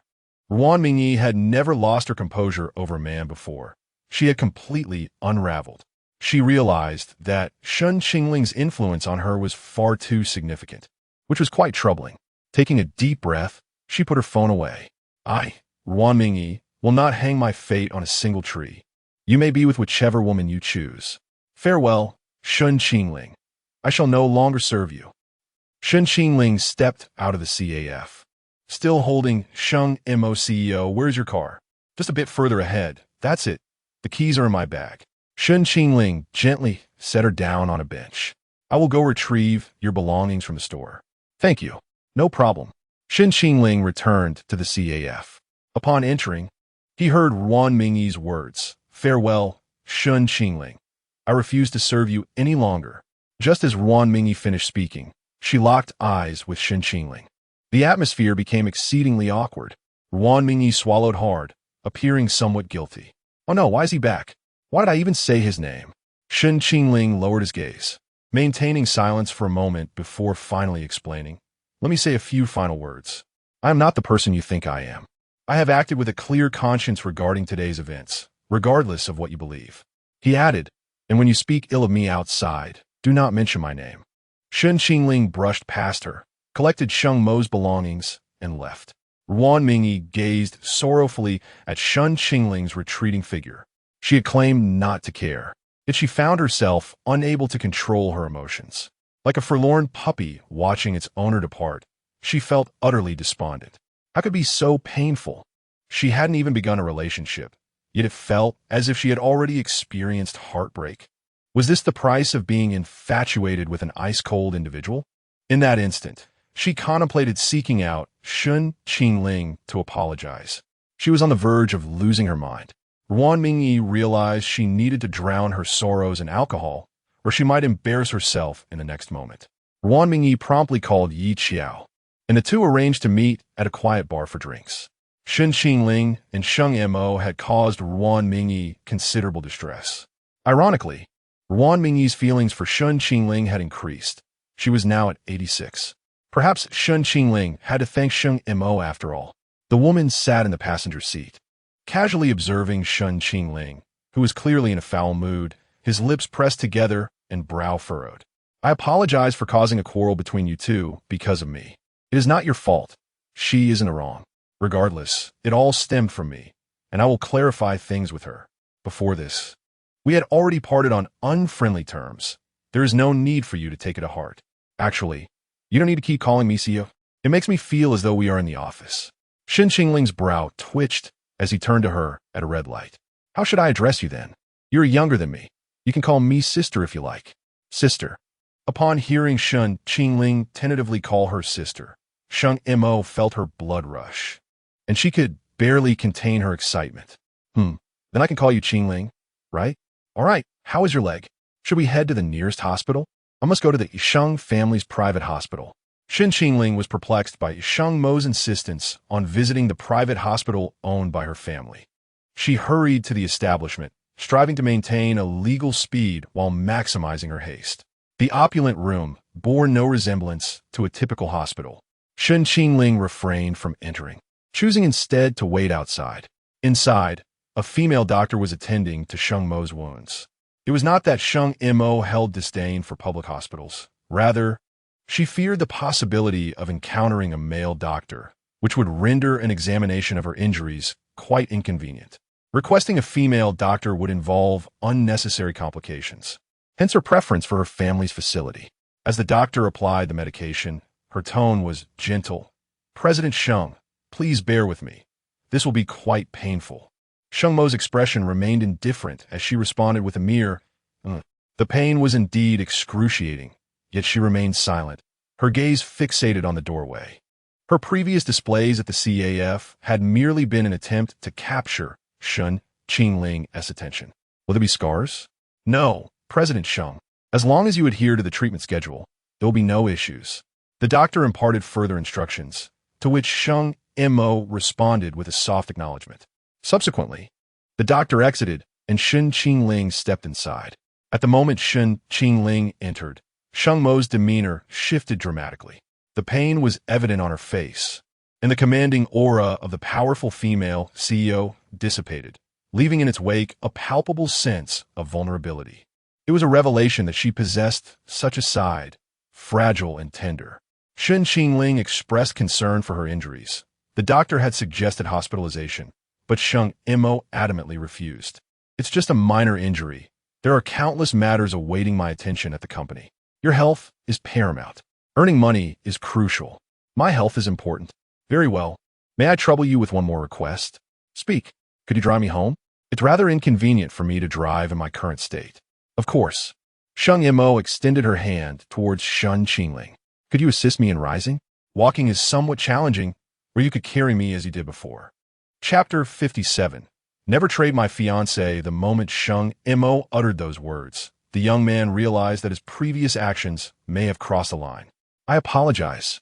I was a bit hasty and didn't gauge the situation properly, he confessed. It's all right. It will be much quicker this way. Please hold me once more, she replied, her words devoid of any embarrassment or suggestiveness, leaving him to ponder her true intentions. If Shen Qingling hesitated or refused, it would only betray his own insecurities. He lifted Sheng Mo in his arms and walked outside. This time, both were acutely aware of their surroundings. Sheng Mo caught a whiff of the pleasant fragrance emanating from him, reminiscent of their earlier kiss. She leaned against his chest, appearing fatigued, and felt the firmness of his abs. A woman needs to rest upon a man's sturdy physique to find the motivation to work, and it must be Shen Qingling's abs that provide such comfort. Though he seemed slender, The young man possessed undeniable strength, his grip around her reassuringly steady. Everything about him seemed to resonate with her desires. She resigned herself, even if this was merely a fade. Shen Qingling casually glanced at the woman in his embrace. Sheng Yimou appeared to have drifted into slumber. With her eyes closed, she exuded a tranquil gentleness, and all traces of her previous assertiveness vanished. She nestled comfortably against him, exuding an inexplicable air of obedience. Shen Qingling slowed his pace and gently placed her in the passenger seat of his car, then waited for her to awaken. Yet, Sheng Yimou did not fall asleep, not even for a moment, despite her evident fatigue. After about an hour, she finally opened her eyes. "I'm sorry. I must have dozed off," she murmured. "It's no trouble. I'll take you home now," he replied. "I truly appreciate your help today. I owe you a meal sometime," she insisted. Shen Qingling contemplated declining, but Sheng Yimou seemed to discern his intentions and interjected, "If you don't agree, I'll be unable to stop thinking about it." Unlike Ruan Mingyi, who had a flippant demeanor when inviting him to dinner, Sheng Yimou's tone carried a sense of gravity and earnestness. After a moment's hesitation, Shen Qingling nodded in acquiescence. He drove to the Sheng residence, where upon arrival, he no longer needed to carry her inside, as numerous people were there to assist Sheng Yimou. As Shen Qingling turned to leave, Sheng Yimou glanced at the time and remarked, "It's already time for lunch. Let us eat here. Thank you for your kind offer, but it's really unnecessary." He replied, "If you don't stay for lunch, I'll feel guilty," she insisted. "Well, please come in. There's no one else at home." Her words were interrupted by Sheng Xia's voice. "I heard you were injured? Was it that pretty boy who brought you back?" Sheng Xia scrutinized the man's retreating figure, and a flicker of recognition crossed her face. "Could it be the same person you kissed last time?" It was only when the man turned around that she realized it was Shen Qingling. Sheng Xia's eyes widened in surprise. "Oh, it's you. How did you end up with her?" Sheng Yimou frowned. "That's rather rude of you." Sheng Xia shrugged. "What is wrong with that? Should I say welcome to the Sheng family?" Sheng Yimou turned to Shen Qingling apologetically. "I'm sorry for the scene." Shen Qingling lowered his gaze. "It's nothing. I should really be on my way." Sheng Xia approached him and blinked playfully. "Wait. I heard you brought my sister back. What happened?" Sheng Yimou interjected. "I wanted to invite him to lunch, considering how you offended him last time without apologizing." Sheng Xia tugged at Shen Qingling's sleeve. "I'm so sorry. I truly didn't mean it. Look, now that you're not with Ruan Mingyi, you seem much more agreeable." Upon hearing Ruan Mingyi's name, he immediately frowned. "I have nothing to do with her anymore." Sheng Yimou subtly smiled, sensing her aim had been achieved. Sheng Xia beamed at Shen Qingling's words. "What's going on? Tell me everything. I'm genuinely curious. You're having lunch at my house. I'll apologize if that is what it takes. Come, sit down." She nearly dragged Shen Qingling to the sofa. Shen Qingling appeared reluctant to discuss the matter, remaining silent. Sheng Yimou feigned a sigh. "It's my fault. Ruan Mingyi thought we were involved, and we had quite the argument." Sheng Xia couldn't help but laugh. "How foolish is Ruan Mingyi? Does she really think you could have any romantic entanglements with a man? No wonder she can't hold on to one. That dimwit is beyond help." Once Sheng Xia learned of the quarrel between Ruan Mingyi and Shen Qingling, her regard for him tripled. She patted his shoulder. "Ruan Mingyi isn't worth your sorrow. Since you're not together, just hang out with us. It will be far better than being with her." Sheng Yimou observed Sheng Xia's hand resting on Shen Qingling's shoulder. Casually, she remarked, "You are betrothed, so perhaps you should refrain from discussing such matters. When do you intend to meet your fiancée from the Gu family?" Sheng Yimou was not without motive in bringing this up. The moment she spotted Shen Qingling in a Gu family vehicle, her suspicions were confirmed. Now, why was she deliberately broaching the subject? Sheng Xia's reaction revealed everything. She slumped back in her seat, disheartened. "Why would I want to meet that wastrel from the orphanage? He is your future fiancé. You shouldn't be so dismissive." "Who acknowledged him as my fiancé? Gu Yijuan is already useless enough. Do I need to switch to someone even more inept? Are you hoping for my misfortune?" "Don't worry. I have no such intentions." "So, your stance is that you refuse to change fiancés? Why should I? I've already stated I want to change. Not even in death." Sheng Yimou sighed, Then I suppose I should find an opportunity to inform the Gu family. Sheng Xia eyed her suspiciously. Weren't you the one insisting I should switch before? Why are you so accommodating now? A fruit that is forcibly picked is not sweet. Since you have your sights set on Gu Yijuan, I won't pressure you any further. When did you become so understanding? Sheng Mo glanced at Shen Qingling, who appeared lost in thought. She continued, Did you and Gu Yijuan argue last time? I heard you hit him. He brought it upon himself for wronging me, he replied. If you've decided to enter this union, you ought to coexist amicably. Invite him over for dinner.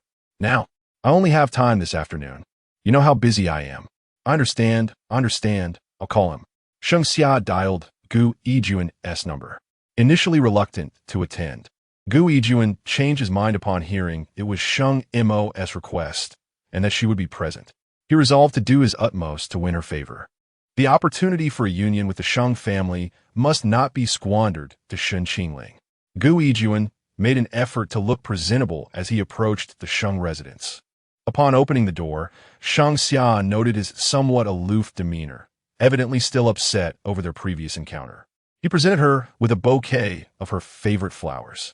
Xia, I bought these to ease your anger. Will you forgive me? All right, come inside. I didn't expect your sister to invite me for lunch. I'm truly surprised and honored. It's just for the sake of the union. Don't think she has any genuine affection for you. Regardless, it's the thought that counts. I brought a gift for your sister too. Come on, enough with the small talk. What Gu Yijuan did not anticipate was encountering Shen Qingling in the living room. Upon entering, his expression froze. Shen Qingling, what's he doing here? Chapter 58. I referred to that worthless individual as Shen Qingling. Gu Yijuan whispered, Xia, how did he end up here? My sister brought him back. How could your sister become involved with him? How would I know? If you wish to find out, you should ask my sister. Sheng Xia was unwilling to engage in further conversation with him. Her irritation had not yet subsided. Gu Yijuan first approached Sheng Mo to greet him, placing the gift on the table before him. Sheng Xia was in the wrong for hitting you last time, so I invited you over for dinner to make amends. Please don't dwell on the past. Not at all, it was my fault. I won't blame Xia. It is more than enough that she can forgive me. Well, it is good that you can think that way. Sheng Mo remained as aloof as ever, though his demeanor appeared to have softened slightly. Perhaps he was less resistant to Gu Yijuan now. Gu Yijuan wondered if this was merely a figment of his imagination. Yet, since Sheng Mo had expressed such sentiments, it seemed he hoped for a continued union with Sheng Xia, which was indeed a promising beginning. Gu Yijuan glanced at Shen Qingling standing nearby. What capacity did he have to appear at the Sheng family's residence? Did the Sheng family know of his background? Gu Yijuan took the initiative to greet Shen Qingling. You're here as well. Shen Qingling replied, Yes, I have matters to attend to. At that moment, the butler approached to announce that dinner was ready, and they all proceeded from the living room to the dining room. Sheng Mo left with Shen Qingling's support. The more Gu Yijuan observed, the more he felt something was amiss. Sheng Mo had always been averse to physical contact with others. Why would he willingly allow Shen Qingling to assist him? He furrowed his brow and asked Sheng Xia, Don't you think there is something off about your sister and him? Sheng Xia rolled her eyes. You are overthinking it. My sister is a woman who only sees money. No man holds any allure for her compared to the allure of currency. Gu Yijuan pressed his lips together. But Shen Qingling was no ordinary man. Sheng Xia retorted angrily. Why do you always focus on my sister? Do you have other intentions? Sheng Xia was acutely aware that Sheng Mo was handsome, wealthy, and powerful. It was difficult for any man not to be captivated. Gu Yijuan was a man too. Gu Yijuan smiled gently. What are you saying? That is your sister. The only one I have ever cared for is you. After all these years, do you still not understand my heart? I have never looked at another woman with interest. I am merely concerned for your sister, fearing she might be deceived by those with ulterior motives. This time, it was Sheng Xia who laughed, deceived. Don't be ridiculous, Ajin. She wouldn't even bother unless she could strip someone of their dignity. What are you two discussing? It is time to eat. Sheng Mo's voice interrupted, and the two ceased their chatter. This was not Gu Yijuan's first meal at the Sheng residence. He had often visited when Sheng Mo's parents were still alive, so he felt at ease. It was Shen Qingling's first time here. He spoke little, merely listening as Gu Yijuan recounted amusing stories from the past at the Sheng family home. As memories of Gu Yijin's kindness towards her surfaced, Sheng Xia's anger began to dissipate. She smiled and said, Ajin always chose me as his wife when we played house. Qian Xian and the others would want to be the wife, but he would refuse. Mother said Ajin would surely be a good husband someday. Gu Yijin grasped Sheng Xia's hand and declared, I will not let uncle and aunt down. Sheng Mo's gaze was imbued with a chilling intensity, fleeting yet palpable. When do you plan to get married? It was surprising that Sheng Mo took the initiative to inquire about their marriage. The sun must have risen in the west. Sheng Xia, indifferent, responded, I'm fine with it, but now that that worthless individual from the Gu family has returned, I am uncertain of their intentions. It seems Aunt Wen is not particularly keen on a union with my Ajin. Upon hearing the derogatory term for the Gu family, Gu Yijin stole a glance at Shen Qingling. His expression was calm, showing no reaction. Such composure? Sheng Xia then turned to Gu Yijin, by the way, when did that worthless individual return to the Gu family? Have you seen him? Feigning embarrassment, Gu Yijin replied, Xia, perhaps you should refrain from speaking that way. It is not appropriate. Sheng Xia gave him a perplexed look. How should I refer to him? The one who returned from the orphanage? What was his name again? Shen Qingling. Shen Qingling suddenly interjected, I am referring to that worthless individual as Shen Qingling. How do you know? I know him. How do you know that worthless person? Are you close? What does he look like? Tell me. Shen Qingling smiled but offered no reply. Sheng Xia blinked. Why have you stopped speaking? Shen Qingling calmly set down his chopsticks and wiped his mouth. Did you not even ask for my name? Oh, I still do not know your name. What is it? Shen Qingling. Cough, cough, cough. Sheng Xia had just taken a sip of water when she choked, her face turning crimson. The dining room fell into an eerie silence. One could hear a pin drop. Sheng Xia incredulously gazed at Shen Qingling. What did you say? You are Shen Qingling? Indeed. Impossible. How could you be that worthless individual who returned from the orphanage? That person. Sheng Xia felt as if her mind had gone blank. Is this true? Am I really correct? Is it truly so? She stared at Shen Qingling in disbelief. Could such a handsome man truly be her fiancé? Oh, it seemed rather unlikely. Shen Qingling heard a loud chime in his mind. Sheng Xia's regret value increased by 70, her heartthrob value by 30. Shen Qingling chuckled, what an honest child. Sheng Xia was now so embarrassed that she did not know how to react. She had never felt such embarrassment in her life. She had just openly referred to Shen Qingling as the worthless individual who returned from the orphanage, declared she would never marry him, and flaunted her affection for Gu Yijin at the table. Her thoughts were as muddled as porridge. Shen Qingling stood up. I have finished eating. Please enjoy your meal. With that, he headed towards the living room. The dining room echoed with Sheng Xia's scream. Sheng Mo remained unfazed. What are you shouting about? We are eating. Sheng Xia, with a look of uncertainty, asked, Do you think he's playing a joke on me? Sheng Mo replied, I don't know. I have never met the young master of the Gu family. Sheng Xia could only turn Gu Yijin. Ajin, is he truly the one who returned from the orphanage? Gu Yijin nodded. Yes, he moved back to the Gu family last night. I hinted to you earlier not to speak that way. Sheng Xia retorted angrily. Why didn't you tell me sooner? Gu Yijin, feeling displeased, nevertheless forced a smile. I had no idea you would speak so thoughtlessly. Besides, did you not say you would not be bothered by his appearance? Sheng Xia frowned and fell silent. The smile on Gu Yijin's face gradually faded. Is Xia regretting her words? Sheng Xia poked at the shrimp in her bowl, silent. Suddenly, Sheng Mo spoke. This matter is not one you can afford to regret. Marriage is not a game. You have already said hurtful things in his presence. He likely will not agree to a union with you now. Sheng Xia lamented. What if it hurts even more? Chapter 59. I will always keep an eye on you. An awkward dinner concluded amidst the silence of midsummer. It seemed that Shen Qingling had no intention of lingering any longer. After Sheng Mo and the others finished their meal and stepped out, he took his leave. Gu Yijin, observing the dazed Sheng Xia, felt little desire to remain. More than being concerned about Sheng Xia's feelings, he was curious about Shen Qingling's thoughts, as they appeared to hold the key to the matter at hand. Gu Yijin took the initiative to suggest that he accompany Shen Qingling home. Qingling, are you heading home? Yes. I drove here. Would you like to ride back with me? Sure. As Shen Qingling entered Gu Yijin's car, an awkward atmosphere enveloped them. Shen Qingling gazed out at the passing scenery while Gu Yijin focused intently on driving. "I apologize on behalf of Xia," he said. "No need to apologize. Her thoughts are her own," Shen Qingling replied, seemingly unperturbed by Shang Xia's words. What did this imply? When they halted at a red light, Gu Yijin could no longer restrain himself and cautiously inquired, "What if your family insists on a union between you and Xia?" At this, Shen Qingling shifted his gaze to Gu Yijin. "Ah, here it comes again, that expression," Gu Yijin thought. "She is your fiancée. I have heard your tales spanning years, and I know your bond is strong. How could you become the third party to disrupt their relationship? But if it weren't for me, she might have been your fiancée. There are no ifs in this world. Do you not harbor any resentment toward me? I have taken everything that was rightfully yours. What good would hatred do? Can time be reversed?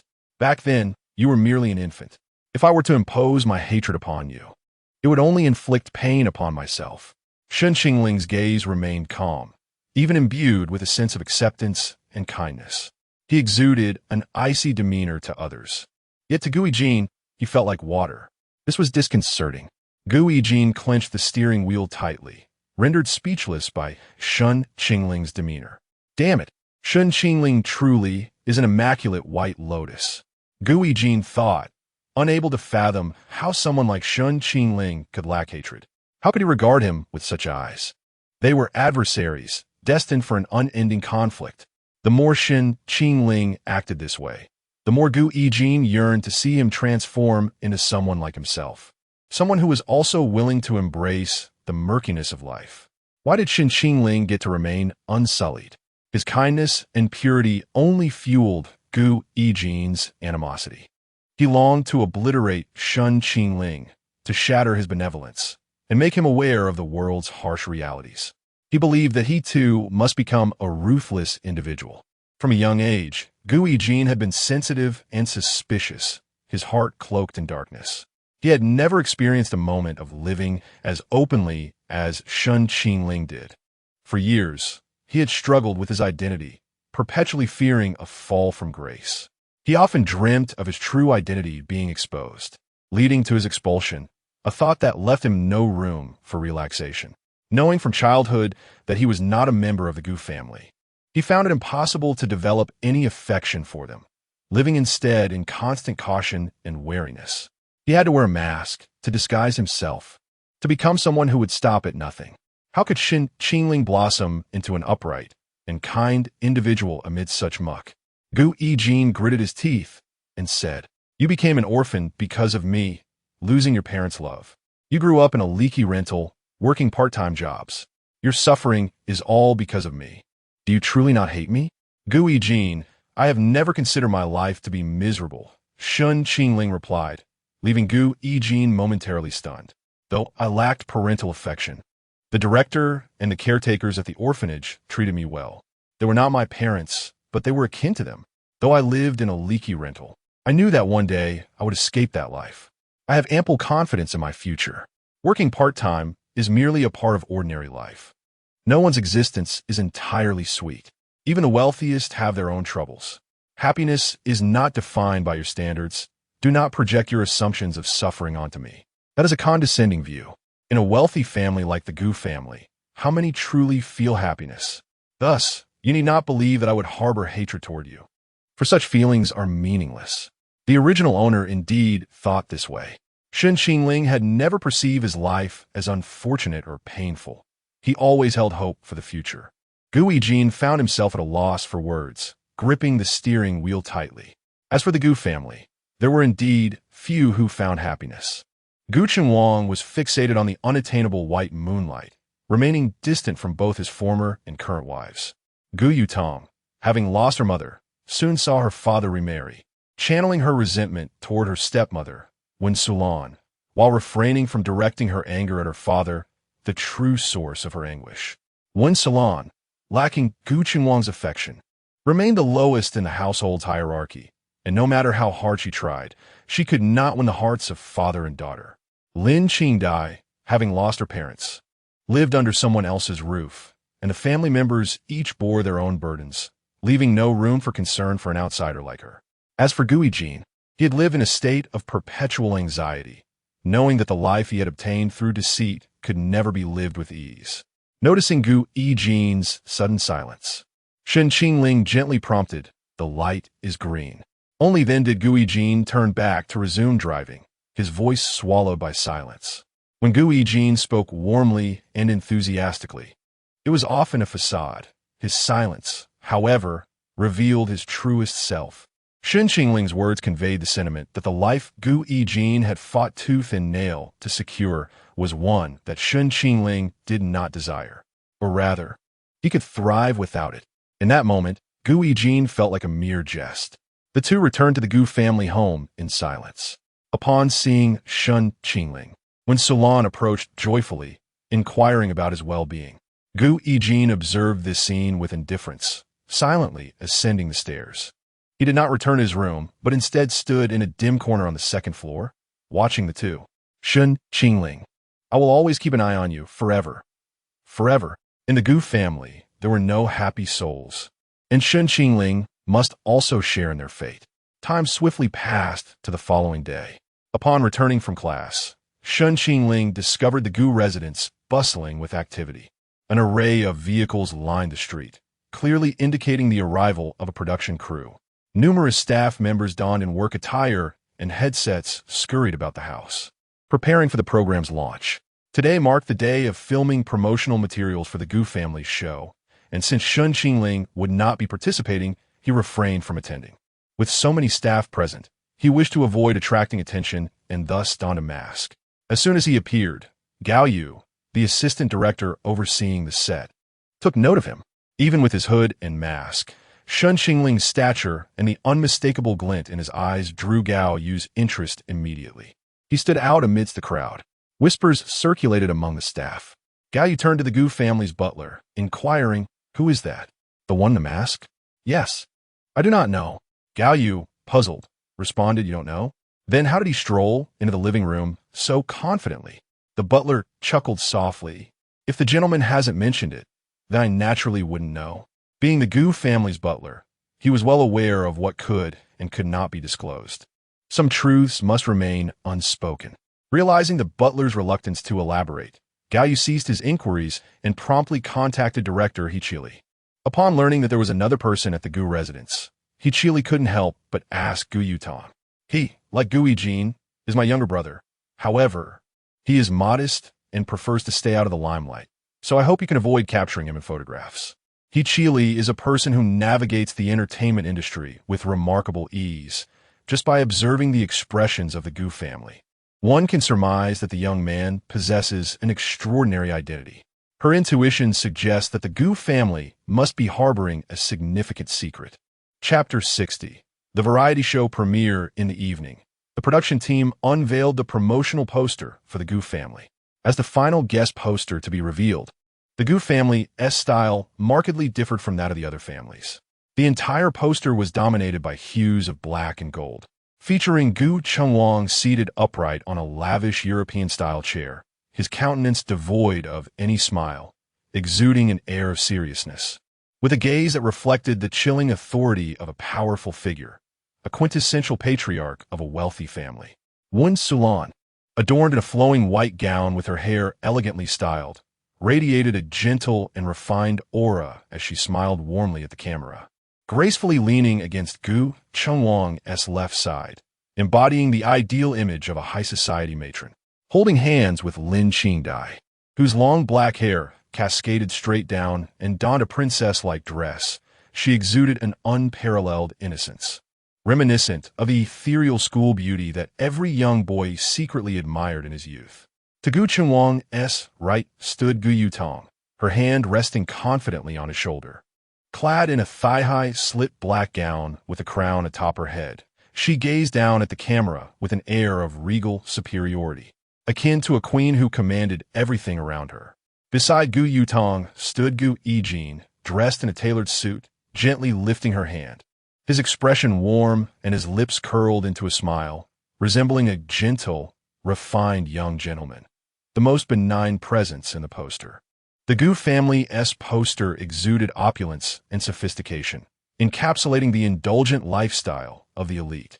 This was a deliberate request from director He Chi, as the primary role of the Gu family was to satiate the audience's curiosity about the lives of the affluent. The production team was acutely aware of what viewers yearned to see. This set of posters was undoubtedly the most visually striking and meticulously crafted. Each individual showcased their distinct style, with their character archetypes clearly delineated. The father was the authoritative figure wielding all power. The mother was a beautiful yet superficial socialite. The sister an ambitious figure positioned above others. The younger brother the gentle and adored young master. And the youngest sister a sweet, unobtrusive little bunny. As a leading actress, Gu Yutong naturally drew immense attention, and with the Gu family status as a prominent household in Jiangcheng, this show, known for its dramatic flair, catapulted their poster to the top of trending topics, garnering comments that quickly surpassed 100,000. Among the comments, some were fans of Gu Yutong controlling the narrative, while others praised the family's stunning appearances. Help! Sister Tang looks absolutely breathtaking. My heart races, my breath quickens. My ability to purify smog surpasses that of tropical rainforests. I shall become the new lungs of the earth. I shall kneel the Qinghai Tibet Plateau into a basin. No more need for the South-North Water Diversion Project. The wind generated from my cries will supply power to the global populace. My girl, don't touch. Don't snatch. Don't covet. If you dare to lay a finger on her, call 110 for me and 120 for you. I will make headlines while you're on the police blotter. I'll end up in prison, and you'll descend into hell. Even if it's just a nail with rhinestones, I'll accept it, as long as it's from my sister. I can accept it all. I was painting a purple wall and suddenly saw this. I was so thrilled that I knocked over the nearby purple paint.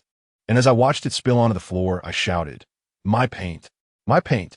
No wonder Gu Yutong possesses such top-tier beauty. Both parents are stunning, and the brother and sister could easily enter the entertainment industry. This poster takes my breath away. This is the essence of wealth. The production team truly excelled in capturing the extravagant atmosphere. This must be the only family in the show with all members boasting top-tier looks. I wonder what it feels like for a family of such beauty. Sister Tang might say it feels nothing special, after all.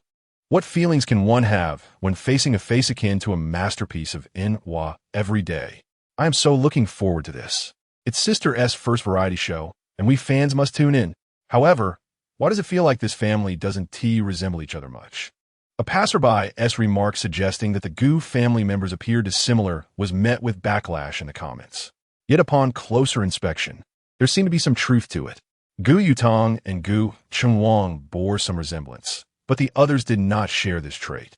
Gu Yijin bore no likeness to either parent, and Lin Qingdai, as expected, had no familial connection to the Gu family. Nevertheless, fans would remain steadfast, and Gu Yutong was unconcerned about these perceptions. Even though this program was notorious for its dramatic confrontations, fans would courageously rally in support. Previous seasons had seen popular stars incite conflicts between fans, production teams, and bystanders. The only difference lay in whether one's fans could contend with the others. Should the majority of the audience consist of indifferent onlookers, no amount of fan support would suffice. Gu Yutong was the sole celebrity from a prominent family this season, brimming with popularity and attention. However, this also meant that viewers would scrutinize the Gu family under a microscope, judging each individual with a critical eye. Those who enjoyed the show were primarily thrill-seekers eager to uncover the secrets of the elite and revel in the gossip. The program Walking with the X Family was broadcast live in its entirety, and the production team had even arranged hidden cameras, a move that was sanctioned by Gu Yutong.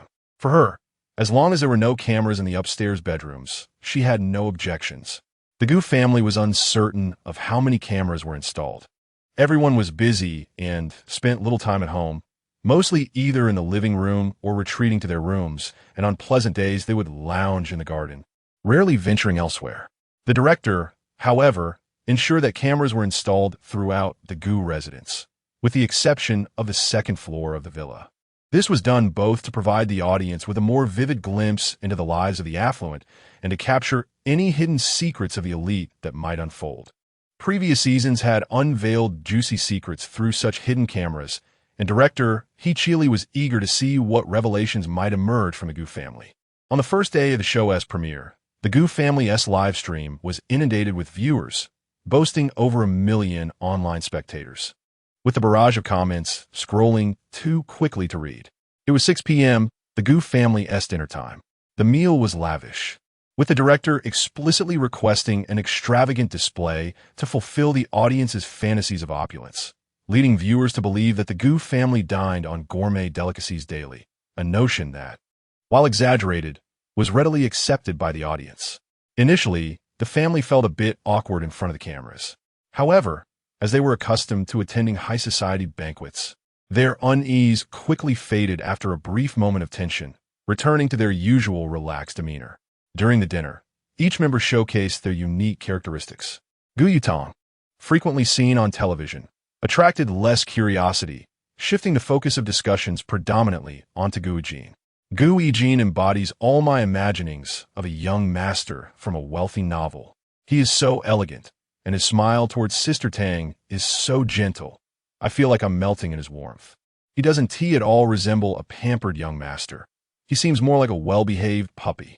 Gu Yijin has a good reputation in the industry, but unfortunately, he has a fiancée, a childhood sweetheart with whom he shares a deep bond. That makes him even more appealing. A devoted and loyal childhood sweetheart. This is like a novel come to life. The Gu family surely won to be the most harmonious family in this show. No way.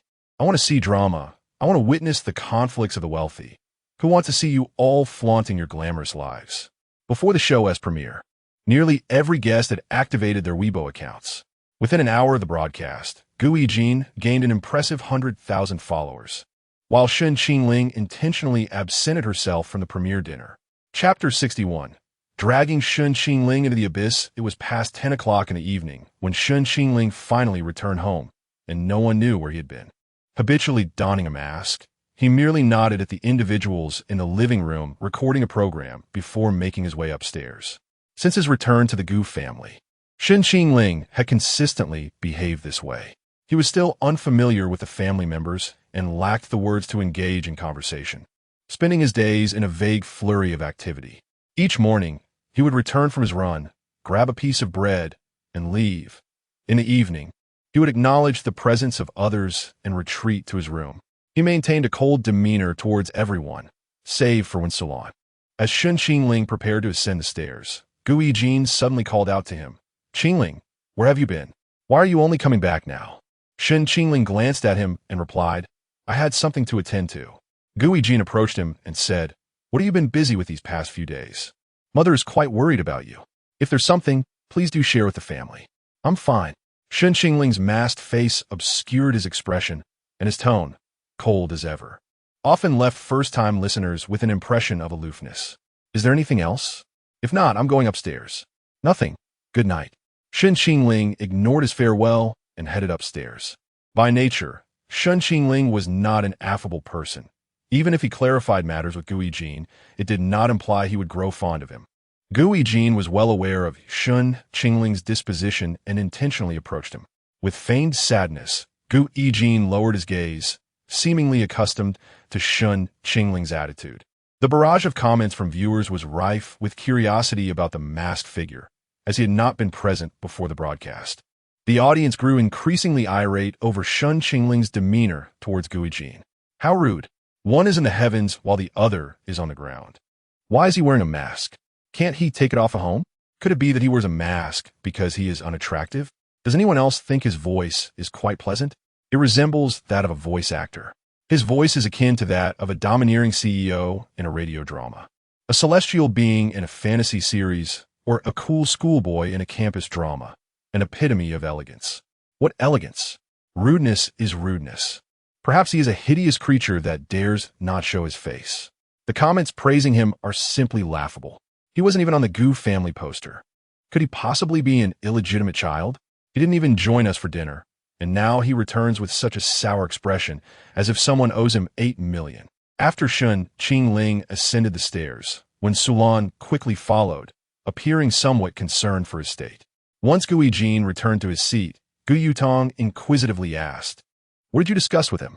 Gu Yijin sighed helplessly I merely inquired about his activities. I told him mother is worried. He has been leaving early and returning late without a word. Alas, he cast his gaze downward, letting out a bitter laugh. But Qingling has never favored me, so his silence is to be expected.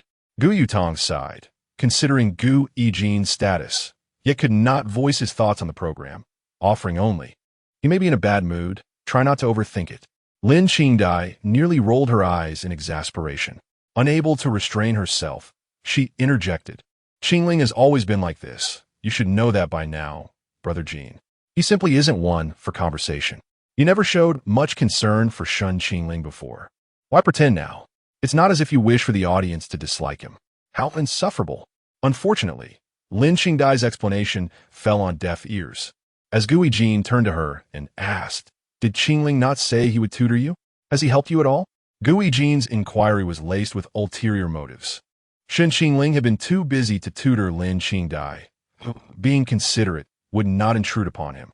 Yet Gu Yijin's question was malicious, as any answer would prompt the audience to view Shen Qingling unfavorably. Why is Qingdai silent? It's nothing. Brother Qingling is quite busy. I will seek him out once he has more time. Gu Yijin felt a fleeting sense of triumph, but Lin Qingdai continued. If only Brother Jean were as academically gifted as Brother Qingling, then I wouldn't have to trouble him. Gu Yutong frowned. Enough, it's late. Everyone should retire for the night. Gu Yijin glanced at Wen Sulan's position, his expression unmistakably one of disappointment and sorrow. To an outsider, it would seem he cared deeply for his mother, but the truth was far more complex. Subsequently, the group ascended their respective stairs, while the barrage of comments continued to erupt over Shen Qingling and Gu Yijin's altercation. Every detail of the program was magnified endlessly. Is that person truly an academic prodigy from Jiang University? The atmosphere turned sour upon his arrival. Yijin was so cheerful before, but his mood has plummeted since. Isn't he refusing to tutor you? Our Yijin is so gentle. Why the snarky remarks? This girl's tone is rather irritating. Why does Gu mother appear to show less concern for Gu Yijin than for that masked man? Is she a biased mother? Lin Qingdai calls him brother. Could he also be a member of the Gu family? How odd that he is not participating in the show. Qingling, that name sounds so familiar. I feel I have heard it somewhere before. That is our Jiang University's academic prodigy. Regrettably, amidst the cacophony of comments, a few supportive words from Shen Qingling's alumni were swiftly drowned out, garnering little attention. The following morning, Shen Qingling grabbed a piece of bread and prepared to leave, responding to Wen Sulan's concerns with minimal engagement. In contrast to Gu Yijin's almost obsequious attentiveness to Wen Sulan during the program, Shen Qingling's responses seemed starkly indifferent. Gu Yijin placed a glass of milk beside Wen Sulan, saying, "Mother, Qingling has his own affairs. There's no need for you to worry about him constantly. Please, eat your breakfast." Wen Sulan merely offered a smile in response. She found it difficult to express warmth towards Gu Yijin, even in the facade of a program, as the lingering resentment in her heart was not easily dispelled. The comments in the barrage reflected a perception of her favoritism, with many viewers empathizing with Gu Yijin, believing him to be the unloved child in the family. This garnered Gu Yijin another wave of sympathy. However, Chili was different. She focused intently on Shen Qingling, employing various means to gather information, and eventually discovered his identity, the long-lost second young master of the Gu family. Filled with curiosity about him, she struggled to find an opportunity to approach, as he was perpetually busy. Meanwhile, Gu Yijin had been riding high these past few days. Every time Shen Qingling appeared, the comments turned increasingly unfavorable. Gu Yijin did not believe Shen Qingling could maintain his innocence after enduring such online harassment. He planned to offer comfort at the moment Shen Qingling could no longer uphold his detachment. Yet, Gu Yijin's so-called comfort was merely a ploy to reveal the harsh realities of the world to Shen Qingling. He yearned for Shen Qingling to feel jealousy, anxiety, hatred, and despair, just as he did. He sought to strip Shen Qingling of that infuriating, self-righteous benevolence and tolerance he exhibited towards everything. He had no desire to witness Shen Qingling maintain that ethereal, untouchable demeanor. He was determined to drag Shen Qingling into the abyss. At 11 o'clock that night, Gu Yijin knocked on Shen Qingling's door. Chapter 62. I am here to mock you. Gu Yijin displayed a feigned friendly smile. I have something to discuss with you. May I come in? Shen Qingling seemed disinclined to let him enter. Let us talk here. Gu Yijin added, I'm afraid Mom might overhear and worry. Upon hearing this, Shen Qingling indeed permitted him to enter. As Shen Qingling turned away, the smile faded from the corners of Gu Yijin's lips. Why was he so concerned about Wensulan? Why? Gu Yijin remained perplexed. Wensulan had never raised him. She had nurtured others' children for many years. How could Shen Qingling possibly be at peace with all of this? This woman held such a low status in the family. What could she do for him? Besides offering daily pleasantries and a small allowance, what else was there? Shen Qingling, instead of currying favor with Gu Chunwang, bestowed all his goodwill upon Wensulan. What a fool. Once inside, Gu Yijin surveyed Shen Qingling's room. It was rather minimalistic, dominated by shades of white and gray. The decor was meticulously chosen by Wensulan, demonstrating considerable thought. There were few items belonging to Shen Qingling himself, save for a single photograph on the desk. Gu Yijin approached and glanced at it. To his surprise, it was a group photo from the orphanage. Despite the many faces in the picture, Gu Yijin immediately recognized Shen Qingling. The young Shen Qingling was as striking as he was now, beaming with sunlight in the photograph, a stark contrast to his current demeanor. Gu Yijin momentarily lost himself in thought. What do you want to say? Shen Qingling's voice brought Gu Yijin back to reality. It's about the show, he began, but I haven't participated in it. What do you wish to discuss? Qingling, you might not be aware, but the online commentary regarding you is rather negative. I hardly show my face or spoke much. Why is that? Because you come and go without a trace, and the audience suspects you of indulging in a hedonistic lifestyle. Moreover, your own demeanor tends to be rather terse and aloof, leading viewers to perceive you as having an unpleasant personality. Many have criticized you. I wonder if you've noticed. Shen Qingling paused. Gu Yijin felt a surge of joy. Was he about to get angry? But the next moment, Shen Qingling wore a puzzled expression. So? Gu Yijin was momentarily taken aback. So? What do you mean, so? Those people are irrationally berating you. I felt indignant on your behalf. Yet you seem utterly unconcerned. Shen Qingling displayed a resigned smile. Is that why you sought me out? Gu Yijin pressed his lips together. This is no trivial matter. If it escalates, it could lead to online harassment.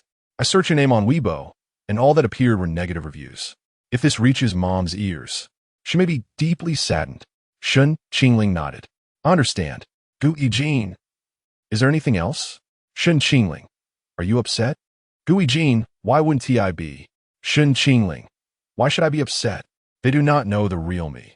They merely project their fantasies onto me, venting their emotions. If I were to be angered by this, it would be unnecessary. Gu Yijin could see that Shen Qingling genuinely seemed unfazed. This made him feel like a fool, reveling in his own momentary triumph. He had once delighted in the audience's affection, thrilled by the surge in his follower count. Initially, it brought him joy, but now it left him discontented, for someone else was indifferent to it all. He believed himself victorious, yet in truth, Shen Qingling had never engaged in this contest. It was merely a figment of his imagination. Shen Qingling held this in contempt. He stated, Gu Yijin, I do not live for the opinions of others. Thus, he lived in the shadows cast by others' perceptions, where they admired only the fade he presented, while the true him remained hidden like a mouse. Gu Yijin stood and said, Then I shall let you rest. I won't disturb you further. As he approached the door, Shen Qingling suddenly remarked, Nonetheless, thank you for coming to tell me this. You are very kind. Gu Yijin, incensed, retorted, What nonsense! I came here to mock you. He felt as though Shen Qingling was mocking him. Kind? Absurd. Did this word have any relevance to him? Gu Yijin? What a fool Shen Qingling was, believing everyone in the world was like him. Gu Yijin refrained from turning back. He knew Shen Qingling must be wearing that same innocent expression. With a darkened countenance, he replied, No need for thanks. Shen Qingling's voice followed him from behind. If possible, I hope we can be friends. Gu Yijin gritted his teeth and closed his eyes, inhaling deeply to maintain a gentle tone. I hope so too. It's late. I won't disturb your rest any further. Good night. Shen Qingling offered no response to his farewell. Indeed, that was his nature, lacking in verbal expression. When Gu Yijin arrived, he was beaming. When he departed, his expression was twisted. Back in his room, he tossed and turned, unable to sleep. He opened Weibo to search Shen Qingling's name. It had become his remedy for sleeplessness. Viewing others' criticisms of Shen Qingling had once brought him satisfaction, but today it proved futile. That Qingling must be an eyesore, always wearing a mask and unwilling to show his face. Is Gu Qingling envious of Yijin? He treats the Gu family dog better than he does Yijin. He must be psychologically twisted. Gu Qingling is the sole blemish in the Gu family. No wonder he wasn't allowed to participate in the show. Gu Qingling must be out gallivanting all day, completely invisible, busier than Lin Qingdai, the repeater, living it up. Gu Qingling always keeps his head down. Can he not hold his head up high? Is he really the illegitimate child of the Gu family? Gu Qingling cannot compare to Gu Yijin in the slightest. He is truly an outlier in the Gu family. Ugly, rude, and lacking in quality, a disgrace. How could Gu Qingling speak to our Yijin like that? He doesn't bully Yijin at home, does he? These comments, though already relatively mild, still cause Gu Yijin to frown.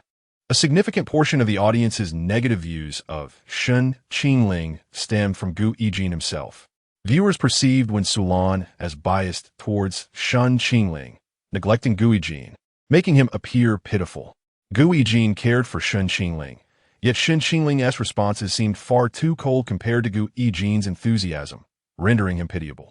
Gu Chenwang rarely inquired about Gu Yijin, while often asking about Shen Qingling, further emphasizing Gu Yijin's sense of neglect. Yet despite all this, Gu Yijin tirelessly endeavored to care for each family member. He treated Gu Yutong with utmost gentleness, often seeking her affection, embodying the ideal brother in the audience's imagination. He remained dutiful and considerate towards his mother, Wen Sulan, striving to fulfill his son's responsibilities even as she remained indifferent to him.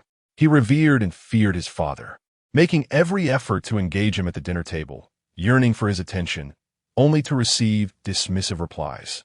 Gu Yijin had meticulously crafted an image that endeared him to the audience, which made their affection for him seem entirely reasonable. However, he failed to grasp a crucial truth. When one presents an overly perfect faade from the outset, any subsequent misstep may become a fatal flaw, leading the audience to believe all his efforts were merely an act. Shen Qingling was acutely aware of this principle. Thus, he chose a different path. He adopted a strategy of rising from adversity, a narrative of initial hardship followed by ultimate triumph. The more he was criticized in the beginning, the more love and admiration he would garner in due course. Chapter 63. Deserved backlash on Friday night. Shen Qingling returned home late once more. Gu Yijin insisted on waiting for Shen Qingling to have dinner, thus enduring hunger in silence. Unbeknownst to him, Shen Qingling was utterly unaware of this. Exhausted from the day, he lacked even the energy to converse, merely shaking his head and retreating upstairs when Gu Yijin attempted to engage him. Gu Yijin, seemingly starved and wounded by Shen Qingling's indifference, sat pale and dazed at the dining table, soon clutching his stomach in anguish.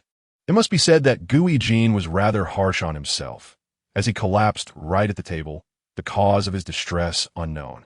The production crew was taken aback, suddenly feeling a profound sympathy for Gu Yijin. The Gu family had a private physician, and Gu Yijin was carried upstairs, out of sight of the cameras, leaving no one aware of the outcome of his condition. This incident ignited a powder keg of outrage, with the online comments mercilessly berating Shen Qingling, all expressing concern for Gu Yijin. What a wretched person. Our Yijin waited for him so long, and he couldn't even muster a word. One attitude. I truly mean it. Yijin, don't bother with this person anymore. He is not worth it. My heart aches for you. What should we do? Yijin has fainted.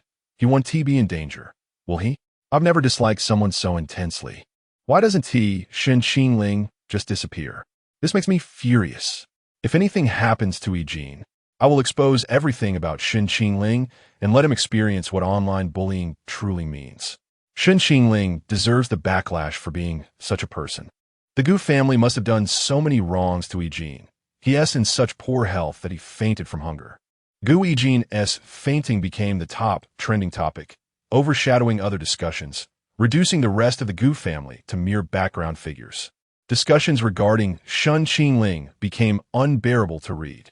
The audience's anger and disdain for Shen Qingling reached a fever pitch, even though he had done nothing wrong. Calmly scrolling through his phone, Shen Qingling remained unmoved by the comments, as the outcome was precisely what he desired. At that moment, a knock at the door interrupted him, and he rose to answer it. Outside stood Gu Yutong, her face aflame with fury. "What have you done to Eugene? Why'd he faint?"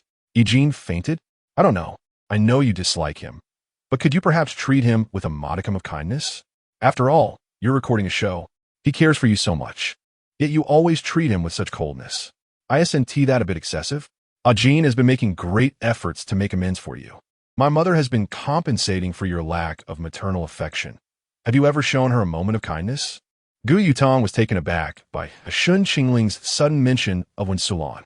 She frowned. "This is nonsensical. These are two separate matters. Don't divert the topic." Shen Qingling's eyes, devoid of warmth, curled into a sardonic smile. "This is indeed one matter. You have harbored resentment towards my mother for years, despite her never having wronged you. What of me and Gu Yijin? I neither despise him nor harbor ill will. But you expect me to treat him with fervor that is beyond my capabilities. I am simply not the type of person who can exhibit warmth towards anyone. I am a human being, not an emotional machine you've programmed to respond as you wish." With that, Shen Qingling closed the door. Gu Yutong's eyes widened in disbelief. "You? What kind of attitude is that?" Turning around, she found Wensulan standing behind her. Wensulan's gaze was no longer gentle. Her voice was firm and cold. "What does this mean, Yutong? If Gu Yijin has fainted, he should be seeing a doctor. What do you intend by confronting Qingling?" Gu Yutong scoffed as expected. "Blood ties make a difference. Have you even checked on Jin since he fainted? If it weren't for Shen Qingling, how could he have fainted? Since Shen Qingling returned home, have you shown any concern for Jin? He has treated you so well, yet you have been so heartless. I truly feel for Jin." Wensulan laughed coldly. "Have I shown you kindness? Have you ever cared for me? If you were in Qingling's shoes, how would you treat Gu Yijin? You'd likely wish for his demise. If it weren't for Qingling's kindness, do you think Gu Yijin could have appeared on the show and garnered such affection from the audience? Let's not forget that it was Qingling who made concessions, allowing him to stay in the Gu family and participate in the show as a young master, earning him the admiration and affection of so many." Gu Yutong bit her lip, finding herself at a loss for a rebuttal, stung by the sight of Gu Yijin in distress. Coupled with the knowledge that it was Shen Qingling's doing, she had lashed out in anger. It was the first time she had faced such a sharp retort from Wensulan, and it left her feeling quite unsettled. In defiance, she muttered, "No one forced him to do this. It was his choice. Once he made it, he should not complain about the consequences. He chose to be a..." Suddenly, a resounding slap echoed through the quiet night. It was Wensulan's first strike against Gu Yutong. Gu Yutong covered her face, incredulous. "You dare hit me? How could you, Wensulan? Qingling is my son, and I will not allow you to insult him. Then take your son and leave the Gu family. Why do you linger here? This is my home. Why should I leave? This is my father and mother's house, not yours. You have usurped my mother's place." Gu Yutong's eyes turned red with indignation, and she lashed out with words that cut deep. "Yet Gu Yijin has taken everything from Qingling. How can you forgive him so easily? Your mother has passed naturally. My marriage to your father was a business arrangement. Don't project your bitterness onto me. If you have the courage, take your anger to your father and question him about remarrying. Would you dare? Yutong, the weakest person in this family is not me. It is you. You lack even the courage to confront your own fears." With those words, Wensulan turned and left, leaving Gu Yutong alone, stunned and weeping. For the first time, she recognized this new side of Wensulan, reminiscent of her initial encounter with the One family. Wensulan was nothing like her family. Wensulan's father was cold and stern, speaking with a piercing clarity that left Gu Qinhuang, who had neglected Wensulan after their marriage, with a deeply pained expression but unable to refute the words. "If you were not willing to marry her, you should never have taken her as your wife. Since you did, you ought to treat her well. You swore to me you would cherish her. Is your notion of kindness merely keeping my daughter as a pretty ornament at home? Had I known you were still pining for someone else, I would never have consented to this marriage. You lack the courage to forsake everything for your first love. Do not resent others for your own shortcomings. This is your issue, not my daughter's fault. In that moment, Gu Yutong felt as though she had glimpsed the ghost of Wen Sulan's deceased father. Chapter 64. A stunning twist. A familiar visage suddenly appeared before her. It was Shen Qingling. No wonder Wen Sulan was so concerned about this son. He bore an uncanny resemblance to Wen Sulan's deceased father. I'm sorry, Gu Yutang abruptly apologized.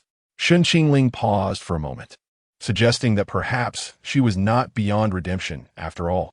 Gu Yutang lowered her head, admitting it was a moment of impulse. I shouldn't have blamed you. Shen Qingling handed her a tissue without uttering a word. Now, somewhat more composed, Gu Yutang wiped her tears and inquired, Did you hear my argument with your mother? I did, he replied. I didn't mean for it to happen. I was just a bit angry and spoke without thinking. I will apologize on your behalf. Gu Yutang raised her eyes to him, pondering how Shen Qingling could possibly anticipate her thoughts. Their gazes met, and he added, But it's best if you do it yourself. Gu Yutang awkwardly clutched the tissue and murmured, I don't know what to say. Can't you just say you're sorry? You can say it to me, but not to her. It felt strange. It was the first time she had seen her so furious. If I were to insult your mother, would you be angry? Yes, he affirmed. In her eyes, I hold the same importance as you do in yours. Gu Yutang was momentarily speechless. After a few seconds of silence, she finally replied, I understand. You should rest. You don't look well. Gu Yutang noticed that Shen Qingling appeared paler than usual. Had she hurt his feelings with her words? She apologized again. I'm sorry for what happened tonight. I shouldn't have said those things. What about Gu Yijin? Gu Yutang glanced at him in surprise, wondering about his attitude towards Gu Yijin. Having grown up alongside Gu Yijin, she naturally favored him. Wen Sulan cared more for her own son, which allowed her to empathize with Shen Qingling. After Wen Sulan's remarks, Gu Yutang began to comprehend why Shen Qingling acted as he did. She had always considered Gu Yijin's perspective while neglecting Shen Qingling's feelings. Yet, even so, Shen Qingling was not as indifferent as she had imagined. He simply lacked eloquence and was not one to perform for the camera. He was not a calculating individual. Gu Yutang shook her head. It's fine. He'll be okay after a good rest. The online sentiments have not been favorable towards you lately, but I understand you cannot change yourself for the show. Perhaps it's best to limit your time on Weibo. I know, those opinions are inconsequential. Like Gu Yijin, Gu Yutang was taken aback to realize that Shen Qingling did not care about such matters at all. In truth, it was quite unfair to Shen Qingling, as Gu Yijin did not deserve so much affection. He had essentially thrived at Shen Qingling's expense. Gu Yutang felt a pang of guilt as she observed Shen Qingling. Perhaps she should never have accepted this program. What if I posted on Weibo to clarify? No need. I'm not involved in the entertainment industry, and it's not important. All right, then you. Have a good night. Gu Yutang felt an urge to do something, yet Shen Qingling was not receptive and did not require her assistance. A sense of unease washed over her. After a night of brewing controversy, Gu Yutang found herself in a foul mood upon reading the comments. However, intervening would only provoke backlash from the audience, leading to even greater disdain for Shen Qingling. Yet, the public opinion swiftly turned. A post emerged on a certain entertainment forum. ISNT this Gu Qingling? The masked figure looks just like him. This post immediately drew considerable attention. The platform was dedicated to entertainment gossip, infamous for its dramatic flair, and had a specific section for discussions. Prior to this, all remarks regarding Shen Qingling had been negative. However, this unexpected post did not seem like a smear campaign, causing many curious onlookers to click on it. The post featured several images and screenshots from a public account. Despite attempting to blend into the crowd with a mask, Shen Qingling was recognized at first glance. His height was too conspicuous, and his attire matched perfectly with what he wore during the show, confirming his identity as Gu Qingling. However, contrary to the rampant speculations, he was not out indulging in a life of excess. Rather, he was engaged in charitable work at an orphanage. The images originated from the Jiangxing orphanage, with the article and shared photographs posted by Jiangxing News. The content revealed that the orphanage had received funding from an anonymous benefactor and was actively conducting charitable activities. Among the 10 photographs, 5 depicted Shen Qingling. There were images of him donning a volunteer vest while moving supplies, crouching beside a table to teach children how to paint, navigating through the rain at a book protection event, cradling a child to sleep, and ultimately, exhausted and resting against a wall. In these pictures, he was not the focal point.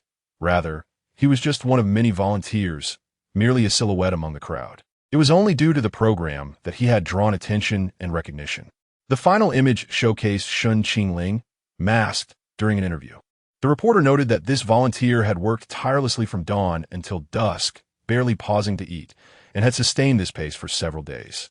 According to the director, this volunteer was also a child from the Jiangxing orphanage who had gone on to attend Jiangxing University, serving as an inspirational figure for the orphanage's children.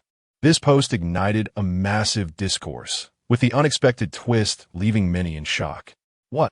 Are you telling me Gu Qingling is not out partying, but instead dedicating his time to the orphanage? OMG, what a stunning reversal. It's my favorite moment, haha. Gu Qingling has been quietly making a significant impact. So, this explains his late nights? He has been so exhausted that he fell asleep against the wall, leaving no energy to attend to Gu Yijin. Thinking back to the sympathy expressed for Gu Yijin on Weibo tonight is amusing. Gu Qingling is merely fatigued from his charitable efforts at the orphanage, while your brother was waiting for him to dine until he fainted. Isn't it odd that no one has remarked on how stunning Gu Qingling's eyes are? They are even more captivating than those of the stars. Previously, he was merely a fleeting figure in the Gu household, and now he has completely taken my breath away. Could it be that Gu Qingling is not only handsome, but also kind-hearted? This is simply outrageous. How tragic it is that he has been vilified. Don't you find it curious? Pay attention to the article's mention of a child from the orphanage. Could Gu Qingling be someone adopted from there? How could he be adopted? If that were the case, why would Mrs. Gu be so attentive to him? And why does Gu Yijin keep approaching him to no avail? Something seems off here. I sense a juicy scandal brewing. Hurry and let the sun rise. I want to witness the drama unfold. Chapter 65. Shen Qingling, the alleged illegitimate child. This post was published in the dead of night, coinciding with a Friday when many were on holiday, indulging in the latest gossip. Midnight revelations are always more exhilarating and engaging. Unsurprisingly, the post went viral, accompanied by a surge in trending topics. It remains uncertain whether the production team purchased the trending spot or if the heat was genuinely organic. Numerous marketing accounts transferred the post to Weibo, and discussions about Shen Qingling proliferated in the program's dedicated forums, even infiltrating the comment section of Gu Yijin's Weibo. The top trending topic was Gu Qingling's orphanage. The comment section began to see supporters for Shen Qingling emerging. Is it true that Gu Qingling has been criticized for so many days only to be revealed as doing charitable work? Will Gu Yijin's fans apologize? I can't imagine how annoying it would be for Gu Qingling to come home after a long day only to deal with Gu Yijin. Gu Qingling must be devastated, scrolling through his phone to find nothing but insults, while Gu Yijin has somehow become a victim. What a ridiculous world. Oh, the fans will just claim Gu Qingling is the illegitimate child of the Gu family, someone unworthy of their brother's apology. What exactly is Shen Qingling's status in the Gu family? Why does the public account refer to him as a child from the orphanage? Is this connected to some family feud? Honestly, I feel Gu Yijin is being pretentious. Shen Qingling is clearly a reserved individual, and his repeated appearances on camera seem designed for him to be criticized. What wrong has our introverted friend done? Will the production team provide an explanation? Why is there such avoidance regarding Shen Qingling's identity? As a member of the Gu family, why isn't he participating in the show? The fans of Gu Yijin, known as AIE, found themselves outmatched by ordinary viewers as their comments in defense of Gu Yijin were drowned out and even ridiculed. The audience's curiosity gravitated more towards Shen Qingling's identity than the incident involving Gu Yijin's fainting, eager to unravel his true position within the Gu family. If he were indeed an illegitimate child, why would he receive such affection from Wen-Sulon? Logically, she should favor her biological son, Gu Yijin, yet the reality seemed contrary. As interest in Shen Qingling grew, some individuals began to investigate his identity, primarily driven by Gu Yijin's fans, who approached the matter with malicious intent. seeking to expose Shen Qingling as an outsider, an unworthy member of the Gu family, incomparable to Gu Yijin. In truth, Shen Qingling's identity was not difficult to ascertain. He was already quite well known at Jiang University. Initially, viewers assumed his surname was Gu, failing to connect him to a specific individual. The students at Jiang University were unaware of his ties to the Gu family, as his fame was often overshadowed by his impoverished background. Now, Gu Yijin's fans were frantically pursuing answers. After some inquiries at Jiang University, they linked Shen Qingling to the institution. Learning that Shen Qingling's surname was Shen, not Gu, brought them immense joy, as if this revelation could validate their claim that he was not a member of the Gu family. The fervor escalated, with Gu Yijin's fans overtaking the program's forum and fan club app to disseminate their findings. Shen Qingling's surname is Shen, not Gu. He is not a true member of the Gu family. This post showcased academic records from Jiang University and a list of exemplary students from the Jiang City Orphanage, both featuring the name Shen Qingling. This evidence confirmed their identity, aligning the 2 points of Jiang City Orphanage and Jiang University. As Lin Qingdai had previously mentioned, he was a student there. This twist captivated many who sought entertainment from the unfolding drama. Interestingly, the Gu family never mentioned his surname, referring to him simply as Qingling. Now, the mystery is solved. His name is Shen Qingling. So why does he have the surname Shen? Could it be that President Gu has brought home an illegitimate child? Surely, Madame Gu's affection for him isn't merely a fade. Can a wealthy family be so theatrical? Thus, Gu Yijin is indeed the legitimate heir of the Gu family. Isn't it laughable to sympathize with an illegitimate child? What is wrong with doing charity work? Isn't it natural for the orphanage that raised him to receive some form of gratitude? Instead of focusing on that, why not clarify one's own identity? Wait, has anyone noticed he topped the entire department in this transcript? This is Jiang University's top student, for heaven's sake. An orphan from the orphanage who aced Jiang University, securing the top position. How remarkable. Is the original poster a fan of Gu Yijin? Isn't this doxing? This is illegal. Would you dare post Gu Yijin's transcript? Alright. Shen Qingling doesn't even have a social media presence. He hasn't reacted at all since the insult started. He must possess a strong inner resolve. Honestly, Shen Qingling hasn't done anything wrong. He hasn't even participated in the program. Aren't you disrupting his life? Gu Yijin's fans should refrain from imposing their fandom's norms on ordinary individuals. Discussions ensued regarding whether Shen Qingling was indeed an illegitimate child and the legality of Gu Yijin's fans doxing. The program's heat seemed to be siphoned entirely by the Gu family, particularly by Gu Yijin and Shen Qingling. The latter garnered the most attention, with Gu Yijin's fanbase surpassing 1 million within just a few days. Gu Yijin's fainting incident further fueled fans' sympathy, intensifying their disdain for Shen Qingling. As Shen Qingling's orphanage background and true surname came to light, Gu Yijin's fans began to gain the upper hand.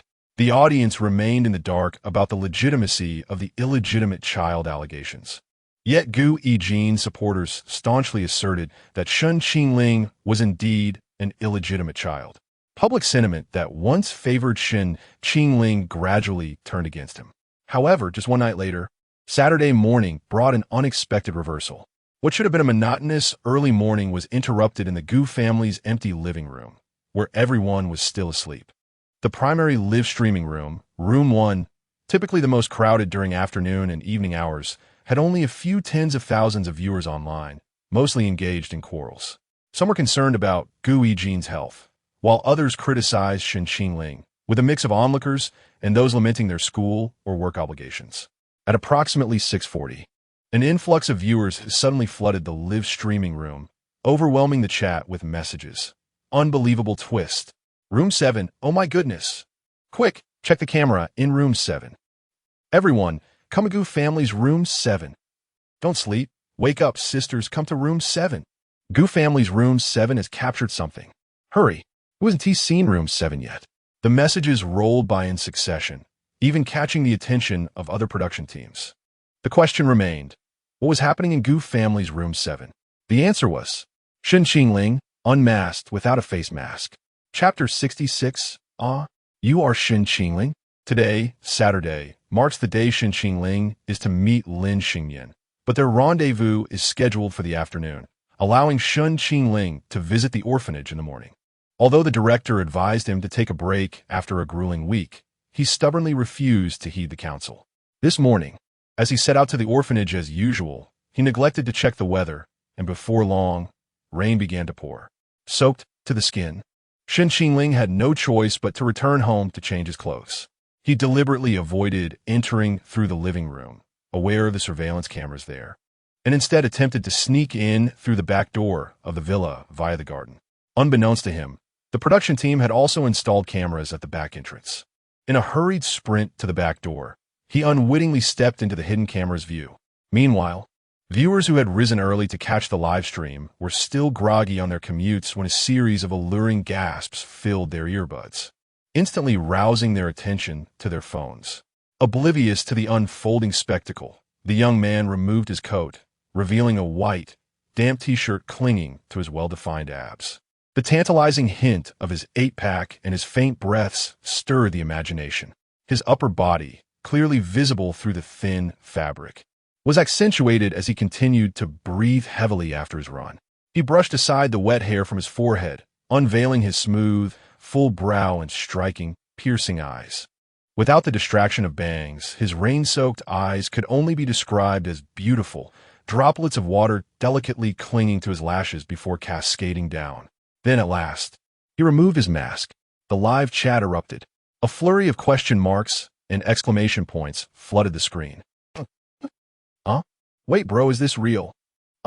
You are Shen Qingling? Then who's the ugly guy in the comments? Oh my god, are you kidding me? Why didn't anyone tell me Shen Qingling looked like this? Who cares about Gooey Gene now? This is insane. Production team, please tell me this is scripted quickly. Did you find someone to play Shen Qingling? I take back every harsh word I ever said about Shen Qingling. Do you hear me, production team? Don't let him see it. I cannot bear to hurt this man. Anyone who insults Shen Qingling again, I will smash my nearby meal. Initially, the comments were relatively sane, expressing shock at the unexpected twist. However, as more viewers from other streams poured in, the chat became increasingly chaotic. Let me in. How can a rural person like me resist such temptation? Tears. Shen Qingling is a scholar, so his English should be excellent. Let us see what level. Drooling on my data cable, watching abs, and feeling electrified, pretending to be strong. Tears. I used to say I hated muscular men and found them disgusting, but now I realize I was just pretending. Let us be friends, the kind that knows each other's depths and lengths. Is it you doing push-ups or me doing squats, shy? Shen Qingling, I am willing to marry you, even if you don't want to. The young man in front of the camera seemed utterly unaware of the frenzy he had incited. Frowning, he felt the uncomfortable stickiness of his damp clothing and decided to simply remove his shirt. The chat exploded even further. Shen Qingling wore gray pants today. After being drenched by the rain, every detail was accentuated. The girls watching the live stream let out shrill gasps, their faces flushed, unable to look away. Fine, just one more look. No, I can't look. Okay, just one more glance. Some were shy, some were comparing, and others were feverishly taking screenshots.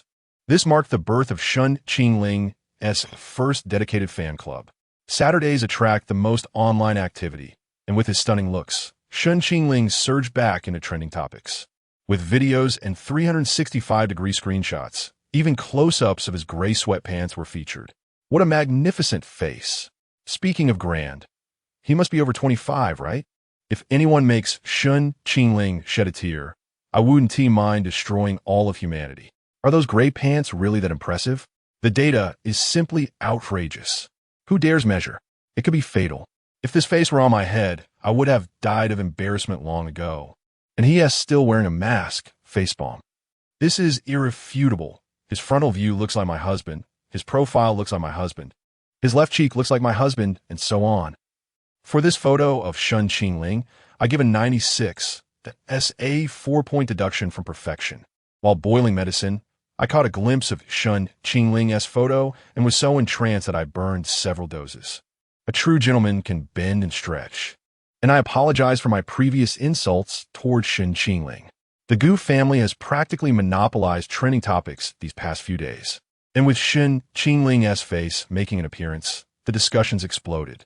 The dedicated fan group on the celebrity tracking app was inundated with posts about him.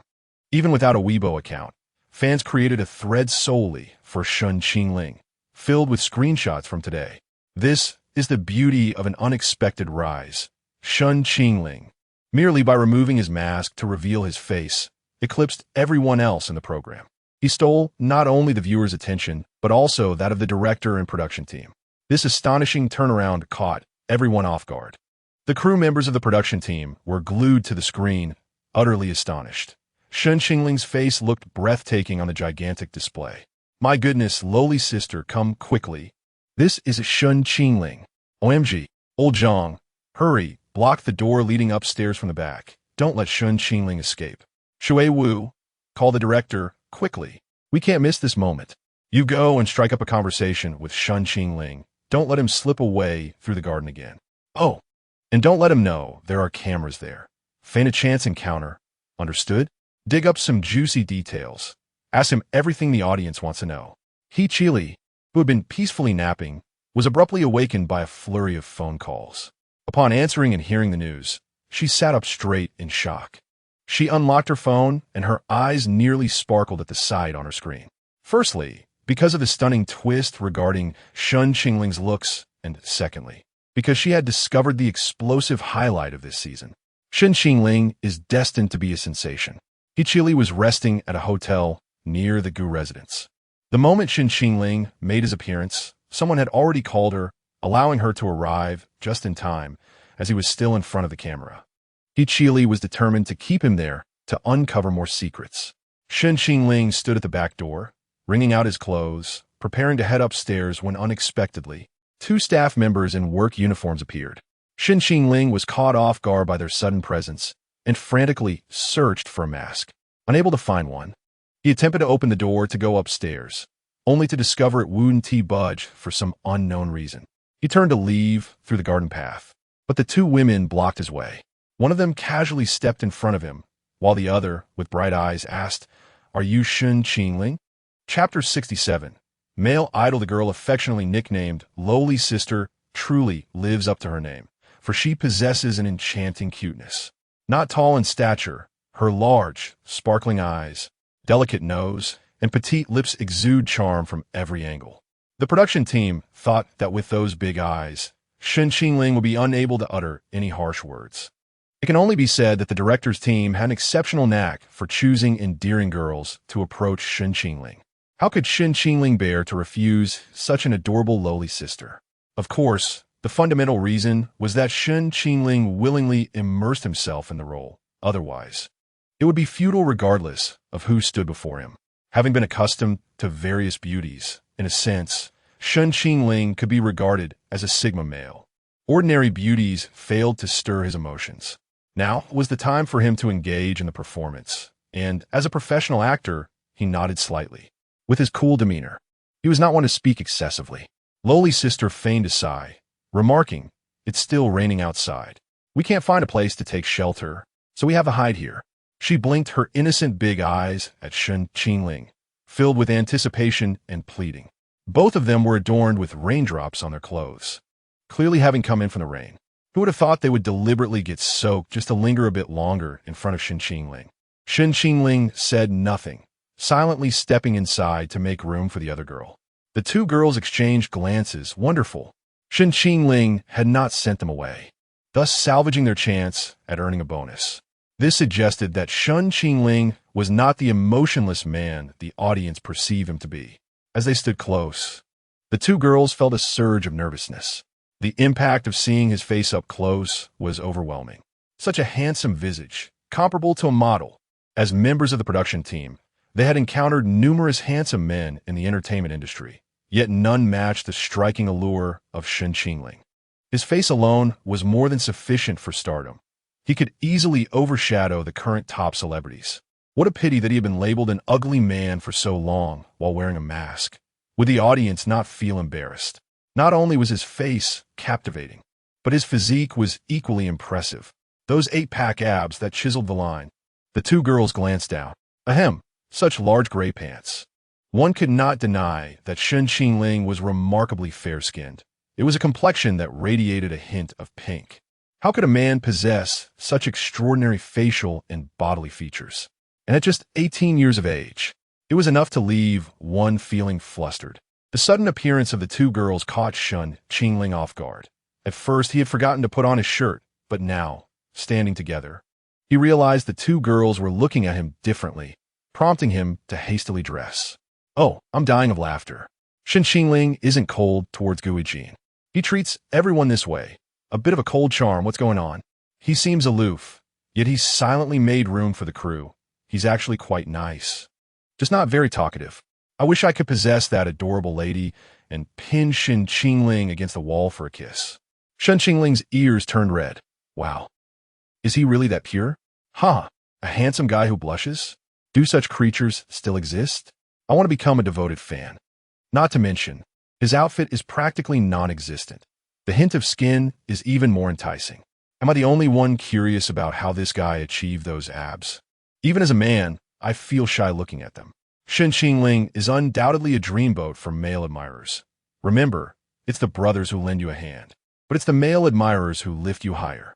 The peculiar statements in the comment section were not solely from females. Many were from males as well. Shen Qingling's face captivated both genders, and even men had to concede his handsomeness. Watermist, a tall girl wearing glasses, smiled at Shen Qingling and said, "Why are you up so early? It seems the Gu family hasn't risen yet. I have matters to attend to." Lowly sister couldn't help but chuckle softly. Shen Qingling was just as he appeared on the show. Whenever asked, it was always about business. She had already discerned that Shen Qingling was not impatient, merely reticent. Yet, he would blush under her gaze, creating an irresistible contrast. What woman could possibly turn down a Shen Qingling like this? Summoning her courage, she inquired, "Are you involved in charity work at an orphanage?" A flicker of surprise crossed the boy's eyes, and after a moment's hesitation, he nodded. "How did you know?" "I saw it on Jiangxing News. I didn't expect you to be so busy with that. With so many people criticizing you outside the show, why don't you explain yourself?" "Why should I explain?" He replied, "If the matter escalates, it could lead to online harassment, affecting my life. Some viewers are irrational. It is they who are irrational, they who hurl insults. I am merely doing my own thing. Why should I change myself because of them?" Lowly sister and Water Mist were momentarily stunned, and Water Mist's gaze toward Shen Qingling shifted significantly. "You don't care how others perceive you? They are all strangers. Why should I be concerned?" Shen Qingling, you truly possess a powerful inner strength. However, there is something you may have overlooked. I feel compelled to remind you. Someone has uncovered your school and major, even your transcripts. To their surprise, Shen Qingling simply smiled. The two girls were captivated by his smile, momentarily lost in thought. The comment section erupted with screams and declarations of admiration. Lowly sister swallowed hard. "What are you smiling about?" Shen Qingling raised an eyebrow with a smirk. "What? Do they wish to see my top grades?" Both girls felt themselves swooning under Shen Qingling's demeanor. "My goodness, Shen Qingling, don't be so handsome. This expression is making me dizzy." The bunkmate asked me why it's raining. Just a whiff of the air Shen Qingling passed through is enough to show 2 lines on my pregnancy test. I suggest male stars in the entertainment industry learn Shen Qingling's eyebrow raise. It's intoxicating. This is what a melting ice mountain smile looks like. Those young heartthrobs can't even grasp a fraction of his essence. I support Shen Qingling entering the entertainment industry to save the viewer's eyes. The confidence and handsomeness in his words are overwhelming. I can't even imagine how stunning Shen Qingling would be in glasses. Does Shen Qingling need a sprinkler? The kind that sprays while calling out shy. Water Mist regained her composure and cleared her throat, saying, "What we mean is that they have exposed everything about you online, and the impact is quite negative. It's not good for you." Shen Qingling replied calmly, "I have nothing to hide, but I appreciate you informing me." With a clear conscience, Shen Qingling indeed had nothing to be ashamed of. His persona was built upon a foundation that could withstand scrutiny. The deeper one delved, the more they would discover his worth. Shen Qingling would never falter. He would not reveal his vulnerabilities. Lowly sister cautiously probed, "But they say you are from an orphanage, a love child of the Gu family. Shouldn't you clarify that?" As she uttered those words, she felt a pang of reluctance, fearing it might hurt Shen Qingling. Shen Qingling sighed, I am not a love child. Their imagination is simply too rich. Shen Qingling was fully aware of the rumors circulating online, but he desired precisely this effect. The tempest of gossip would serve as a stepping stone, propelling him to greater heights. Upon hearing that Shen Qingling was not a love child, Lowly Sister and Water missed both sighed in relief. Great! Shen Qingling won't be criticized anymore. Lowly Sister blinked her big eyes curiously, asking, May I ask why you don't participate in the program? Shen Qingling lowered his gaze, a hint of inexplicable sadness washing over him. Despite his seemingly indifferent tone, he remarked, Even without participating, so much has transpired. Wouldn't joining only invite more complications? I do not relish being the center of attention. It is quite difficult to remain unnoticed with such a visage. One could easily thrive in the entertainment industry. Hence, I wear a mask. At this juncture, Shen Qingling glanced at the rain outside, which had begun to diminish. He decided it was time to depart. Having played his part sufficiently, any further exposure would be excessive. Today's objective was merely to make a striking appearance. Lingering too long before the camera would only leave the audience yearning for more. Thus, a brief glimpse would suffice, allowing them to savor the moment. The rain has lessened. I shall take my leave now. Wait, is there something else? Aren't you going to change your clothes? You might catch a cold. The mask has slipped. It is rather inconvenient, he implied, expressing his reluctance to be filmed. Shen Qingling remained steadfast in his persona. Sister Lowly and Shui Wu exchanged glances, unaware that Shen Qingling had already been in front of the camera for quite some time. Sister Lowly retrieved a pink mask from her pocket and offered it to Shen Qingling. I have a pink one. Would you like it? Thank you, but no need, he replied before departing. Sister Lowly and Shui Wu hastily moved away from camera 7. On their way back to the director's team, they engaged in conversation. Do you think Shen Qingling is aware of the cameras? Will he blame us? Alas, I do not know. I feel rather guilty. It's the first time I've felt remorse about such matters. Same here. Previously, when we were digging for sensational stories with He Qili, we only felt exhilaration. However, facing someone as pure and innocent as Shen Qingling, we seldom experience guilt. After all, Shen Qingling was unlike those others. He harbored no scandal worth investigating. Standing in stark contrast to the elite, I can see that he is not a callous individual. Yet the camera can be misleading, compounded by the fervor of Gu Yijin's fans. They merely indulge in the opulent fantasies crafted by Gu Yijin, immersing themselves in the role of a wealthy spouse, essentially a dream girl narrative. I wonder if those who heard Shen Qingling's denial of being an illegitimate child will take heed, or if they will continue to stir up trouble. The director likely revels in this chaos. She delights in watching the audience tear each other apart. Who could have anticipated such a lively beginning for the Gu family this time? Chapter 68, Oh dear, that's Shen Qingling. Shen Qingling has been trending for an entire morning, and public opinion has already swayed in his favor. However, the audience remains curious about his identity, until the Gu family completely clarifies or reveals his identity. Shen Qingling's status will remain shrouded in mystery. Ultimately, the outcome is advantageous for Shen Qingling, so the current doubts do not significantly affect him. At this moment, the audience is less concerned about his identity and more captivated by his visage. Undoubtedly, Shen Qingling's face has ignited a fervor among viewers, who are pleading with the production team to allow him to participate in variety shows. Director He, do you realize how much of a loss it would be not to have Shen Qingling on the show? That face is worth a fortune. Are you truly willing to forfeit that? I suspect Director He himself might not have realized how handsome Shen Qingling is. Otherwise, how could he possibly overlook him? Initially, I thought Gu Yijin was quite handsome, but after seeing Shen Qingling, he pales in comparison. Are you really going to disregard such a star presence? Has the director made too much money in recent years to care?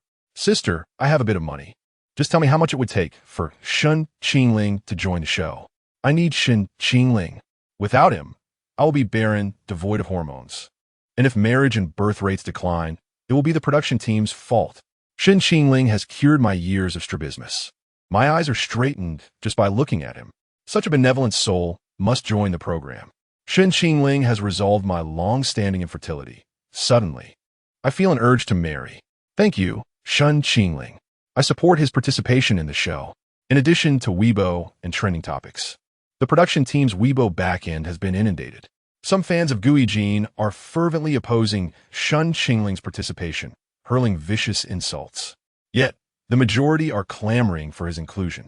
He couldn't help but chuckle upon seeing this. Director should we have a conversation with Shen Qingling regarding his potential participation? Of course we should. How could I possibly miss out on such a hot topic? Shen Qingling is the key to our show's success. Even without participating in variety shows, he manages to stir up a storm.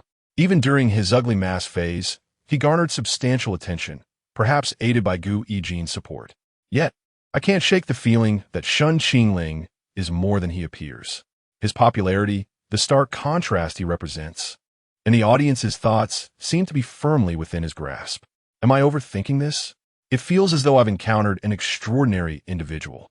But he seems quite disinterested in joining the show, Shui Wu remarked. He doesn't seem to care about the discussion surrounding him, whether they praise or criticize him. I truly admire his mindset. He squinted thoughtfully. I know he doesn't want to participate in variety shows, so approaching him directly would be futile. We need to find someone with decisive influence. Who? Madame Gu. Once we secure her support, everything else will fall into place. She won't tolerate her son being insulted online, especially a child who has endured so much before being brought back. He understands that when Sulan likely feels a deep sense of guilt towards Shen Qingling, which is why she appears so biased in his favor on the show. However, this is only natural. A mother merely wishes to make amends for her child. Shui Wu suddenly grasped the situation. Indeed, Shen Qingling seems a bit gentler towards Madame Gu, while he remains indifferent towards others. He discerned the essence of the matter. Within the Gu family, only when Sulan could influence Shen Qingling. Thus, she needed to consider how best to persuade when Sulan. Gu Yijin awoke feeling as though the sky had fallen. He gripped his phone tightly, nearly grinding his teeth to dust. Damn, why on earth did the production team place cameras at the back door? Even if they did, why did Shen Qingling have to encounter the rain? Shen Qingling's face alone could drive women wild, and after being drenched, he was even more captivating. Gu Yijin's expression darkened as he glanced at the high-definition photos of Shen Qingling flooding Weibo. Yet, he understood that Shen Qingling wasn't at fault. He was completely unaware of the camera's presence. It was all the rain's fault. After rising, Gu Yijin had no appetite for breakfast and spent the day scrolling through posts related to Shen Qingling online. Posts and introductions about Shen Qingling sprouted like mushrooms after rain. Many from students at Jiang University. Opening the dedicated group, he found it filled with discussions centered on Shen Qingling. Please, that's Shen Qingling. How dare you question his looks? Some people are just jealous. I suspect a number of them are goblins envious of our male god. If you want to know more about Shen Qingling, you can download the Encounter app. It's overflowing with handsome photos and posts about him. Students from Jiang University are furious at your insults directed at Shen Qingling. He is our campus heartthrob. My heart aches for him. I want to get mad if you call Shen Qingling ugly. I'll only laugh.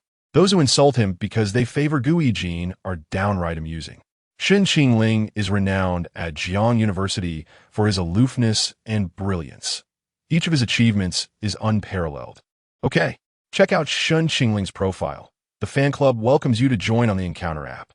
The Encounter app suddenly welcomed a surge of new users, with Shen Qingling's name trending at the top. However, this had become the norm. Shen Qingling was no stranger to the app, and many girls had even formed a fan club for him. His photos were being shared from Encounter to Weibo and dedicated groups, each worthy of being a screensaver. Meanwhile, Ruan Mingyi and Yi Qiao were also engrossed in the drama. Ruan Mingyi exclaimed, "Are these people insane? How can they insult Shen Qingling just for Gu Yijin's sake?" Ruan Mingyi was furious. Questioning others was one thing, but how could they dare criticize Shen Qingling's face? She longed to respond to those trolls with a resounding, "Please, that's Shen Qingling." Moreover, Gu Yijin exuded a hint of femininity and pretense. He was no match for Shen Qingling. Those who still fawned over him clearly had never experienced true quality. Yi Qiao teased, "Why are you so concerned about Shen Qingling? Didn't you sever ties with him? Ruan Mingyi retorted. He and Gui Jin are trending every day. It's impossible not to see. And those who insult Shen Qingling's looks are just implying that my previous judgment was flawed. Yi Qiao nodded vigorously. Yes, you're merely a spectator, not someone longing to see Shen Qingling. Ruan Mingyi sighed, closing her phone in frustration. Yi Qiao shook her head. If you truly care, why not just go back and find him? A simple apology would suffice. Ruan Mingyi replied. He and I belong to different worlds. He takes relationships too seriously, while I am far from earnest. Thinking of the boy's stubborn and earnest expression, Ruan Mingyi felt a pang of sorrow. Yet, any woman who captured Shen Qingling's affection would surely find happiness. Who in this world could receive all of his love and tenderness? Just the thought ignited a surge of jealousy within her. Yi Qiao observed, haven't you realized how serious you are about Shen Qingling? Yi Qiao knew Ruan Mingyi better than anyone. She had never felt this way before, and since meeting Shen Qingling, she had ceased to notice anyone else. Her heart and mind consumed by him. Even though she had sworn to part ways with Shen Qingling, she had never truly relinquished her interest in him. Ruan Mingyi was stubborn, yet she had scrolled through Shen Qingling's posts hundreds of times on encounter. She would check his WeChat moments multiple times a day, fearful he might delete her. Every day, she would open and close Shen Qingling's chat box, typing a line of text only to delete it all. Repetitive cycles. Again and again. Is this indifference? Ruan Mingyi paused, momentarily stunned, before shaking her head. Perhaps it is merely a fleeting sentiment. I should not truly fall for any man. Yi Qiao seized Ruan Mingyi's phone, to which Ruan Mingyi inquired with curiosity. What are you doing? Yi Qiao nonchalantly replied, while opening WeChat. I'm deleting Shen Qingling. Ruan Mingyi, her face a mask of anxiety, swiftly snatched the phone back, repeatedly confirming that Yi Qiao had not removed Shen Qingling. Angrily, she glared at Yi Qiao. What are you doing? Who gave you the right to delete him? Yi Qiao chuckled. Why so flustered over mere WeChat contact? You did declare to Shen Qingling that you would never meet again. Ruan Mingyi fell into a despondent silence. After a moment, she stubbornly asserted, I do not harbor feelings for him. It's just that his handsome appearance lingers in my mind. Yi Qiao rolled her eyes. You are hopeless. Why be so obstinate? Ignoring her, Ruan Mingyi retreated upstairs to drink alone. Meanwhile, Shen Qingling noticed his points steadily rising, soaring from 0 to 170,000. Remarkably, this was only within a single morning. Shen Qingling felt he was not far from reaching 1,000,000 points. Today at the orphanage, he sensed someone was photographing him. He feigned ignorance, continuing with his tasks. After lunch at the orphanage, he purchased a mask and returned home, took a shower, changed into fresh clothing, and then headed to meet Lin Xingmian. En route, he couldn't help but ponder who had aided him. It was within his expectations that the Jiangchang orphanage would take photos and post them on their WeChat public account. He knew someone would disseminate them, and if no one else did, he would take matters into his own hands. The outcome would remain unchanged. However, the unexpected element was Jiangxing News. How could they report on this? The situation unfolded far more smoothly than he anticipated, as if someone were assisting him from behind the scenes. In her office, a woman leisurely sipped her coffee, her fingers rhythmically tapping on the desk, revealing her current state of contentment. Has the money been transferred? Yes, it has, President Sheng. Instruct him to keep his mouth shut. Understood. Sheng Mo glanced at her phone, observing the complete reversal of public opinion, and a satisfied smile graced her lips.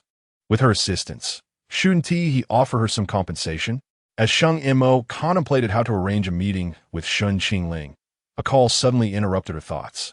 He was headed to the Qingshan Villa district to meet a woman. Sheng Mo's smile vanished entirely. Update, just got sanctioned. No more viewing, sob. Chapter 69. A disobedient puppy deserves a lesson. Sheng Mo received several photographs.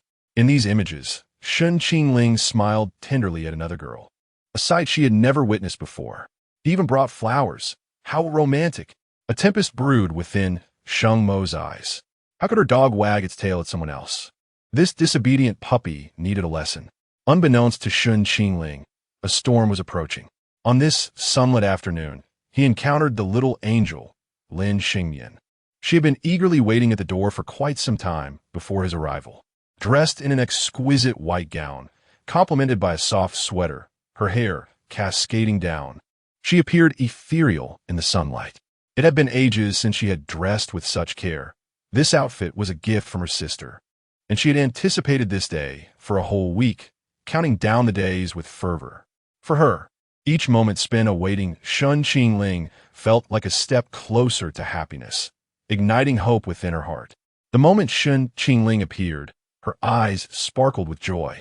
Approaching him was akin to stepping into bliss.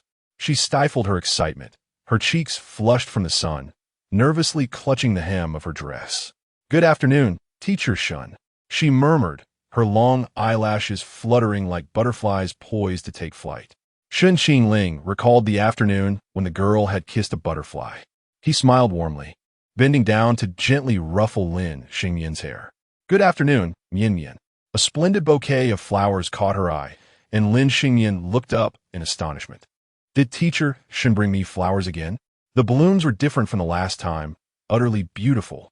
Yet, she would cherish anything gifted by him, not for the present itself, but for the precious sentiment behind it. Observing her momentary stupor, Shen Qingling chuckled. "I passed by a flower shop and remembered that your balcony lacks this color. It should look lovely alongside your sunflowers." Lin Xingmian's heart raced. She was too mesmerized to focus on the flowers, instead captivated by the depth of Shen Qingling's gaze. In that instant, his eyes outshone countless stars, reflecting her image as if they contained only her. The girl struggled to articulate her feelings, bewildered by their significance, her face growing warmer as a multitude of tiny flowers bloomed within her heart. After accepting the flowers, her pinky trembled slightly, and she bit her lip, fearing her joy would appear too peculiar to Shen Qingling. Suddenly, her spirits soared, as if the very sunlight had grown warmer. In a soft voice, she asked, "Where are we going today, Teacher Shen?" She recalled his promise to take her out, and now she felt less reluctant about venturing outside. For the first time, she anticipated the world beyond her door. With Shen Qingling by her side, the outside world no longer evoked fear. It was a realm filled with sunshine and rainbows. Shen Qingling teased her with a hint of mystery. "That is a secret for now, Mian. Just follow me." His words enveloped Lin Xingmian in a blanket of security. Just seeing him brought her comfort, and she couldn't help but smile. Suddenly, a thought struck her, and with a shy smile, she looked up at him. "Teacher Shen, I have a gift I want to give you." Summoning immense courage, she quickly turned and hurried inside, glancing back to see if he followed. Anxious, she dared not look at his expression. Shen Qingling perceived her nervousness but said nothing, silently trailing behind her up the stairs. Lin Xingmian led him to the art studio, where a black cloth concealed a painting. She stood beside it like a child awaiting praise, her large eyes sparkling with excitement and anticipation. Shen Qingling approached and unveiled the artwork, revealing a painting of little mushrooms and an umbrella. The meaning was unmistakable.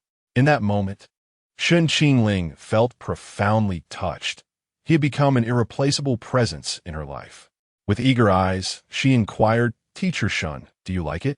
Despite her attempts to mask her excitement, her joy was palpable. This was a girl as pure as freshly fallen snow. Her thoughts were transparent to Shen Qingling. He smiled gently. "I love it, Mian. You've done wonderfully." Lin Xingmian blushed again, lowering her gaze to her toes, unable to suppress her quiet laughter, her dimples sweet as honey, reflecting her elation. She was so happy to receive his praise. Shen Qingling covered the painting with the cloth once more. "We'll keep this here for now. I'll take it with me after our sketching session." "Okay, I have another painting I'd like you to see." Shen Qingling, curious, followed her to her room. There on the desk lay the piece he had gifted her, the sail in the sea of clouds. Unlike before, the sailboat was no longer solitary. It depicted two figures, himself and Lin Xingmian, while a butterfly perched on her hand and a cloud hovered above them. The butterfly represented her grandmother, and the cloud signified her sister, Ji Yunyao. She wished for them to remain together forever, a beautiful vision she cherished. To Lin Xingmian, Shen Qingling held significance akin to that of her family, yet with a unique meaning that transcended familial bonds. gazing into her innocent, clear eyes. He reached out to pat her head. Mian, this painting is truly beautiful, like a dream. Teacher, I hope this isn't a dream. It's not a dream. It will become reality. It already is, for I am here. Her words were simple, yet profoundly moving. Perhaps those with complicated emotions are more easily touched by such a girl. Indeed, Shen Qingling felt more at ease in her company. There was no need for ulterior motives. Sincerity was all that was required to endear her. He noticed several jars filled with pink stars on her desk. Are you making stars again, Mian? I love folding stars. Grandma said it's a way to express longing. When I think of Teacher Shun, I fold stars. Each star represents my thoughts. Unlike the stars she folded for her grandmother, each star crafted for Shen Qingling brought her immense joy, often accompanied by an unintentional smile. At times, a particular phrase or expression of his would flash through her mind, causing her to blush.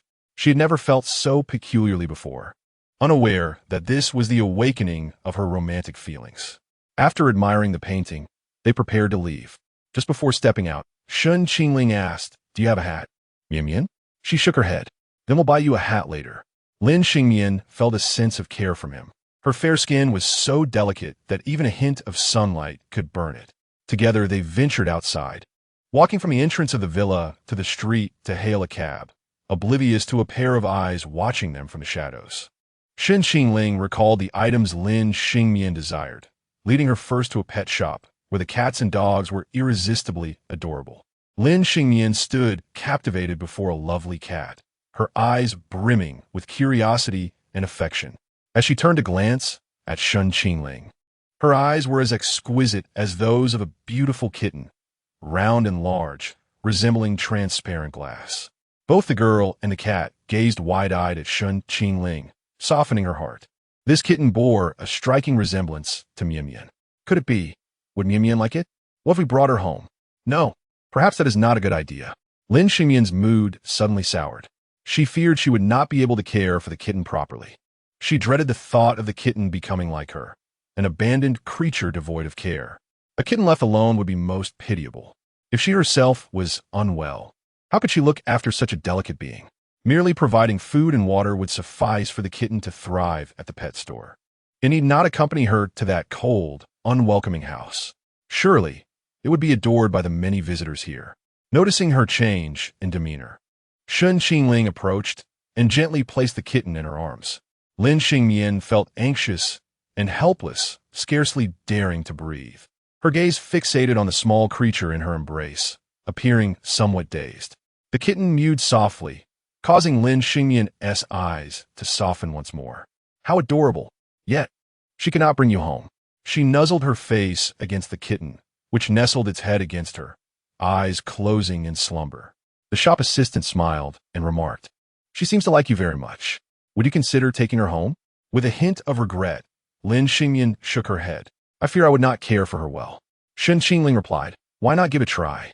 I believe Mian can look after her. You are so responsible. You would never allow her to become a forlorn little kitten, would you?" Lin Xingmian began to wrestle with her thoughts. The scars within her permeated every aspect of her existence, constantly casting shadows over her past wounds. Does the kitten truly like me? She has fallen asleep in your arms. So she must indeed like you. Shen Qingling reassured her. Gently, Lin Xingmian stroked the kitten's head. Observing her wavering resolve, Shen Qingling decisively addressed the shop assistant.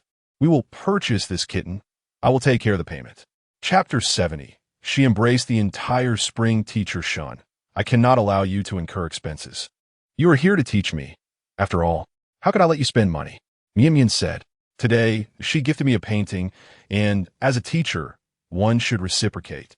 This little cat is today as classroom gift." Lin Xingmian wanted to say something more, but Shen Qingling took it upon herself to pay. A wave of sweetness blossomed in her heart as she gazed at the cat in her arms, laughing softly. "You are so wonderful, so adorable."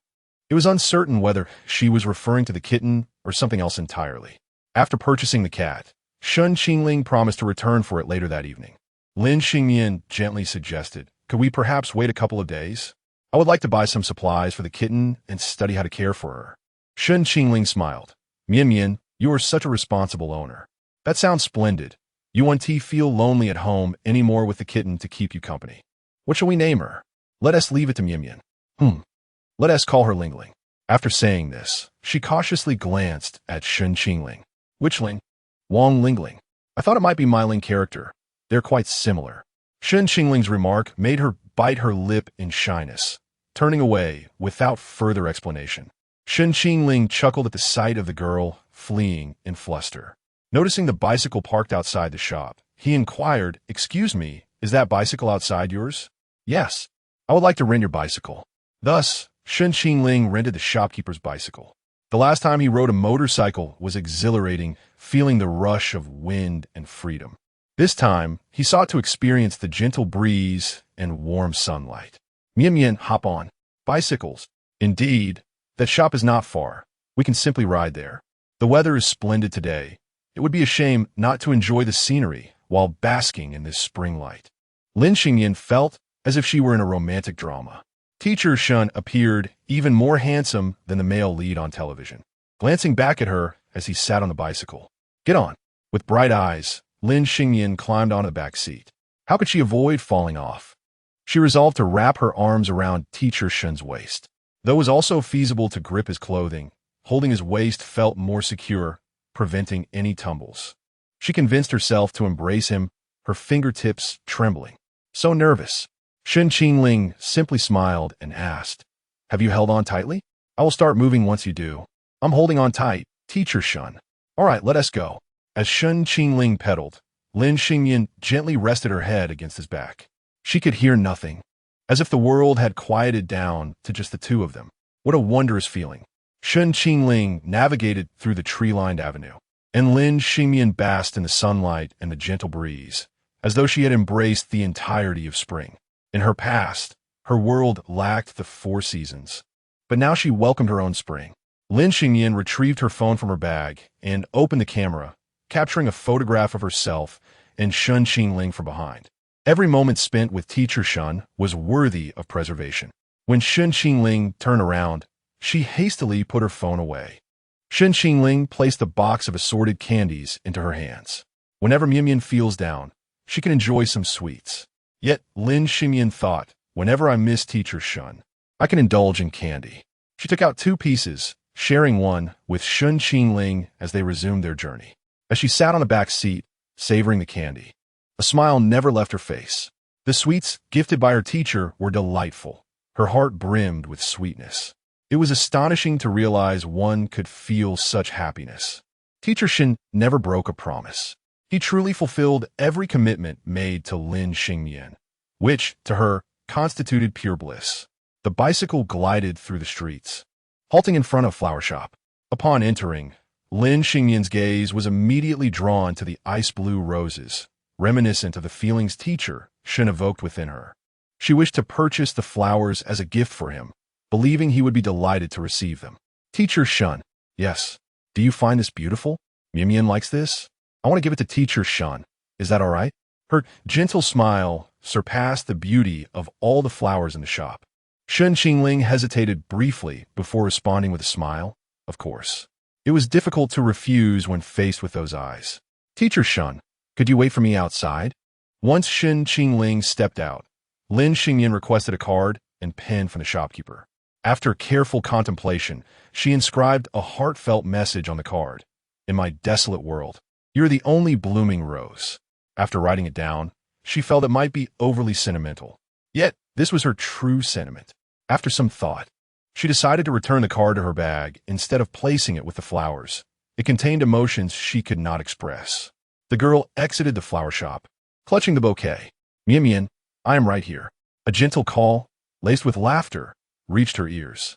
Turning around, she found Teacher Shun waiting for her against the light. Everything felt surreal and beautiful, stirring emotions within her that brought tears to her eyes. As tears fell upon the roses, she truly felt happiness envelop her. The 3 folded stars seemed to represent her wishes, each one fulfilled. Suddenly, a tide of emotions surged within her.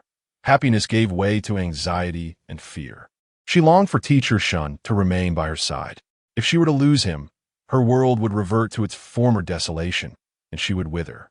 Seeing Shen Qingling approaching, she quickly wiped her tears and carefully extended the flowers toward him. "Teacher, these are for you." Her earnest and nervous demeanor resembled a confession. Even without uttering a word, Shen Qingling understood her feelings. The blush on her cheeks conveyed more than any declaration could. Shen Qingling accepted the flowers with a smile. "Thank you, Mian Mian."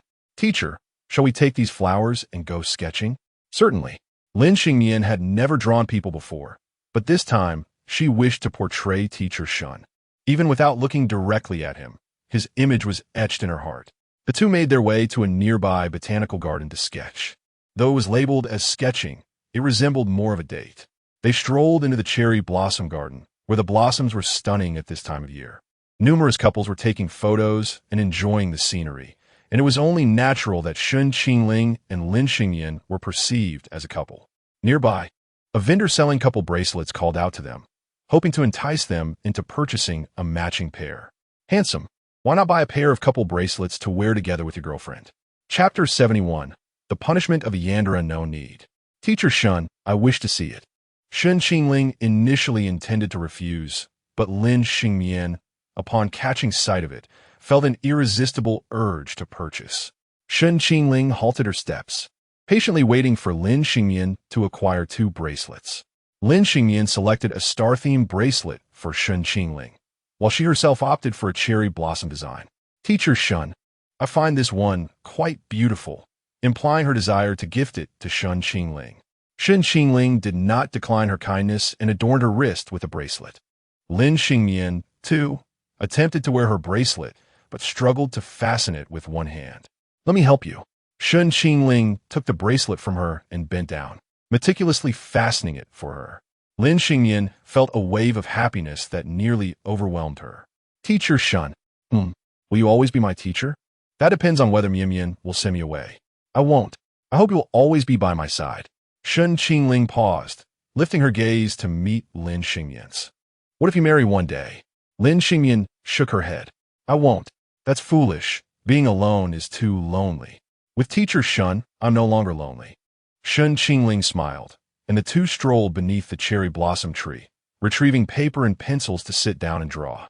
Lin Xingmian, recalling their earlier conversation, could not resist asking, "Teacher Shen, do you have someone you like? Are you getting married?" "No."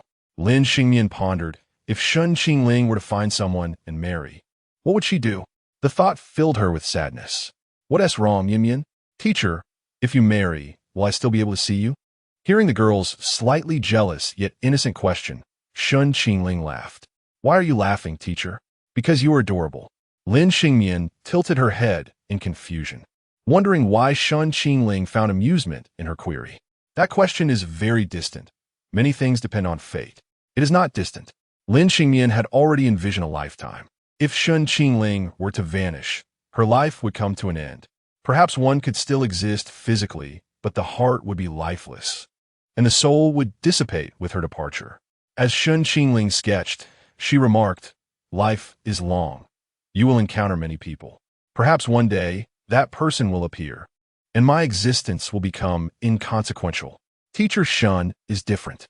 "In what way?" "You're the only umbrella. The others that come later hold no significance." It was Shen Qingling's timely appearance that had rescued her in her moment of need, rendering anyone who followed irrelevant. "I understand." Shen Qingling's acknowledgement brought a smile to Lin Xingmian's face. The two sat quietly beneath the cherry blossom tree, drawing in a picturesque scene akin to a romantic drama. However, this idyllic moment was perceived quite differently by another woman. She observed Shen Qingling as she took Lin Xingmian to a pet store to buy a cat. She watched them ride bicycles through the tree-lined avenue, wandered through a candy shop and a flower shop, saw Shen Qingling accept the flowers Lin Xingmian had gifted her, and watched as Shen Qingling adorned her wrist with a bracelet. At that moment, they resembled a young couple sitting beneath the cherry blossom tree, an eyesore indeed. Sheng Mo's tone was icy, her eyes harboring an indescribable dampness. The woman, who was fervently obsessed with wealth, was not seated in the Shang Corporation's office poring over reports, but was instead lurking nearby, fixated on Shen Qingling and Lin Xingmian. From the moment Shen Qingling and Lin Xingmian stepped out, she had been shadowing them. Even mere photographs had been unbearable. Witnessing Shen Qingling's gentleness toward another woman was intolerable. This was a side of Shen Qingling she had never encountered before. No woman could fail to fall for such a version of him. Yet, that tenderness was not directed at her. Was there something uniquely captivating about this girl? In just this short span, Sheng Mo had thoroughly investigated Lin Xingyan. While she did not believe Shen Qingling had fallen in love with Lin Xingyan, she felt a twinge of pity. After all, with his current status, why would he need to take on the role of an art teacher? This pittance of money was something when Salon would not deny him. Ultimately, it was merely an overflow of sympathy. Absurd. Wanting to save a girl lost in darkness? Why not extend that kindness to her? She too required his salvation. Sheng Mo's irritation mounted, and she turned away to make a phone call. Whatever it costs, just give it to him. No questions asked. If you fail to achieve it within an hour, you may resign. Meanwhile, Shen Qingling was immersed in her drawing, oblivious to the fact that the botanical garden staff had announced an emergency closure, instructing everyone to vacate the premises. Shen Qingling inquired with the staff, but received no further information. Sheng Mo had directly utilized her wealth to secure the situation.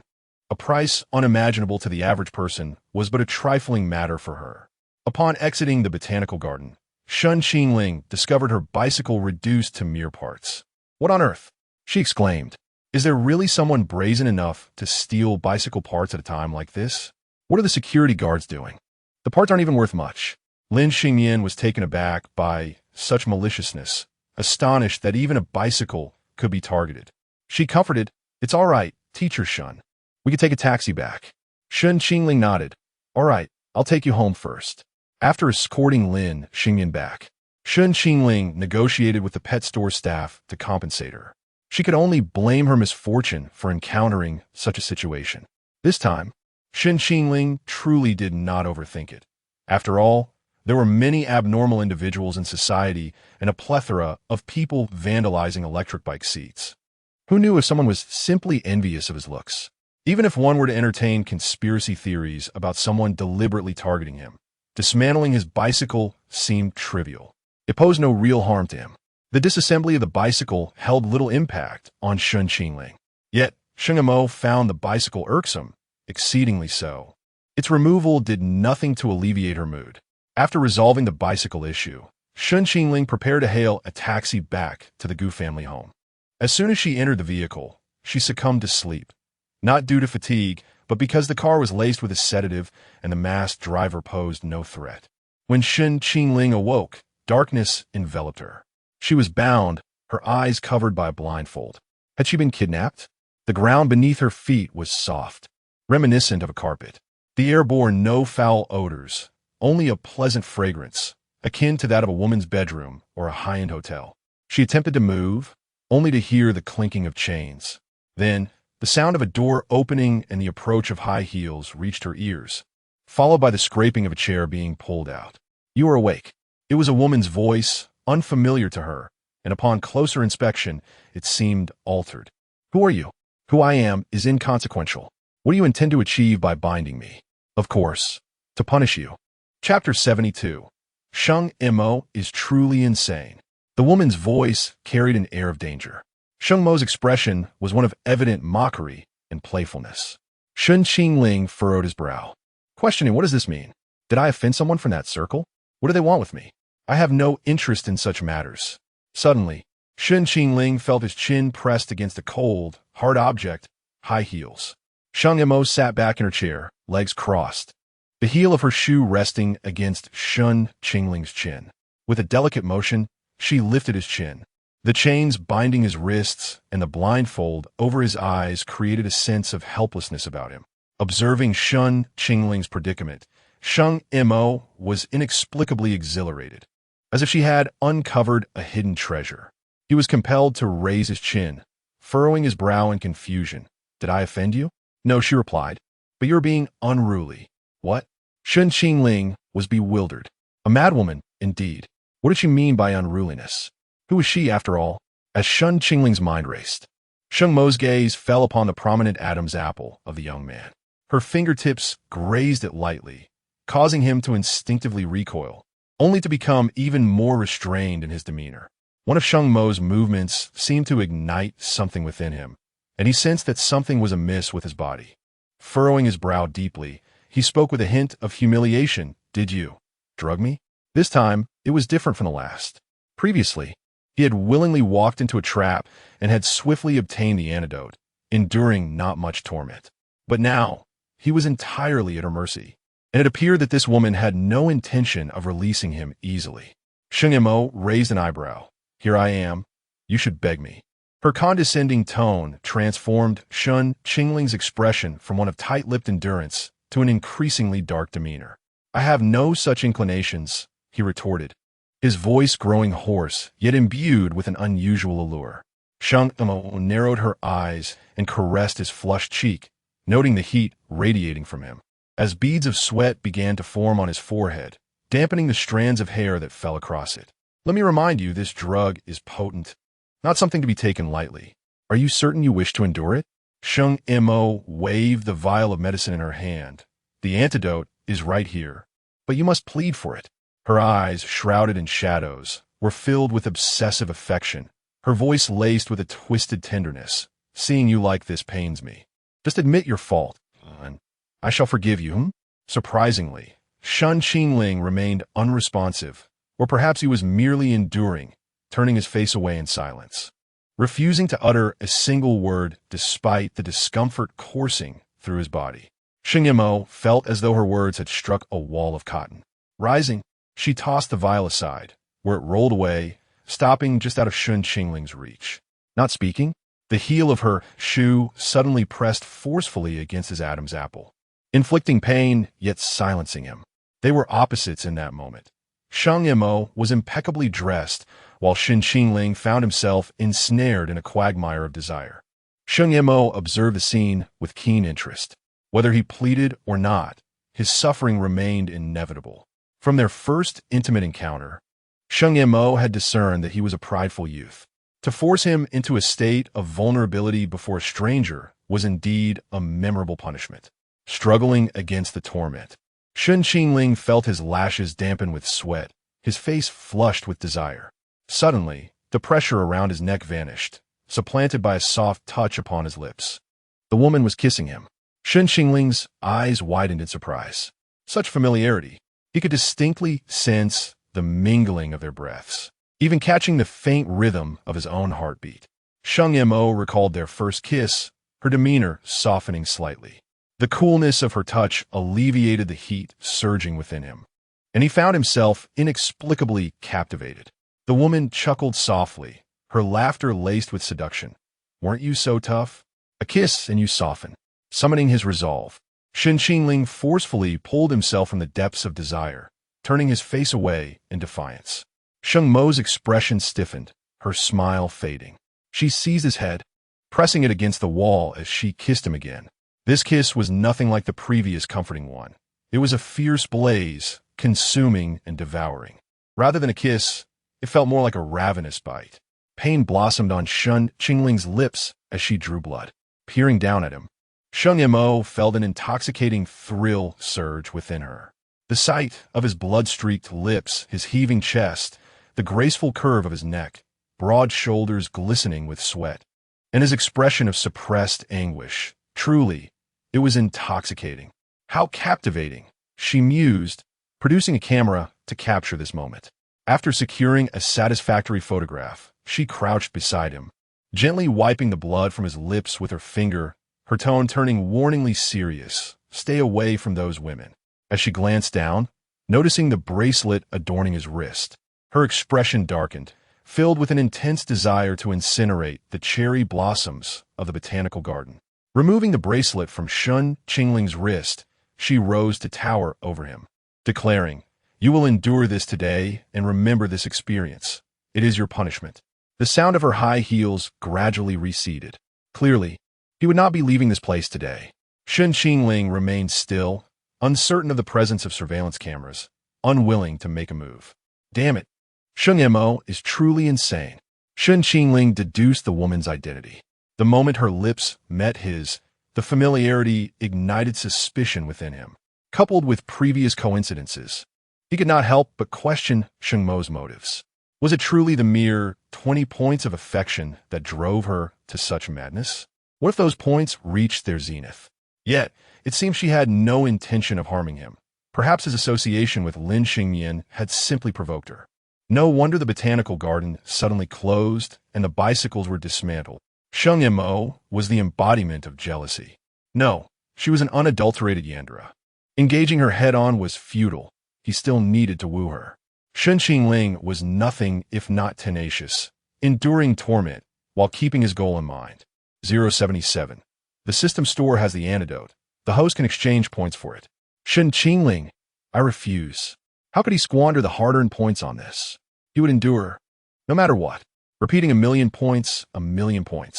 After Sheng Mo exited, she cast a cold smile at the starry bracelet in her hand, tossing it into the trash bin.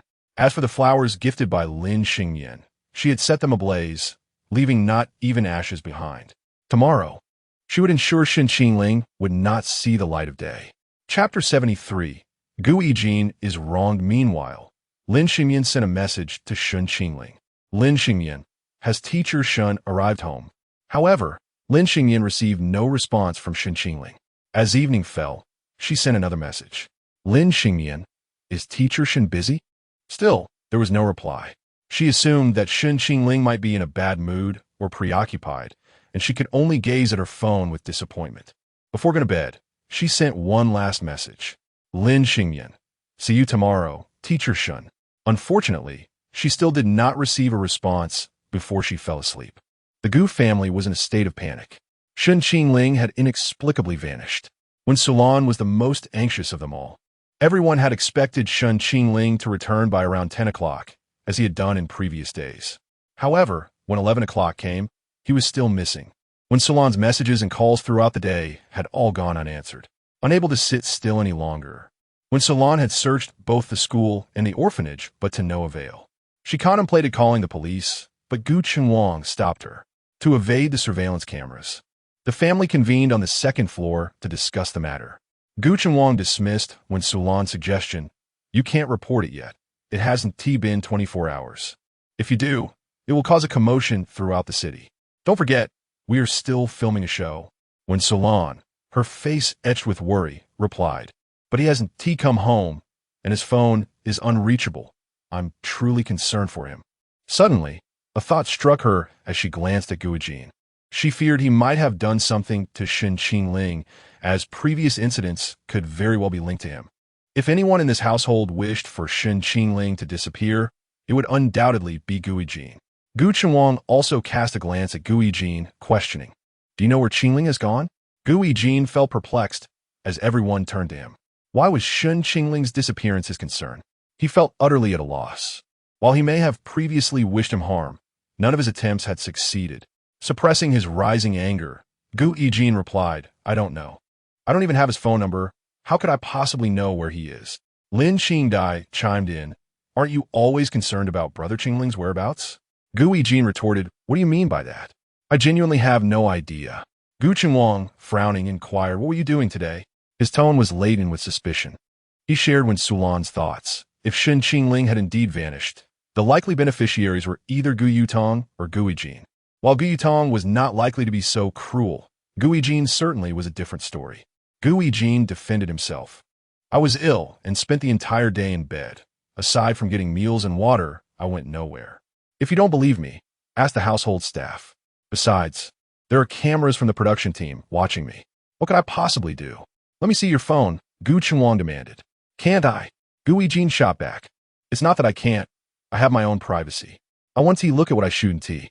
Under the oppressive gaze of Gu Chenwang, Gu Yijin reluctantly produced his phone. Gu Chenwang scrutinized Gu Yijin's call logs and messages, even checking his Weibo search history. Upon opening his Weibo, the search bar was filled with names like Gu Qingling and Shen Qingling, having been searched over 100 times. The screen was awash with references to Qingling. He had even followed Shen Qingling's fan club with a secondary account. Everyone regarded Gu Yijin with incredulity. He felt as though he had been stripped bare. Why are you searching for others' names instead of your own? When Qingling was being criticized, I was simply concerned about public sentiment, hence my searches. You can ask Qingling. I even mentioned it to him, but he didn't take it to heart when Salon was not convinced of Gu Yijin's altruistic motives. Even if there was no incriminating evidence on his phone, it did not absolve him of potential wrongdoing against Shen Qingling, as such records could easily be deleted. With a tight-lipped expression and a piercing gaze directed at Gu Yijin, she stated, "If Qingling does not return safely tomorrow, I will dig to the ends of the earth to uncover the malicious individual behind this, even if it means we all perish together." Her eyes were fixed squarely on Gu Yijin. Gu Yijin felt as if he might faint from anger. "Why are you looking at me? Go find him." He never expected to be wronged in such a way. Gu Chenwang interjected, "Enough with the theatrics. I will send people to look for him. Do not worry. Qingling is no fool.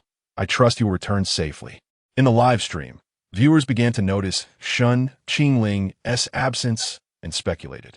Why hasn't Shen Qingling returned today? Is he too scared to show his face? It's because you all spread too many vicious rumors. Tone it down. Or I want to know what to watch when he has gone. There is no one of such quality in this show. I can't even sleep. Did you notice how the Gu family looks troubled? Especially Mrs. Gu. She seems very anxious, constantly making calls. Could she be trying to reach Shen Qingling? Where has Shen Qingling gone? Is something wrong? Could it be that he is avoiding Gu Yijin? Being clung to by someone is more terrifying than stepping in something unpleasant. What nonsense! Yijin is resting in bed. He has been sick all day and looks pale. Don't drag innocent people into this. Is there a power struggle among the wealthy heirs? Is Gu Yijin trying to eliminate Shen Qingling because he fears losing his inheritance? Have you watched too many dramas? Gu Yijin is a good person. How could he harm anyone? What if something has happened to Shen Qingling himself? Don't drag his father into this. This is getting exciting. This is the kind of affluent family drama I wanted to see. Will Shen Qingling appear tonight? Let us wait and see.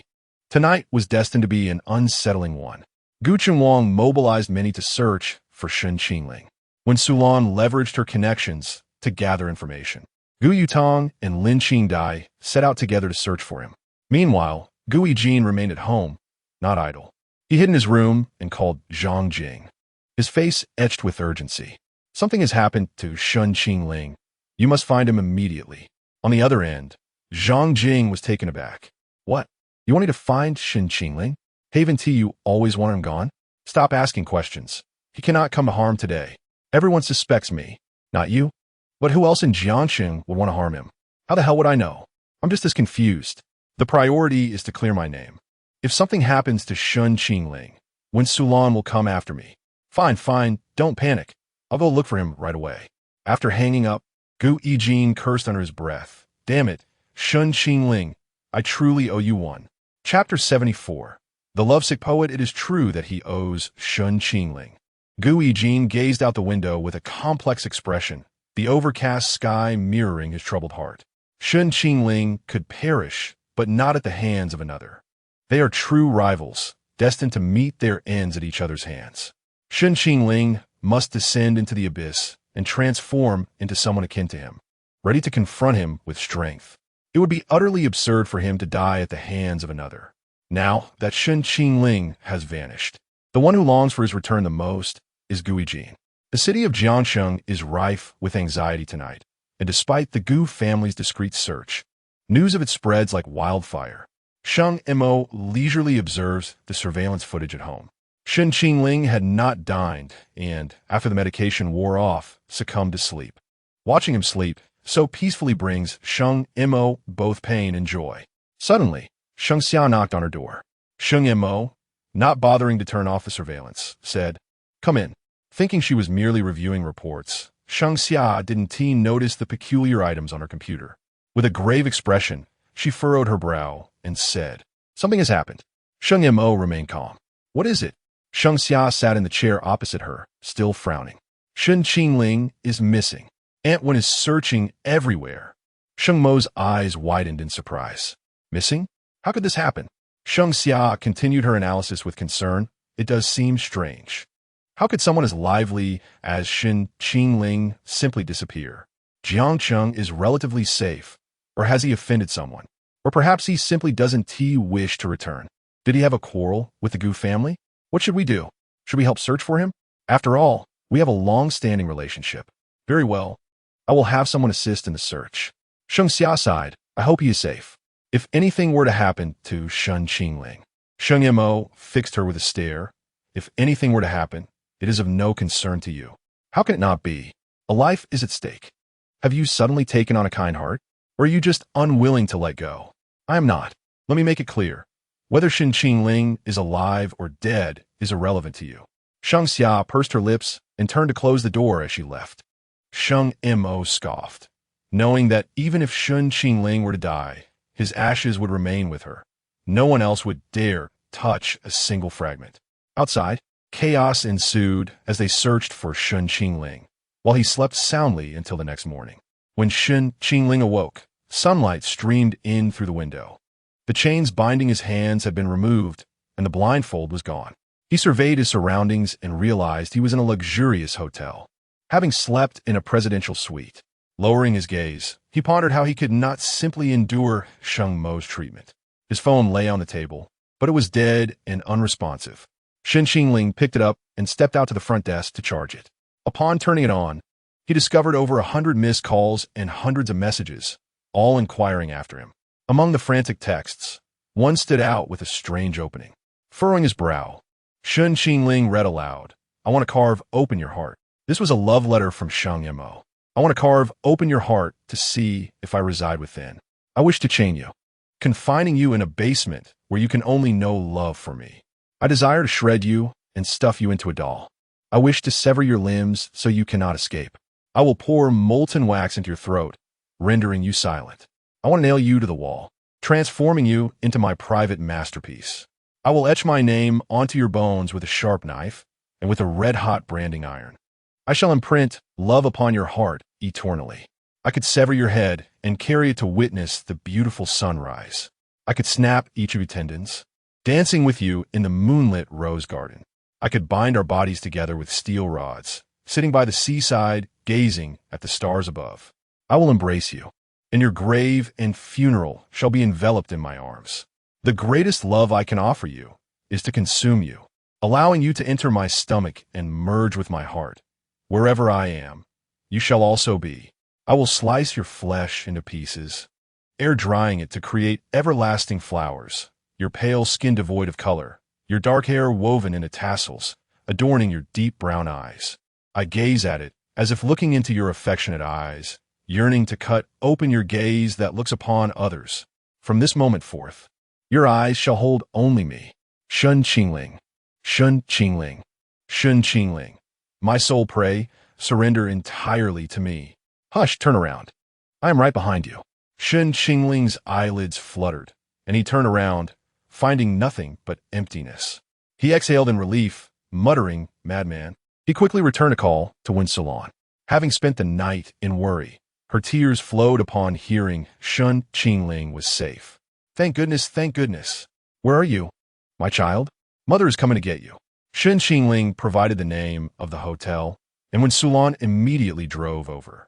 He intended to check the hotel's surveillance and inquire about the name under which the room was booked, but the front desk refused to disclose any information, citing privacy concerns unless it was the police.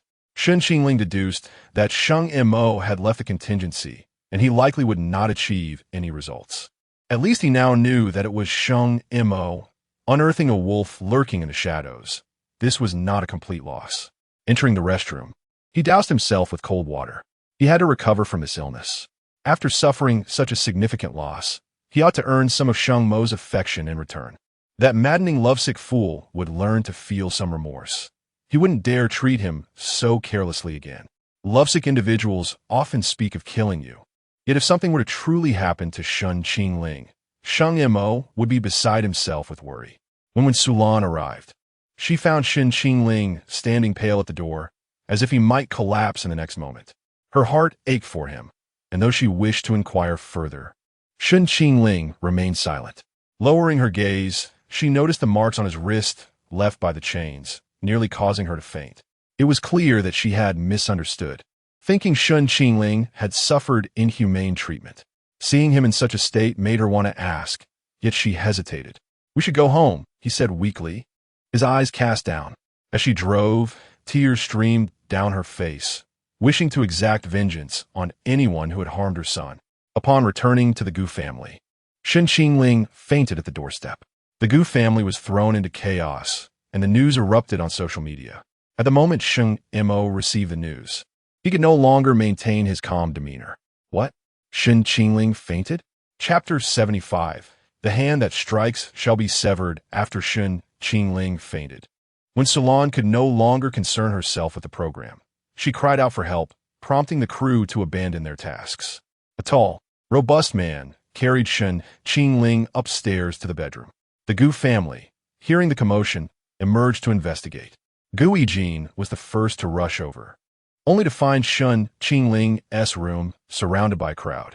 He squeezed through, discovering Shen Qingling lying on the bed, pale and barely breathing. In Gu Yijin's memory, Shen Qingling had always been aloof, composed, and seemingly invincible. Yet, here was this once formidable figure reduced to a state of frailty. Gu Yijin was momentarily stunned when Sulan ushered the crew out, awaiting the family doctor. Gu Chenwang looked at Sulan and asked what had transpired, overcome with emotion. When Sulan leaned by Shen Qingling's bedside and wept, I don't know. This child remained silent, refusing to speak. It's all my fault. I failed to protect him. It's my fault. The image of Shen Qingling collapsing before her like a gust of wind shattered her heart.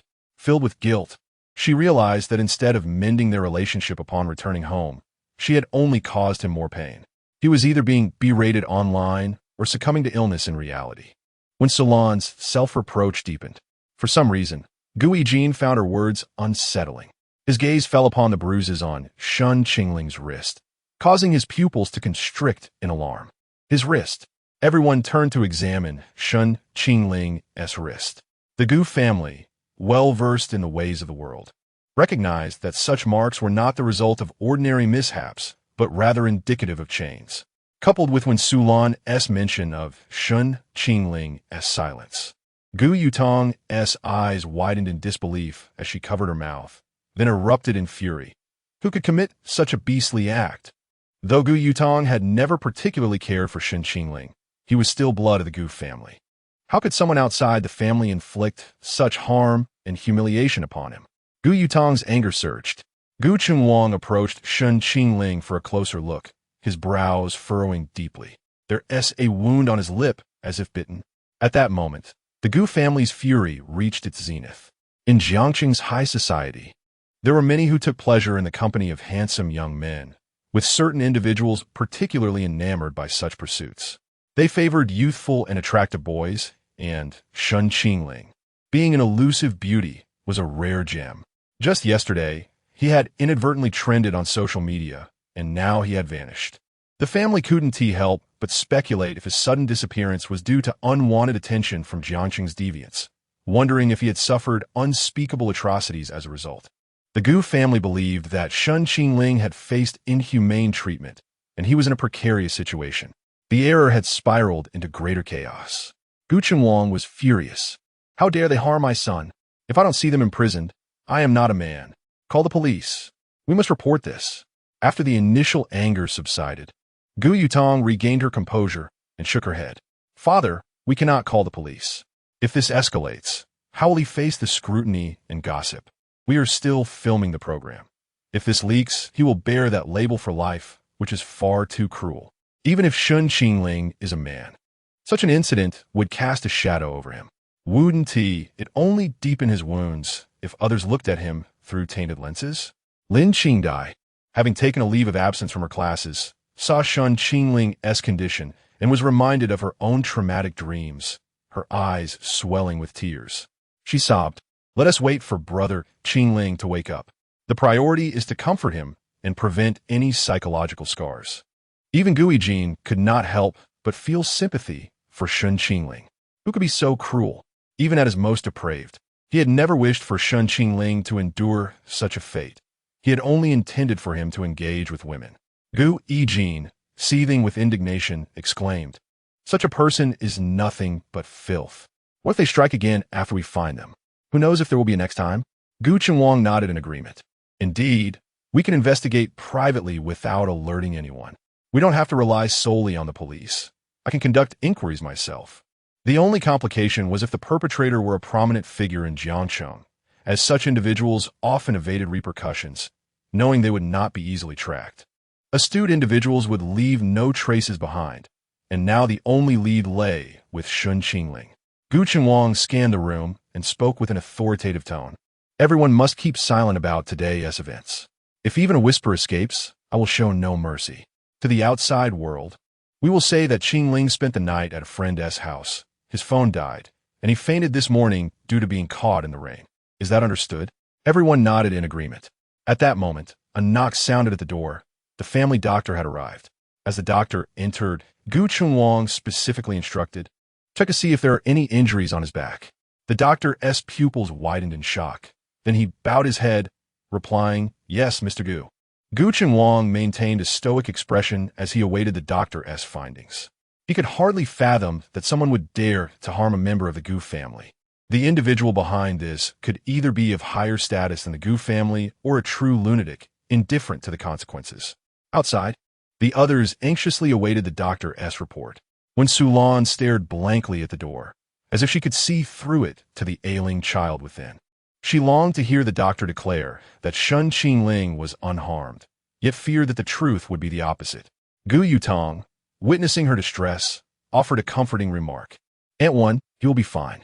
But when Sulan remained unresponsive, lost in her thoughts, she berated herself for her weakness and ineffectiveness. How tragic it was for a child to have such a feeble mother. As she continued to chastise herself, her thoughts grew increasingly extreme. Then, a fierce determination began to emerge within her. No longer would she be a mere ornamental figure in social circles. She now had someone to protect, and she must become strong. As a mother, her duty was to shield her child from harm. This turmoil had sparked a transformation in Wen Sulan. No mother could tolerate the thought of her child suffering in such a manner. She would become a fierce guardian, a shield against the storm for Shen Qingling. Locking her gaze with Gu Qinhuang, she declared, "We must find that person. Whoever harmed Qingling will face retribution. If they truly went too far, they should be castrated and their remains fed to wild dogs." Gu Qinhuang lowered his gaze at his typically timid wife, surprised by her ferocity. As she noticed his silence, she pressed on, "Why are you silent? That is your son. Aren't you the one who values your dignity above all else?" Gu Qinhuang observed the wild fury in her eyes, a manifestation of years of suppressed anger and regret, intertwined with guilt over Shen Qingling. At a loss for how to console her, he could only pat her back and say, "Calm yourself. We will ask Qingling about it once he wakes." With tears in her eyes, when Sulan pushed him away, gritting her teeth. "You are always so rational and composed, forever prioritizing the interests and so-called glory of the Gu family. Do you not care for your child? He shares your blood. We have never truly raised him, and we are both inept parents. If he does not return, perhaps he would not have suffered this fate. The inability to safeguard him renders us unworthy of the title of parents.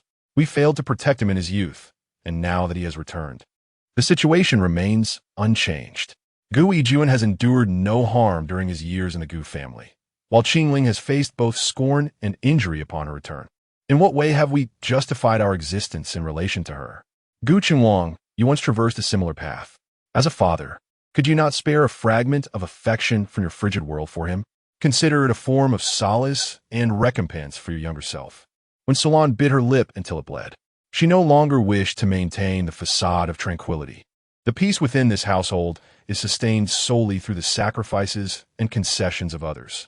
Her feelings towards Gu Yijuan can never revert to what they once were.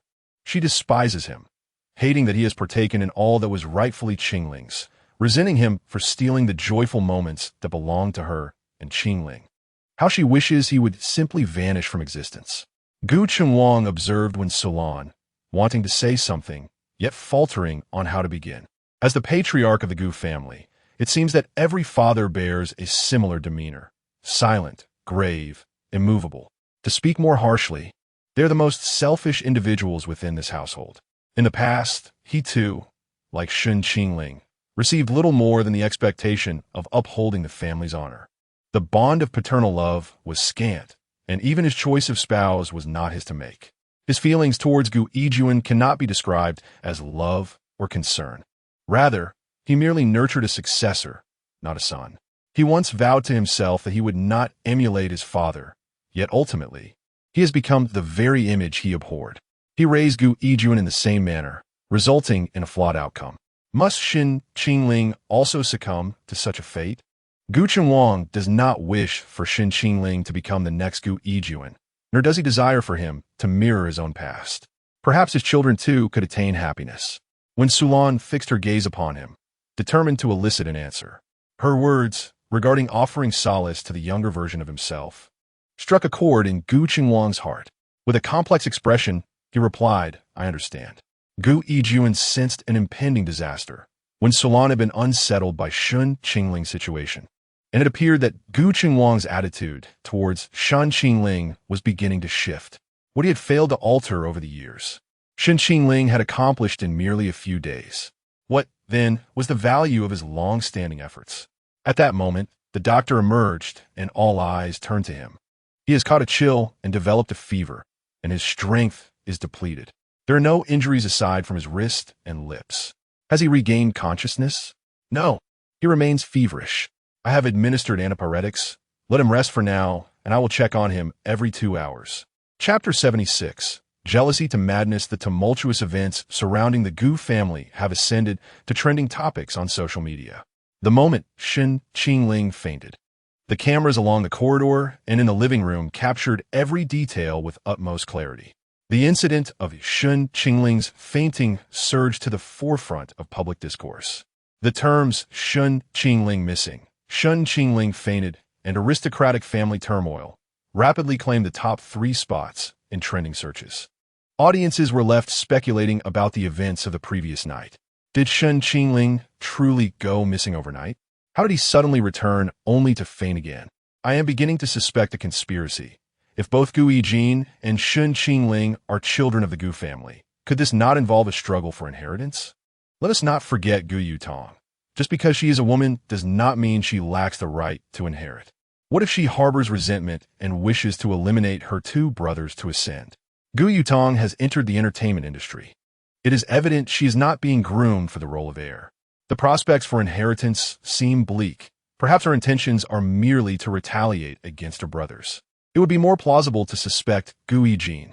The relationship between Gu Yijin and Shen Qingling remains a mystery. It is still unclear who the illegitimate child is, but one of them certainly is not a legitimate offspring. How do we know one of them is not a legitimate child? The Gu family has yet to comment. Let us refrain from conspiracy theories. After all, Yijin could never be that sort of person. The disparity in their appearances is too great. If Shen Qingling and Gu Yijin were biological siblings, how could their looks differ so drastically? The Gu family's affairs have created a considerable uproar, surpassing any season's popularity since the show's inception. The production team convened an emergency meeting.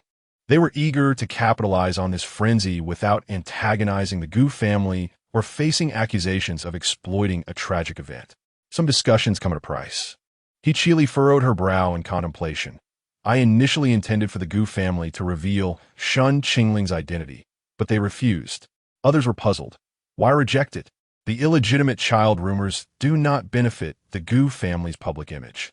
This is Shen Qingling's preference. I cannot fathom why he would rather endure criticism than disclose his identity, especially when doing so could absolve him of all tarnish. This was exceedingly strange. Could it be for Gu Yijin? If Shen Qingling were to clarify the situation, all the accolades and glory previously bestowed upon Gu Yijin would be seized by Shen Qingling. I recall that the Gu family's initial participation in the variety show was to elevate Gu Yijin's status. Indeed, Gu Yutong had taken on the show with the same objective. Thus, it seems the Gu family is excessively biased. Shen Qingling bears the brunt of criticism, while Gu Yijin reaps the rewards. Shen Qingling had never received anything from the Gu family before. Upon his return, all he encountered was disdain. I find myself pitying him. Alas, now, most of the staff are aware that the intended star of the show is Gu Yijin, while Gu Yutong merely serves to pave the way for him. Prior to this, Shen Qingling likely existed merely as a pawn. Shen Qingling had garnered not only the audience's concern and sympathy, but also that of the production team. One must not underestimate the influence of the production staff. Many inquire about so-called insider information. The more elusive the information, the more authentic it seems to the public. Shen Qingling's reputation within the production team has already surpassed that of Gu Yijin.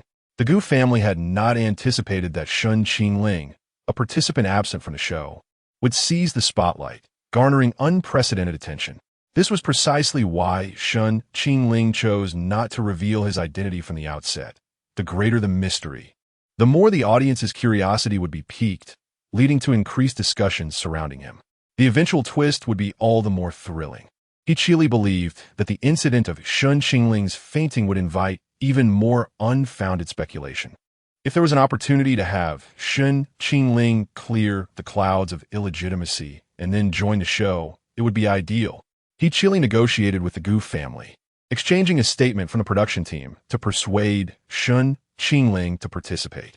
Due to the incident trending online, the level of scrutiny was immense, and everyone was questioning what Shen Qingling had endured.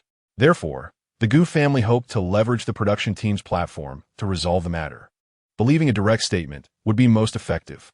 Regardless of the audience's initial beliefs, once the commotion subsided, the statement would hold significance. After reaching an agreement with the Gu family, he chilly issued a statement through the official program's Weibo, echoing the narrative provided by Gu Chengwang, claiming that Shen Qingling had been at a classmate's home. However, the audience was astute. No trace of deception escaped their scrutiny, and conspiracy theories flourished, with many casting suspicion upon Gu Yijin. Gu Yijin, sitting at home, found himself ensnared in an unexpected predicament. Infuriated by the flood of conspiracy theories online, he felt a deep sense of indignation. Even if I were to confront Shen Qingling, I would never resort to such underhanded tactics. I am not involved in any chains or weird behaviors. I am neither a homosexual nor a pervert. The imagination of these netizens was indeed boundless. If he were to uncover the individual orchestrating these rumors, he would not hesitate to exact retribution. To this day, there has yet to be a fully convincing explanation for the incident. The production team had done all they could in this age of entertainment. The director sought only fame and fortune, and they would not go beyond that. The matter of Shen Qingling's fainting had escalated to such proportions that one individual remained oblivious. Lin Xingmian rarely visited the internet, focusing solely on Shen Qingling's WeChat while neglecting all else. By afternoon, with Shen Qingling still absent from class, she sensed something was amiss. She never doubted Shen Qingling's previous words. Her intuition told her that there must be a valid reason for his absence. She believed Shen Qingling was not the type to break promises. With Shen Qingling's lack of response from the previous day weighing heavily on her mind, Lin Xingmian could no longer contain her concern and reached out to Ji Yunmiao. Ji Yunmiao, amidst her busy experimental class, glanced at her phone and learned of Shen Qingling's fainting incident, promptly informing Lin Xingmian. Upon hearing the news, Lin Xingmian's anxiety escalated, akin to ants on a hot pan. She yearned to visit Shen Qingling, but felt a wave of nervousness due to her long-standing avoidance of social interactions. Lin Xingmian, sister, I wish to visit teacher Shen, but I am afraid. Ji Yunmiao, would you like me to accompany you? Teacher Shen cares for you, and we should visit him while he is unwell. Lin Xingmian, when shall we go? I want to see teacher Shen as soon as possible. Ji Yunmiao, do not rush. I will come to fetch you right away. As Ji Yunmiao made her way to pick up Lin Xingmian, she pondered how they might gain entry to see Shen Qingling. His identity was currently a mystery. An entry into the Gu household was undoubtedly challenging. Ji Yunmiao attempted to contact Shen Qingling. Lin Xingmian had always only dared to message him, never to call. Ji Yunmiao believed they would require Shen Qingling's consent to gain access to the Gu family. When the call connected, a woman's voice answered. Ji Yunmiao surmised it must be Shen Qingling's mother. This was the fifth call received by Wen Salon. The first was from Sheng Mo, who along with Shang Xia, intended to visit Shen Qingling. The second was from Ruan Mingyi, who also wished to see him. The third was from an unfamiliar girl, who inquired about Shen Qingling's condition. The fourth was from Song Jining, who too wanted to visit. The fifth was Ji Yunmiao. When Sulan felt gratified by the numerous individuals concerned for Shen Qingling, indicating her son was quite well-liked rather than being socially inept. Once Shen Qingling awoke, she intended to share this with him, should he wish. She would invite these young ladies over for a gathering, hoping it might lift his spirits and help him forget his troubles.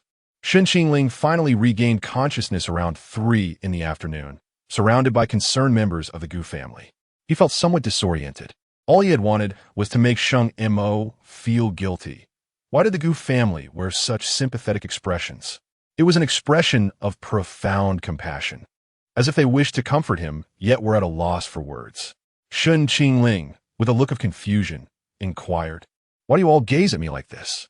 When Salon replied, "Dear child, when you return home and feel the urge to cry, do so freely. We shall not utter a word. No matter what transpires, your mother will always stand by you. Now, tell me, who is that person? I shall ensure he meets a dreadful fate." Gu Yutong added, "Qingling, I understand this is difficult to accept, but I hope you can find some clarity and let this matter fade from your memory. It is not your fault." Lin Qingdai reassured, "Brother Qingling, you are wonderful. It is those wicked individuals who are at fault. Your goodness and perfection have merely made you a target. No matter what occurs, you will always remain the impeccable Brother Qingling. Just be yourself." Gu Chunwang affirmed, "What everyone says is true. Regardless of the challenges, we will face them together. I have already arranged for a psychologist for you. If you prefer not to speak with us, confide in the doctor." The only one who remained silent was Gui Jin. As he observed everyone comforting Shen Qingling, the flicker of sympathy he once felt evaporated, leaving behind only twisted jealousy and resentment. He had never received such affection. Never. In the mere days since Shen Qingling's return, he had acquired the love he had always longed for. Gu Yijin darkly mused, if Shen Qingling were to become embittered, it would be intriguing to see if he could retain his kindness and innocence after enduring such trials. You extend goodwill to the world, yet it responds with malice. Shen Qingling, will you change this time? Shen Qingling felt utterly perplexed.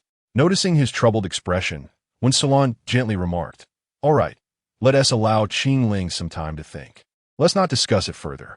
After sending the others away, she refrained from mentioning the troubling matter, fearing it would upset Shen Qingling. Instead, she spoke of the girls who had called him. "Qingling, your friends are quite concerned about you. Would you like to meet them?" "Very well. I shall call them back for you and invite them over in a couple of days," she offered. Shen Qingling lowered his head and smiled softly. Sheng Xia, Sheng Mo, Ruan Mingyi, Song Jining, Ji Yun Miao, Lin Xingmian. When these women gathered, it would surely be an extraordinary scene. "Sheng Mo, if you dare treat me this way, then you shall experience the bitterness of neglect. I intend to incite such jealousy in you that you will never again have the audacity to approach him." Chapter 77. The blood flowers blooming in darkness, Sheng Mo received a return call from Wen Sulan and learned about Shen Qingling's condition during the conversation. A fever? Arriving at the Gu family in 3 days? "All right, Aunt." After hanging up, Sheng Mo stood in a daze. How could this be? After fainting, Shen Qingling had developed a high fever and would need a few days of rest to recover. It sounds quite serious. The woman frowned lightly, feeling uneasy. She wished to visit Shen Qingling, but when Sulan mentioned that no visitors were allowed for the next couple of days, Sheng Mo suddenly felt a wave of irritation, not directed at others, but at herself. If only she had not acted so impulsively. Regret washed over her. Indeed, Shen Qingling had grown up in an orphanage, and her health was likely fragile. She had drugged him, and he had endured it, depleting his strength after a night without food or water. Sheng Mo realized she had crossed a line this time. Yet, she could not suppress her feelings.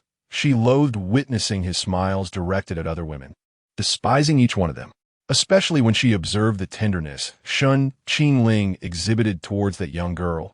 Jealousy coiled around her like a vine, rendering her unable to remain calm.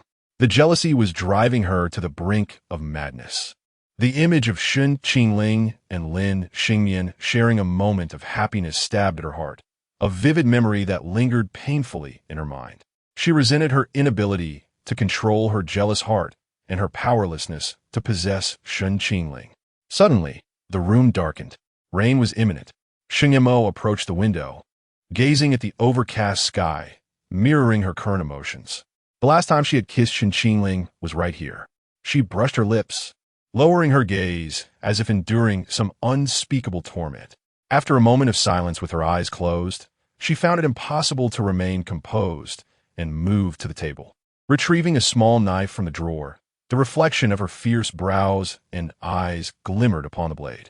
She lifted her skirt and pressed the knife against her thigh, carving out wounds, blood gushing forth and staining her black dress a deep crimson, resembling blood flowers blooming in the dark, stunning yet haunting.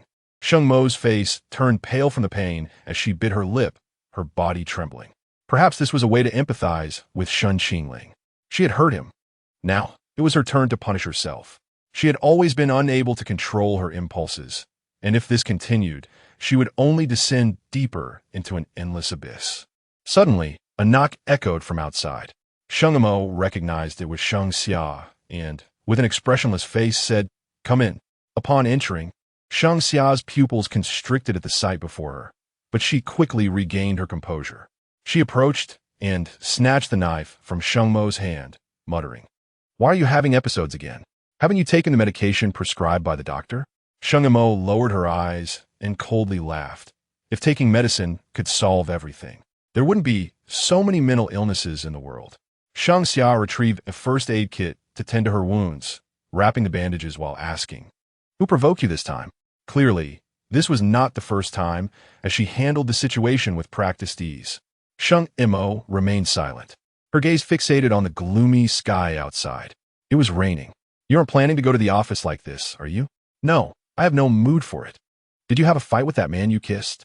"You talk too much." "Oh, then let me mention something else.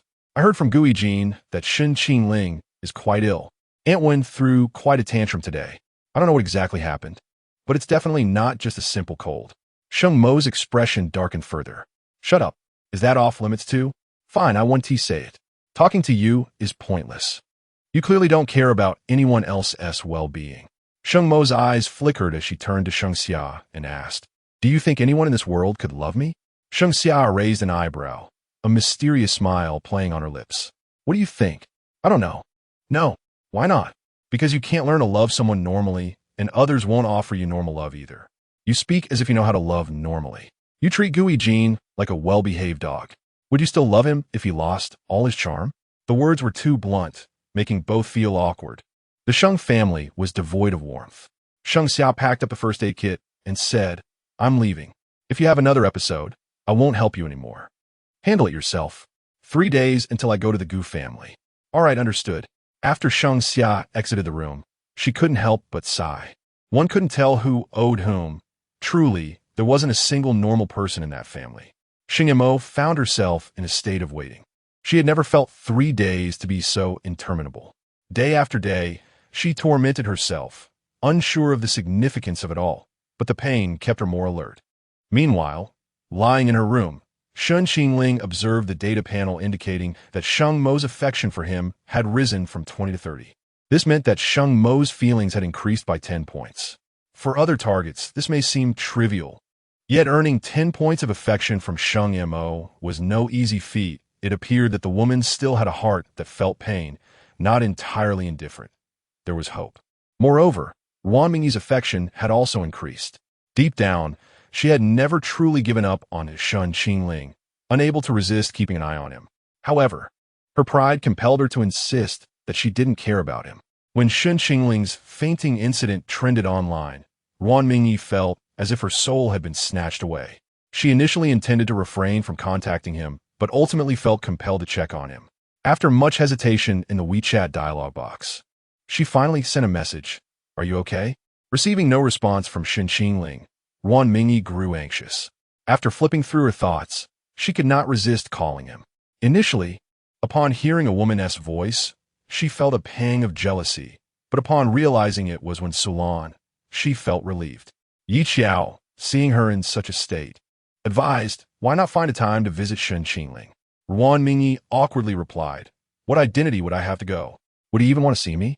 Just thinking about the possibility of him coldly telling me to leave makes my heart ache." She yearned to see him again, yet feared his lack of response even more. She dreaded the idea of him telling her to go away. The memory of her crying in the CAF was still fresh, too embarrassing to bear. She feared she might impulsively kneel before Shen Qingling, begging for forgiveness. Yi Qiao noticed her desire to go, but also her fear of lacking an excuse. Ruan Mingyi merely needed a way out. As long as Shen Qingling was willing to provide it, she would climb any ladder offered. Unfortunately, Shen Qingling's character would never allow her this opportunity. He wanted to see her bow her head before him. Only when she truly humbled herself would she begin to care for him. The Ruan and Gu families were not strangers. If all else failed, she could visit him under the Ruan family's name. It wouldn't be without justification. I understand, but Madame Gu said he needs to recuperate and won't see anyone for 3 days. Ruan Mingyi now awaited the day she would see him, akin to a condemned prisoner awaiting execution. Regardless of whether she stretched her neck or withdrew, it would lead to death. It would be better to face it with some resolution. Rather than suffer at home, she would prefer to face Shen Qingling's cold demeanor and die of frostbite, thus completely giving up. Alone at home, Ruan Mingyi indulged in fantasies, envisioning countless scenarios and dialogues upon meeting Shen Qingling again. Consequently, her affection for him increased. Aside from Ruan Mingyi, Lin Xingmian's affection had also risen. Even Sheng Xia and Chu Jiaojiao's feelings of affection and regret had escalated. Shen Qingling lay in bed, leisurely pondering. This illness was not in vain. Shen Qingling has now deduced the identity of the unknown caller. It is Chu Jiaojiao. Overcome with regret and shame, Chu Jiaojiao finds it difficult to face Shen Qingling.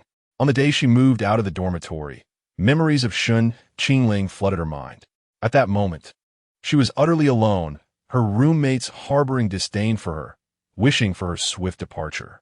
She felt like a pariah, reviled by all.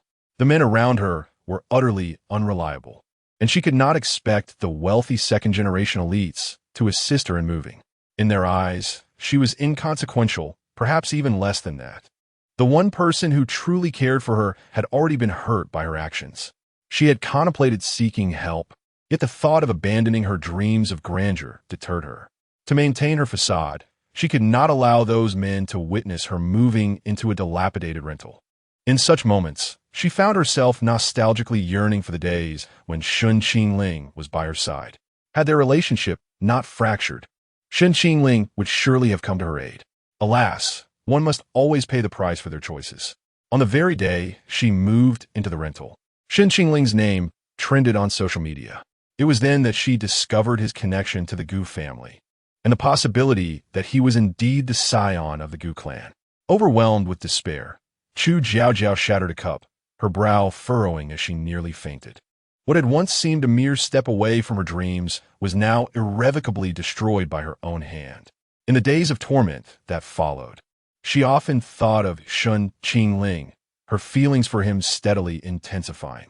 She mused that perhaps it is the nature of humanity to realize their regrets only upon loss. She frequently reminisced about Shen Qingling's kindness and their carefree days together, particularly recalling his words, "Jiaojiao stands at the forefront of my future." Yet, being both stubborn and resolute, she understood that reconciliation was impossible and had no desire to return to Shen Qingling, unwilling to approach him like a fallen dog seeking pity. Now, Shen Qingling was a lofty young master of the Gu family, while she remained a destitute childhood friend, having wounded him for a mere 100,000. The chasm between them was insurmountable. Upon learning of Shen Qingling's illness and collapse, she could not resist the urge to call and express her concern, though she now dared only to use an unfamiliar number. Relieved to hear he had awakened, she ultimately refrained from disturbing him further. She thought to herself, "Let it be this way. He is an eagle soaring high, while she is a frog at the bottom of a well." She would allow him to reside solely in her memories, vowing never to see him again until the day she realizes her dreams. Chapter 78. Your innocence and kindness will be your undoing. Chu Jiaojiao's inner turmoil and suffering were unknown to Shen Qingling, nor did he wish to know. A woman like Chu Jiaojiao would inevitably recall Shen Qingling whenever she encountered even the slightest setback in life. Her feelings of regret and affection would steadily rise. Shen Qingling found it unnecessary to exert much effort to win her over. Time would reveal everything to her. Currently, he had neither the desire nor the capacity to concern himself with her thoughts. His immediate focus was on Gu Yijin. Gu Yijin, in an inexplicable frenzy, had come to visit him in the dead of night, ostensibly to inquire about his health, but in reality, it was a manifestation of his own madness. "Qingling, are you feeling any better?" he asked, feigning sympathy, the kind that was obviously insincere. Upon witnessing Shen Qingling surrounded by family members offering their care, the genuine sympathy he initially felt was wholly replaced by jealousy. What magic did Shen Qingling possess? How could he so effortlessly transform the Gu family's eccentricities in madness? Compared to himself, Shen Qingling's demeanor towards the Gu family was far from warm, and he had never truly shown them any affection.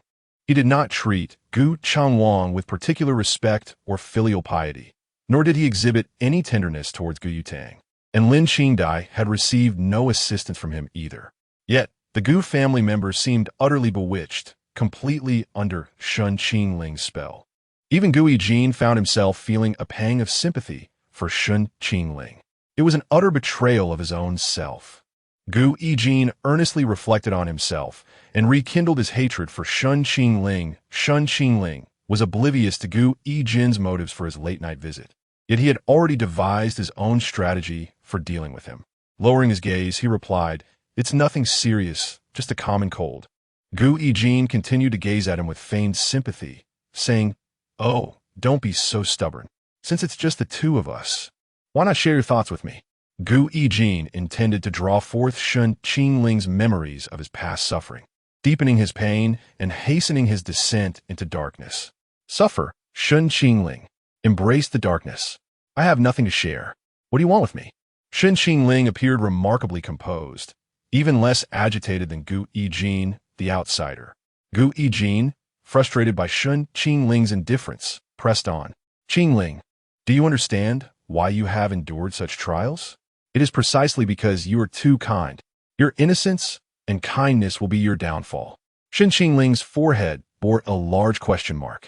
Gu Yijin leaned closer, fixing his gaze on Shen Qingling's beautiful, clear eyes, whispering like a demon, "Qingling, let me enlighten you. The higher the social class, the more depraved they become. They're the most vile and shameless people in this world. You must see this clearly. Your kindness only accelerates your destruction. You need to learn to change, to adapt to the rules of this circle, so you can survive." At that moment, Shen Qingling comprehended Gu Yijin's intention to brainwash him. Noticing Shen Qingling's lack of reaction, Gu Yijin seized his shoulders. "Look into my eyes. Stop avoiding the truth. Avoidance will not resolve your problems.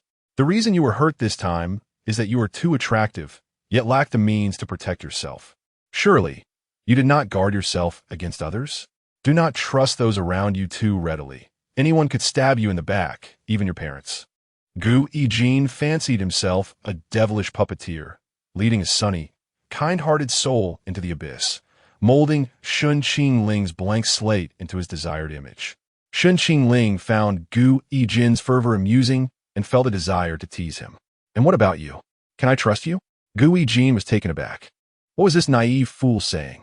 He had just declared that no one could be trusted. Why was he looking at him with such an innocent expression? Gu Yijin smiled knowingly and replied, "Of course, you could trust me. You said we are friends.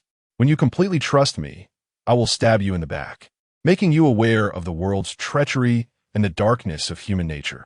Let me be honest with you. I am not as fragile as you think. This is not a significant matter." "Not significant? You cannot be serious." Gu Yijin thought about prying open Shen Qingling's mind to understand how he could remain so unfazed by such a situation. Shen Qingling nodded. "It was merely an encounter with a rather perverse woman. I have often had girls follow me. This time, it was just a bit excessive." "What? A woman? Not a man?" "No, it was indeed a woman." Finally, Gu Yijin understood Shen Qingling's calm demeanor. After Shen Qingling briefly recounted the incident, Gu Yijin felt a wave of disappointment. He had expected something far more dramatic than merely being tied up by a woman for a night. Nothing had happened. He thought this might provoke Shen Qingling's darkness. Gu Yijin's aspirations crumbled. That woman was truly inept, having captured Shen Qingling. She merely restrained him for one night. How could she claim to be a pervert without doing anything to him? Useless. Gu Yijin could only muster a smile. So that's how it is. Everyone misunderstood. It is good that you are unharmed. Although the events unfolded differently than they had imagined, it was not entirely fruitless. At least Shen Qingling had confided the truth to him, suggesting a measure of trust. Gu Yijin had gleaned a glimpse into Shen Qingling's heart. He did not despise him. After Gu Yijin left, he relayed the events to the Gu family, hoping they would not feel too much sympathy for Shen Qingling, as the situation was not what they had presumed. Upon learning the truth, the Gu family members breathed a sigh of relief. However, this incident also served as a warning signal. It seemed necessary to find someone to protect Shen Qingling when Su Lan, however, inquired, "How did Qingling come to confide in you? Did you bring it up on purpose? Why would he speak of this?" When Su Lan suspected that Gu Yijin harbored ulterior motives, Gu Yijin explained, "I was concerned he might bottle things up and develop psychological issues. So I engaged him in conversation, and it inadvertently led to this topic." Gu Yijin was not the least bit worried about Shen Qingling exposing him. Shen Qingling was far too kind-hearted to do such a thing. They were friends now, and Shen Qingling had shown forgiveness towards someone who had once been his enemy, let alone now. Reflecting on Shen Qingling's experiences, Gu Yijin suddenly thought that being too handsome might not be such a blessing after all. It was evident that Shen Qingling had been harassed by perverts numerous times, and now it seemed almost habitual. There was no denying that, in some respects, Shen Qingling possessed remarkable endurance. When Su Lan did not take the situation lightly, just because the perpetrator was a woman or the severity was less than they had imagined. Regardless of whether the individual is a man or a woman, they must not be overlooked. We must investigate thoroughly. The fact that Qingling was injured and fainted is undeniable, and I will not let this person go unpunished. When Su Lan displayed an unexpected firmness, and the others had no objections, Gu Qinhuang noticed when Su Lan's transformation. Perhaps he should feel gratified? However, he was still somewhat unaccustomed to his wife's sudden change in demeanor. Yet, compared to her previous timidity, the current when Su Lan appeared more likable, resembling the temperament of the one family. In the days that followed, when Su Lan busied herself investigating the woman behind the incident, while Shen Qingling recuperated at home, she tended to him as if he were a cherished child, feeding him meticulously cut fruit and occasionally inviting a psychologist for counseling. In when Su Lan's eyes, Shen Qingling was no different from an injured baby. Meanwhile, Gu Yijin could only lurk in the shadows. Gu Yijin had also heard about the recent decision of the Gu family to refrain from receiving guests, a precaution taken to prevent any unwanted public scrutiny regarding Shen Qingling's injuries. Indeed, they were taking meticulous care of her. The wounds on Shen Qingling's hands could be concealed with long sleeves, while the injury on her lips required several days of treatment before the marks would fade. By the third day, the injury on her lips had healed, leaving no visible trace, yet her complexion remained pallid. This was, of course, intentional. She had scarcely taken the medication prescribed by the doctor, deliberately prolonging her discomfort until several women arrived, particularly to elicit sympathy from Sheng Mo. Shen Qingling harbored a deep-seated grudge. She had not forgotten the torment inflicted by Sheng Mo. Over the past few days, Sheng Mo had attempted to reach out, yet Shen Qingling pointedly ignored every message, refusing to respond even once. She wished for Sheng Mo to endure the same agony, to feel the discomfort of being punished. Remember the taste of punishment well, for there will be further trials awaiting you upon your arrival at the Gu residence. After 3 days of torment, Sheng Mo finally awaited her turn to visit the Gu family. The gathering was scheduled to take place in the Gu family's rear garden. Consequently, the Gu family requested that the filming crew remove their cameras, and the crew, recognizing their lack of authority over personal matters, reluctantly complied. Although the director was loath to relinquish this opportunity, she had no choice but to yield under the firm insistence of Wen Sulan. While the garden gathering would go unrecorded, the initial moments of Sheng Mo and her companion's arrival would be captured in the living room of the Gu villa. Without exception, the attendees were stunningly beautiful women, each capable of debuting in the entertainment industry with ease. Sheng Mo and Sheng Xia were among the earliest arrivals. Today, Sheng Mo presented herself with an air of gentleness, donning a flowing white satin mermaid gown, eschewing the professional suit and imposing demeanor of a corporate mogul, embodying a soft, feminine grace. Sheng Xia, as always, was impeccably dressed, resembling a wealthy heiress, breathtakingly charming.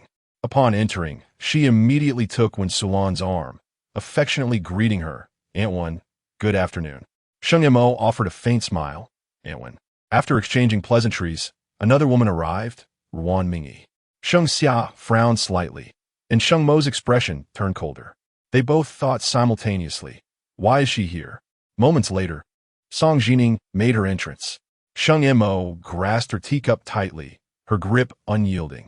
Finally, Ji Yunmiao and Lin Xingyan arrived, causing Sheng Mo's cup to shatter in her hand. Chapter 79. The overlooked Sheng Mo. A group of stunning women graced the screen, igniting a frenzy in the comment section. 1, 2, 3, 4, 5, my wives have arrived.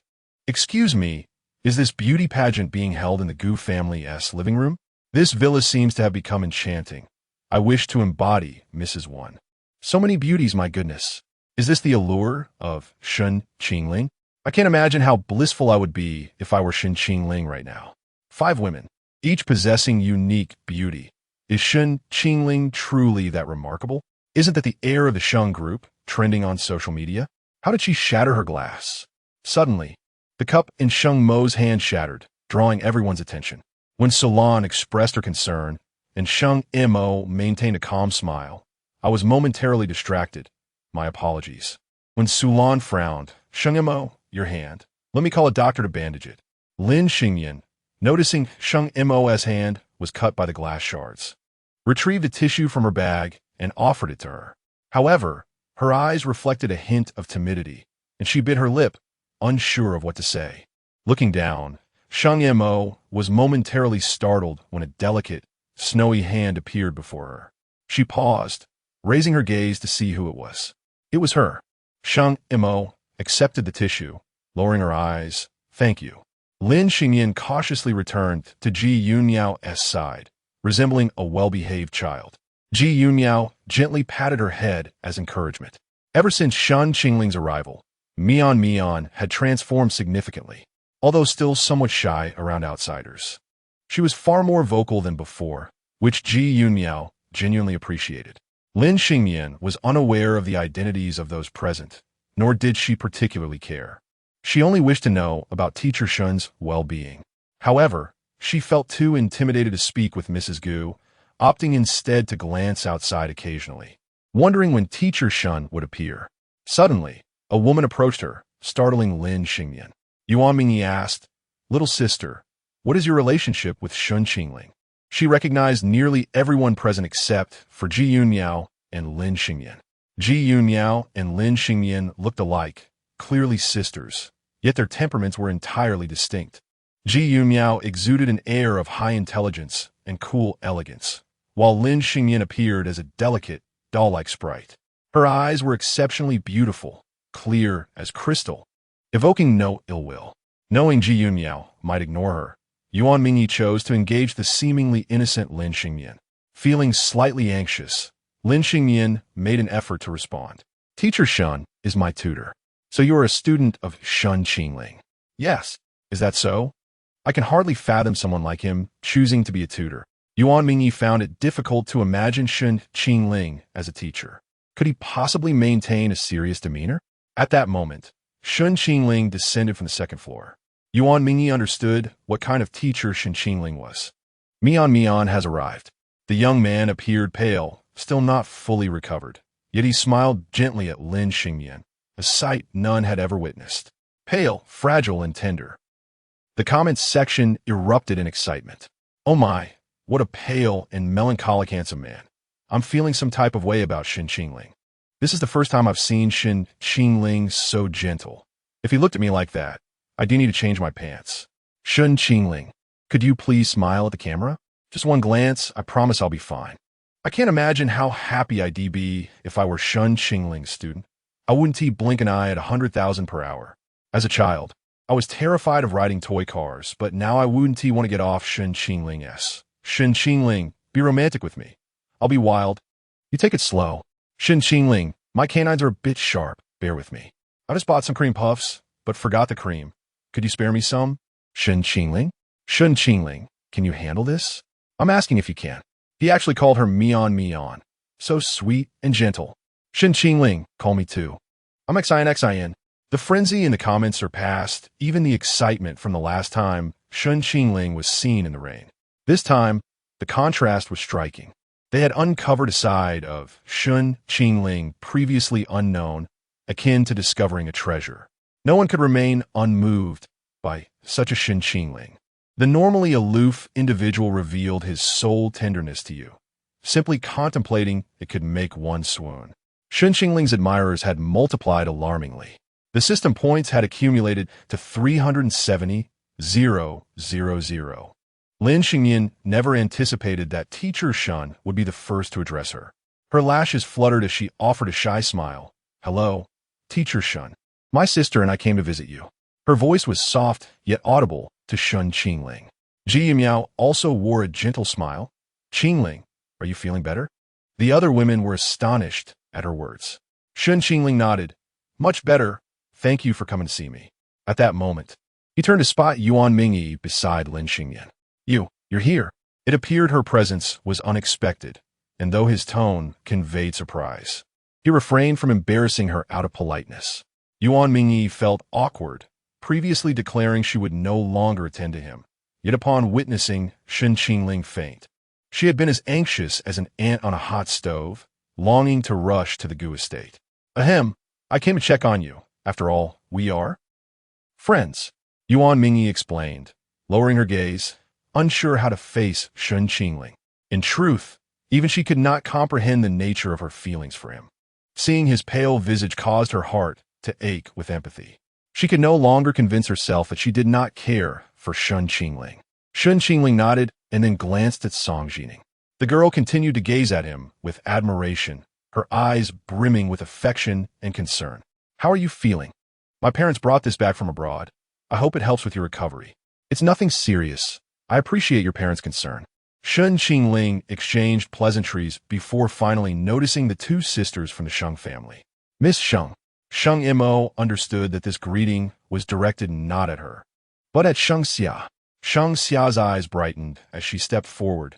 Shen Qingling, you look quite pale. Haven't you recovered after 3 days? Shen Qingling shook his head.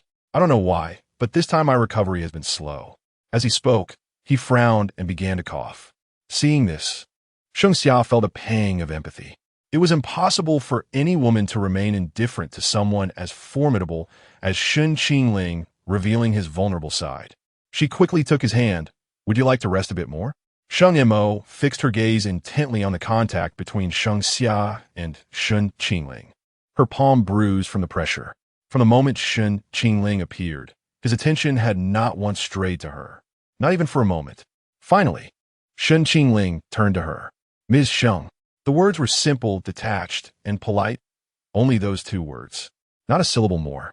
Even the affectionate address of Miss Sheng in the height of summer is more endearing. Even Ru Ingyi, with whom the relationship has already frayed, has received a mere 4 words. A string within Sheng Mo has snapped. Chapter 80. The unraveling of a lovesick heart with a radiant smile, when Sulan suggested, let us take a seat in the garden. The sun is just right for Qingling to bask in its warmth. Thus, the group made their way to the garden. A lively procession. The audience expressed their regret in the comments, eager to witness the interaction between Shen Qingling and these enchanting women. Speculations arose regarding the identities of these women and their connections to Shen Qingling. However, such matters would unfold later. For now, Shen Qingling reveled in the sunlight and the picturesque scenery, and in the joy of deliberately vexing Mo when Sulan had transformed the rear garden into a charming little banquet, complete with a dining table and exquisite dishes, where basking in the sun and sipping wine created an atmosphere of sheer delight.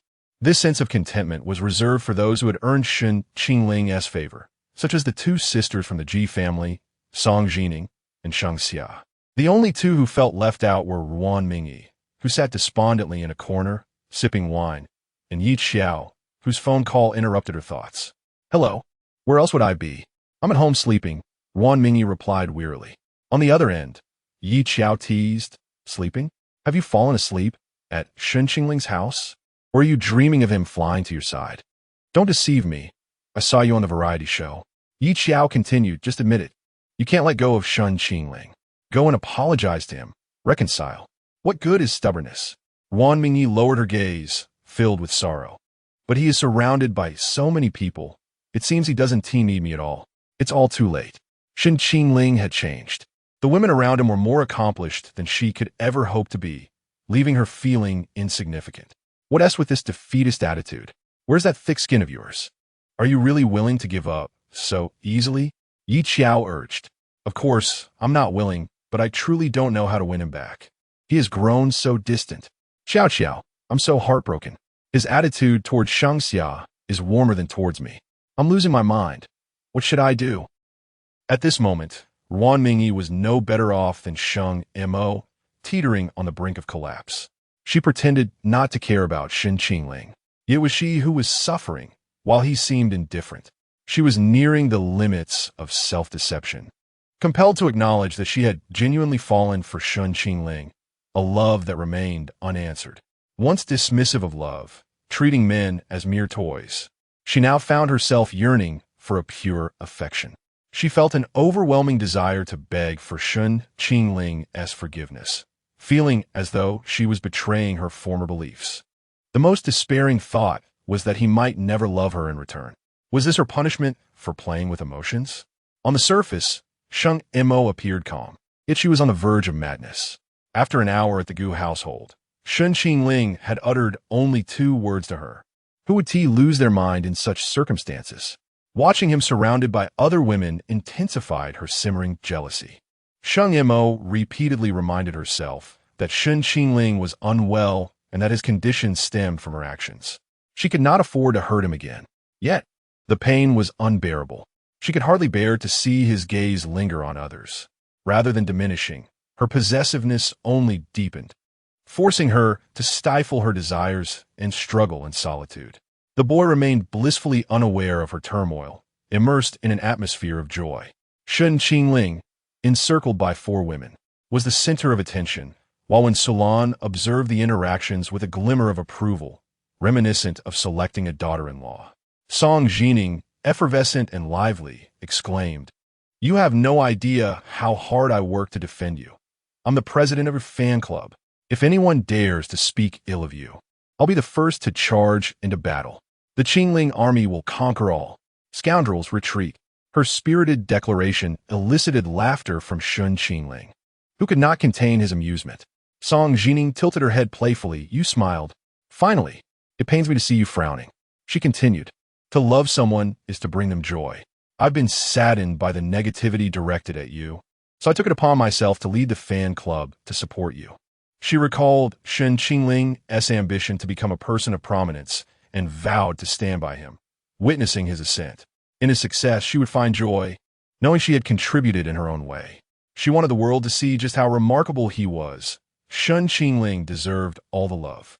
Lin Xingyan and Sheng Xia were captivated by Shen Qingling's smile. "Teacher Shen," Lin Xingyan tugged at his sleeve, "tomorrow, I'm bringing the kitten home." "That sounds wonderful. It seems you're ready," he replied, noticing the sparkle in her eyes. "Next week, when I visit, I'll get to meet the kitten." The girl's expression radiated hope, believing that Shen Qingling was a gift from the heavens. With each passing day, she now had something to look forward to. Previously lost in the past, she could not see the present or the future. But now, hope illuminated her path, with that person standing in her bright future. "I'm sorry for not replying when I was ill," Shen Qingling said. "You don't need to apologize, Teacher Shen. I know you didn't mean to ignore me." She replied, her trust in him unwavering. Lin Xingyan pulled out the candy Shen Qingling had bought. "Teacher, this candy is delightful. It will surely lift your spirits."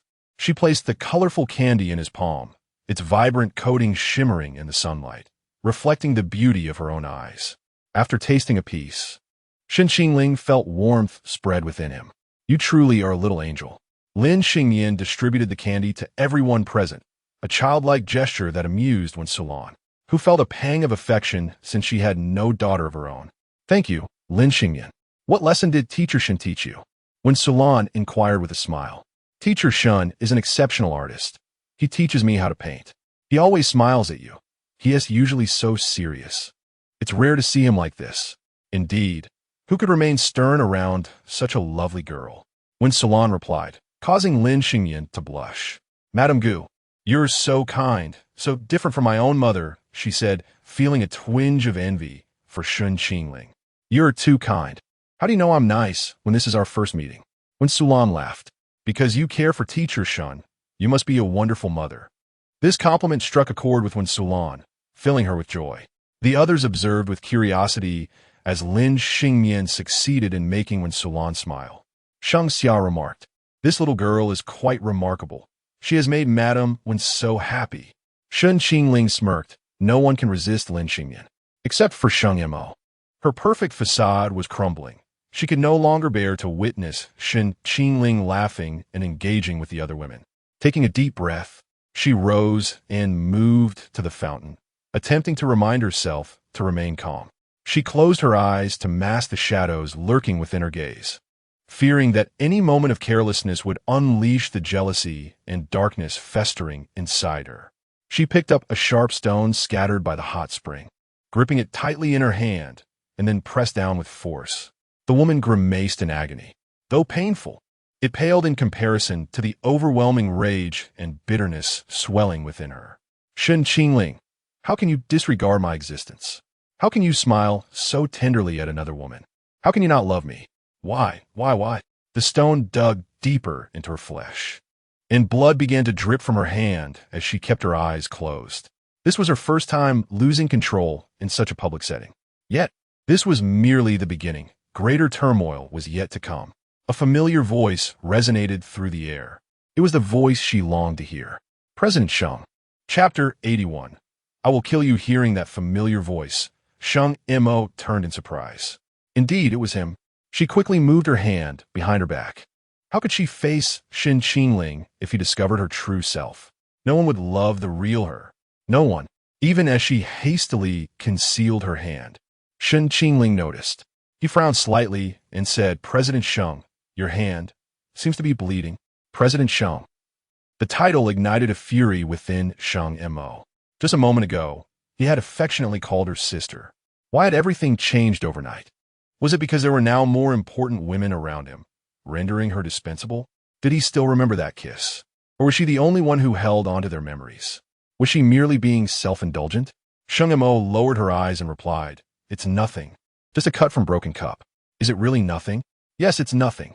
Seeing Shen Qingling approach her and take note of her, the tempest of anger within Sheng Mo subsided slightly, but just slightly.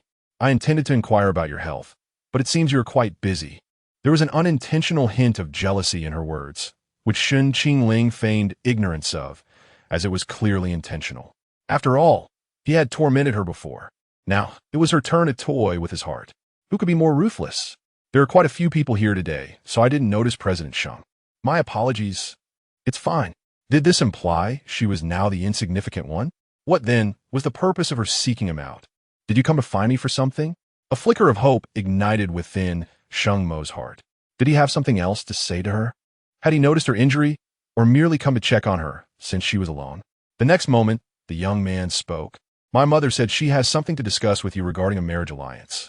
It was when Sulan seeking her out, not him. Sheng Mo felt a sense of disappointment wash over her.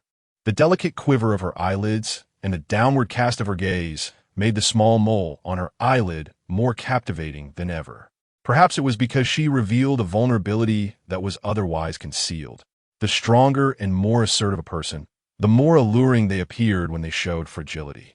This truth resonated with both Shen Qingling and Sheng Mo. Shen Qingling found Sheng Mo strangely enchanting at this moment.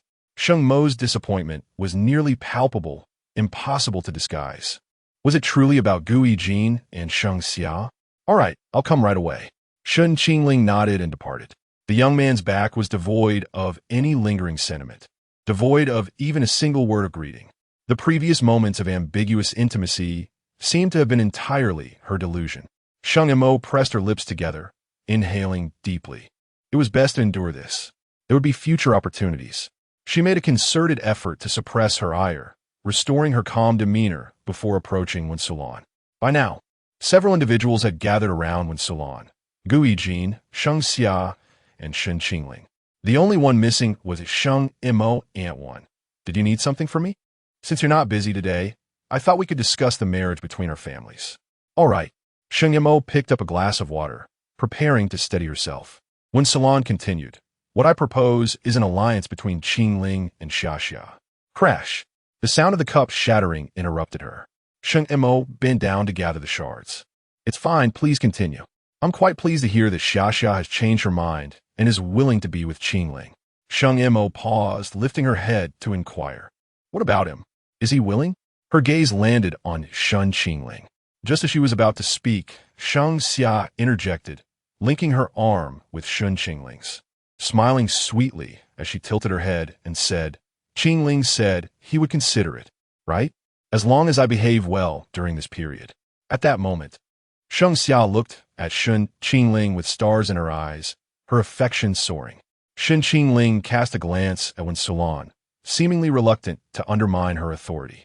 He did not push Sheng Xia away, merely pursed his lips and nodded, suggesting he would consider the matter, even if Shen Qingling merely indicated he would contemplate it. Sheng Mo was driven to madness. She abandoned the shards of glass and pulled Sheng Xia aside, leaving the others in stunned silence. Sheng Mo led Sheng Xia to a secluded corner, ensuring they were alone before halting. Sheng Xia, irritated by Sheng Mo's forceful grip, flung her hand away and exclaimed, What are you doing?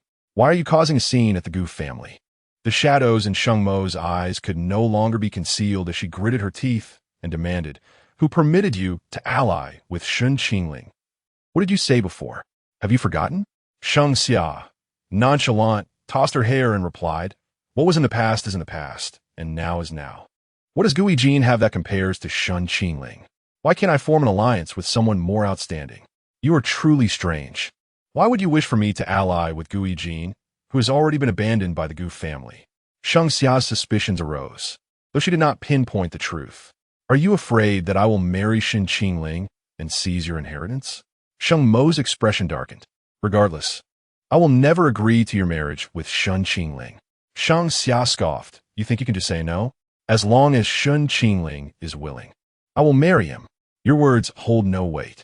In a sudden surge of rage, Sheng Mo slapped Sheng Xia across the face. The storm brewing in her eyes was about to erupt. Yet, Sheng Xia defiantly met her gaze, gritting her teeth and coldly stating, Sheng Mo, hitting me one to change anything. I just like Shen Qingling.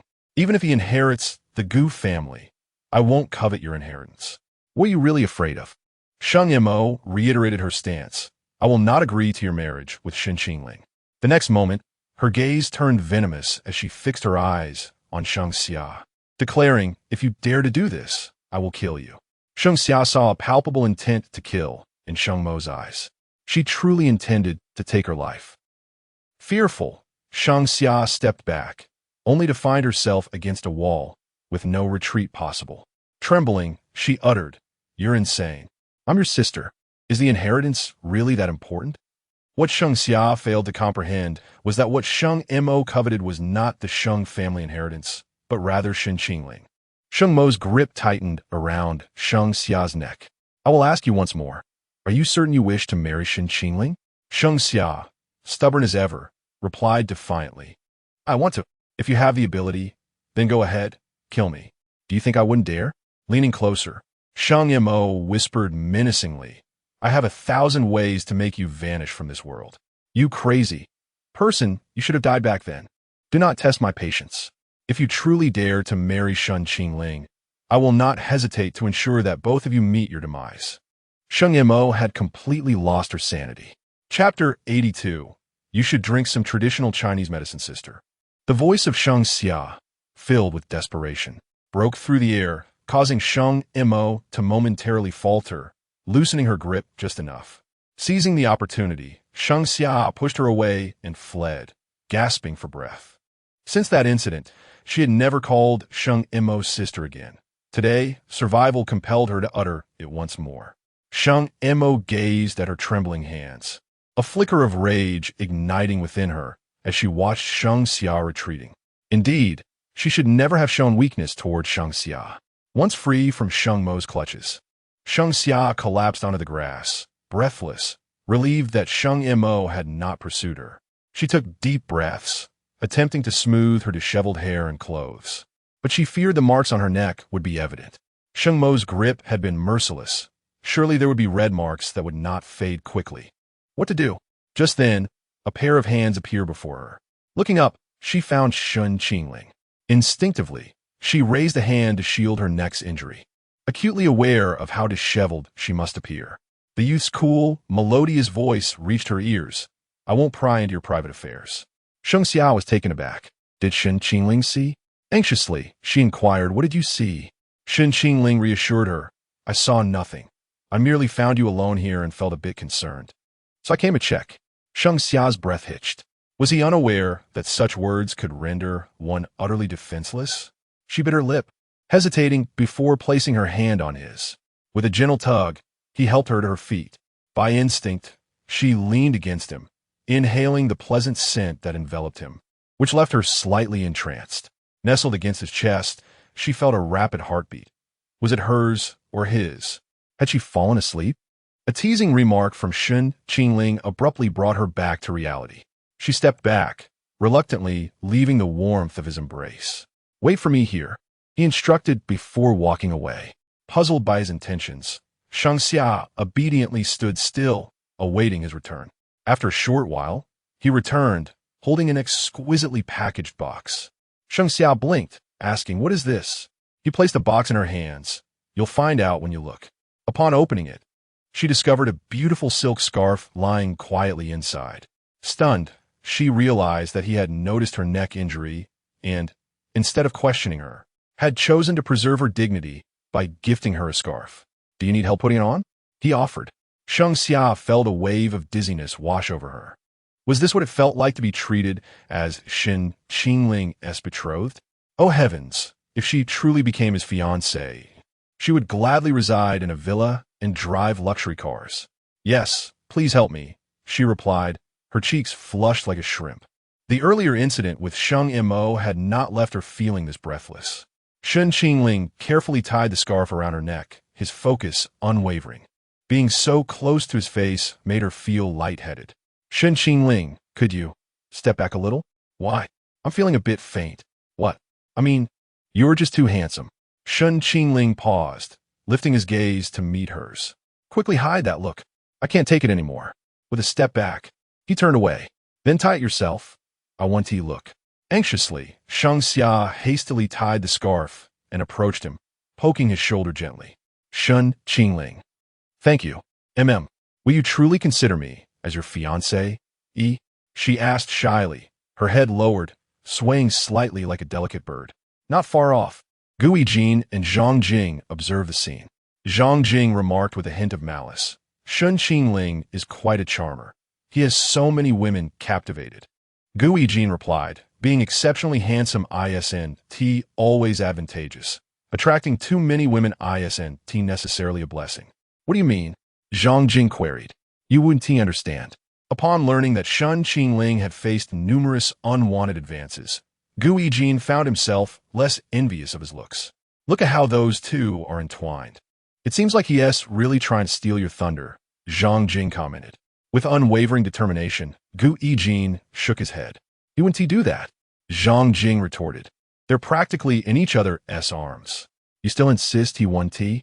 Sheng Xia is not simply love-struck. "Do you think she would remain loyal to you if you lost your standing?" "Impossible. I'm not referring to Sheng Xia, but to Shen Qingling. Shen Qingling has already embraced Sheng Xia. Did you not see?" Gui Jin scoffed. "That is clearly Sheng Xia's little ploy. Shen Qingling has no interest in her." Zhang Jing's eyes widened. "What's wrong with you, Jin? Have you been bewitched by Shen Qingling?" Gui Jin sighed. "You don't understand him. When Salon proposed a union between Shen Qingling and Sheng Xia, he knew Shen Qingling would refuse. His attitude during our departure from the Sheng family made that clear. I know Shen Qingling too well. With his pure and kind nature, he would never covet someone else's fiancée. Zhang Jing regarded Gu Yijin in disbelief. You should drink some traditional medicine. Why drink traditional medicine? To regulate your disposition. Yijin, I think Shen Qingling is more complex than he seems. You should be cautious. You're overthinking it. Shen Qingling is hopelessly naive and altruistic. He even treats me, his enemy, like a friend. What malevolent intentions could he possibly harbor? How do you know he isn't just pretending? If he had such acting skills, he'd be an award-winning actor by now. Zhang Jing was left speechless. Gu Yijin smirked, raising an eyebrow. How about we make a wager? Gu Yijin and Zhang Jing stealthily approached Shen Qingling and Sheng Xia from behind. Sheng Xia was still waiting for Shen Qingling to respond to her question. Will you truly consider me as your fiancé? Not at all. Sheng Xia's smile froze at the corners of her mouth. Eagerly, she asked why. Is it because I previously spoke thoughtlessly? I apologize. It was not my intention. No, I'm not that petty. Then why? Am I not pretty enough? Not smart enough? Neither. Only then did Shen Qingling turn to face her. Because you are Gu Yijin's fiancé. Sheng Xia's eyes widened slightly. But that was in the past. Shen Qingling frowned. He cares for you deeply. The implication was clear. How could a virtuous man like him ever dream of taking someone cherished by Gu Yijin? Chapter 83. Please stop fighting. In the midst of a heated exchange, Sheng Xia grasped Shen Qingling's hand and exclaimed, his affection for me is his own affair. I no longer harbor feelings for him. Shen Qingling shook her head in disapproval, responding, that cannot be. When I mentioned I would consider it, I did so to spare my mother's feelings and to avoid putting you in an awkward position. With a crestfallen expression, Sheng Xia pouted and pleaded, can you not reconsider? I will clarify everything with Gu Yijin. Truth be told, he does not care for me deeply.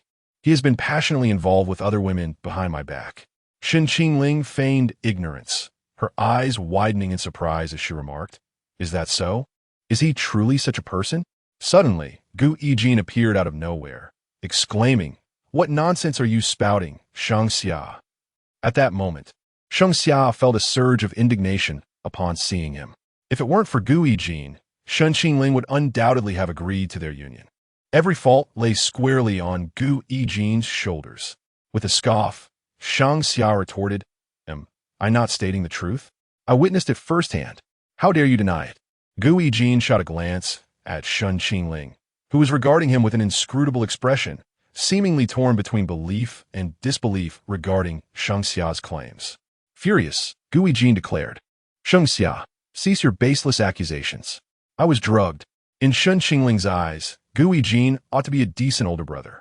Having finally gained her trust, he feared that Sheng Xia would ruin everything, jeopardizing his ulterior motives against Shen Qingling. Gu Yijin turned to Shen Qingling, attempting to explain, please, let me clarify. Zhang Jing, witnessing this bizarre spectacle, felt utterly bewildered. The once engaged couple, Gu Yijin and Sheng Xia, were now at odds over Shen Qingling. This was a development beyond comprehension. Gu Yijin seized Sheng Xia and thrust her before Shen Qingling, insisting, someone truly drugged me that day. You need to explain this, Sheng Xia. Desperation laced his voice. Shen Qingling appeared to manipulate both parties as if they were mere pawns. Feigning concern, he frowned and asked, is that true, Sheng Xia? In her eagerness to sever ties with Gu Yijin, Sheng Xia was ready to speak her mind. No, Shen Qingling, do not listen to his deceit. He is merely toying with women. Fang Qingran can attest to this. She saw it all. She was the one who informed me. Suddenly inspired, Sheng Xia exclaimed, yes, I'll call Fang Qingran. If you doubt me, let her speak and witness how you will squirm. As she reached for her phone, Gu Yijin's expression shifted, and he lunged to snatch it from her grasp. Their struggle ensued on the grass. Stop fighting, Shen Qingling shouted from the sidelines. Zhang Jing stood there, mouth agape, utterly stunned. It was madness, pure madness. The farcical scene culminated when Gu Yijin and Sheng Xia inadvertently toppled Shen Qingling in their scuffle, looking even paler than before. Shen Qingling coughed weakly. Gu Yijin, filled with rage, struck Sheng Xia, saying, look what you've done. You knocked Qingling down. This marked the second slap Sheng Xia endured that day. She could tolerate being struck by Shang Mo, but how dare Gui Jin lay a hand on her? Fighting back, she slapped him in return, her voice rising. Gui Jin, you were once merely a sycophant at my side, and now you dare to hit me? Moreover, it was you who pushed Qingling. If you weren't guilty, why did you snatch my phone? Are you not afraid Fang Qingran will expose your true nature? As Gui Jin found himself cornered, he resorted to mutual accusations. And you, Shang Xia, are you any better?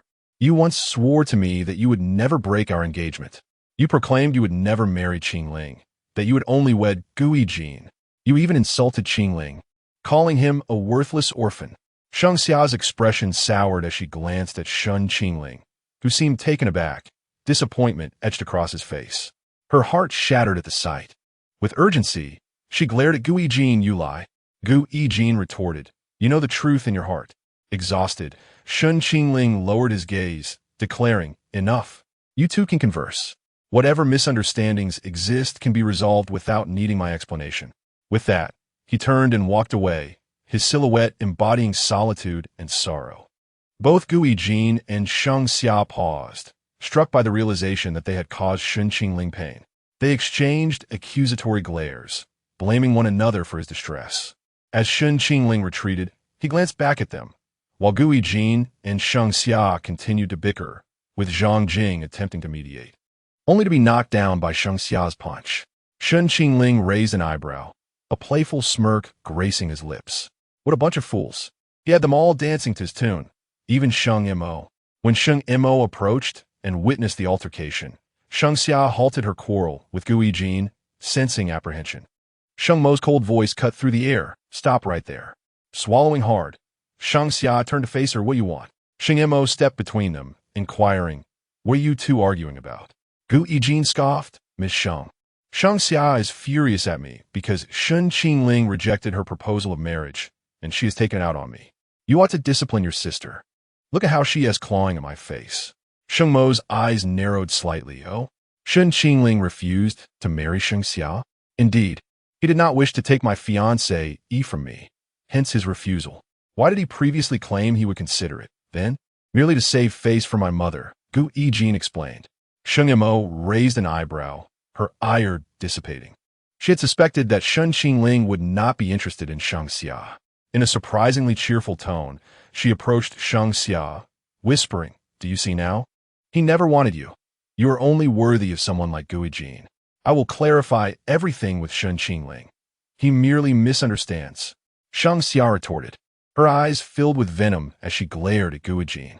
Only a dog would marry Gui Jin. Gui Jin shot back defiantly. Only a dog would choose you. Shang Xia. Their animosity had now reached a boiling point. Unconcerned with their relationship, Shang Mo turned to Gui Jin, stating, in truth, the Shang family prefers a union with you. My intentions have never wavered. It has always been you. Gui Jin was taken aback, utterly astonished. You truly hold me in such high regard. Yet, given the current state of affairs with Shang Xia, how could a marriage be feasible? He glanced at Shang Xia, his expression darkening. The situation has escalated to this point. How can we possibly unite now? Chapter 84. My union with Shen Qingling. Shang Mo spoke coldly. It is merely a union. Love is not a prerequisite. Please contemplate this carefully. I shall convey my thoughts to Aunt Wen. With that, Shang Mo departed with a nonchalant air. Gui Jin felt exhilarated. It appeared that Shang Mo possessed quite the discerning eye. She was correct. It was merely a union, devoid of emotional entanglements. After all, his previous attempts to woo Shang Xia were solely for mutual benefit with the Shang family, rather than genuine affection for that headstrong and frivolous young lady. With Shang Mo's words, what was there left to fear? As long as the true power holder of the Shang family acknowledged him, Shang Xia's desires were inconsequential. Gui Jin stepped forward, gripping Shang Xia's wrist fiercely, declaring, you shall not marry Qingling. President Shang has expressed that he favors me as his union partner, so you shall be entangled with me for eternity. With that, Gui Jin forcefully shoved Shang Xia away, releasing years of pent-up frustration. From this moment forth, he would no longer endure. Shang Xia could only stand in place, screaming in madness.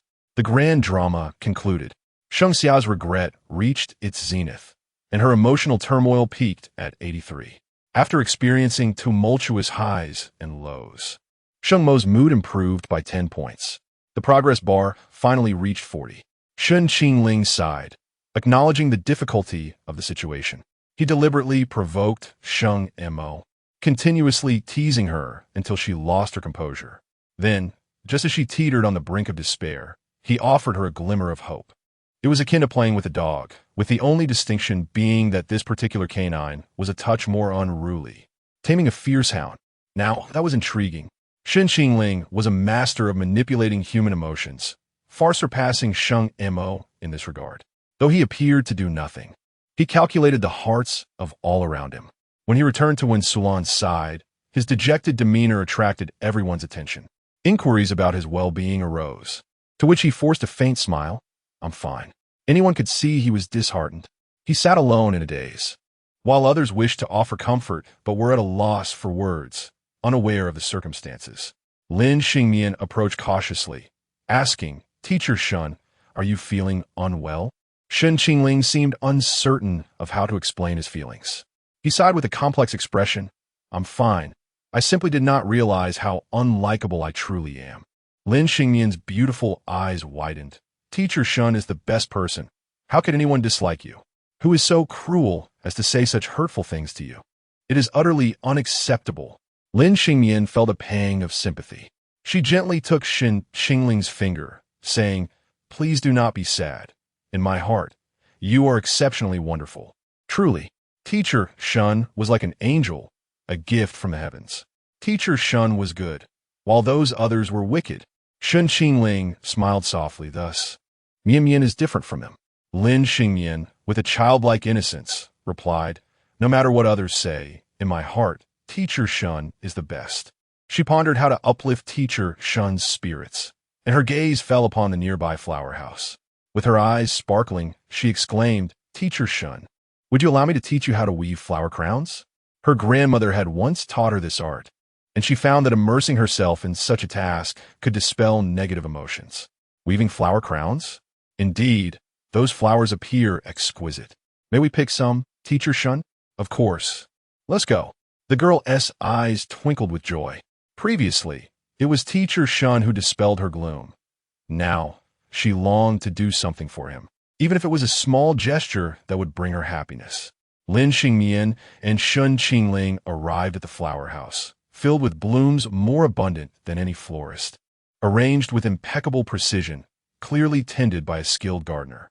Lin Xingmian's eyes sparkled as she reached out to caress the flowers.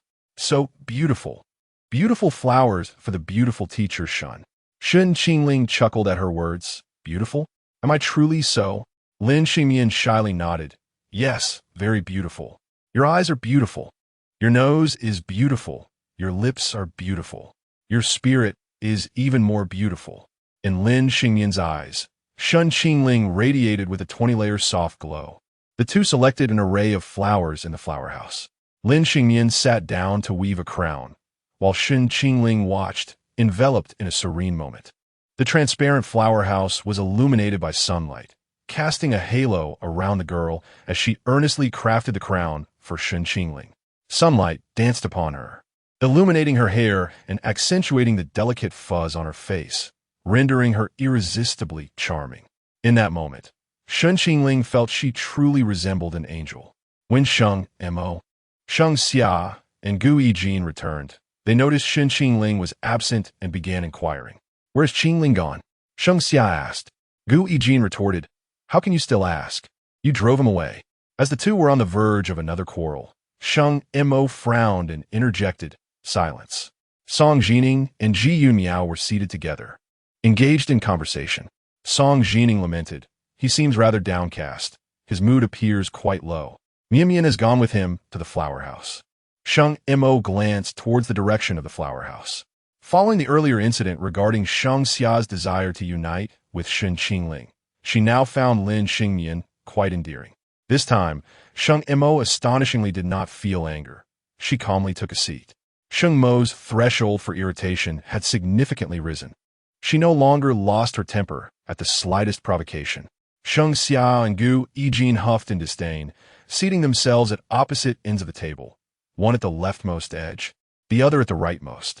When Solon sensed the tension between the two, but remained oblivious to the cause, she turned to Sheng Mo and asked, "What has transpired between them? They seem off." Sheng Mo replied coolly, "Aunt, you may not be aware, but they just had a confrontation regarding Sheng Xia's desire to unite with Qingling." When Solon's eyes widened, "What? They fought? Were there any injuries?" Could it be that Gu Yijin opposed Sheng Xia's union with Qingling, resulting in a heated argument? Only minor injuries. However, it seems that a union between Sheng Xia and Qingling may not be suitable after all. Sheng Xia is tempestuous, and Shen Qingling is not one for sweet words or consolation. Gu Yijin appears to be the more appropriate match. Wouldn't you agree? When Solon furrowed her brow, hesitating, but Sheng Mo interrupted gently, "I understand your concerns. From now on, the Sheng family support will consistently lie with Shen Qingling. You need not worry." At this juncture, Sheng Mo's expression darkened. She lowered her gaze. "If you still harbor concerns, there is, in fact, a more prudent solution." When Solon, intrigued, asked what solution, Sheng Mo dropped a bombshell. "Let me unite with Shen Qingling." Chapter 85. She is not a silent sea. Sheng Mo appeared calm. Yet she had been teetering on the brink of madness for quite some time. Otherwise, she would not have suddenly proposed a marriage alliance with Shen Qingling. When Solon could hardly believe that she was speaking earnestly. To be frank, she had thought that Sheng Mo would never marry in her lifetime, for she had no need for a man, let alone a matrimonial union. Prior to this, Sheng Mo had always given the impression of being devoid of emotion, driven solely by self-interest. Her gaze was perpetually composed, rational, and unruffled, like a meticulously programmed machine, impervious to external disturbances. This was true of her character as well, calculating every gain with exquisite self-interest, cold and unfeeling. When Solon recalled the first time she met Sheng Mo, at that time, Sheng Mo was still an underage girl, and her beauty had struck when Solon profoundly, particularly the striking allure of her eyes. Yet those enchanting eyes were devoid of warmth, incapable of harboring affection for anyone. Unbeknownst to Solon, those emotionless eyes were filled with feelings when directed towards Shen Qingling. Sheng Mo was heartless towards others, yet directed all her fervor and fervent love towards a singular individual. She was both a heartless person and the most passionate of souls, unfeeling to the world, yet deeply affectionate towards Shen Qingling. To employ a somewhat cliché phrase, she was not a silent sea, merely untroubled by your presence. The arrival of Shen Qingling had stirred tumultuous waves in her world. Alas, she could not allow anyone to discover the depth of her fervent love, for it could incinerate everything in its path. To one Solon, it seemed that Sheng Mo harbored little affection for her parents and sister, let alone for her future betrothed. When Solon hoped that a union between Shen Qingling and Sheng Xia would be founded on genuine passion, as she believed that when Sheng Xia loved, her ardor was sincere. In contrast to Sheng Mo, who embodied an icy demeanor, Sheng Xia was vibrant and full of life, a stark contrast to her sister's cold disposition. When Sheng Xia was enamored, she would orbit around her beloved, seemingly willing to offer everything and sacrifice for him. Of course, this was merely an illusion, one that Solon was unaware of. Gu Chengwang was insistent on forging a marriage alliance between the Sheng and Gu families, if a union with the Sheng family were inevitable. When Solon naturally wished for it to be with Shen Qingling rather than Gu Yijin. The two families were already intricately bound in cooperation, and the choice of a spouse signified who would ascend that well-prepared vessel of fortune. When Solon was unwilling to bestow this opportunity upon Gu Yijin, as it would not bode well for Shen Qingling should Gu Yijin gain the support of the Sheng family. Furthermore, she could never fathom why Gu Chengwang was adamant about retaining Gu Yijin. In matters of affection, it was evident that Gu Chengwang had little to offer, and his paternal love was scarce. Despite the turmoil of recent events, he remained a mere spectator, leaving Solon perplexed by his intentions. She could only strive to secure more for Shen Qingling. After a moment of silence, Sheng Mo continued, "Aunt, You must understand, I am the superior choice compared to Shang Xia. With my assistance, he will undoubtedly secure his position as the heir of the Gu family, unassailable and unwavering. Thus, the two families will stand united, and Jiang City shall be our domain. From a pragmatic standpoint, Sheng Mo possessed power, wealth, and cunning. A union with her would undoubtedly be the most advantageous choice for Shen Qingling. Yet, from the perspective of happiness, when Su Lan believed that Shen Qingling would find no joy in such a union, for while she had everything, she lacked affection. Moreover, when Su Lan could not comprehend her intentions, why propose a union with Shen Qingling when a marriage with Shang Xia would suffice? When Su Lan did not entertain the notion that Sheng Mo harbored feelings for Shen Qingling, her mind was preoccupied with speculations about hidden motives and whether Sheng Mo sought to gain something from this alliance. Sheng Mo's prior reputation was so deeply ingrained that no one would believe such a woman would enter into marriage for love. Their conversation was conducted in hushed tones, unnoticed by the two seated at opposite ends of the table. When Su Lan first glanced at Shang Xia, then turned to Sheng Mo, saying, "But I see that Xia is quite fond of Qingling. Wouldn't your actions hurt her?" After all, Gui Jin had not seemed particularly troubled by the prospect of a union between Shang Xia and Shen Qingling.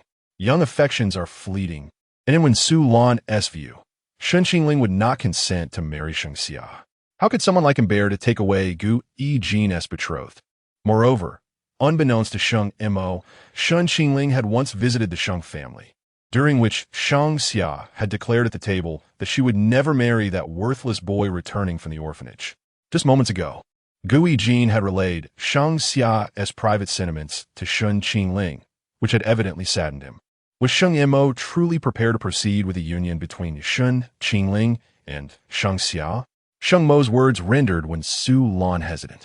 There was no need for Sheng Mo to deceive her. She could simply inquire with Shen Qingling to ascertain the truth. If that were indeed the case, a union with Shang Xia might not be necessary. Yet this did not imply that she would readily accept a marriage between Shen Qingling and Sheng Mo. Sheng Mo's proactive approach suggested ulterior motives. She would not expend such effort without a vested interest. Sheng Mo was astute, and even if she asked, she would not receive an answer. "Aunt, please consider this matter carefully. I will present my sincerity." At that moment, Shen Qingling and Lin Xingmian returned, interrupting their conversation. Shen Qingling approached Su Lan and gently placed a flower crown upon her head.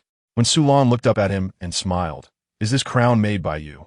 "Qingling, it is truly beautiful." Shen Qingling replied with a faint smile, "I lack such skill. It was crafted by Mian. She holds great affection for you." Lin Xingmian offered Su Lan a shy, innocent smile. Su Lan mused that if considerations were set aside, it would be wonderful to have a girl like Lin Xingmian as her daughter-in-law. Alas, being part of the Gu family, Shen Qingling lacked such freedom. A girl of her purity would not find happiness in the Gu household. Su Lan took Lin Xingmian's hand and stood, saying, "You two continue your conversation. I will take Mian to fetch something." Lin Xingmian instinctively glanced at Shen Qingling, her nervousness evident as she blinked rapidly. Shen Qingling smiled reassuringly. "It's all right. Go ahead, Mian. I will be here waiting for you." Su Lan led Lin Xingmian away, Sheng Mo noticed that Su Lan was quite fond of Lin Xingmian. How delightful it was. Everyone adored an angelic girl. Lin Xingmian and she were polar opposites. Was the same true in Shen Qingling's heart? She turned to him and asked, "Would it be convenient to speak privately for a moment?" Chapter 86. The advantage lies with me. Shen Qingling and Sheng Mo arrived at the fountain. "I wonder what Mr. Sheng wishes to discuss with me. Wasn't he calling me sister just last time? How has it suddenly changed to Mr. Sheng today? Surely, you're not seeking me out solely due to this title." Shen Qingling did not directly respond to her inquiry, allowing her to spiral into her own thoughts. Sheng Mo chose not to dwell on the formality of titles and instead broached the subject of their potential union. "I just spoke with your mother. The union between Shang Xia and you is not suitable." "Yes, I am aware. Thus, I propose that we unite instead," Sheng Mo stated, maintaining a steady gaze into Shen Qingling's eyes, eager to discern whether his reaction would be one of surprise or aversion.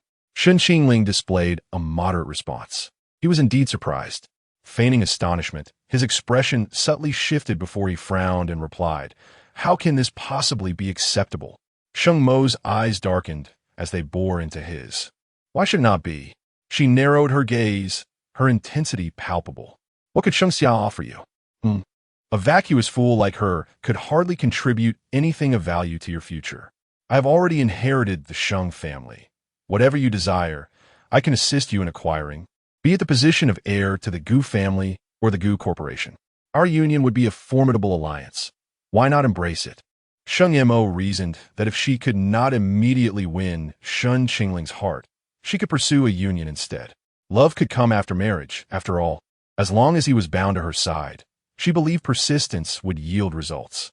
Once Shen Qingling consented to their marriage, she would have the authority to distance him from any other women, ensuring no one else could encroach upon his space.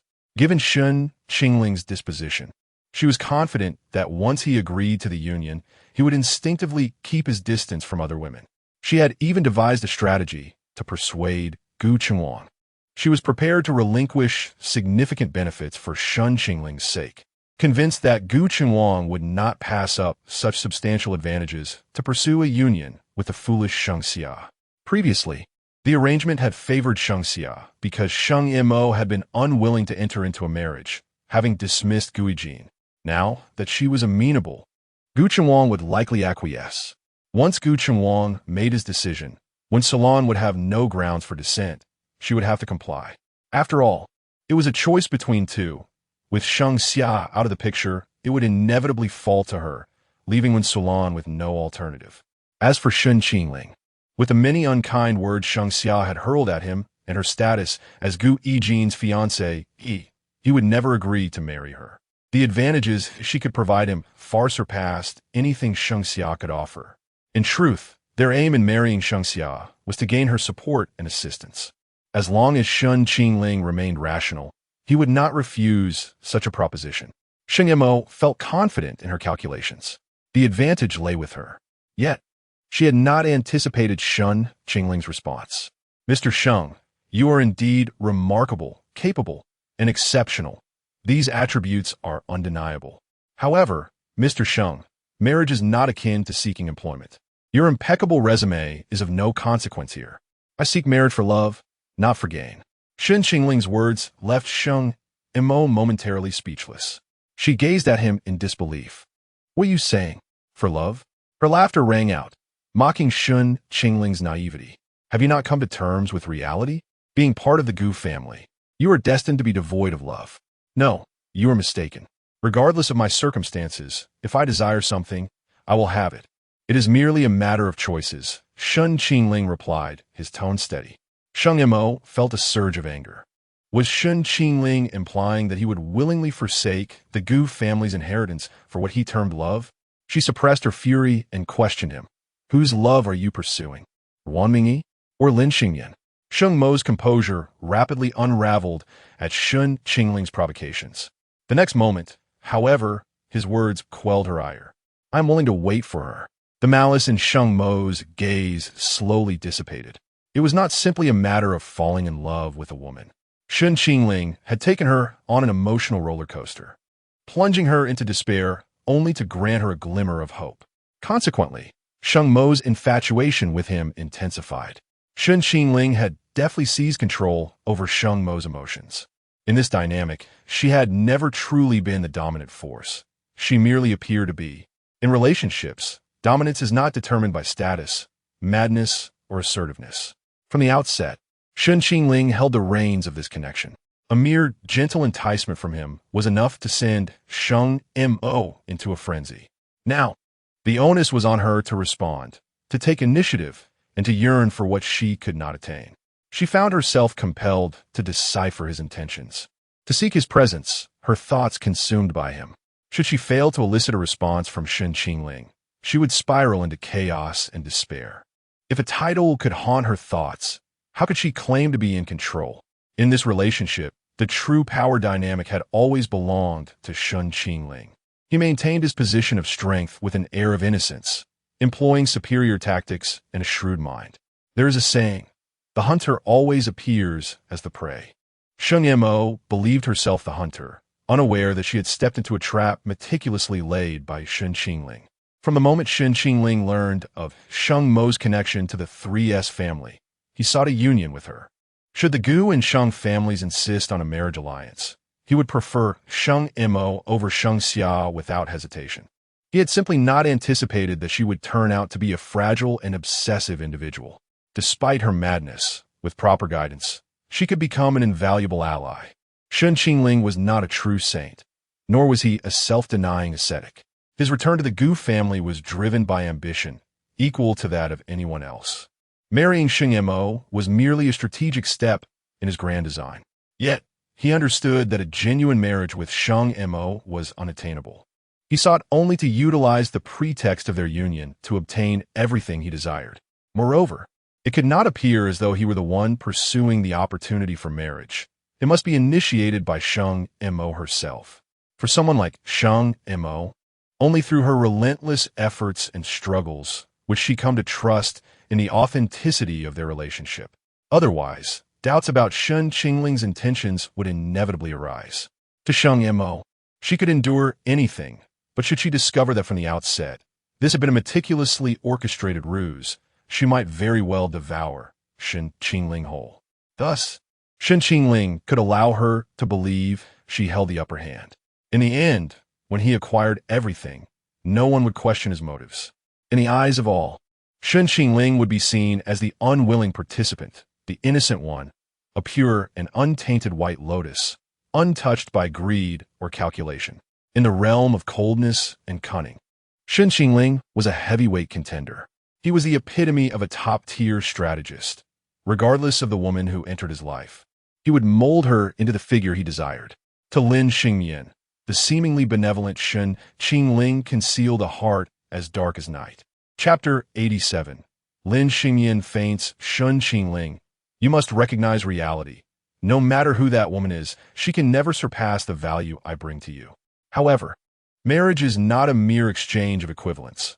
A union calculated by interests cannot lead to happiness. How can you be certain that being with me would not bring you joy? What if I could offer you both benefits and happiness? Sheng Mo's words seemed to leave the young man momentarily speechless. He hesitated, uncertain of how to respond. Stepping closer, Sheng Mo asked, "Do you despise me?" "Not at all." "Then why not at least consider agreeing to me? Why presume in advance that we would not find happiness together?" Speak your mind. I promise I will not be angered." Shen Qingling replied. "If I say it's because you're a Yandra, one till you explode?" After some internal conflict, he added, "To be honest, I simply do not understand why you would wish to enter into a marriage with me." Perhaps it was a common thought. Why would Sheng Mo choose to pursue this union herself? With Sheng Xia serving as a mere pawn, she need not engage directly, making her actions seem redundant. Sheng Mo's voice softened, laced with an almost imperceptible amusement. "What if I said it was because I like you?" She smiled gently, her gaze toward the young man filled with tenderness. In that moment, all her hostility and sharpness vanished, revealing a woman yearning for the affection of her beloved. "That's impossible. You cannot jest with me in such a manner." His immediate reaction was disbelief, and Sheng Mo knew he would not accept her words as truth. In this day and age, it was rare for her to speak sincerely. Yet no one would believe her. She spoke her truths cloaked in jest, while simultaneously having to mask her genuine feelings with falsehoods. Lowering her gaze to conceal her disappointment, she said, "Then I shall refrain from jesting. The truth is, I am motivated by self-interest. I do not wish for you to be with Shang Xia. In the past, Gu Yijin was a fool. Their union posed no real threat. But Shen Qingling, you are different. You surpass Gu Yijin in merit. And I am wary of your alliance with Shang Xia. Is that reason sufficient?" If Sheng Mo claimed her intentions were for love, none would believe her. But when she stated her motives were self-serving, everyone would choose to trust her. "Yet I truly do not wish for this marriage, whether with you or with Shang Xia. That is not a choice you can make." Sheng Mo's gaze was as frigid as a deep pool, and regardless of Shen Qingling's agreement, she would employ every method to compel his consent. Whatever Sheng Mo set her sights upon would invariably be hers. From a young age, She learned within the Sheng family that one must strive to seize what they desire. To relinquish was the choice of the incompetent. She had her sights firmly set on Shen Qingling. Ms. Sheng, I have no intention of inheriting the Gu family's fortune, so threatening me with that position is futile. Shen Qingling spoke the lie with a convincing demeanor. Sheng Mo smirked, raising an eyebrow. I am not threatening you. Your indifference to the heir position may well be true, but your mother does not share that sentiment. Sheng Mo knew that Shen Qingling returned to the Gu family for Wen Sulan, his only vulnerability. She advanced upon him relentlessly. Shen Qingling, you would not want to witness the fruit of Aunt Wen's lifelong efforts wasted, would you? She has invested so much toil into the Gu family. Whether it is Gu Yutong or Gu Yijin who inherits, you and your mother will meet a dire fate. Gu Yijin is not the good brother you presume him to be. He covets the heir position. Gu Yutong harbors deep-seated animosity toward your mother, a sentiment not easily dispelled. If you choose not to contend, you are effectively driving your mother to despair. Sheng Mo's words transformed Shen Qingling's expression. He knew she spoke truthfully, yet stubbornly averted his gaze, insisting that cannot be those kinds of people. Sheng Mo leaned closer, the distance between them negligible, their breaths almost mingling. The danger in her eyes and tone was unmistakable. I will leave you with this. If you forfeit your claim to the Gu family, I shall choose to assist others, and you will be left with nothing. Shen Qingling met her gaze, her eyes radiating danger, excitement, and determination. I will consider your words.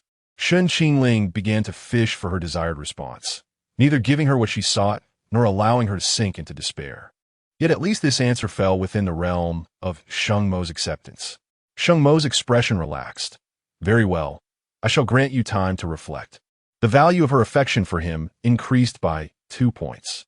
Resistance came first, consideration followed, leaving her both disappointed and hopeful. This was the strategy Shen Qingling employed to heighten Sheng Mo's affection. I have one more request. What is it? Do not refer to me as Ms. Sheng anymore. Sister. Shen Qingling's ears flushed with crimson. Sheng Mo smirked, reveling in the moment. She stifled her excitement, striving to maintain a steady tone. Then I shall continue to call you Qingling, just as before. The two conversed by the fountain for a while before returning. Upon their return, Wen Sulan and Lin Xingmian had already returned to the garden.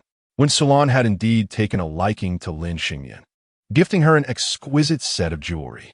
Lin Xingmian, not understanding its value, reluctantly accepted after several refusals, feeling uneasy and uncertain of how to handle the situation, waiting to discuss it with teacher Shen. As soon as Shen Qingling returned, Lin Xingmian approached him, tugging at his sleeve. The girl tiptoed and whispered in his ear, Teacher Shen, the lady gave me jewelry. Shen Qingling smiled and replied, That is wonderful. It seems my mother holds you in high regard. The girl furrowed her brow, anxiously biting her lip, but it feels a bit too extravagant. It is of no consequence. It is her heartfelt gesture. By accepting it, you will bring her joy. Really? Indeed, you offered her a floral wreath, and this is her way of returning the favor. Wen Sulan did not care about the jewelry's value. She adored Lin Xingmian's innocence and kindness, traits scarce in the world of affluent families. Because they were rare, they were all the more precious. Lin Xingmian nodded, cautiously touching the box, smiling brightly. It seemed that someone truly might appreciate her. What were you discussing, teacher? About the marriage alliance. Lin Xingmian's smile gradually faded. A sudden wave of profound sorrow enveloped her heart. Her mind was filled with the thought that Shen Qingling was about to leave her. The girl's face turned as pale as paper, and she stumbled, collapsing into Shen Qingling's embrace. Mian, wake up. Chapter 88. She fell in love with Shen Qingling when Lin Xingmian awoke. Darkness enveloped the room. Where was she? It was an unfamiliar space. As the girl turned her head, she spotted Shen Qingling asleep beside her bed. A frown creased her brow as memories of her fainting spell flooded back. Teacher Shen was getting married. Her eyes brimmed with tears, cascading down her cheeks. Fearing she might awaken Shen Qingling with her sobs, she curled up in a corner, whimpering like a wounded creature. She huddled close, wrapping her arms around herself in a desperate attempt to find solace. Her clear, beautiful eyes gazed longingly at Shen Qingling's sleeping visage. As crystalline tears rolled down one by one, the tears blurred her vision, rendering Shen Qingling's figure indistinct.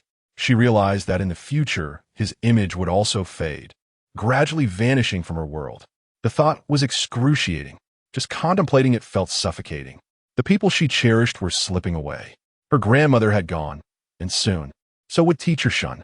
Though Shen Qingling had once assured Lin Xingyan that even after marriage, he would still be her teacher, she understood that it would never be the same. Once married, he would belong entirely to another woman. At that moment, she comprehended that her feelings for Shen Qingling transcended mere admiration a student held for a teacher. It was more profound than gratitude for guiding her out of the shadows.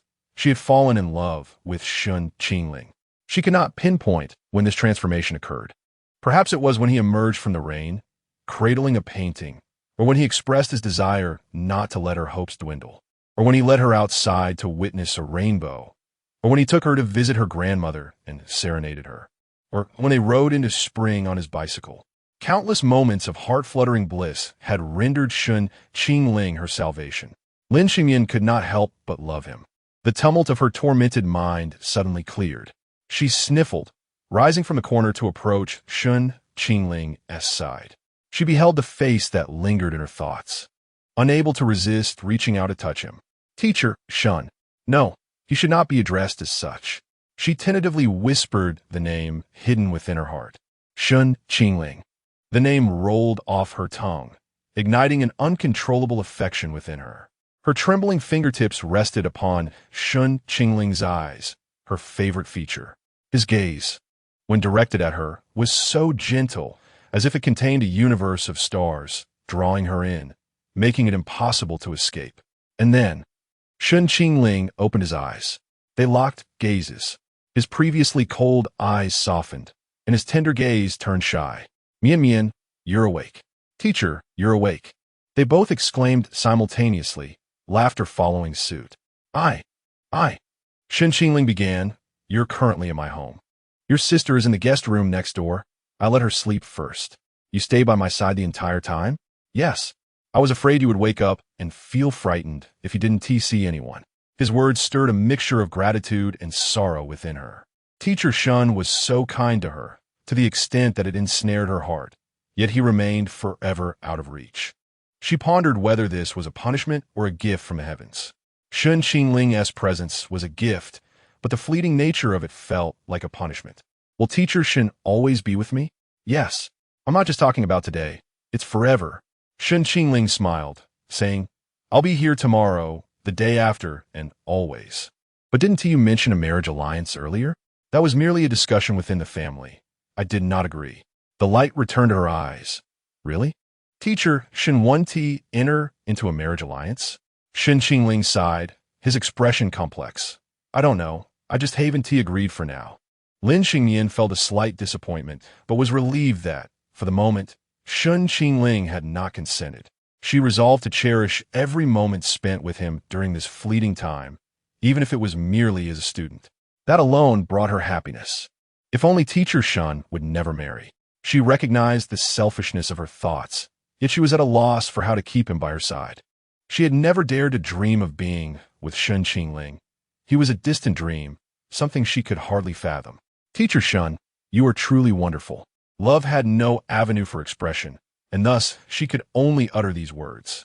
She always regarded him with reverence, like a person in darkness gazing at the moon, out of reach yet yearning for its light. In the past, she had failed to grasp the significance of moonlight, but now it finally made sense. Shen Qingling tousled her hair. Mian Mian, you are wonderful too. Would you like to sleep a bit more? It's still early. You should rest too. Lying there might strain your neck. Go to your room, Teacher Shen, and I will behave and sleep. Shen Qingling chuckled. This is my room. Her eyes widened slightly, resembling a Navi, adorable fawn. A blush crept onto her fair skin. So, she was lying in Teacher Shen's bed. She lowered her head. Biting her lip, Teacher Shen, will you come up and sleep? Her innocent tone dispelled any impure thoughts. I can sleep here just fine. Teacher Shen, come up. We can share the bed. It's quite spacious. It's all right. I'll watch over you as you sleep. But I'm scared and want you to stay with me. Her watery eyes met his, pleading, innocent, hopeful. Shen Qingling succumbed to her gaze, lying beside her fully clothed. The little angel occasionally played tricks. She knew teacher Shen could not bear to refuse her, feigning fear. Lin Xingmian chastised herself for being so mischievous. Yet she reveled in the fact that Shen Qingling had genuinely acquiesced. With Shen Qingling beside her, Lin Xingmian felt a rush of excitement and joy. There was a slight gap between them, yet it felt remarkably intimate. She could almost hear his breaths, her heart racing uncontrollably. She found it impossible to sleep, overwhelmed with happiness. Unable to resist, she turned to look at him. Shen Qingling was already gazing back. Under the moonlight, the girl appeared unreal in her beauty.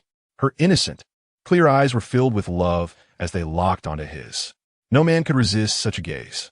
Can't you sleep, Mian Mian? A little. Then I'll tell you a story. Okay. Lin Xingmian obediently closed her eyes, anticipating the tale from Shen Qingling. His voice was melodious, akin to a gentle stream flowing through her heart, gradually calming her breaths. Are you asleep? Lin Xingmian remained silent, leading Shen Qingling to assume she had drifted off. As sleepiness washed over him, Shen Qingling closed his eyes as well. After a while, the girl who was supposed to be asleep opened her eyes. Cautiously, she reached out to touch the boy beside her. Shen Qingling remained unresponsive, lost in slumber. She carefully sat up and leaned toward him. Lin Xingmian's face burned. Her heart raced, and her breath became uneven. She leaned forward, placing a gentle kiss on Shen Qingling's cheek. Her long, soft hair cascaded over him like entwining vines. Good night, teacher Shen. Chapter 89. The Battle of the Sheng Sisters on one side. Shen Qingling and Lin Xingmian are enacting a delightful idol drama. On the other side, the Sheng family is embroiled in a tumultuous and thrilling century-long battle. During the day, Sheng Xia discovers in the car that Sheng Mo intends to arrange a marriage between herself and Shen Qingling, leading to a fierce argument between the two. Although Sheng Xia dominates the conversation, Sheng Mo remains aloof, disregarding her outbursts. When evening arrives and they return home, Sheng Xia continues to demand answers. Annoyed, Sheng Mo refuses to see her and locks herself in her room, leaving Sheng Xia outside. In a fit of rage, Sheng Xia finds a hammer and begins to smash Sheng Mo's door. With the hammer in hand, she furiously stands before Sheng Mo's desk. The two exquisitely featured women reminiscent of a battlefield from the Three Kingdoms. Sheng Mo, did you think that by shutting the door, I would be unable to enter? I am here now. Why do you object to my marriage with Shen Qingling? Is it because you wish to